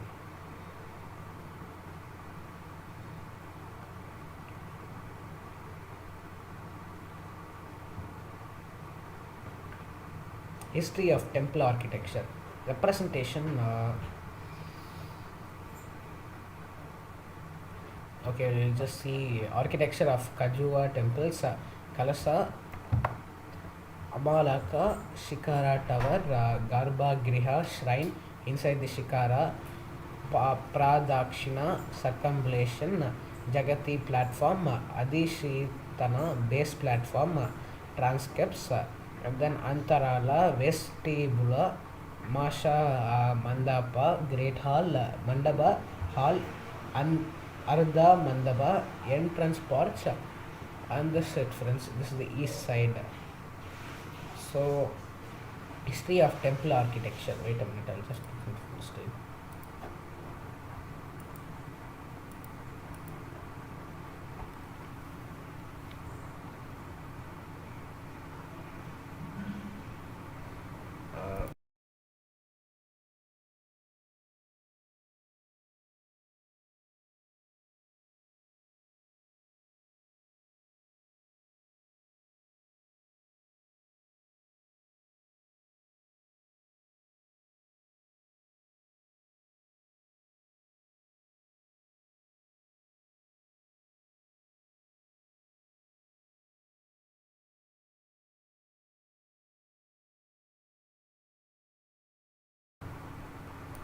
So, as friends, history of temple architecture, representation of the macrosum, the universe, as well as the microsum, the Ashtrada of the Panini, the great Graminan of the 5th century BCE speaks of images that was used in the Hindu temples worship. The ordinary images were called Pratikri, and the images for worship were called Archa. Of Mahabhashya commentary on the Ashtadhya tells us more about the images. Deity images for sale were called Shivaka, etc. But an archa of Shiva was just called Shiva. Patanjali mentions Shiva and the Skanda deities. There is also mention of the worship of Vasudeva Krishna. Some images could be moved and some were immovable. Panini also said that an archa was not to be sold and there was people race who obtained their livelihood by taking care of it. Panini and Patanjali mentioned temples which were called prasadas. The earlier Shatapata Brahmana of the period of the Vedas inform us of an image in the shape of Purusha which was placed within the altar. The Vedic book describes the plan of the temples to be square. This plan is divided into 64 or 81 small squares, which each of these represent a specific divinity. Well, you might be thinking that why I'm going too fast, right? You can just pause and just see this, friends, because you can just put rewind in 0.25 seconds like that, because I just need to complete this whole topics, and there's just like 150 plus pages, so it's tough to complete in this limited time. Next is Indian literature. Vedas, Rig Veda, Yajurveda, Samaveda, Atharva. And then it is divided into Upanishads, Brahma Sutra, Bhagavad Gita, Purana, Itaisa. This all are Vedanta.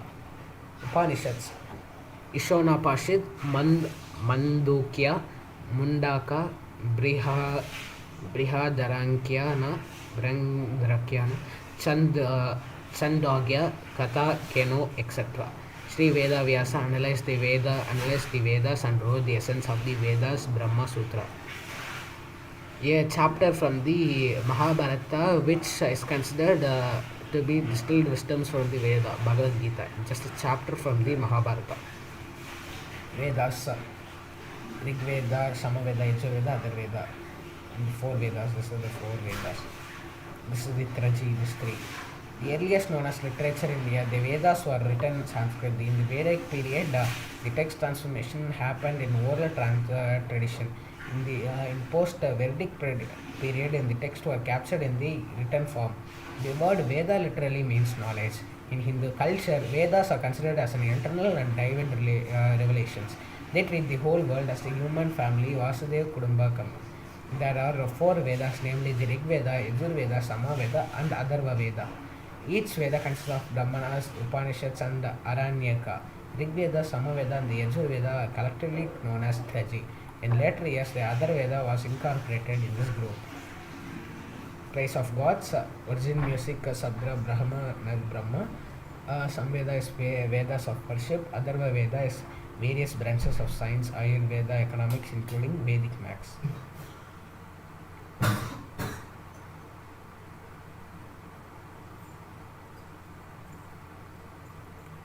And yes, religions in India, there are many religions like Hindus, Buddhism, Sikhism, Islam, Jainism, and I'll just cover another topic.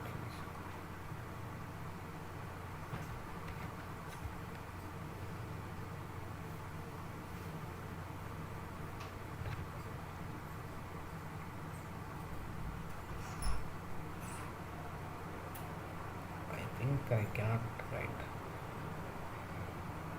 Yes, they form. Okay, this is the soul, this is the mind, this is the heart, this is the body, and all this are divided into these parts.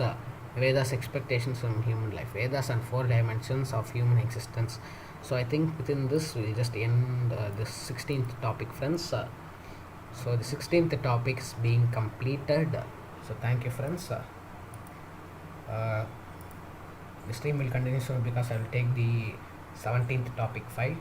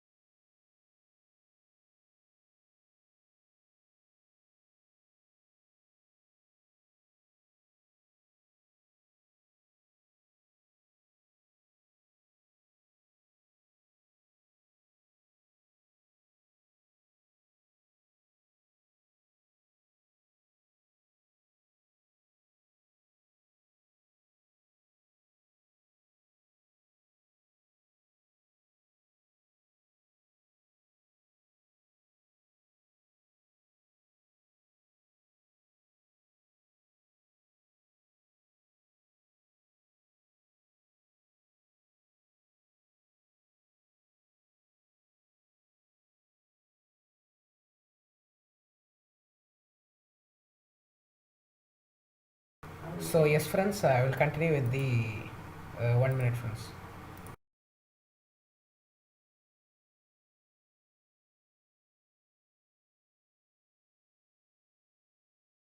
So yes, friends, I will continue with the 18th topic.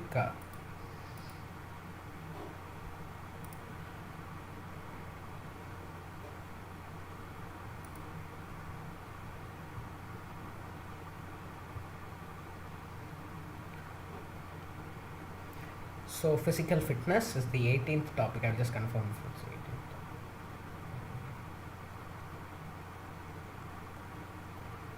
18th. 17th topic.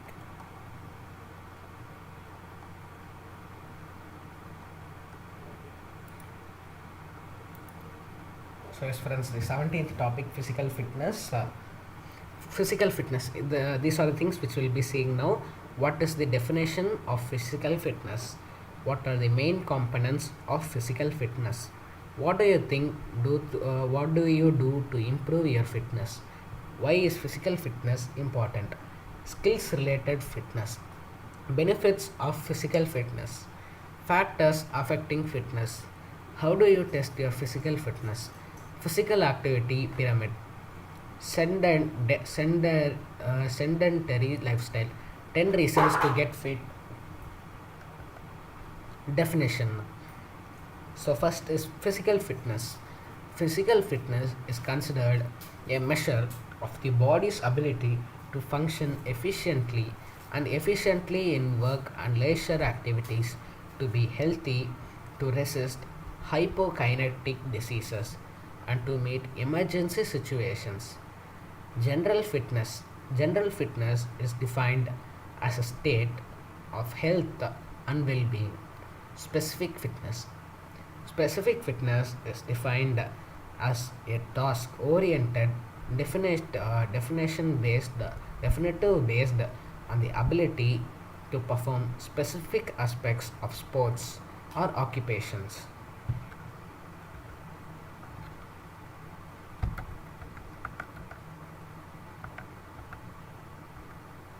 So, what are the main components of physical fitness?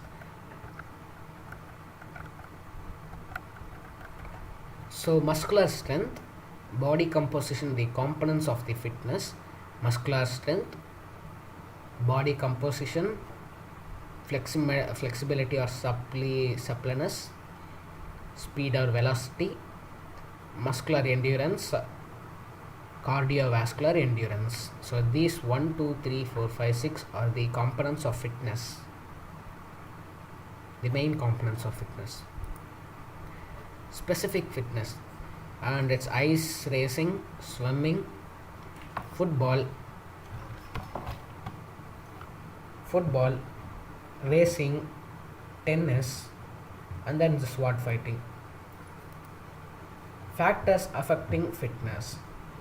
So factors affecting fitness are: first one is build, diet, exercise, physical disability, illness and fatigue, drug taking, stress, environment, age, gender, sex. And if you see, all of them or examples are given here with photos, you can see here. So these are the factors affecting fitness: 1, 2, 3, 4, 5, 6, 7, 8, 9, 10. These 10 factors are the factors affecting fitness. Benefits of physical fitness: 1. Your heart becomes stronger and works more efficiently. 2. You can lose weight if you combine exercise and healthy eating. 3. You feel better about yourself. 4. You are likely to be anxious or depressed and feel more positive. 5. You may be able to bring down a slightly raised blood pressure to normal. 6. You are likely to drink less alcohol and cut down or stop smoking. 7. You are less likely to suffer from low back pain. 8. You feel positive benefits if you have a specific health problem such as lung disease, diabetics, arthritis, or renal disease, or have had an organ transplantation.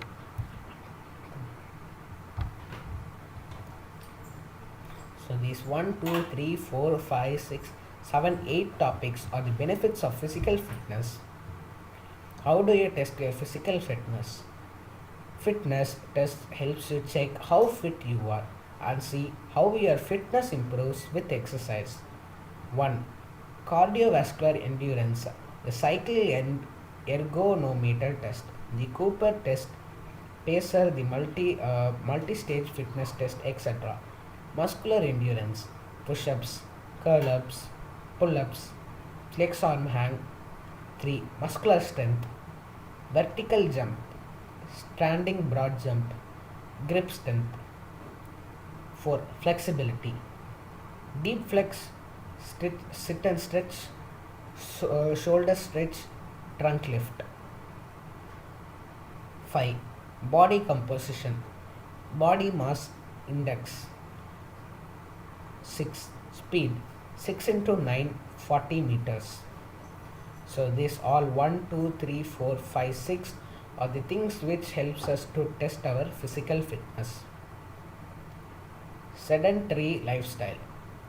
A lifestyle or a type of lifestyle with no or irregular physical activity. A couch potato.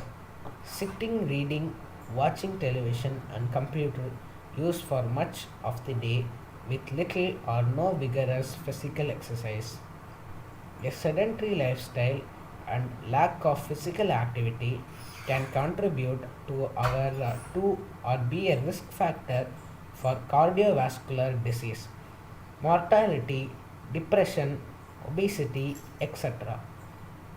National guidelines recommend that young people spend no more than 2 hours each day using electronic media for recreation. Why not make a deal to keep your body fit and healthy? Even exchanging 30 minutes of TV viewing for some physical activity will deliver real health benefits. Effects that physical inactivity and a sedentary lifestyle have on your health. Physical inactivity and sedentary lifestyle. It leads to cardiovascular diseases, congestive heart failure, hypertension, coronary heart disease, arteriosclerosis. It leads to musculoskeletal disorders. It leads to osteoarthritis, osteoporosis, back pain, bone fractures or connective tissues. It leads to psychological disorders, mood, depression, anxiety. It leads to pulmonary diseases, asthma, chronic bronchitis, emphysema. It leads to cancer, breast cancer, colon cancer, lung cancer, prostate. Weight management. It leads to obesity, diabetics and overweighting. So these all are the things that affects the lifestyle on our health. Physical activity pyramid. So here is the less, this enough, the more, the plenty. Like we should follow this plenty, we should walk, we should run, we should use bicycles, and we should not be less, right? Actually now we are less most of the time, but we should be at least more or plenty. More is better because now it's online class, and the sedentary activities do infrequently. And here's the less, and here's the enough, more and plenty. So we have to do at least the more, minimum should be more. The activity pyramid, a guide to daily exercise planning. Cut down on watching TV, computer time, video games, sitting for more than 30 minutes at a time, 2 to 3 times a week. Leisure activities, golf, bowling, softball, flexibility, and strength stretching, yoga, push-ups, curl-ups, weight training, 3 to 5 times a week. Aerobic activity, 20 plus minutes, brisk walking, cross counting skiing, bicycling, swimming, recreational activities 30 plus minutes, soccer, basketball, hiking, tennis. Every day, as much as possible, walk to a dog, walk the dog, take the stairs instead of the elevator, walk to the store, walk in the yard, park your car further away. Anything to add extra steps into your day. Physical activity pyramid again. Cut down on watching TV, computer games, sitting for more than 30 minutes, 2 to 3 times a week. Uh, so just see, wait.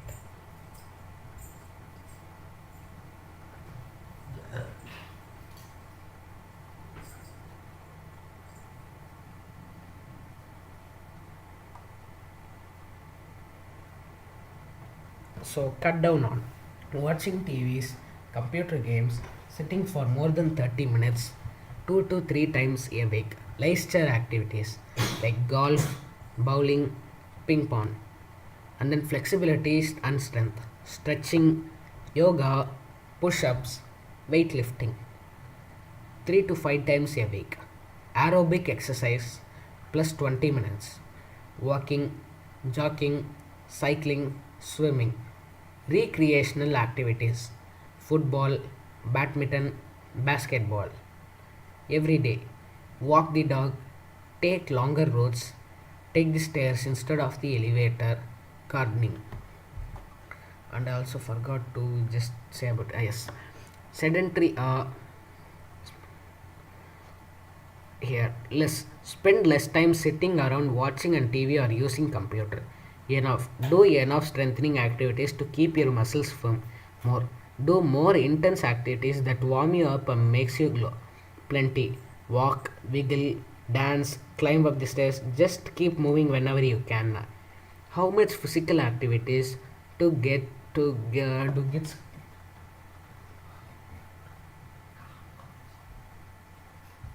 do how much physical activity do kids need? Get at least 60 minutes a day of moderate activity most of the days of the week. Your body counts on you to be active to help strengthen your bones and heart and build muscles.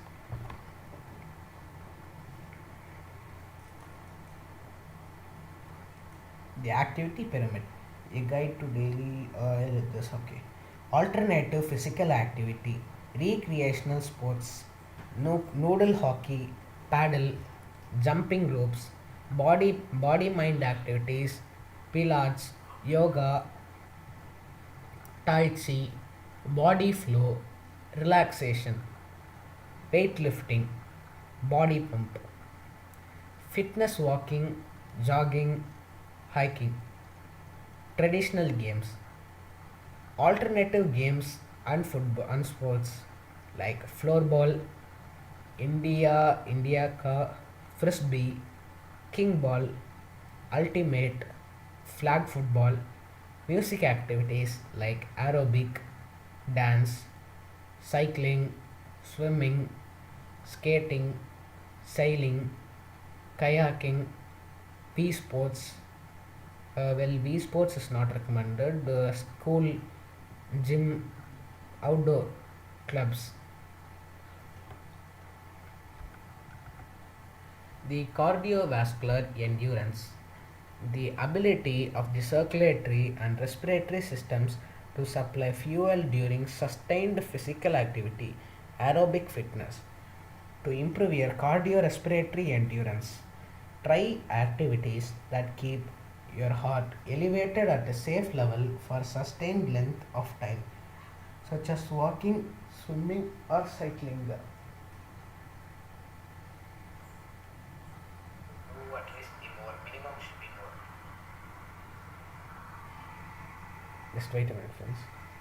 And respiratory systems to supply fuel during sustained physical activity. Yes, I was just checking, friends. The ability, okay, the cardiovascular endurance. 1 minute, friends. Just wait a minute.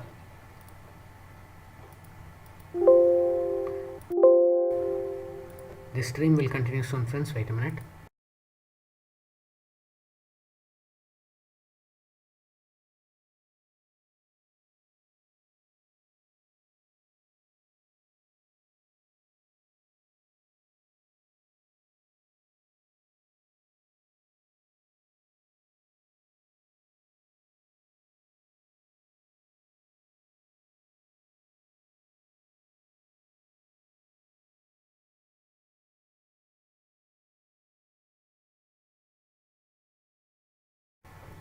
So yes friends, I will continue. The cardiovascular endurance. 1. The ability of the circulatory and respiratory systems to supply fuel during sustained physical activity, aerobic fitness, to improve your cardiorespiratory endurance.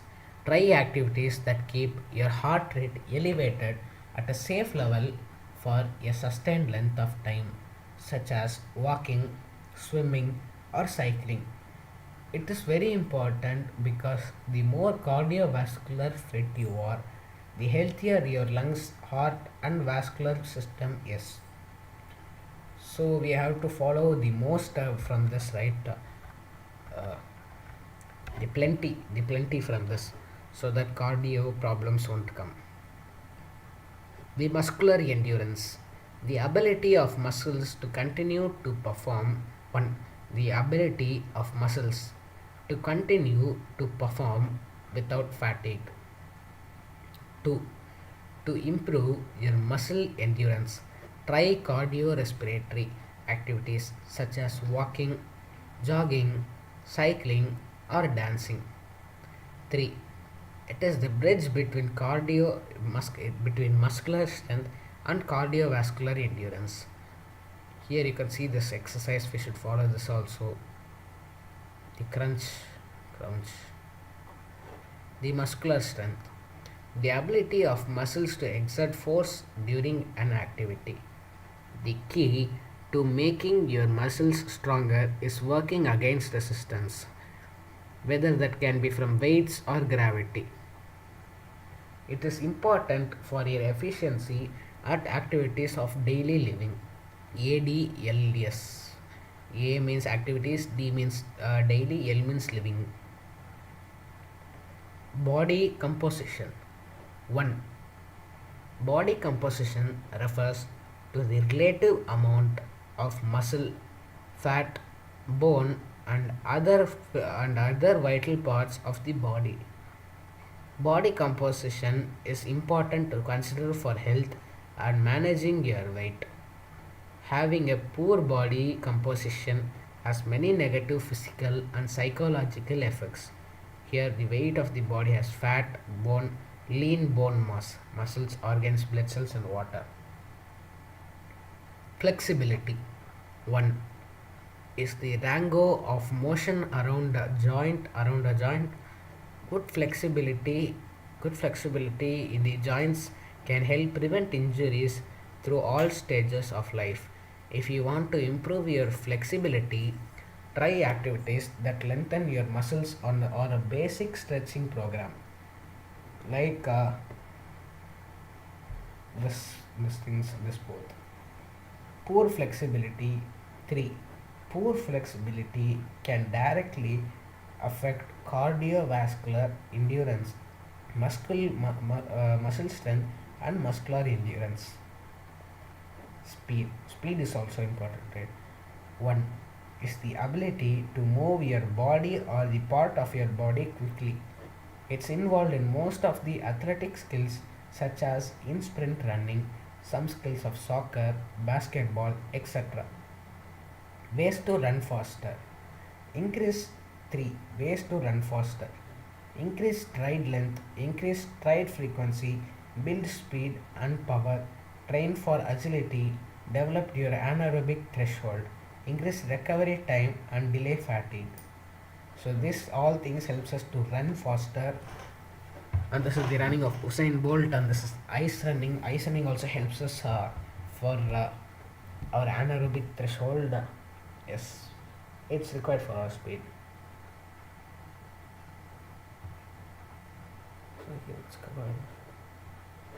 Explosive strength or power.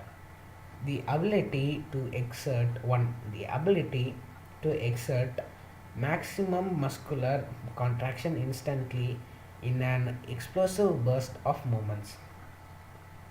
2. The two components of power are strength and speed.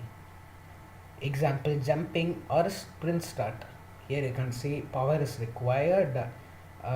Here the strength and speed is required. The timing, speed, everything is required to throw the ball in the baseball match. Here, strength is required, speed is not required. Here, speed is required, but strength is not that much required. It is required, but not that much. Agility. The agility to change the body's position and direction fast. Example, zigzag running and cutting movements. Yes, zigzags running will be helpful for football players and basketball players very easily, because they need to run fast and use their power in their legs. So zigzag running is helpful for them.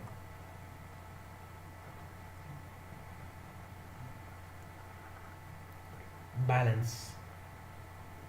The ability to control the body's position either stationary or while moving. Example, handstand, gymnastic stand, and etc. Like, yes, this handstand, this is used for our balance of our position, and this is also used for our one leg balancing.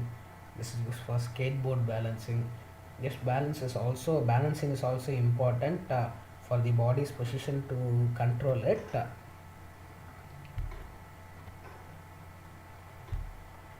Next is the coordination. The ability to move body parts smoothly and accurately in response to what your senses tells you. Yes, it's required for badminton, the sports, but not in this exercise. Yes, it is required because we have to move our legs on the perfect timing at the perfect speed in the perfect area for perfection. And then here we have to hit it. We have to move our legs, everything, and we have to hit this ball whatever our senses tells and whatever the timing tells in our sense, everything. So coordination, the ability to move body parts smoothly and accurately in response to what your senses tell. So this is important. Coordination. Reaction speed drill. Reaction speed is the time it takes to respond to a stimulus. Reaction time plus moment time equal to response time. Sprinters react to the starting gun, example 100 meters. Control of an object, example football or hockey puck.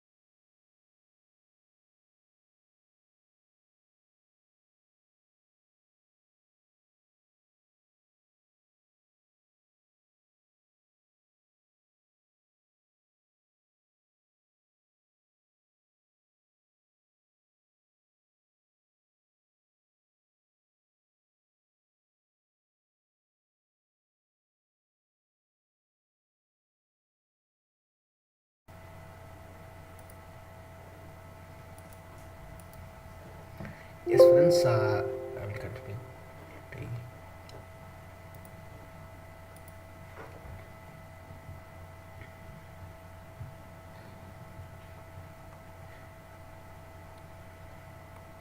Coordination. The ability to move body parts smoothly. I think I completed this. No, I don't know. The ability to move body parts smoothly and accurately in response to what your senses tells you. Yes, it is required for all the sports to move whatever our body feels and tells us, right? So the accuracy is needed whenever, like hitting a shot in the baseball, or hitting the cork in the badminton, or moving in the football. It's required the timing and senses whatever tells us to hit the perfect timing and accurately. Reaction speed drill. 1. Reaction speed is the time it takes to respond to a stimulus. Reaction 2. Reaction time plus movement time equal to response time. 3. Sprinters react to the starting gun. Example 100 meters. Control of an object. Example body of hockey. Yes, it is like reaction speed is the time it takes to respond to stimulus. If you say like if they're going to the bowler is going to bowl a ball, we have to get ready like tapping the bat and everything. We should not like just stand there. That's the first point, and then the second point explains us that reaction time plus movement time equal to response time. Yes, that is correct. And then third point gives us some examples that when the referees shoots the gun for the sprinters in 100 meters, they react to the gun shoot because that's their reaction. Control of an object in football, they control the object, right? So that's what they react to in football or hockey. Next is timing. Yes, timing is really important. The ability to act at the right moment. Example, passing a ball at the correct time to allow another player to score. Yes, timing is important because if there are two players near the goal in football, the first player cannot hit whenever he wants. He needs to hit it whenever the second player is also ready, and the goalkeeper is not ready. The timing should be perfect, right? So it is used in volleyball, football, basketball, in every sports and in the every life for timing also. Next is the 10 great reasons to get fit. Exercise is a great way to spend time with friends. Exercise lowers the risk for many diseases. Getting fit will help you look and feel better. Regular physical activity stimulates the brain and promotes learning. Getting fit will help promote sports performance. Exercise helps Exercise helps build strong bones and muscles. Getting fit can help you live longer. Exercise can help you sleep better. Exercise can reduce anxiety and help relieve stress. But the number one reason is to get fit is just for fun. But really, all the points are correct in this. The first point says that exercise is a great way to spend time with friends. Yes, if you mostly exercise, more than saying exercise, if you play with friends, the fitness will be automatically generated while playing with friends. Then the second point says is that it lowers our life for many diseases. Yes, if obesity is there, obesity can cause us many diseases. So the chances of many diseases due to obesity and everything is being reduced consistently. It lowers the risk. It may come, but it lowers the risk of for many diseases. Wait a minute, if the live working. Getting fit will help you look and feel better. Yes, it will help us look and also feel better because with obesity it will be tough to do some things, but and it will also help us. It will not look good, but being fit will help us also being good. Regular fitness activities stimulates the brain and promotes learning.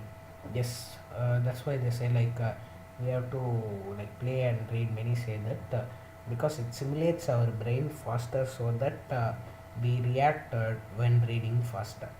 Getting fit will help improve sports performance. Yes, fitness is important for is in important sports, right? Exercise build strong bones and muscles. For yes, fitness gives us strong muscles, biceps, triceps, and everything. Getting fit can help you live longer. Yes, the more the fit we are, it will help us the lower the risk from many diseases. So the chances of living longer is getting more. Exercise can help you sleep better. Yes, because it makes us it makes us tired, so we feel more sleeper. Exercise can reduce anxiety and help relieve stress. Yes, it relieves stress while playing because we just use all our pressure on that on the sports or fitness we are whatever we are doing. It just makes our blood flow, our neuron cells go faster. So bibliography. So that's it, friends. You can also check these websites because these websites also show the fitness websites. You can take a screenshot from this, and then the seventh topic is completed, friends. Just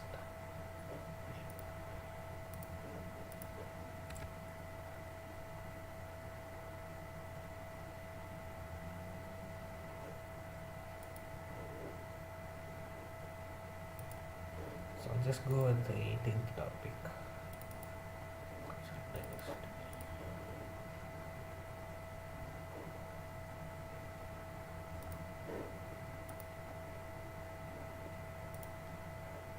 So the stream will continue soon, friends. I will just check all the files.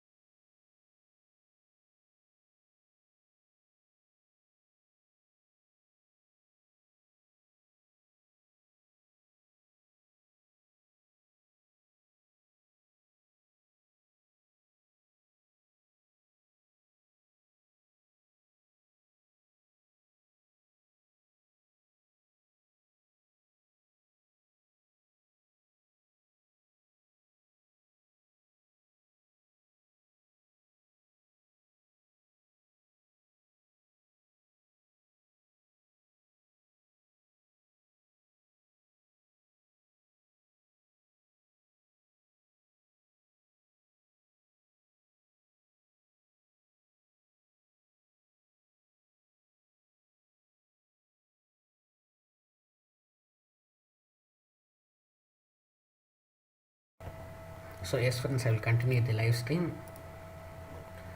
The 18th topic, cultural diversity.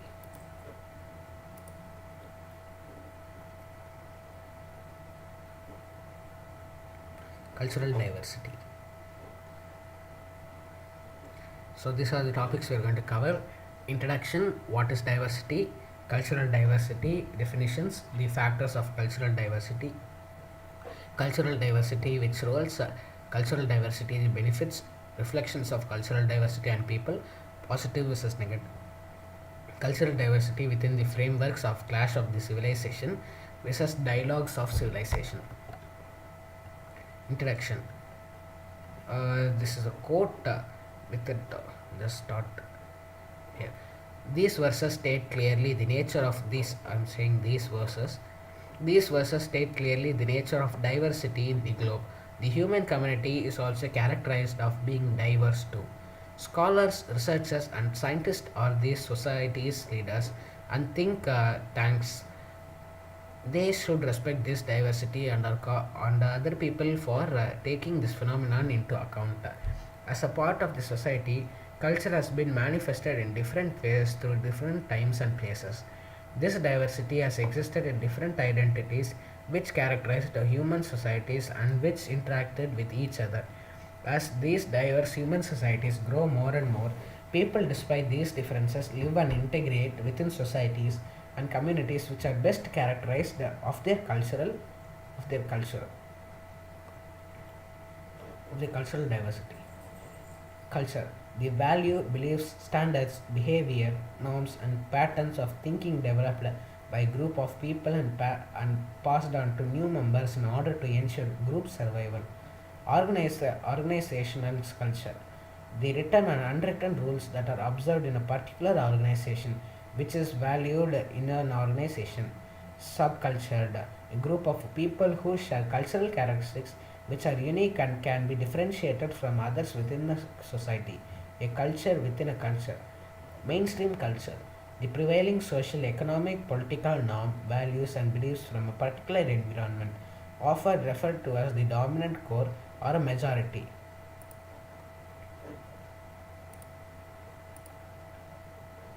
Diversity, used to refer all sorts of differences such as a particular lifestyle, gender, or color. Diversity, a commonly used concept. It is a wide concept that could mean many things. Diversity, a contested term with many different definitions. Many people only refer diversity to race and ethnicity, but the concept includes much more today. Parvis 2003 emphasized that diversity exists in every society and every workplace. It includes cultural and ethnicity as well as differences in physical abilities or qualities, languages, class, religion, beliefs, sexual orientation, and gender identity. Accordingly, diversity brings great benefits that ensure that enrich our lives in many ways. Lawden and Rosner divided the concept into two categories: primary dimensions and secondary dimensions. The primary dimensions, the unchangeable differences that are inborn and have an important impact on our development in early socialization as well as for our ongoing life. This would include age, gender, ethnicity, physical features, race, and sexual orientation. The secondary dimensions are explained as things that can be changed, such as education, geographic location, income, martial status, and religious beliefs. These two dimensions are very important to see how people relate to others and see the world. Diversity. A maximum of the work of the people with different group identities within the same social system. Cultural diversity has emerged as a key concern at the turn of a new century. Globalization and the liberalization of the goods and services market led to the cultural standardization, reinforcing existing imbalances between cultures. The end of the Cold War and the eclipse of the political ideologies resulted in the new religious, cultural, and even ethnic lines, preluding a possible clash of the civilizations. Cultural diversity in similar posing a challenge to the principles of international cooperation. It is invoked by some to contest universally recognized human rights, while others like UNESCO hold firmly to view that full and unqualified recognition of cultural diversity strengthens the universality of human rights and ensures their effective exercise. Cultural diversity definitions, Cox, 1993. The representation in one social system of people with distinctly different groups affiliations of cultural significations. Cultural diversity, the presence of different cultures within a social system which differs in values, norms, and behavior. The mixture of people with different groups identifies within the same social system, one with cultural significance. Cultural diversity is the quality of diverse or different cultures as opposed to monoculture. The global monoculture or homogenization of cultures. It is also refers to having a different cultures respect each other's differences. A variety of human societies or cultures in a specific region or in the world as a whole. Cultural diversity refers to the differences among people because of their racial and ethnicity, background, language, dress, and tradition. An example of cultural diversity is how Chinese immigrants to United States and had a hard time adapting the American culture and instead chose to live in communities with large concentration of Chinese. Cultural diversity refers to having a variety of cultures or human societies within a specific region. Cultural diversity is possible when individuals accept, acknowledge, and value the different ways in which people interact and live in the world. Cultural diversity is based on an understanding that even if people have cultural differences, they desire the same thing: acceptance, well being, security, esteem, and equity. Cultural diversity is based on the idea that people should not ignore that people should not ignore that people should not that people should not ignore or discard their cultural identities but rather value and maintain them. The foundation of cultural diversity is that every race or culture contributes positively towards the social and economic development. UNESCO notes that cultural diversity depends on the flow of human population across borders and is a source of creativity, innovation, and social exchange.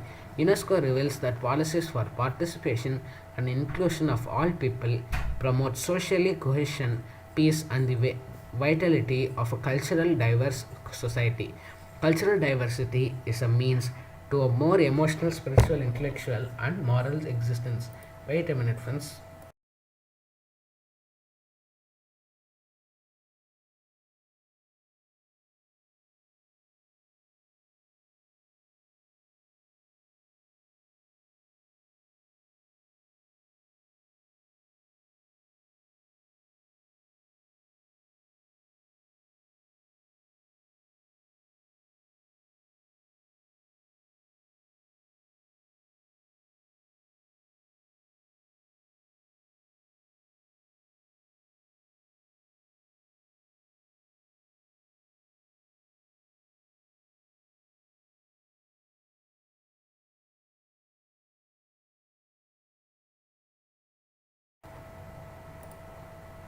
UNESCO. Culture takes diverse forms across times and space. This diverse is embodied in the uniqueness and plurality of the identities of the groups and societies making up humankind as a source of exchange, innovation, and creativity. Cultural diversity is as necessary for humankind as biodiversity is for nature. In this sense, it is common heritage of humanity and should be recognized and affirmed for the benefit of present and future generations. Diversity exists within all any cultural group. Not everyone from the same culture behaves and thinks in the same way. There are differences within the same cultural group due to the subculture or subgroup the person belongs to. The person's unique experience, personal or individual factors. The International Government Conference of Cultural Policies for Sustainable Development held in Stockholm has insisted on the roles of cultural policies in providing the sustainable environment in which talented abilities will flourish and develop, and in regard to the social, economic, technological, and cultural exchanges and the differences that exist in the world adopts the following. Cultural creativity is the storage of human development. Cultural diversity is a human enrichment and development factor. Cultural policies should promote creativity in all its forms, manages to benefit from various cultural practices, experience of individual regardless of sex, gender, age, etc., and enriches the cultural diversity. The benefits. Successful communities, a social fabric which is composed of multiple ethnic and religious groups that have different cultures, cultural pollination, and which is going to multicultural system. However, all is linked to the political system or policy making in this linked societies. Cultural diversity needs a more liberalized environment to ensure freedom of expression under a democratic system which provides under equal opportunities to all members. The more cultural diversity is available, the more cultural diversity is available. The more cultural diversity is available and protected by politicians, the richer and more influential it becomes, it renewing the community in its ideas, orientations, and activities. The first primary advantage of cultural diversity to constitute homogeneous social diversity in unity. The factor, the factor of ethnicity diversement may lead to conflicts and rivalry between the social fabrics. However, in such cases,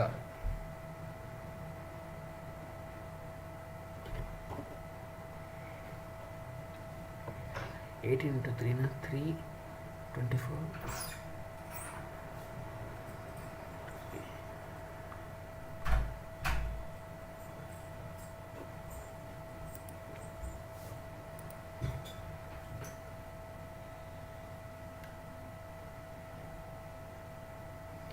Article 3. Cultural diversity as a factor in development. Cultural diversity widens the range of options open to everyone. It is one of the roots of development understood, but not simply in terms of economic growth, but also as means of to achieve a more satisfactory intellectual, emotional, moral, and spiritual existence. Cultural diversity leads to the creation of an integrated and sophisticated life system. Among the most important benefits of cultural diversity, it provides the individual opportunities to express his opinions, whether through art, culture, politics, or other means that are guaranteed by a democratic system which protects, promotes, and makes it available to everyone without exception. Thus, it constitutes a mutual force between the political power and the diverse community diversity. It is important to political leaders and decision makers in the community to cooperate with the various NGOs and civil society organizations to protect cultural diversity within the same society, creating a state of rapid revolution in society, building a society that accepts, embraces, and helps individuals continuous innovation and development. Article 4. Human rights as guarantees of cultural diversity.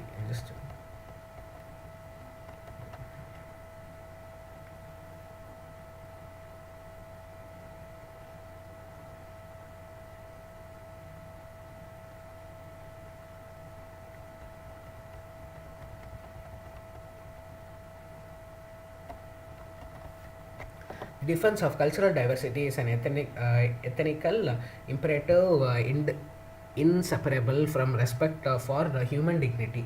It implies a commitment. It implies a commitment to human rights and fundamental freedoms in human rights and fundamental freedoms. Wait a minute. Human rights and fundamental freedoms, in particular the rights of the persons belonging to minorities and those indigenous peoples. No one may invoke cultural diversity to infringe among human rights guaranteed by international law, not to limit their scope.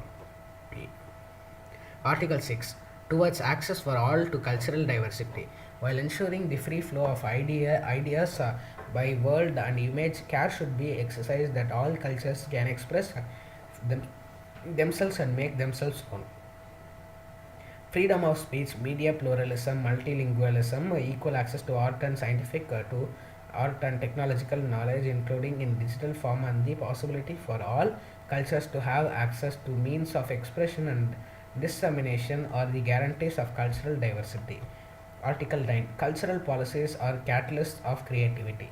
While ensuring the free circulation of ideas and works, cultural policies must create conditions conducive to the production and dissemination of diversified cultural goods through cultural industries that have the means to assert themselves at the local and global level. It is for each state, with due regard to its international obligations, to define its cultural policy, to implement it through the means it consider fit, whether the operational support or appropriate regulation. The role of UNESCO. UNESCO, by virtue of its mandate and functions, has the responsibility to a. Promote the incorporation of the principles set out in the present declaration into the development strategies drawn up within the various intergovernmental bodies. B. Serve as a reference point and a forum where states, international government and non-government organizations, civil societies and the private sectors may join together in elaborating concepts, objectives and policies in favor of cultural diversity. C. Pursue its activities in standard setting, awareness raising and capacity building in the areas related to the present declaration within its field and of competence. D. Facilitate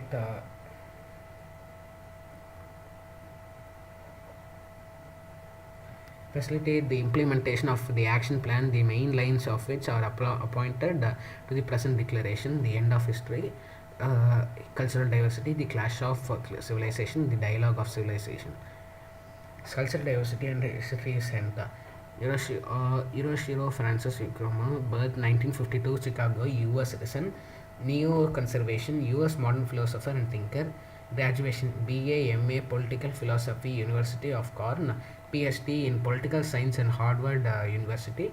Job history: U.S. Department of State, teaching positions, U.S. Strategic Planning Research Center, Director of International Development Program, University of Johns Hopkins. Publication: The End of History and the Last Man, 1992. Summary of the main argument. The End of History and the Last Man. Francis Fukuyama controversially argued that the end of Cold War signals the end of the progression of human history. Fukuyama famously argues that what we may be witnessing is in not just the end of the Cold War or passing of the particular period of post-war history, but the end of the history as such, that it is the end of point of mankind's ideology, evolution, and the universalization of Western liberal democracy as the final form of human government. Basically, Fukuyama theories based on democracy has been growing since 19th century and has been promoted as a civilization and the alternate reign to dictatorships and all over the world. The struggle of history will only be resolved by Western democracy and free market policies. Socialism and communism will never defy Western democracy, therefore the future is paved for capitalism. Islam is no more effective outside the boundaries of the Islam culture. So it is nowadays possible to penetrate Islam in the long term with liberal ideas. According to Francis Fukuyama, pride and appreciation should be attributed only to Western civilization, which reached its peak and at most several inventions and the progress made in the several fields that is apparently seen and noticeable in better conditions of living provided to humans. So next is main civilization. 7 main civilizations are Latin America, Confucian, Japanese, Islam, Hindu, Slavic, Orthodox, Western. Japanese. Shintoism religion, not open-minded, Islamic with humans and universal dimensions, very generous. Confucian, introspective, self-conscious, and institution feel at ease in poverty and find their delight in their pursuit of way. Hindu, composed of diverse doctrines, culture, and way of life, Slavic or Orthodox. Eastern and Central Europe and the Balkans follow mostly on the Orthodox and Catholic churches. Latin America are the Latin speaking countries in America. Countries in America, mainly Romanic Catholic. The Western civilization, the classical legacy, Western Christianity, European language separation of spiritual and temporary authority, rule of law, representative bodies, and individualism.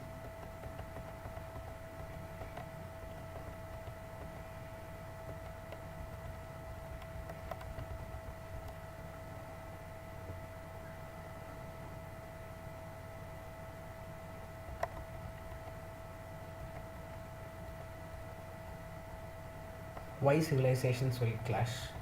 Differences among civilizations are real and basic history, language, culture, tradition, and religion. Product of centuries, the world is becoming smaller. Why civilization will clash? Continuation, economic modernization, and social change throughout the world. Dual role of West civilization consciousness. Non-Wests tend to shape the world in non-Western areas. Cultural characteristics and differences less mutable. Political and economic issues can be compressed and resolved. Increase in economic regionalism. Successful regionalism. Successful su- Successful only in a common civilization. Two levels of for clash of civilization. Clash of civilization occurs at two levels. Micro level, struggle over the control of the territory and each other. Macro level, promote particular political and religious values.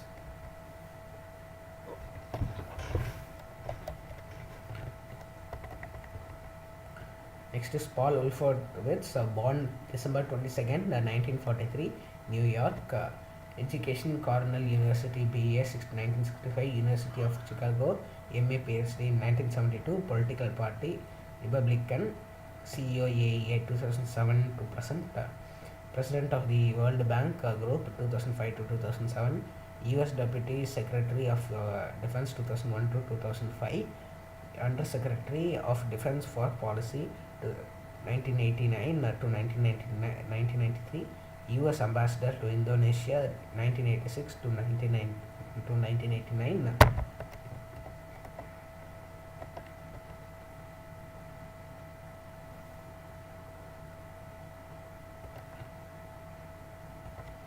The US has set up a UNO in order to unite international efforts against Axis countries headed to Germany.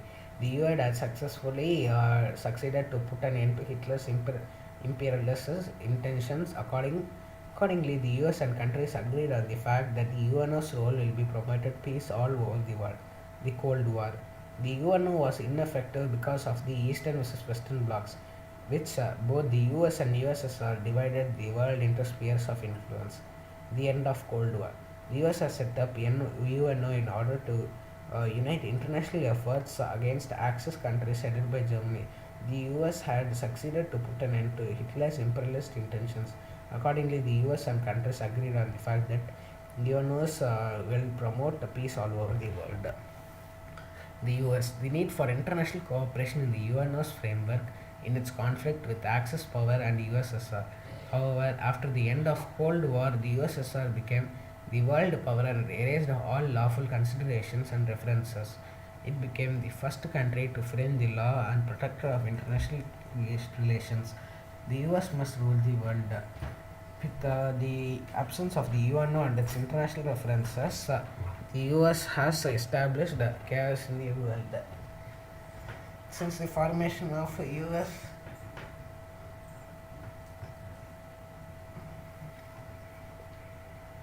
concept of strength, US concept of strength has been essential part in the US political and decision making. In US culture, strength is necessary and legal to promote justice. Zebny U. Brzezinski, the US and the principle of strength.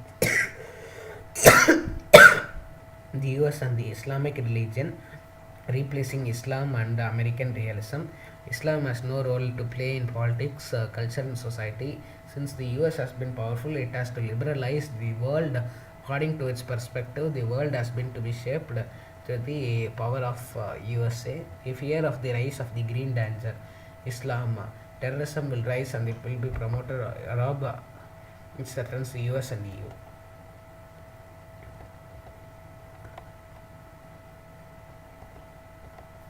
In the last century, the world has witnessed many ideological changes that led into an era of the unpredicted conflicts, wars, destructions of the Berlin Wall, the collapse of ex-USSR, the fall of communalism, the transformation of the world into unipolarity led by US, bipolarity. Each bloc representing a culture or a civilization seeks to dominate the world so as to impose its culture and values, which clashes Persia versus Rome, Great Britain versus France, USSR versus US. Throughout history, there has been various examples of civilization struggling to achieve supremacy and global domination. In case there emerges a single civilization which dominates the world, and still more wars are conducted and destruction and turmoil in the world. Dialogue of civilization, introduced by Raja, introduced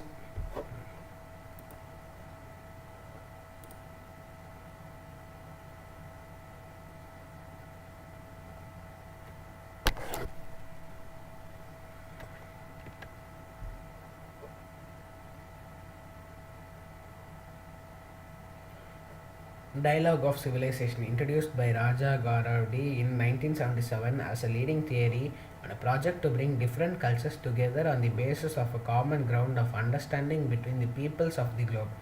Dialogue of Civilizations. A real dialogue of civilization will be only effective if I consider the other, and the other culture being part of me and living inside me and exploiting what I am in need.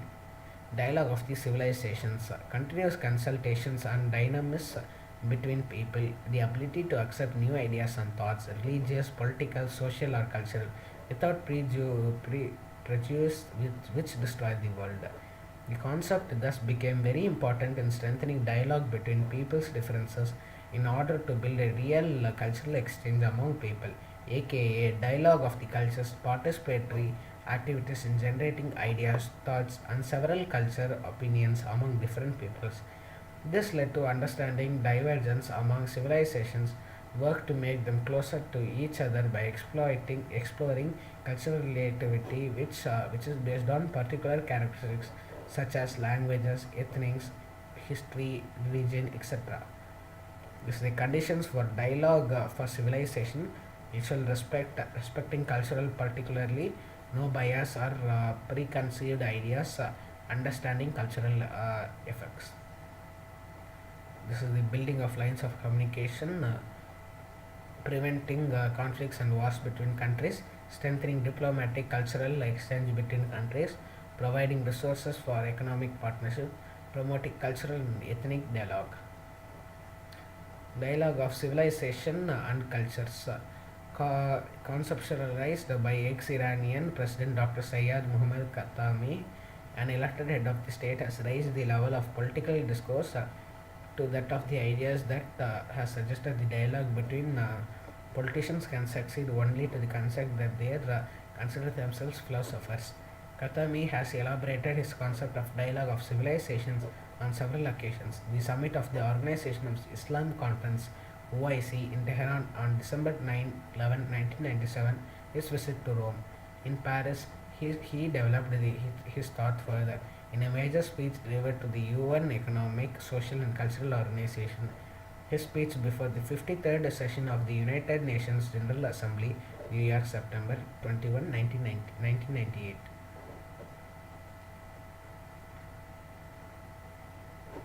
So, conclusion: civilization, man, dialogue. Conclusion: dialogue as a substitute to a clash.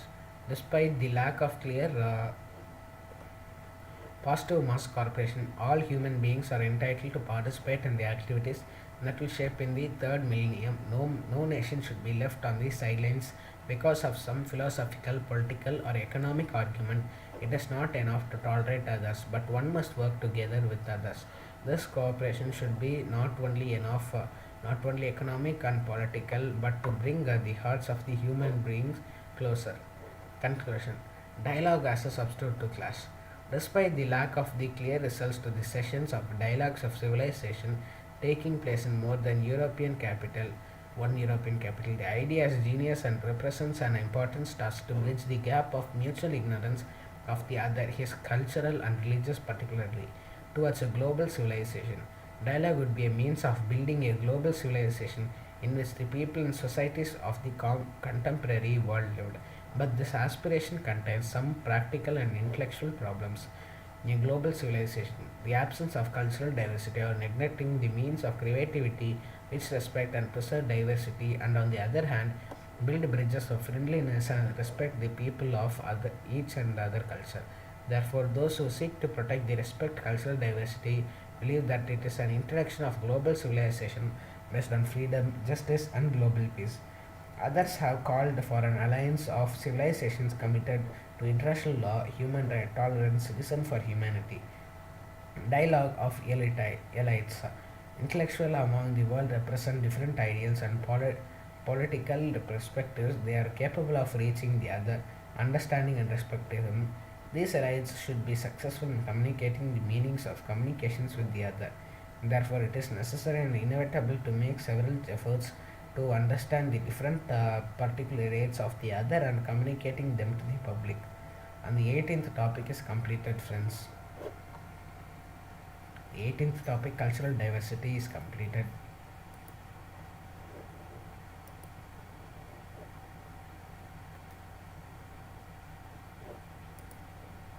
The stream will start soon, friends. I will take up with the 19th slide.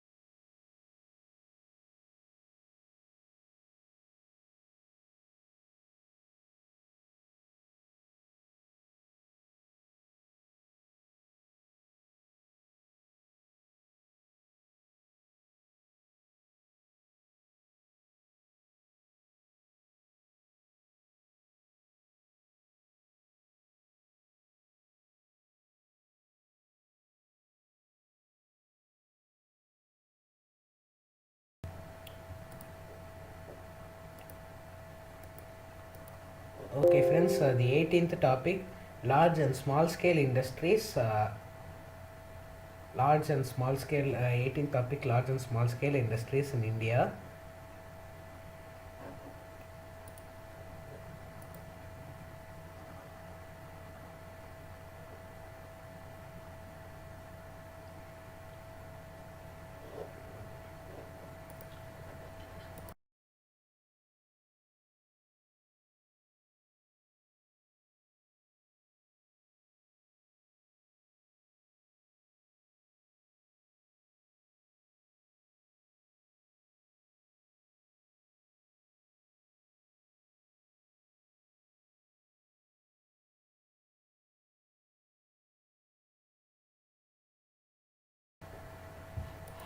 So, the 18th topic is large and small scale industries in India. Large scale industries in India. Grouping of industries on the basis of size. Large scale, medium size, small industries. Large scale industries, that is A. Mining, B. Manufacturing, C. Electricity, D. Gas and water supply. On the basis of end use. Basic goods industries, minerals, fertilizers, cement, iron, and steel electricity. Capital goods industries, machinery, railroad equipment. Consumer goods industry, consumer durables, non durables. Industrial growth in India. Steady growth of 8% during the first three plan periods 1951 to 1965. Second, 1965 to 1980, a period of declaration and retrogression, growth rate falling down to 4.5% per annum. 3. 1980 to 1991, the annual industrial growth rate was 7.8 per annum. 1991 for 1991, a year of new economic reforms limiting the domain of public sector, encouraging FDIs, foreign portfolio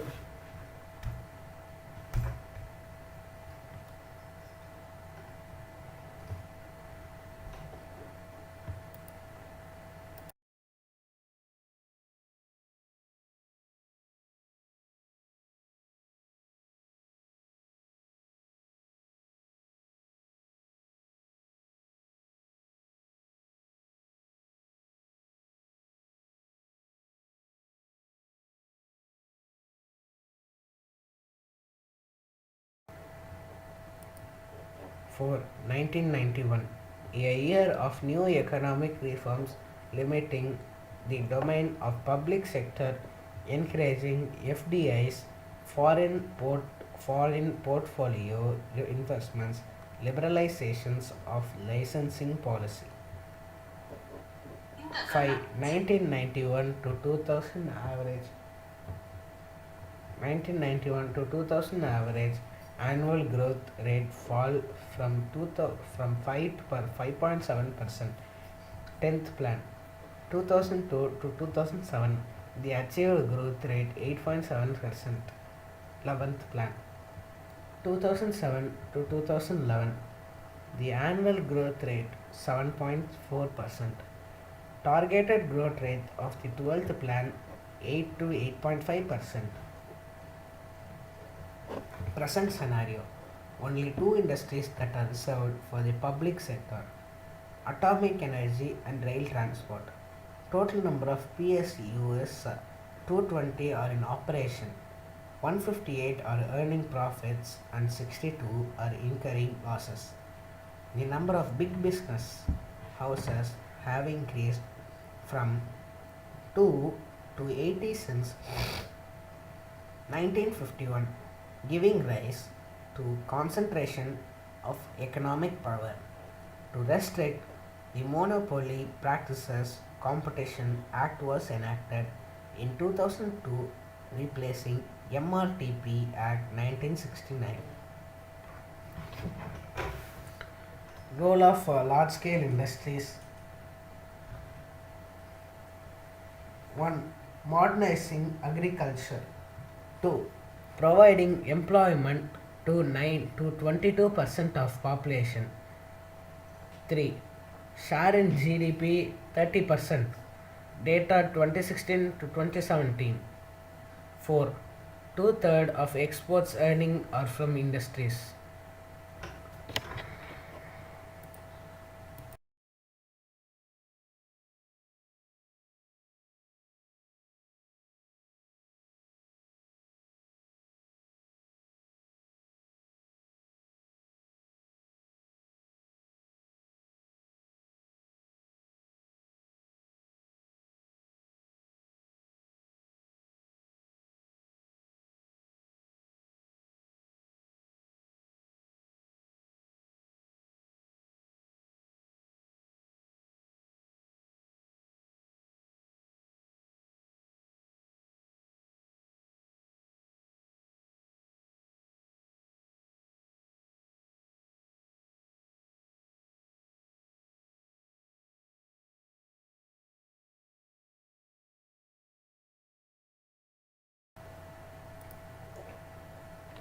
4.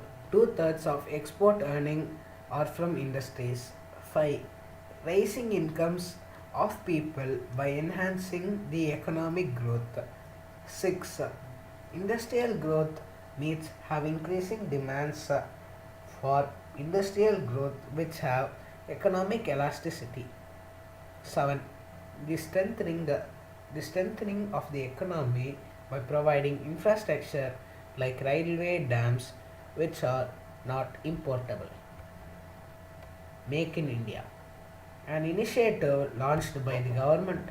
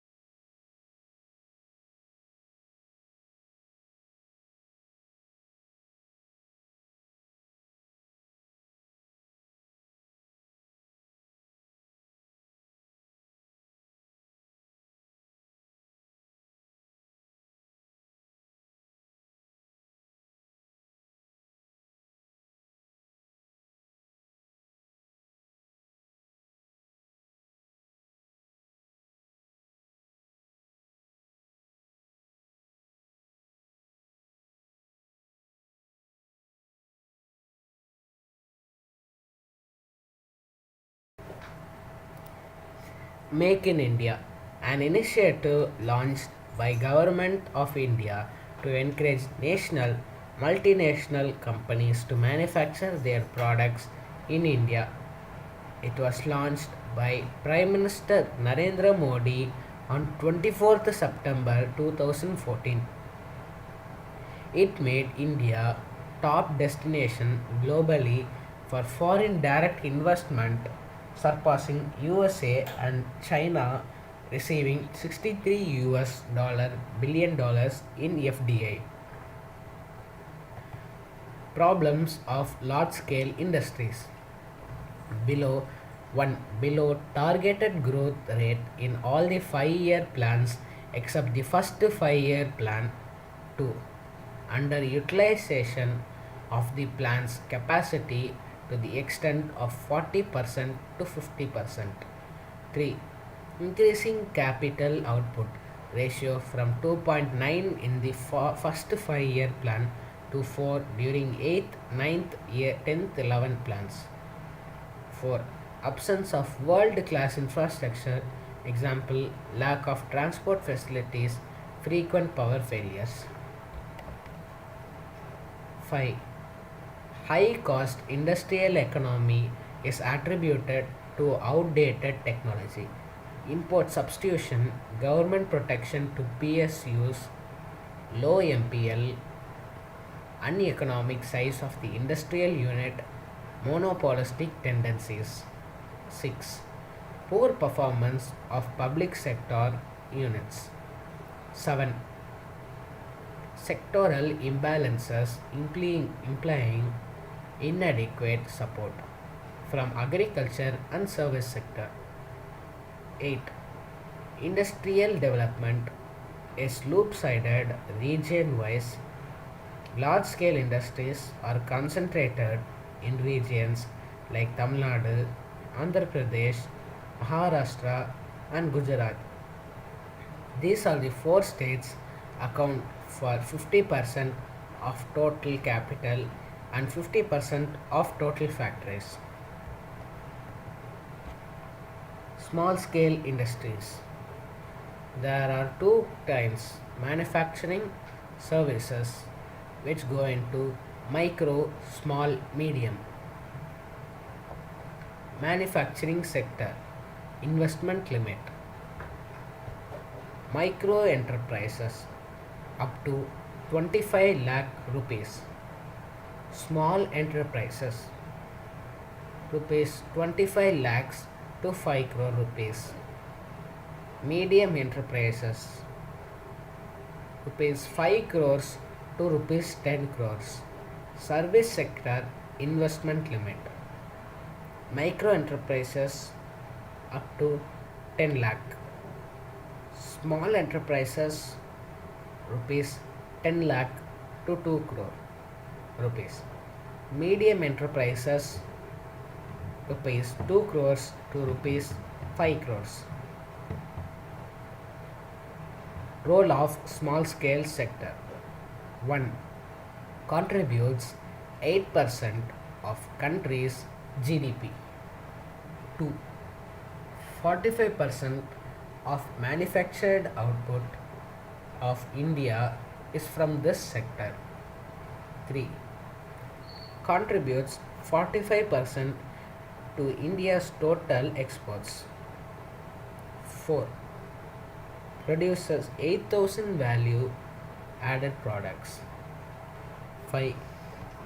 Employs 40% of workforce in India.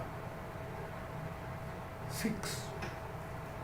Maintains a consistent growth rate of 10% annually. Startup India. 1. Aiming at promotion of bank financing for startup ventures to encourage small scale sectors, meant mainly for employment generation. Under this, micro units are refinanced by new institution Mudra Micro Unit Development and Refinance Agency. M for micro, U for unit, D for development, R for refinance, A for agency. Bank with a refinance fund of rupees 200 billion US dollars. It is named in rural version as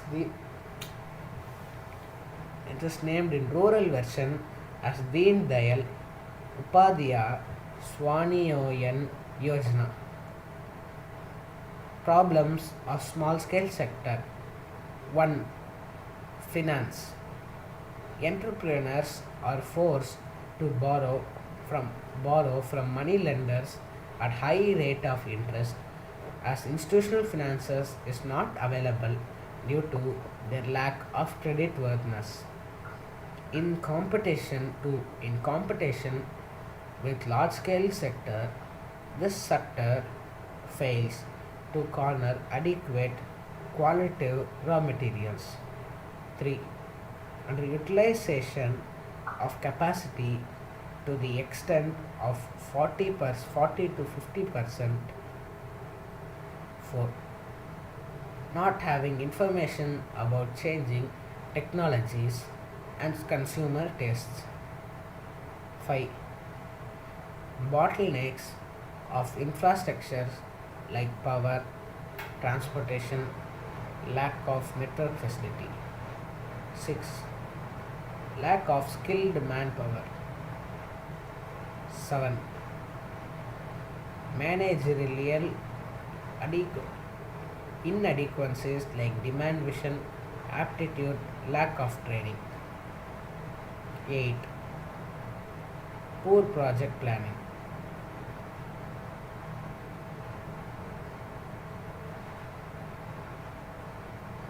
Startup in India.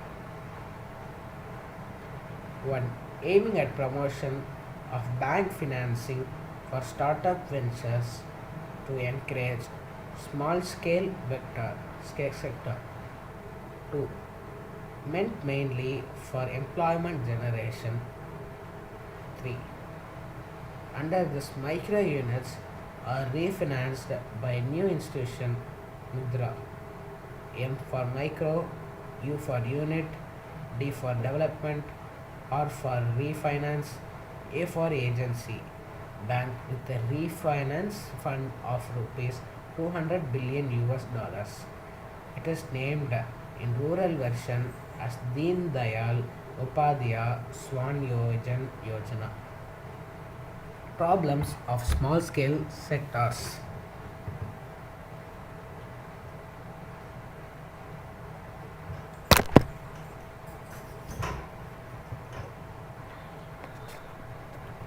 Problems of small scale sector.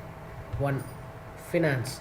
Entrepreneurs are forced to borrow from money lenders at high rate of interest as institutional finance is not available due to their lack of creditworthiness.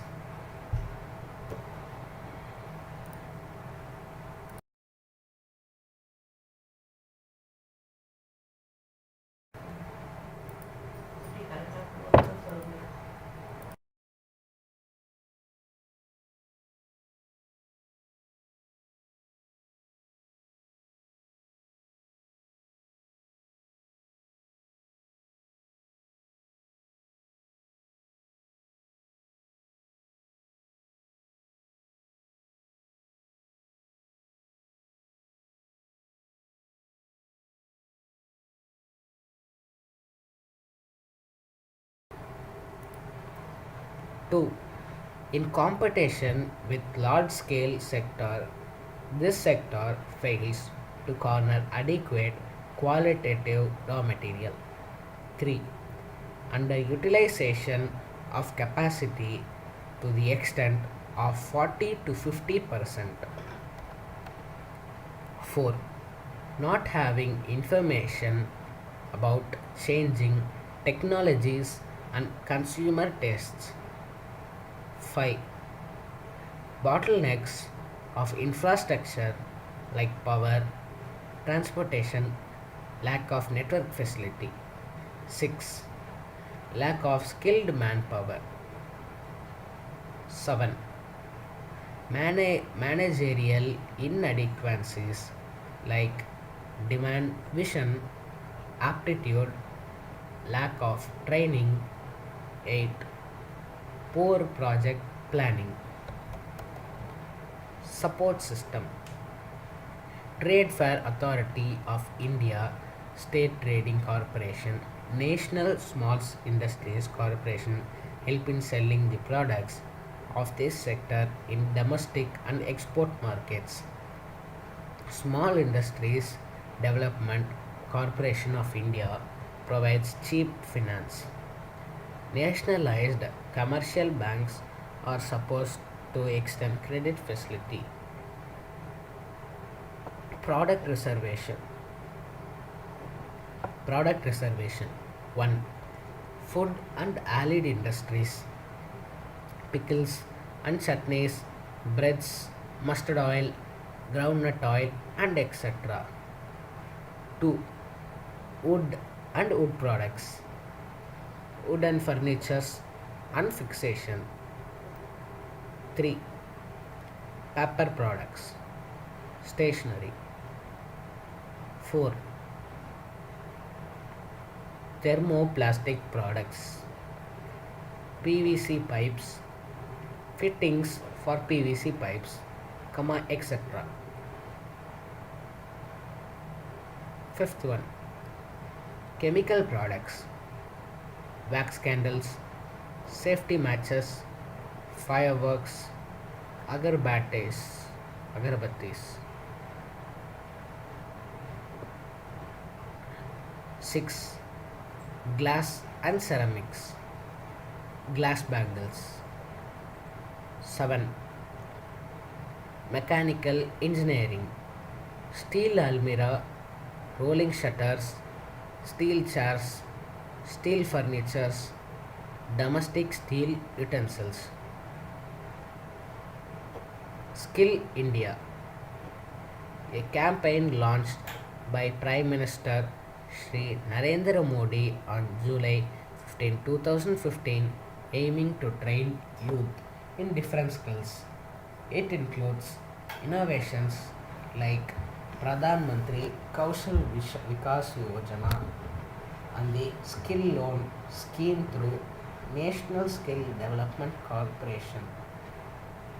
It creates a hallmark called Rural India Skill, so as to standardize and certify rural skills beneficial for small scale sector. Just wait a minute, friends. I have some more points.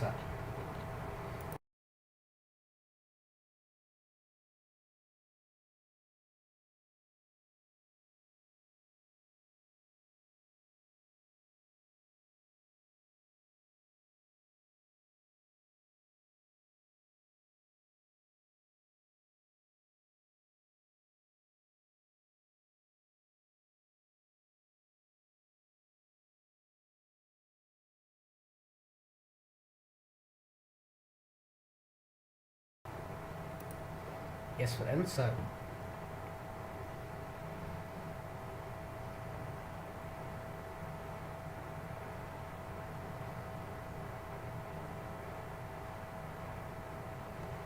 Well, the exact meaning of industrialization is a process by which an increasing proportion of a country's economic activity is involved in the industry.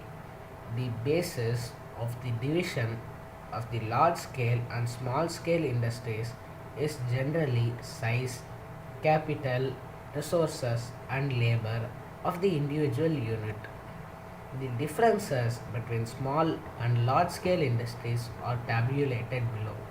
Small scale industries, there are less uh, there are less capital and investment in small scale industries. Large scale industries, large scale industries have tremendous capital and investment. Small scale industries, since they have low investment, small scale industries do not have big machines. Large scale industries 2. Large scale industries have large and enormous machines. Small scale industry 3. Small scale industries employ few workers and most work is performed by workers. Large scale industry 3. Machines do most work in large scale industries. Small scale industries 4. Examples: high cycles, handicrafts, pottery, and etc. Large scale industry 4. Examples: cotton, iron, and etc.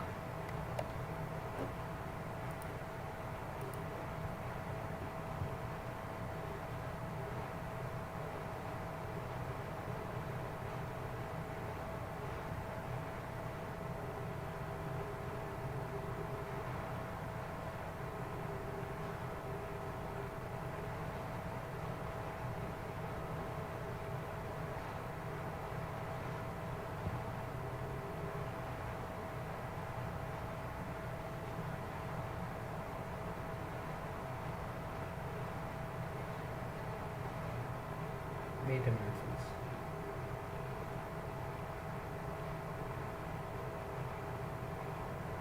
So, differentiation again between small scale and large scale industry. Small scale industry 1. Definite capital investment is made in its resources and goods in the small scale industry. Small scale 2. Small scale industry is a labor intensive industry. 3. Need a small geographical area. 4. Small scale industry requires semi skilled laborers. 5. In a small scale industry, raw materials are produced from local suppliers. 6. The main objective of planting a small scale industry is with less investment to generate employment opportunities. 7. Few examples of small scale industries are bakery, ice cream making, paper cup making, candle making, pickles making, woodworking, etc. Large scale industry. 1. Large scale industry requires a huge investment in its resources and goods. 2. Large scale industry is a capital intensive industry. 3. Need a large scale, large geographical industry. 4. Large scale industry requires highly skilled laborers. 5. The main objective is to produce consumer goods and capital goods. 6. Few examples of large scale industry are iron and steel industry, oil refineries, automobile industry, constructions, jute industry, etc. Note: as per the investments is the setup of an industry, it is defined as small scale or large scale industry. Definite capital investment is made in its resources and goods in the small scale industry. Examples of small scale industries are bakery, ice cream making, paper cup making, candle making, pickles making, hardworking, woodworking, and etc. Large scale industry requires a huge investment in its resources and goods. Examples of large scale industries are iron and steel industries, oil refineries, automobile industries, constructions, jute industry, etc.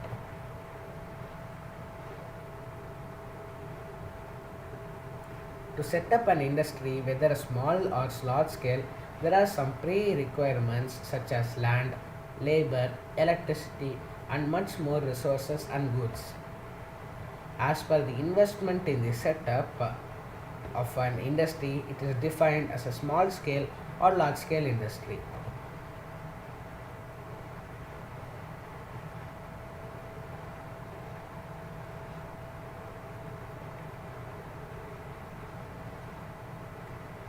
Large scale industries requires huge infrastructure and large number of workers.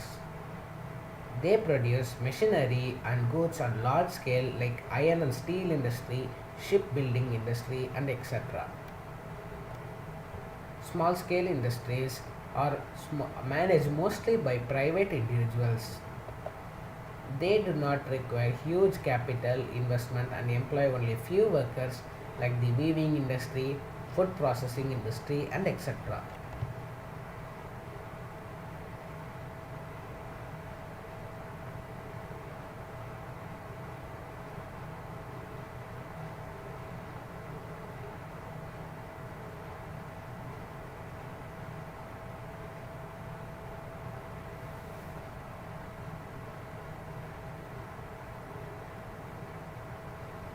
Large scale industries refers to the undertakings which have vast infrastructure and employee based along with heavy power driven machinery and huge capital investment. To manage and operate these industries effectively, complex management is required. It embraces both manufacturing concerns and others that make use of indigenous and imported technology to manufacture the products so as to cater the domestic as well as international markets. Small scale industries, as the name suggests, as industries wherein the production process is undertaken at a small or say micro level, it is often set up by private individuals, usually with the help of the support of their local family members and hiring local workers who understand the work. It uses simple machinery, tools, and equipment. There are small enterprises which are known for the manufacturing of the products using light machinery and less manpower. However, it depends on the production side. These industries play a very crucial role in rural industrialization as well as in providing subsidiary employment to rural people. It aims to create employment for local residents while using less capital income. It helps in eradicating backwards from rural areas, which results in decreasing regional imbalances as it raises the income level and improves standard of living. Moreover, it mobilizes as well as uses the hidden and untapped resources of the country. In addition to this, it encourages indigenization. With this, the ninth topic is being completed, friends.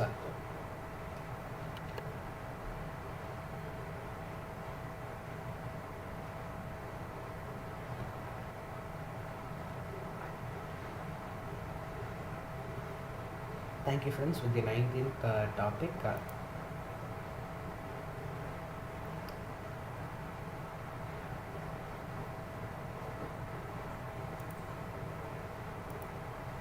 I will start the 20th topic soon and the stream will continue soon.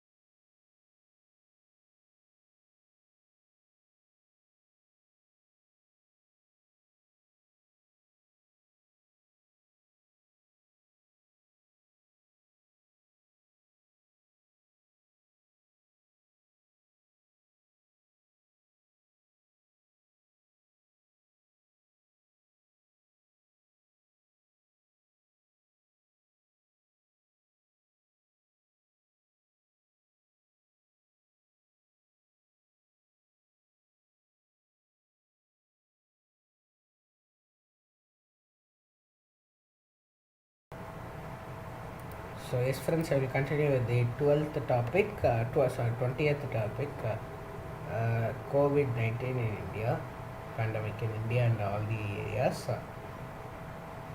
Outline, pre-test history of epidemic, COVID-19, coronavirus, global situation. 1 minute.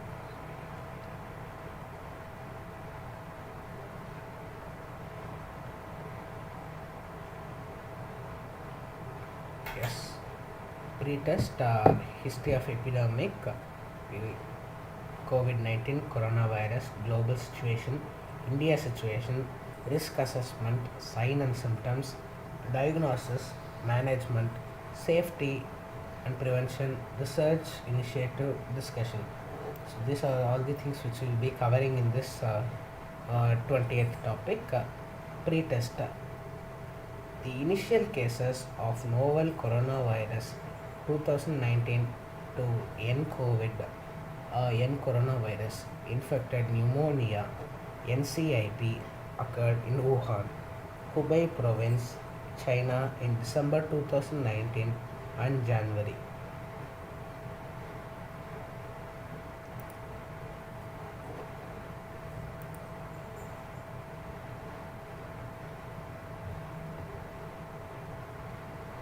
Epidemics in recent history. Marburg 1967, country of origin Uganda, infected 590, death 478, fatality 81. Ebola 1976, country of origin DRC, Democratic Republic of Congo, infected 33,687, deaths 14,693. Nipah 1999, country of origin Malaysia, infected 496, deaths 265, fatality 53.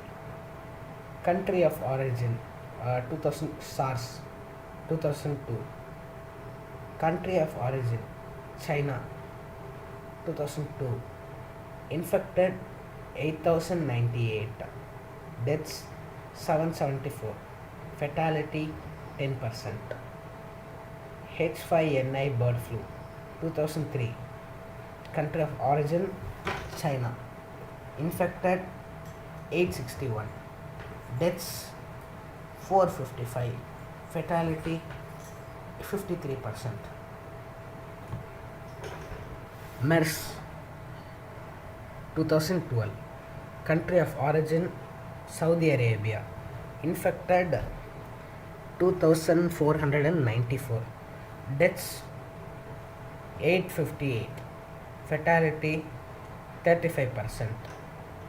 H7N9 bird flu 2013, country of origin China, infected 1568, deaths 616, fatality 39%. AH1N1 PDMOG 19, country of origin US and Mexico, infected 1 million, equal to 1 million, deaths 1,23,000 to 2,03,000, fatality below 0.01%. Seasonal flu yearly, infected nearly 1 billion, deaths 2,90,000 to 6,50,000, fatality below 0.01%. 2019 to N COVID-9 in coronavirus. Ongoing 2019, country of origin China, infected 1,53,000, deaths 5,800 plus, and it's counting, it's ongoing. Fatality 3.7%, and it's still ongoing. COVID, a global threat. COVID-19, which means CO means corona, V means virus, D means disease. Who wanted a name? World Health Organization wanted a name that doesn't refer to a geographical location, animal, an individual, or a group of people. Coronaviruses. Coronaviruses are a large family of viruses that are commonly in many different species of animals, including camels, cattle, cats, and bats. Rarely, animal coronaviruses can infect people and then spread between people, such as with MERS and SARS. Human coronavirus, 7 strains. 1. Human coronavirus 229E, HCOV 229E. 2. Human coronavirus OC43, HCO4 O343. 3. Human coronavirus NL63, HCOV NL63, New Haven coronavirus. Human coronavirus 4. Human coronavirus HKUI U1. 5. SARS coronavirus. 6. Middle East Respiratory Syndrome coronavirus, previously known as novel coronavirus 2012, and HCOV EMC novel coronavirus 2019 to NCOV, also known as Wuhan pneumonia or Wuhan coronavirus. Characteristics: SARS-CoV-2 family, Coronaviridae, genus beta coronavirus, genome plus sense, single stranded RNA 32 kilobases long, the longest RNA virus genome. Capsid, longest flexible helix, 10%, 10 to 20 nanometers in diameters.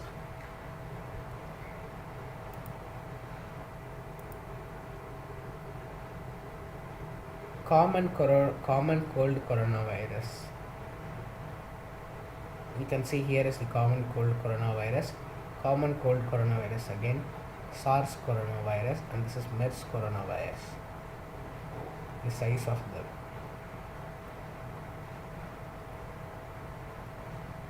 SARS, it will be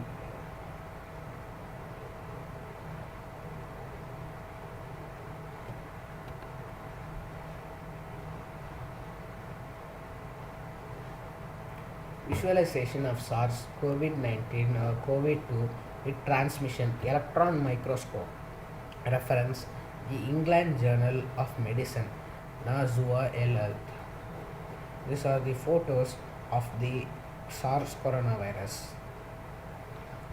Timeline of COVID-19 outbreak.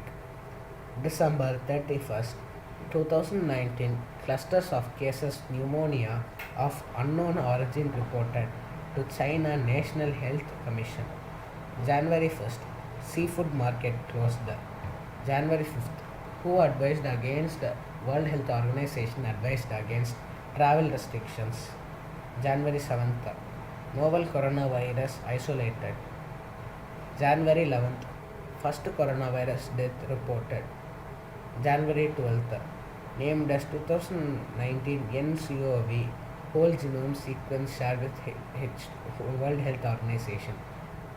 January 13, first case in Thailand reported. January 30th, first case from Kerala. January 31st, World Health Organization declared PHEIC. February 11th, World Health Organization gave new name coronavirus disease as COVID-19, which means coronavirus disease 2019. March 11, World Health Organization declared pandemic. March 12th, first death from India.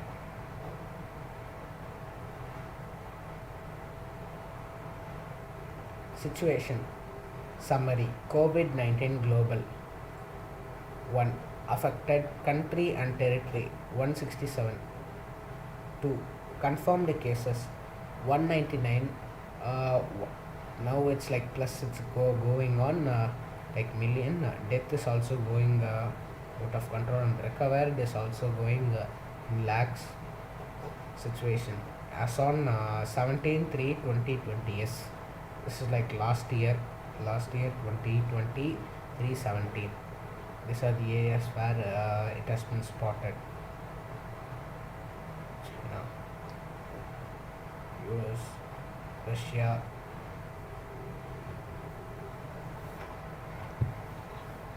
in Australia, New Zealand, in India also some.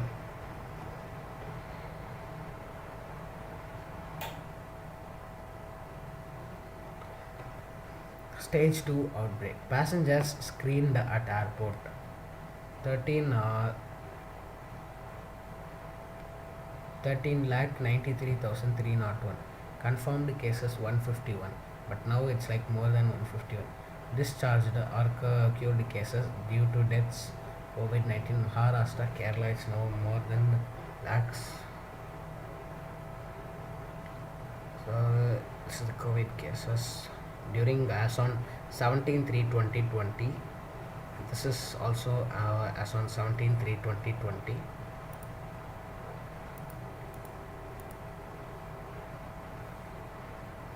Risk assessment. COVID-19 mode of transmission human to human. Currently incubation period up to 14 days, 2 to 14 days.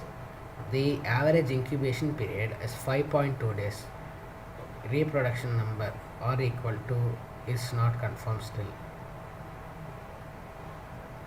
Mortality rate, it is also still not confirmed.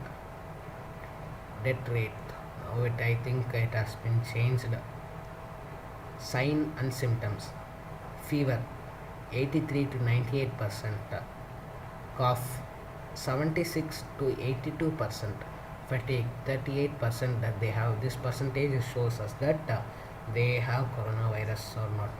Coughing up sputum 33%, shortness of breath 19%, bone or joint pain 15%, headache 14%, sore throat 14%, nausea or vomiting 5%, stuffy nose 5%, diarrhea 4%.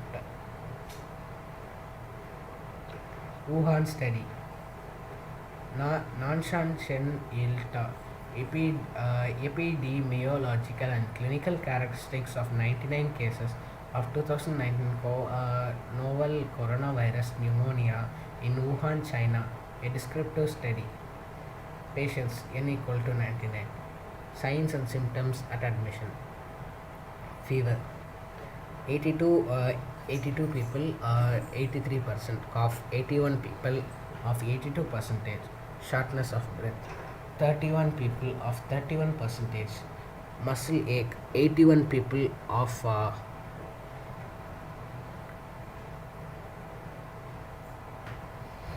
muscle ache 11 people of 11%, confusion 9 people of 9%, headache 8 people of 8%, sore throat 5 people of 5%, rhinorrhea 4 people of 4%, chest pain 2 people of 2%, diarrhea 2 people of 2%, nausea and vomiting 1 people of 1%, more than one sign or symptom 89 people of 90%, fever, cough and shortness of breath 15 people of 15%.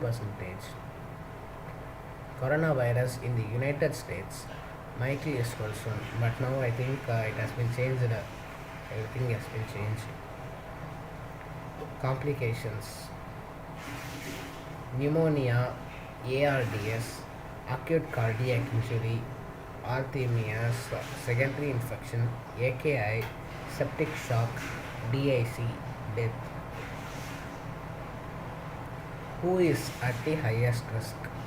People of all ages have been infected, but the mortality rate is much higher in people older than 80 people. Children can also become severely infected. Highest risk, healthcare worker, people in close contact with affected person, people traveling from affected locations, elderly people, people with diabetics, heart disease, or compromised immune systems. Diagnosis: real-time PCR, screening assay, e-gene assay, confirmatory assay, RDRP, ORF gene assay.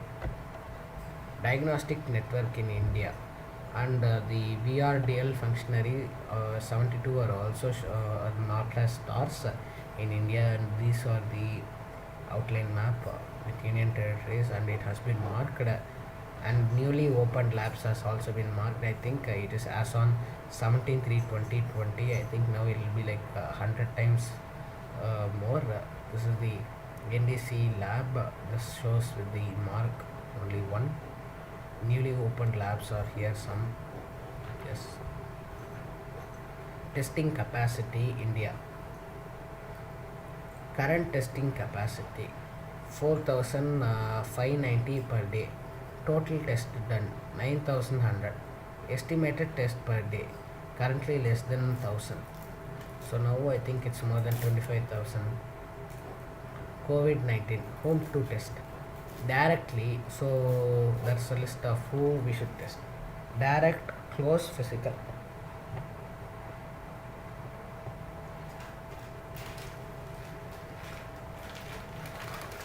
Direct, close,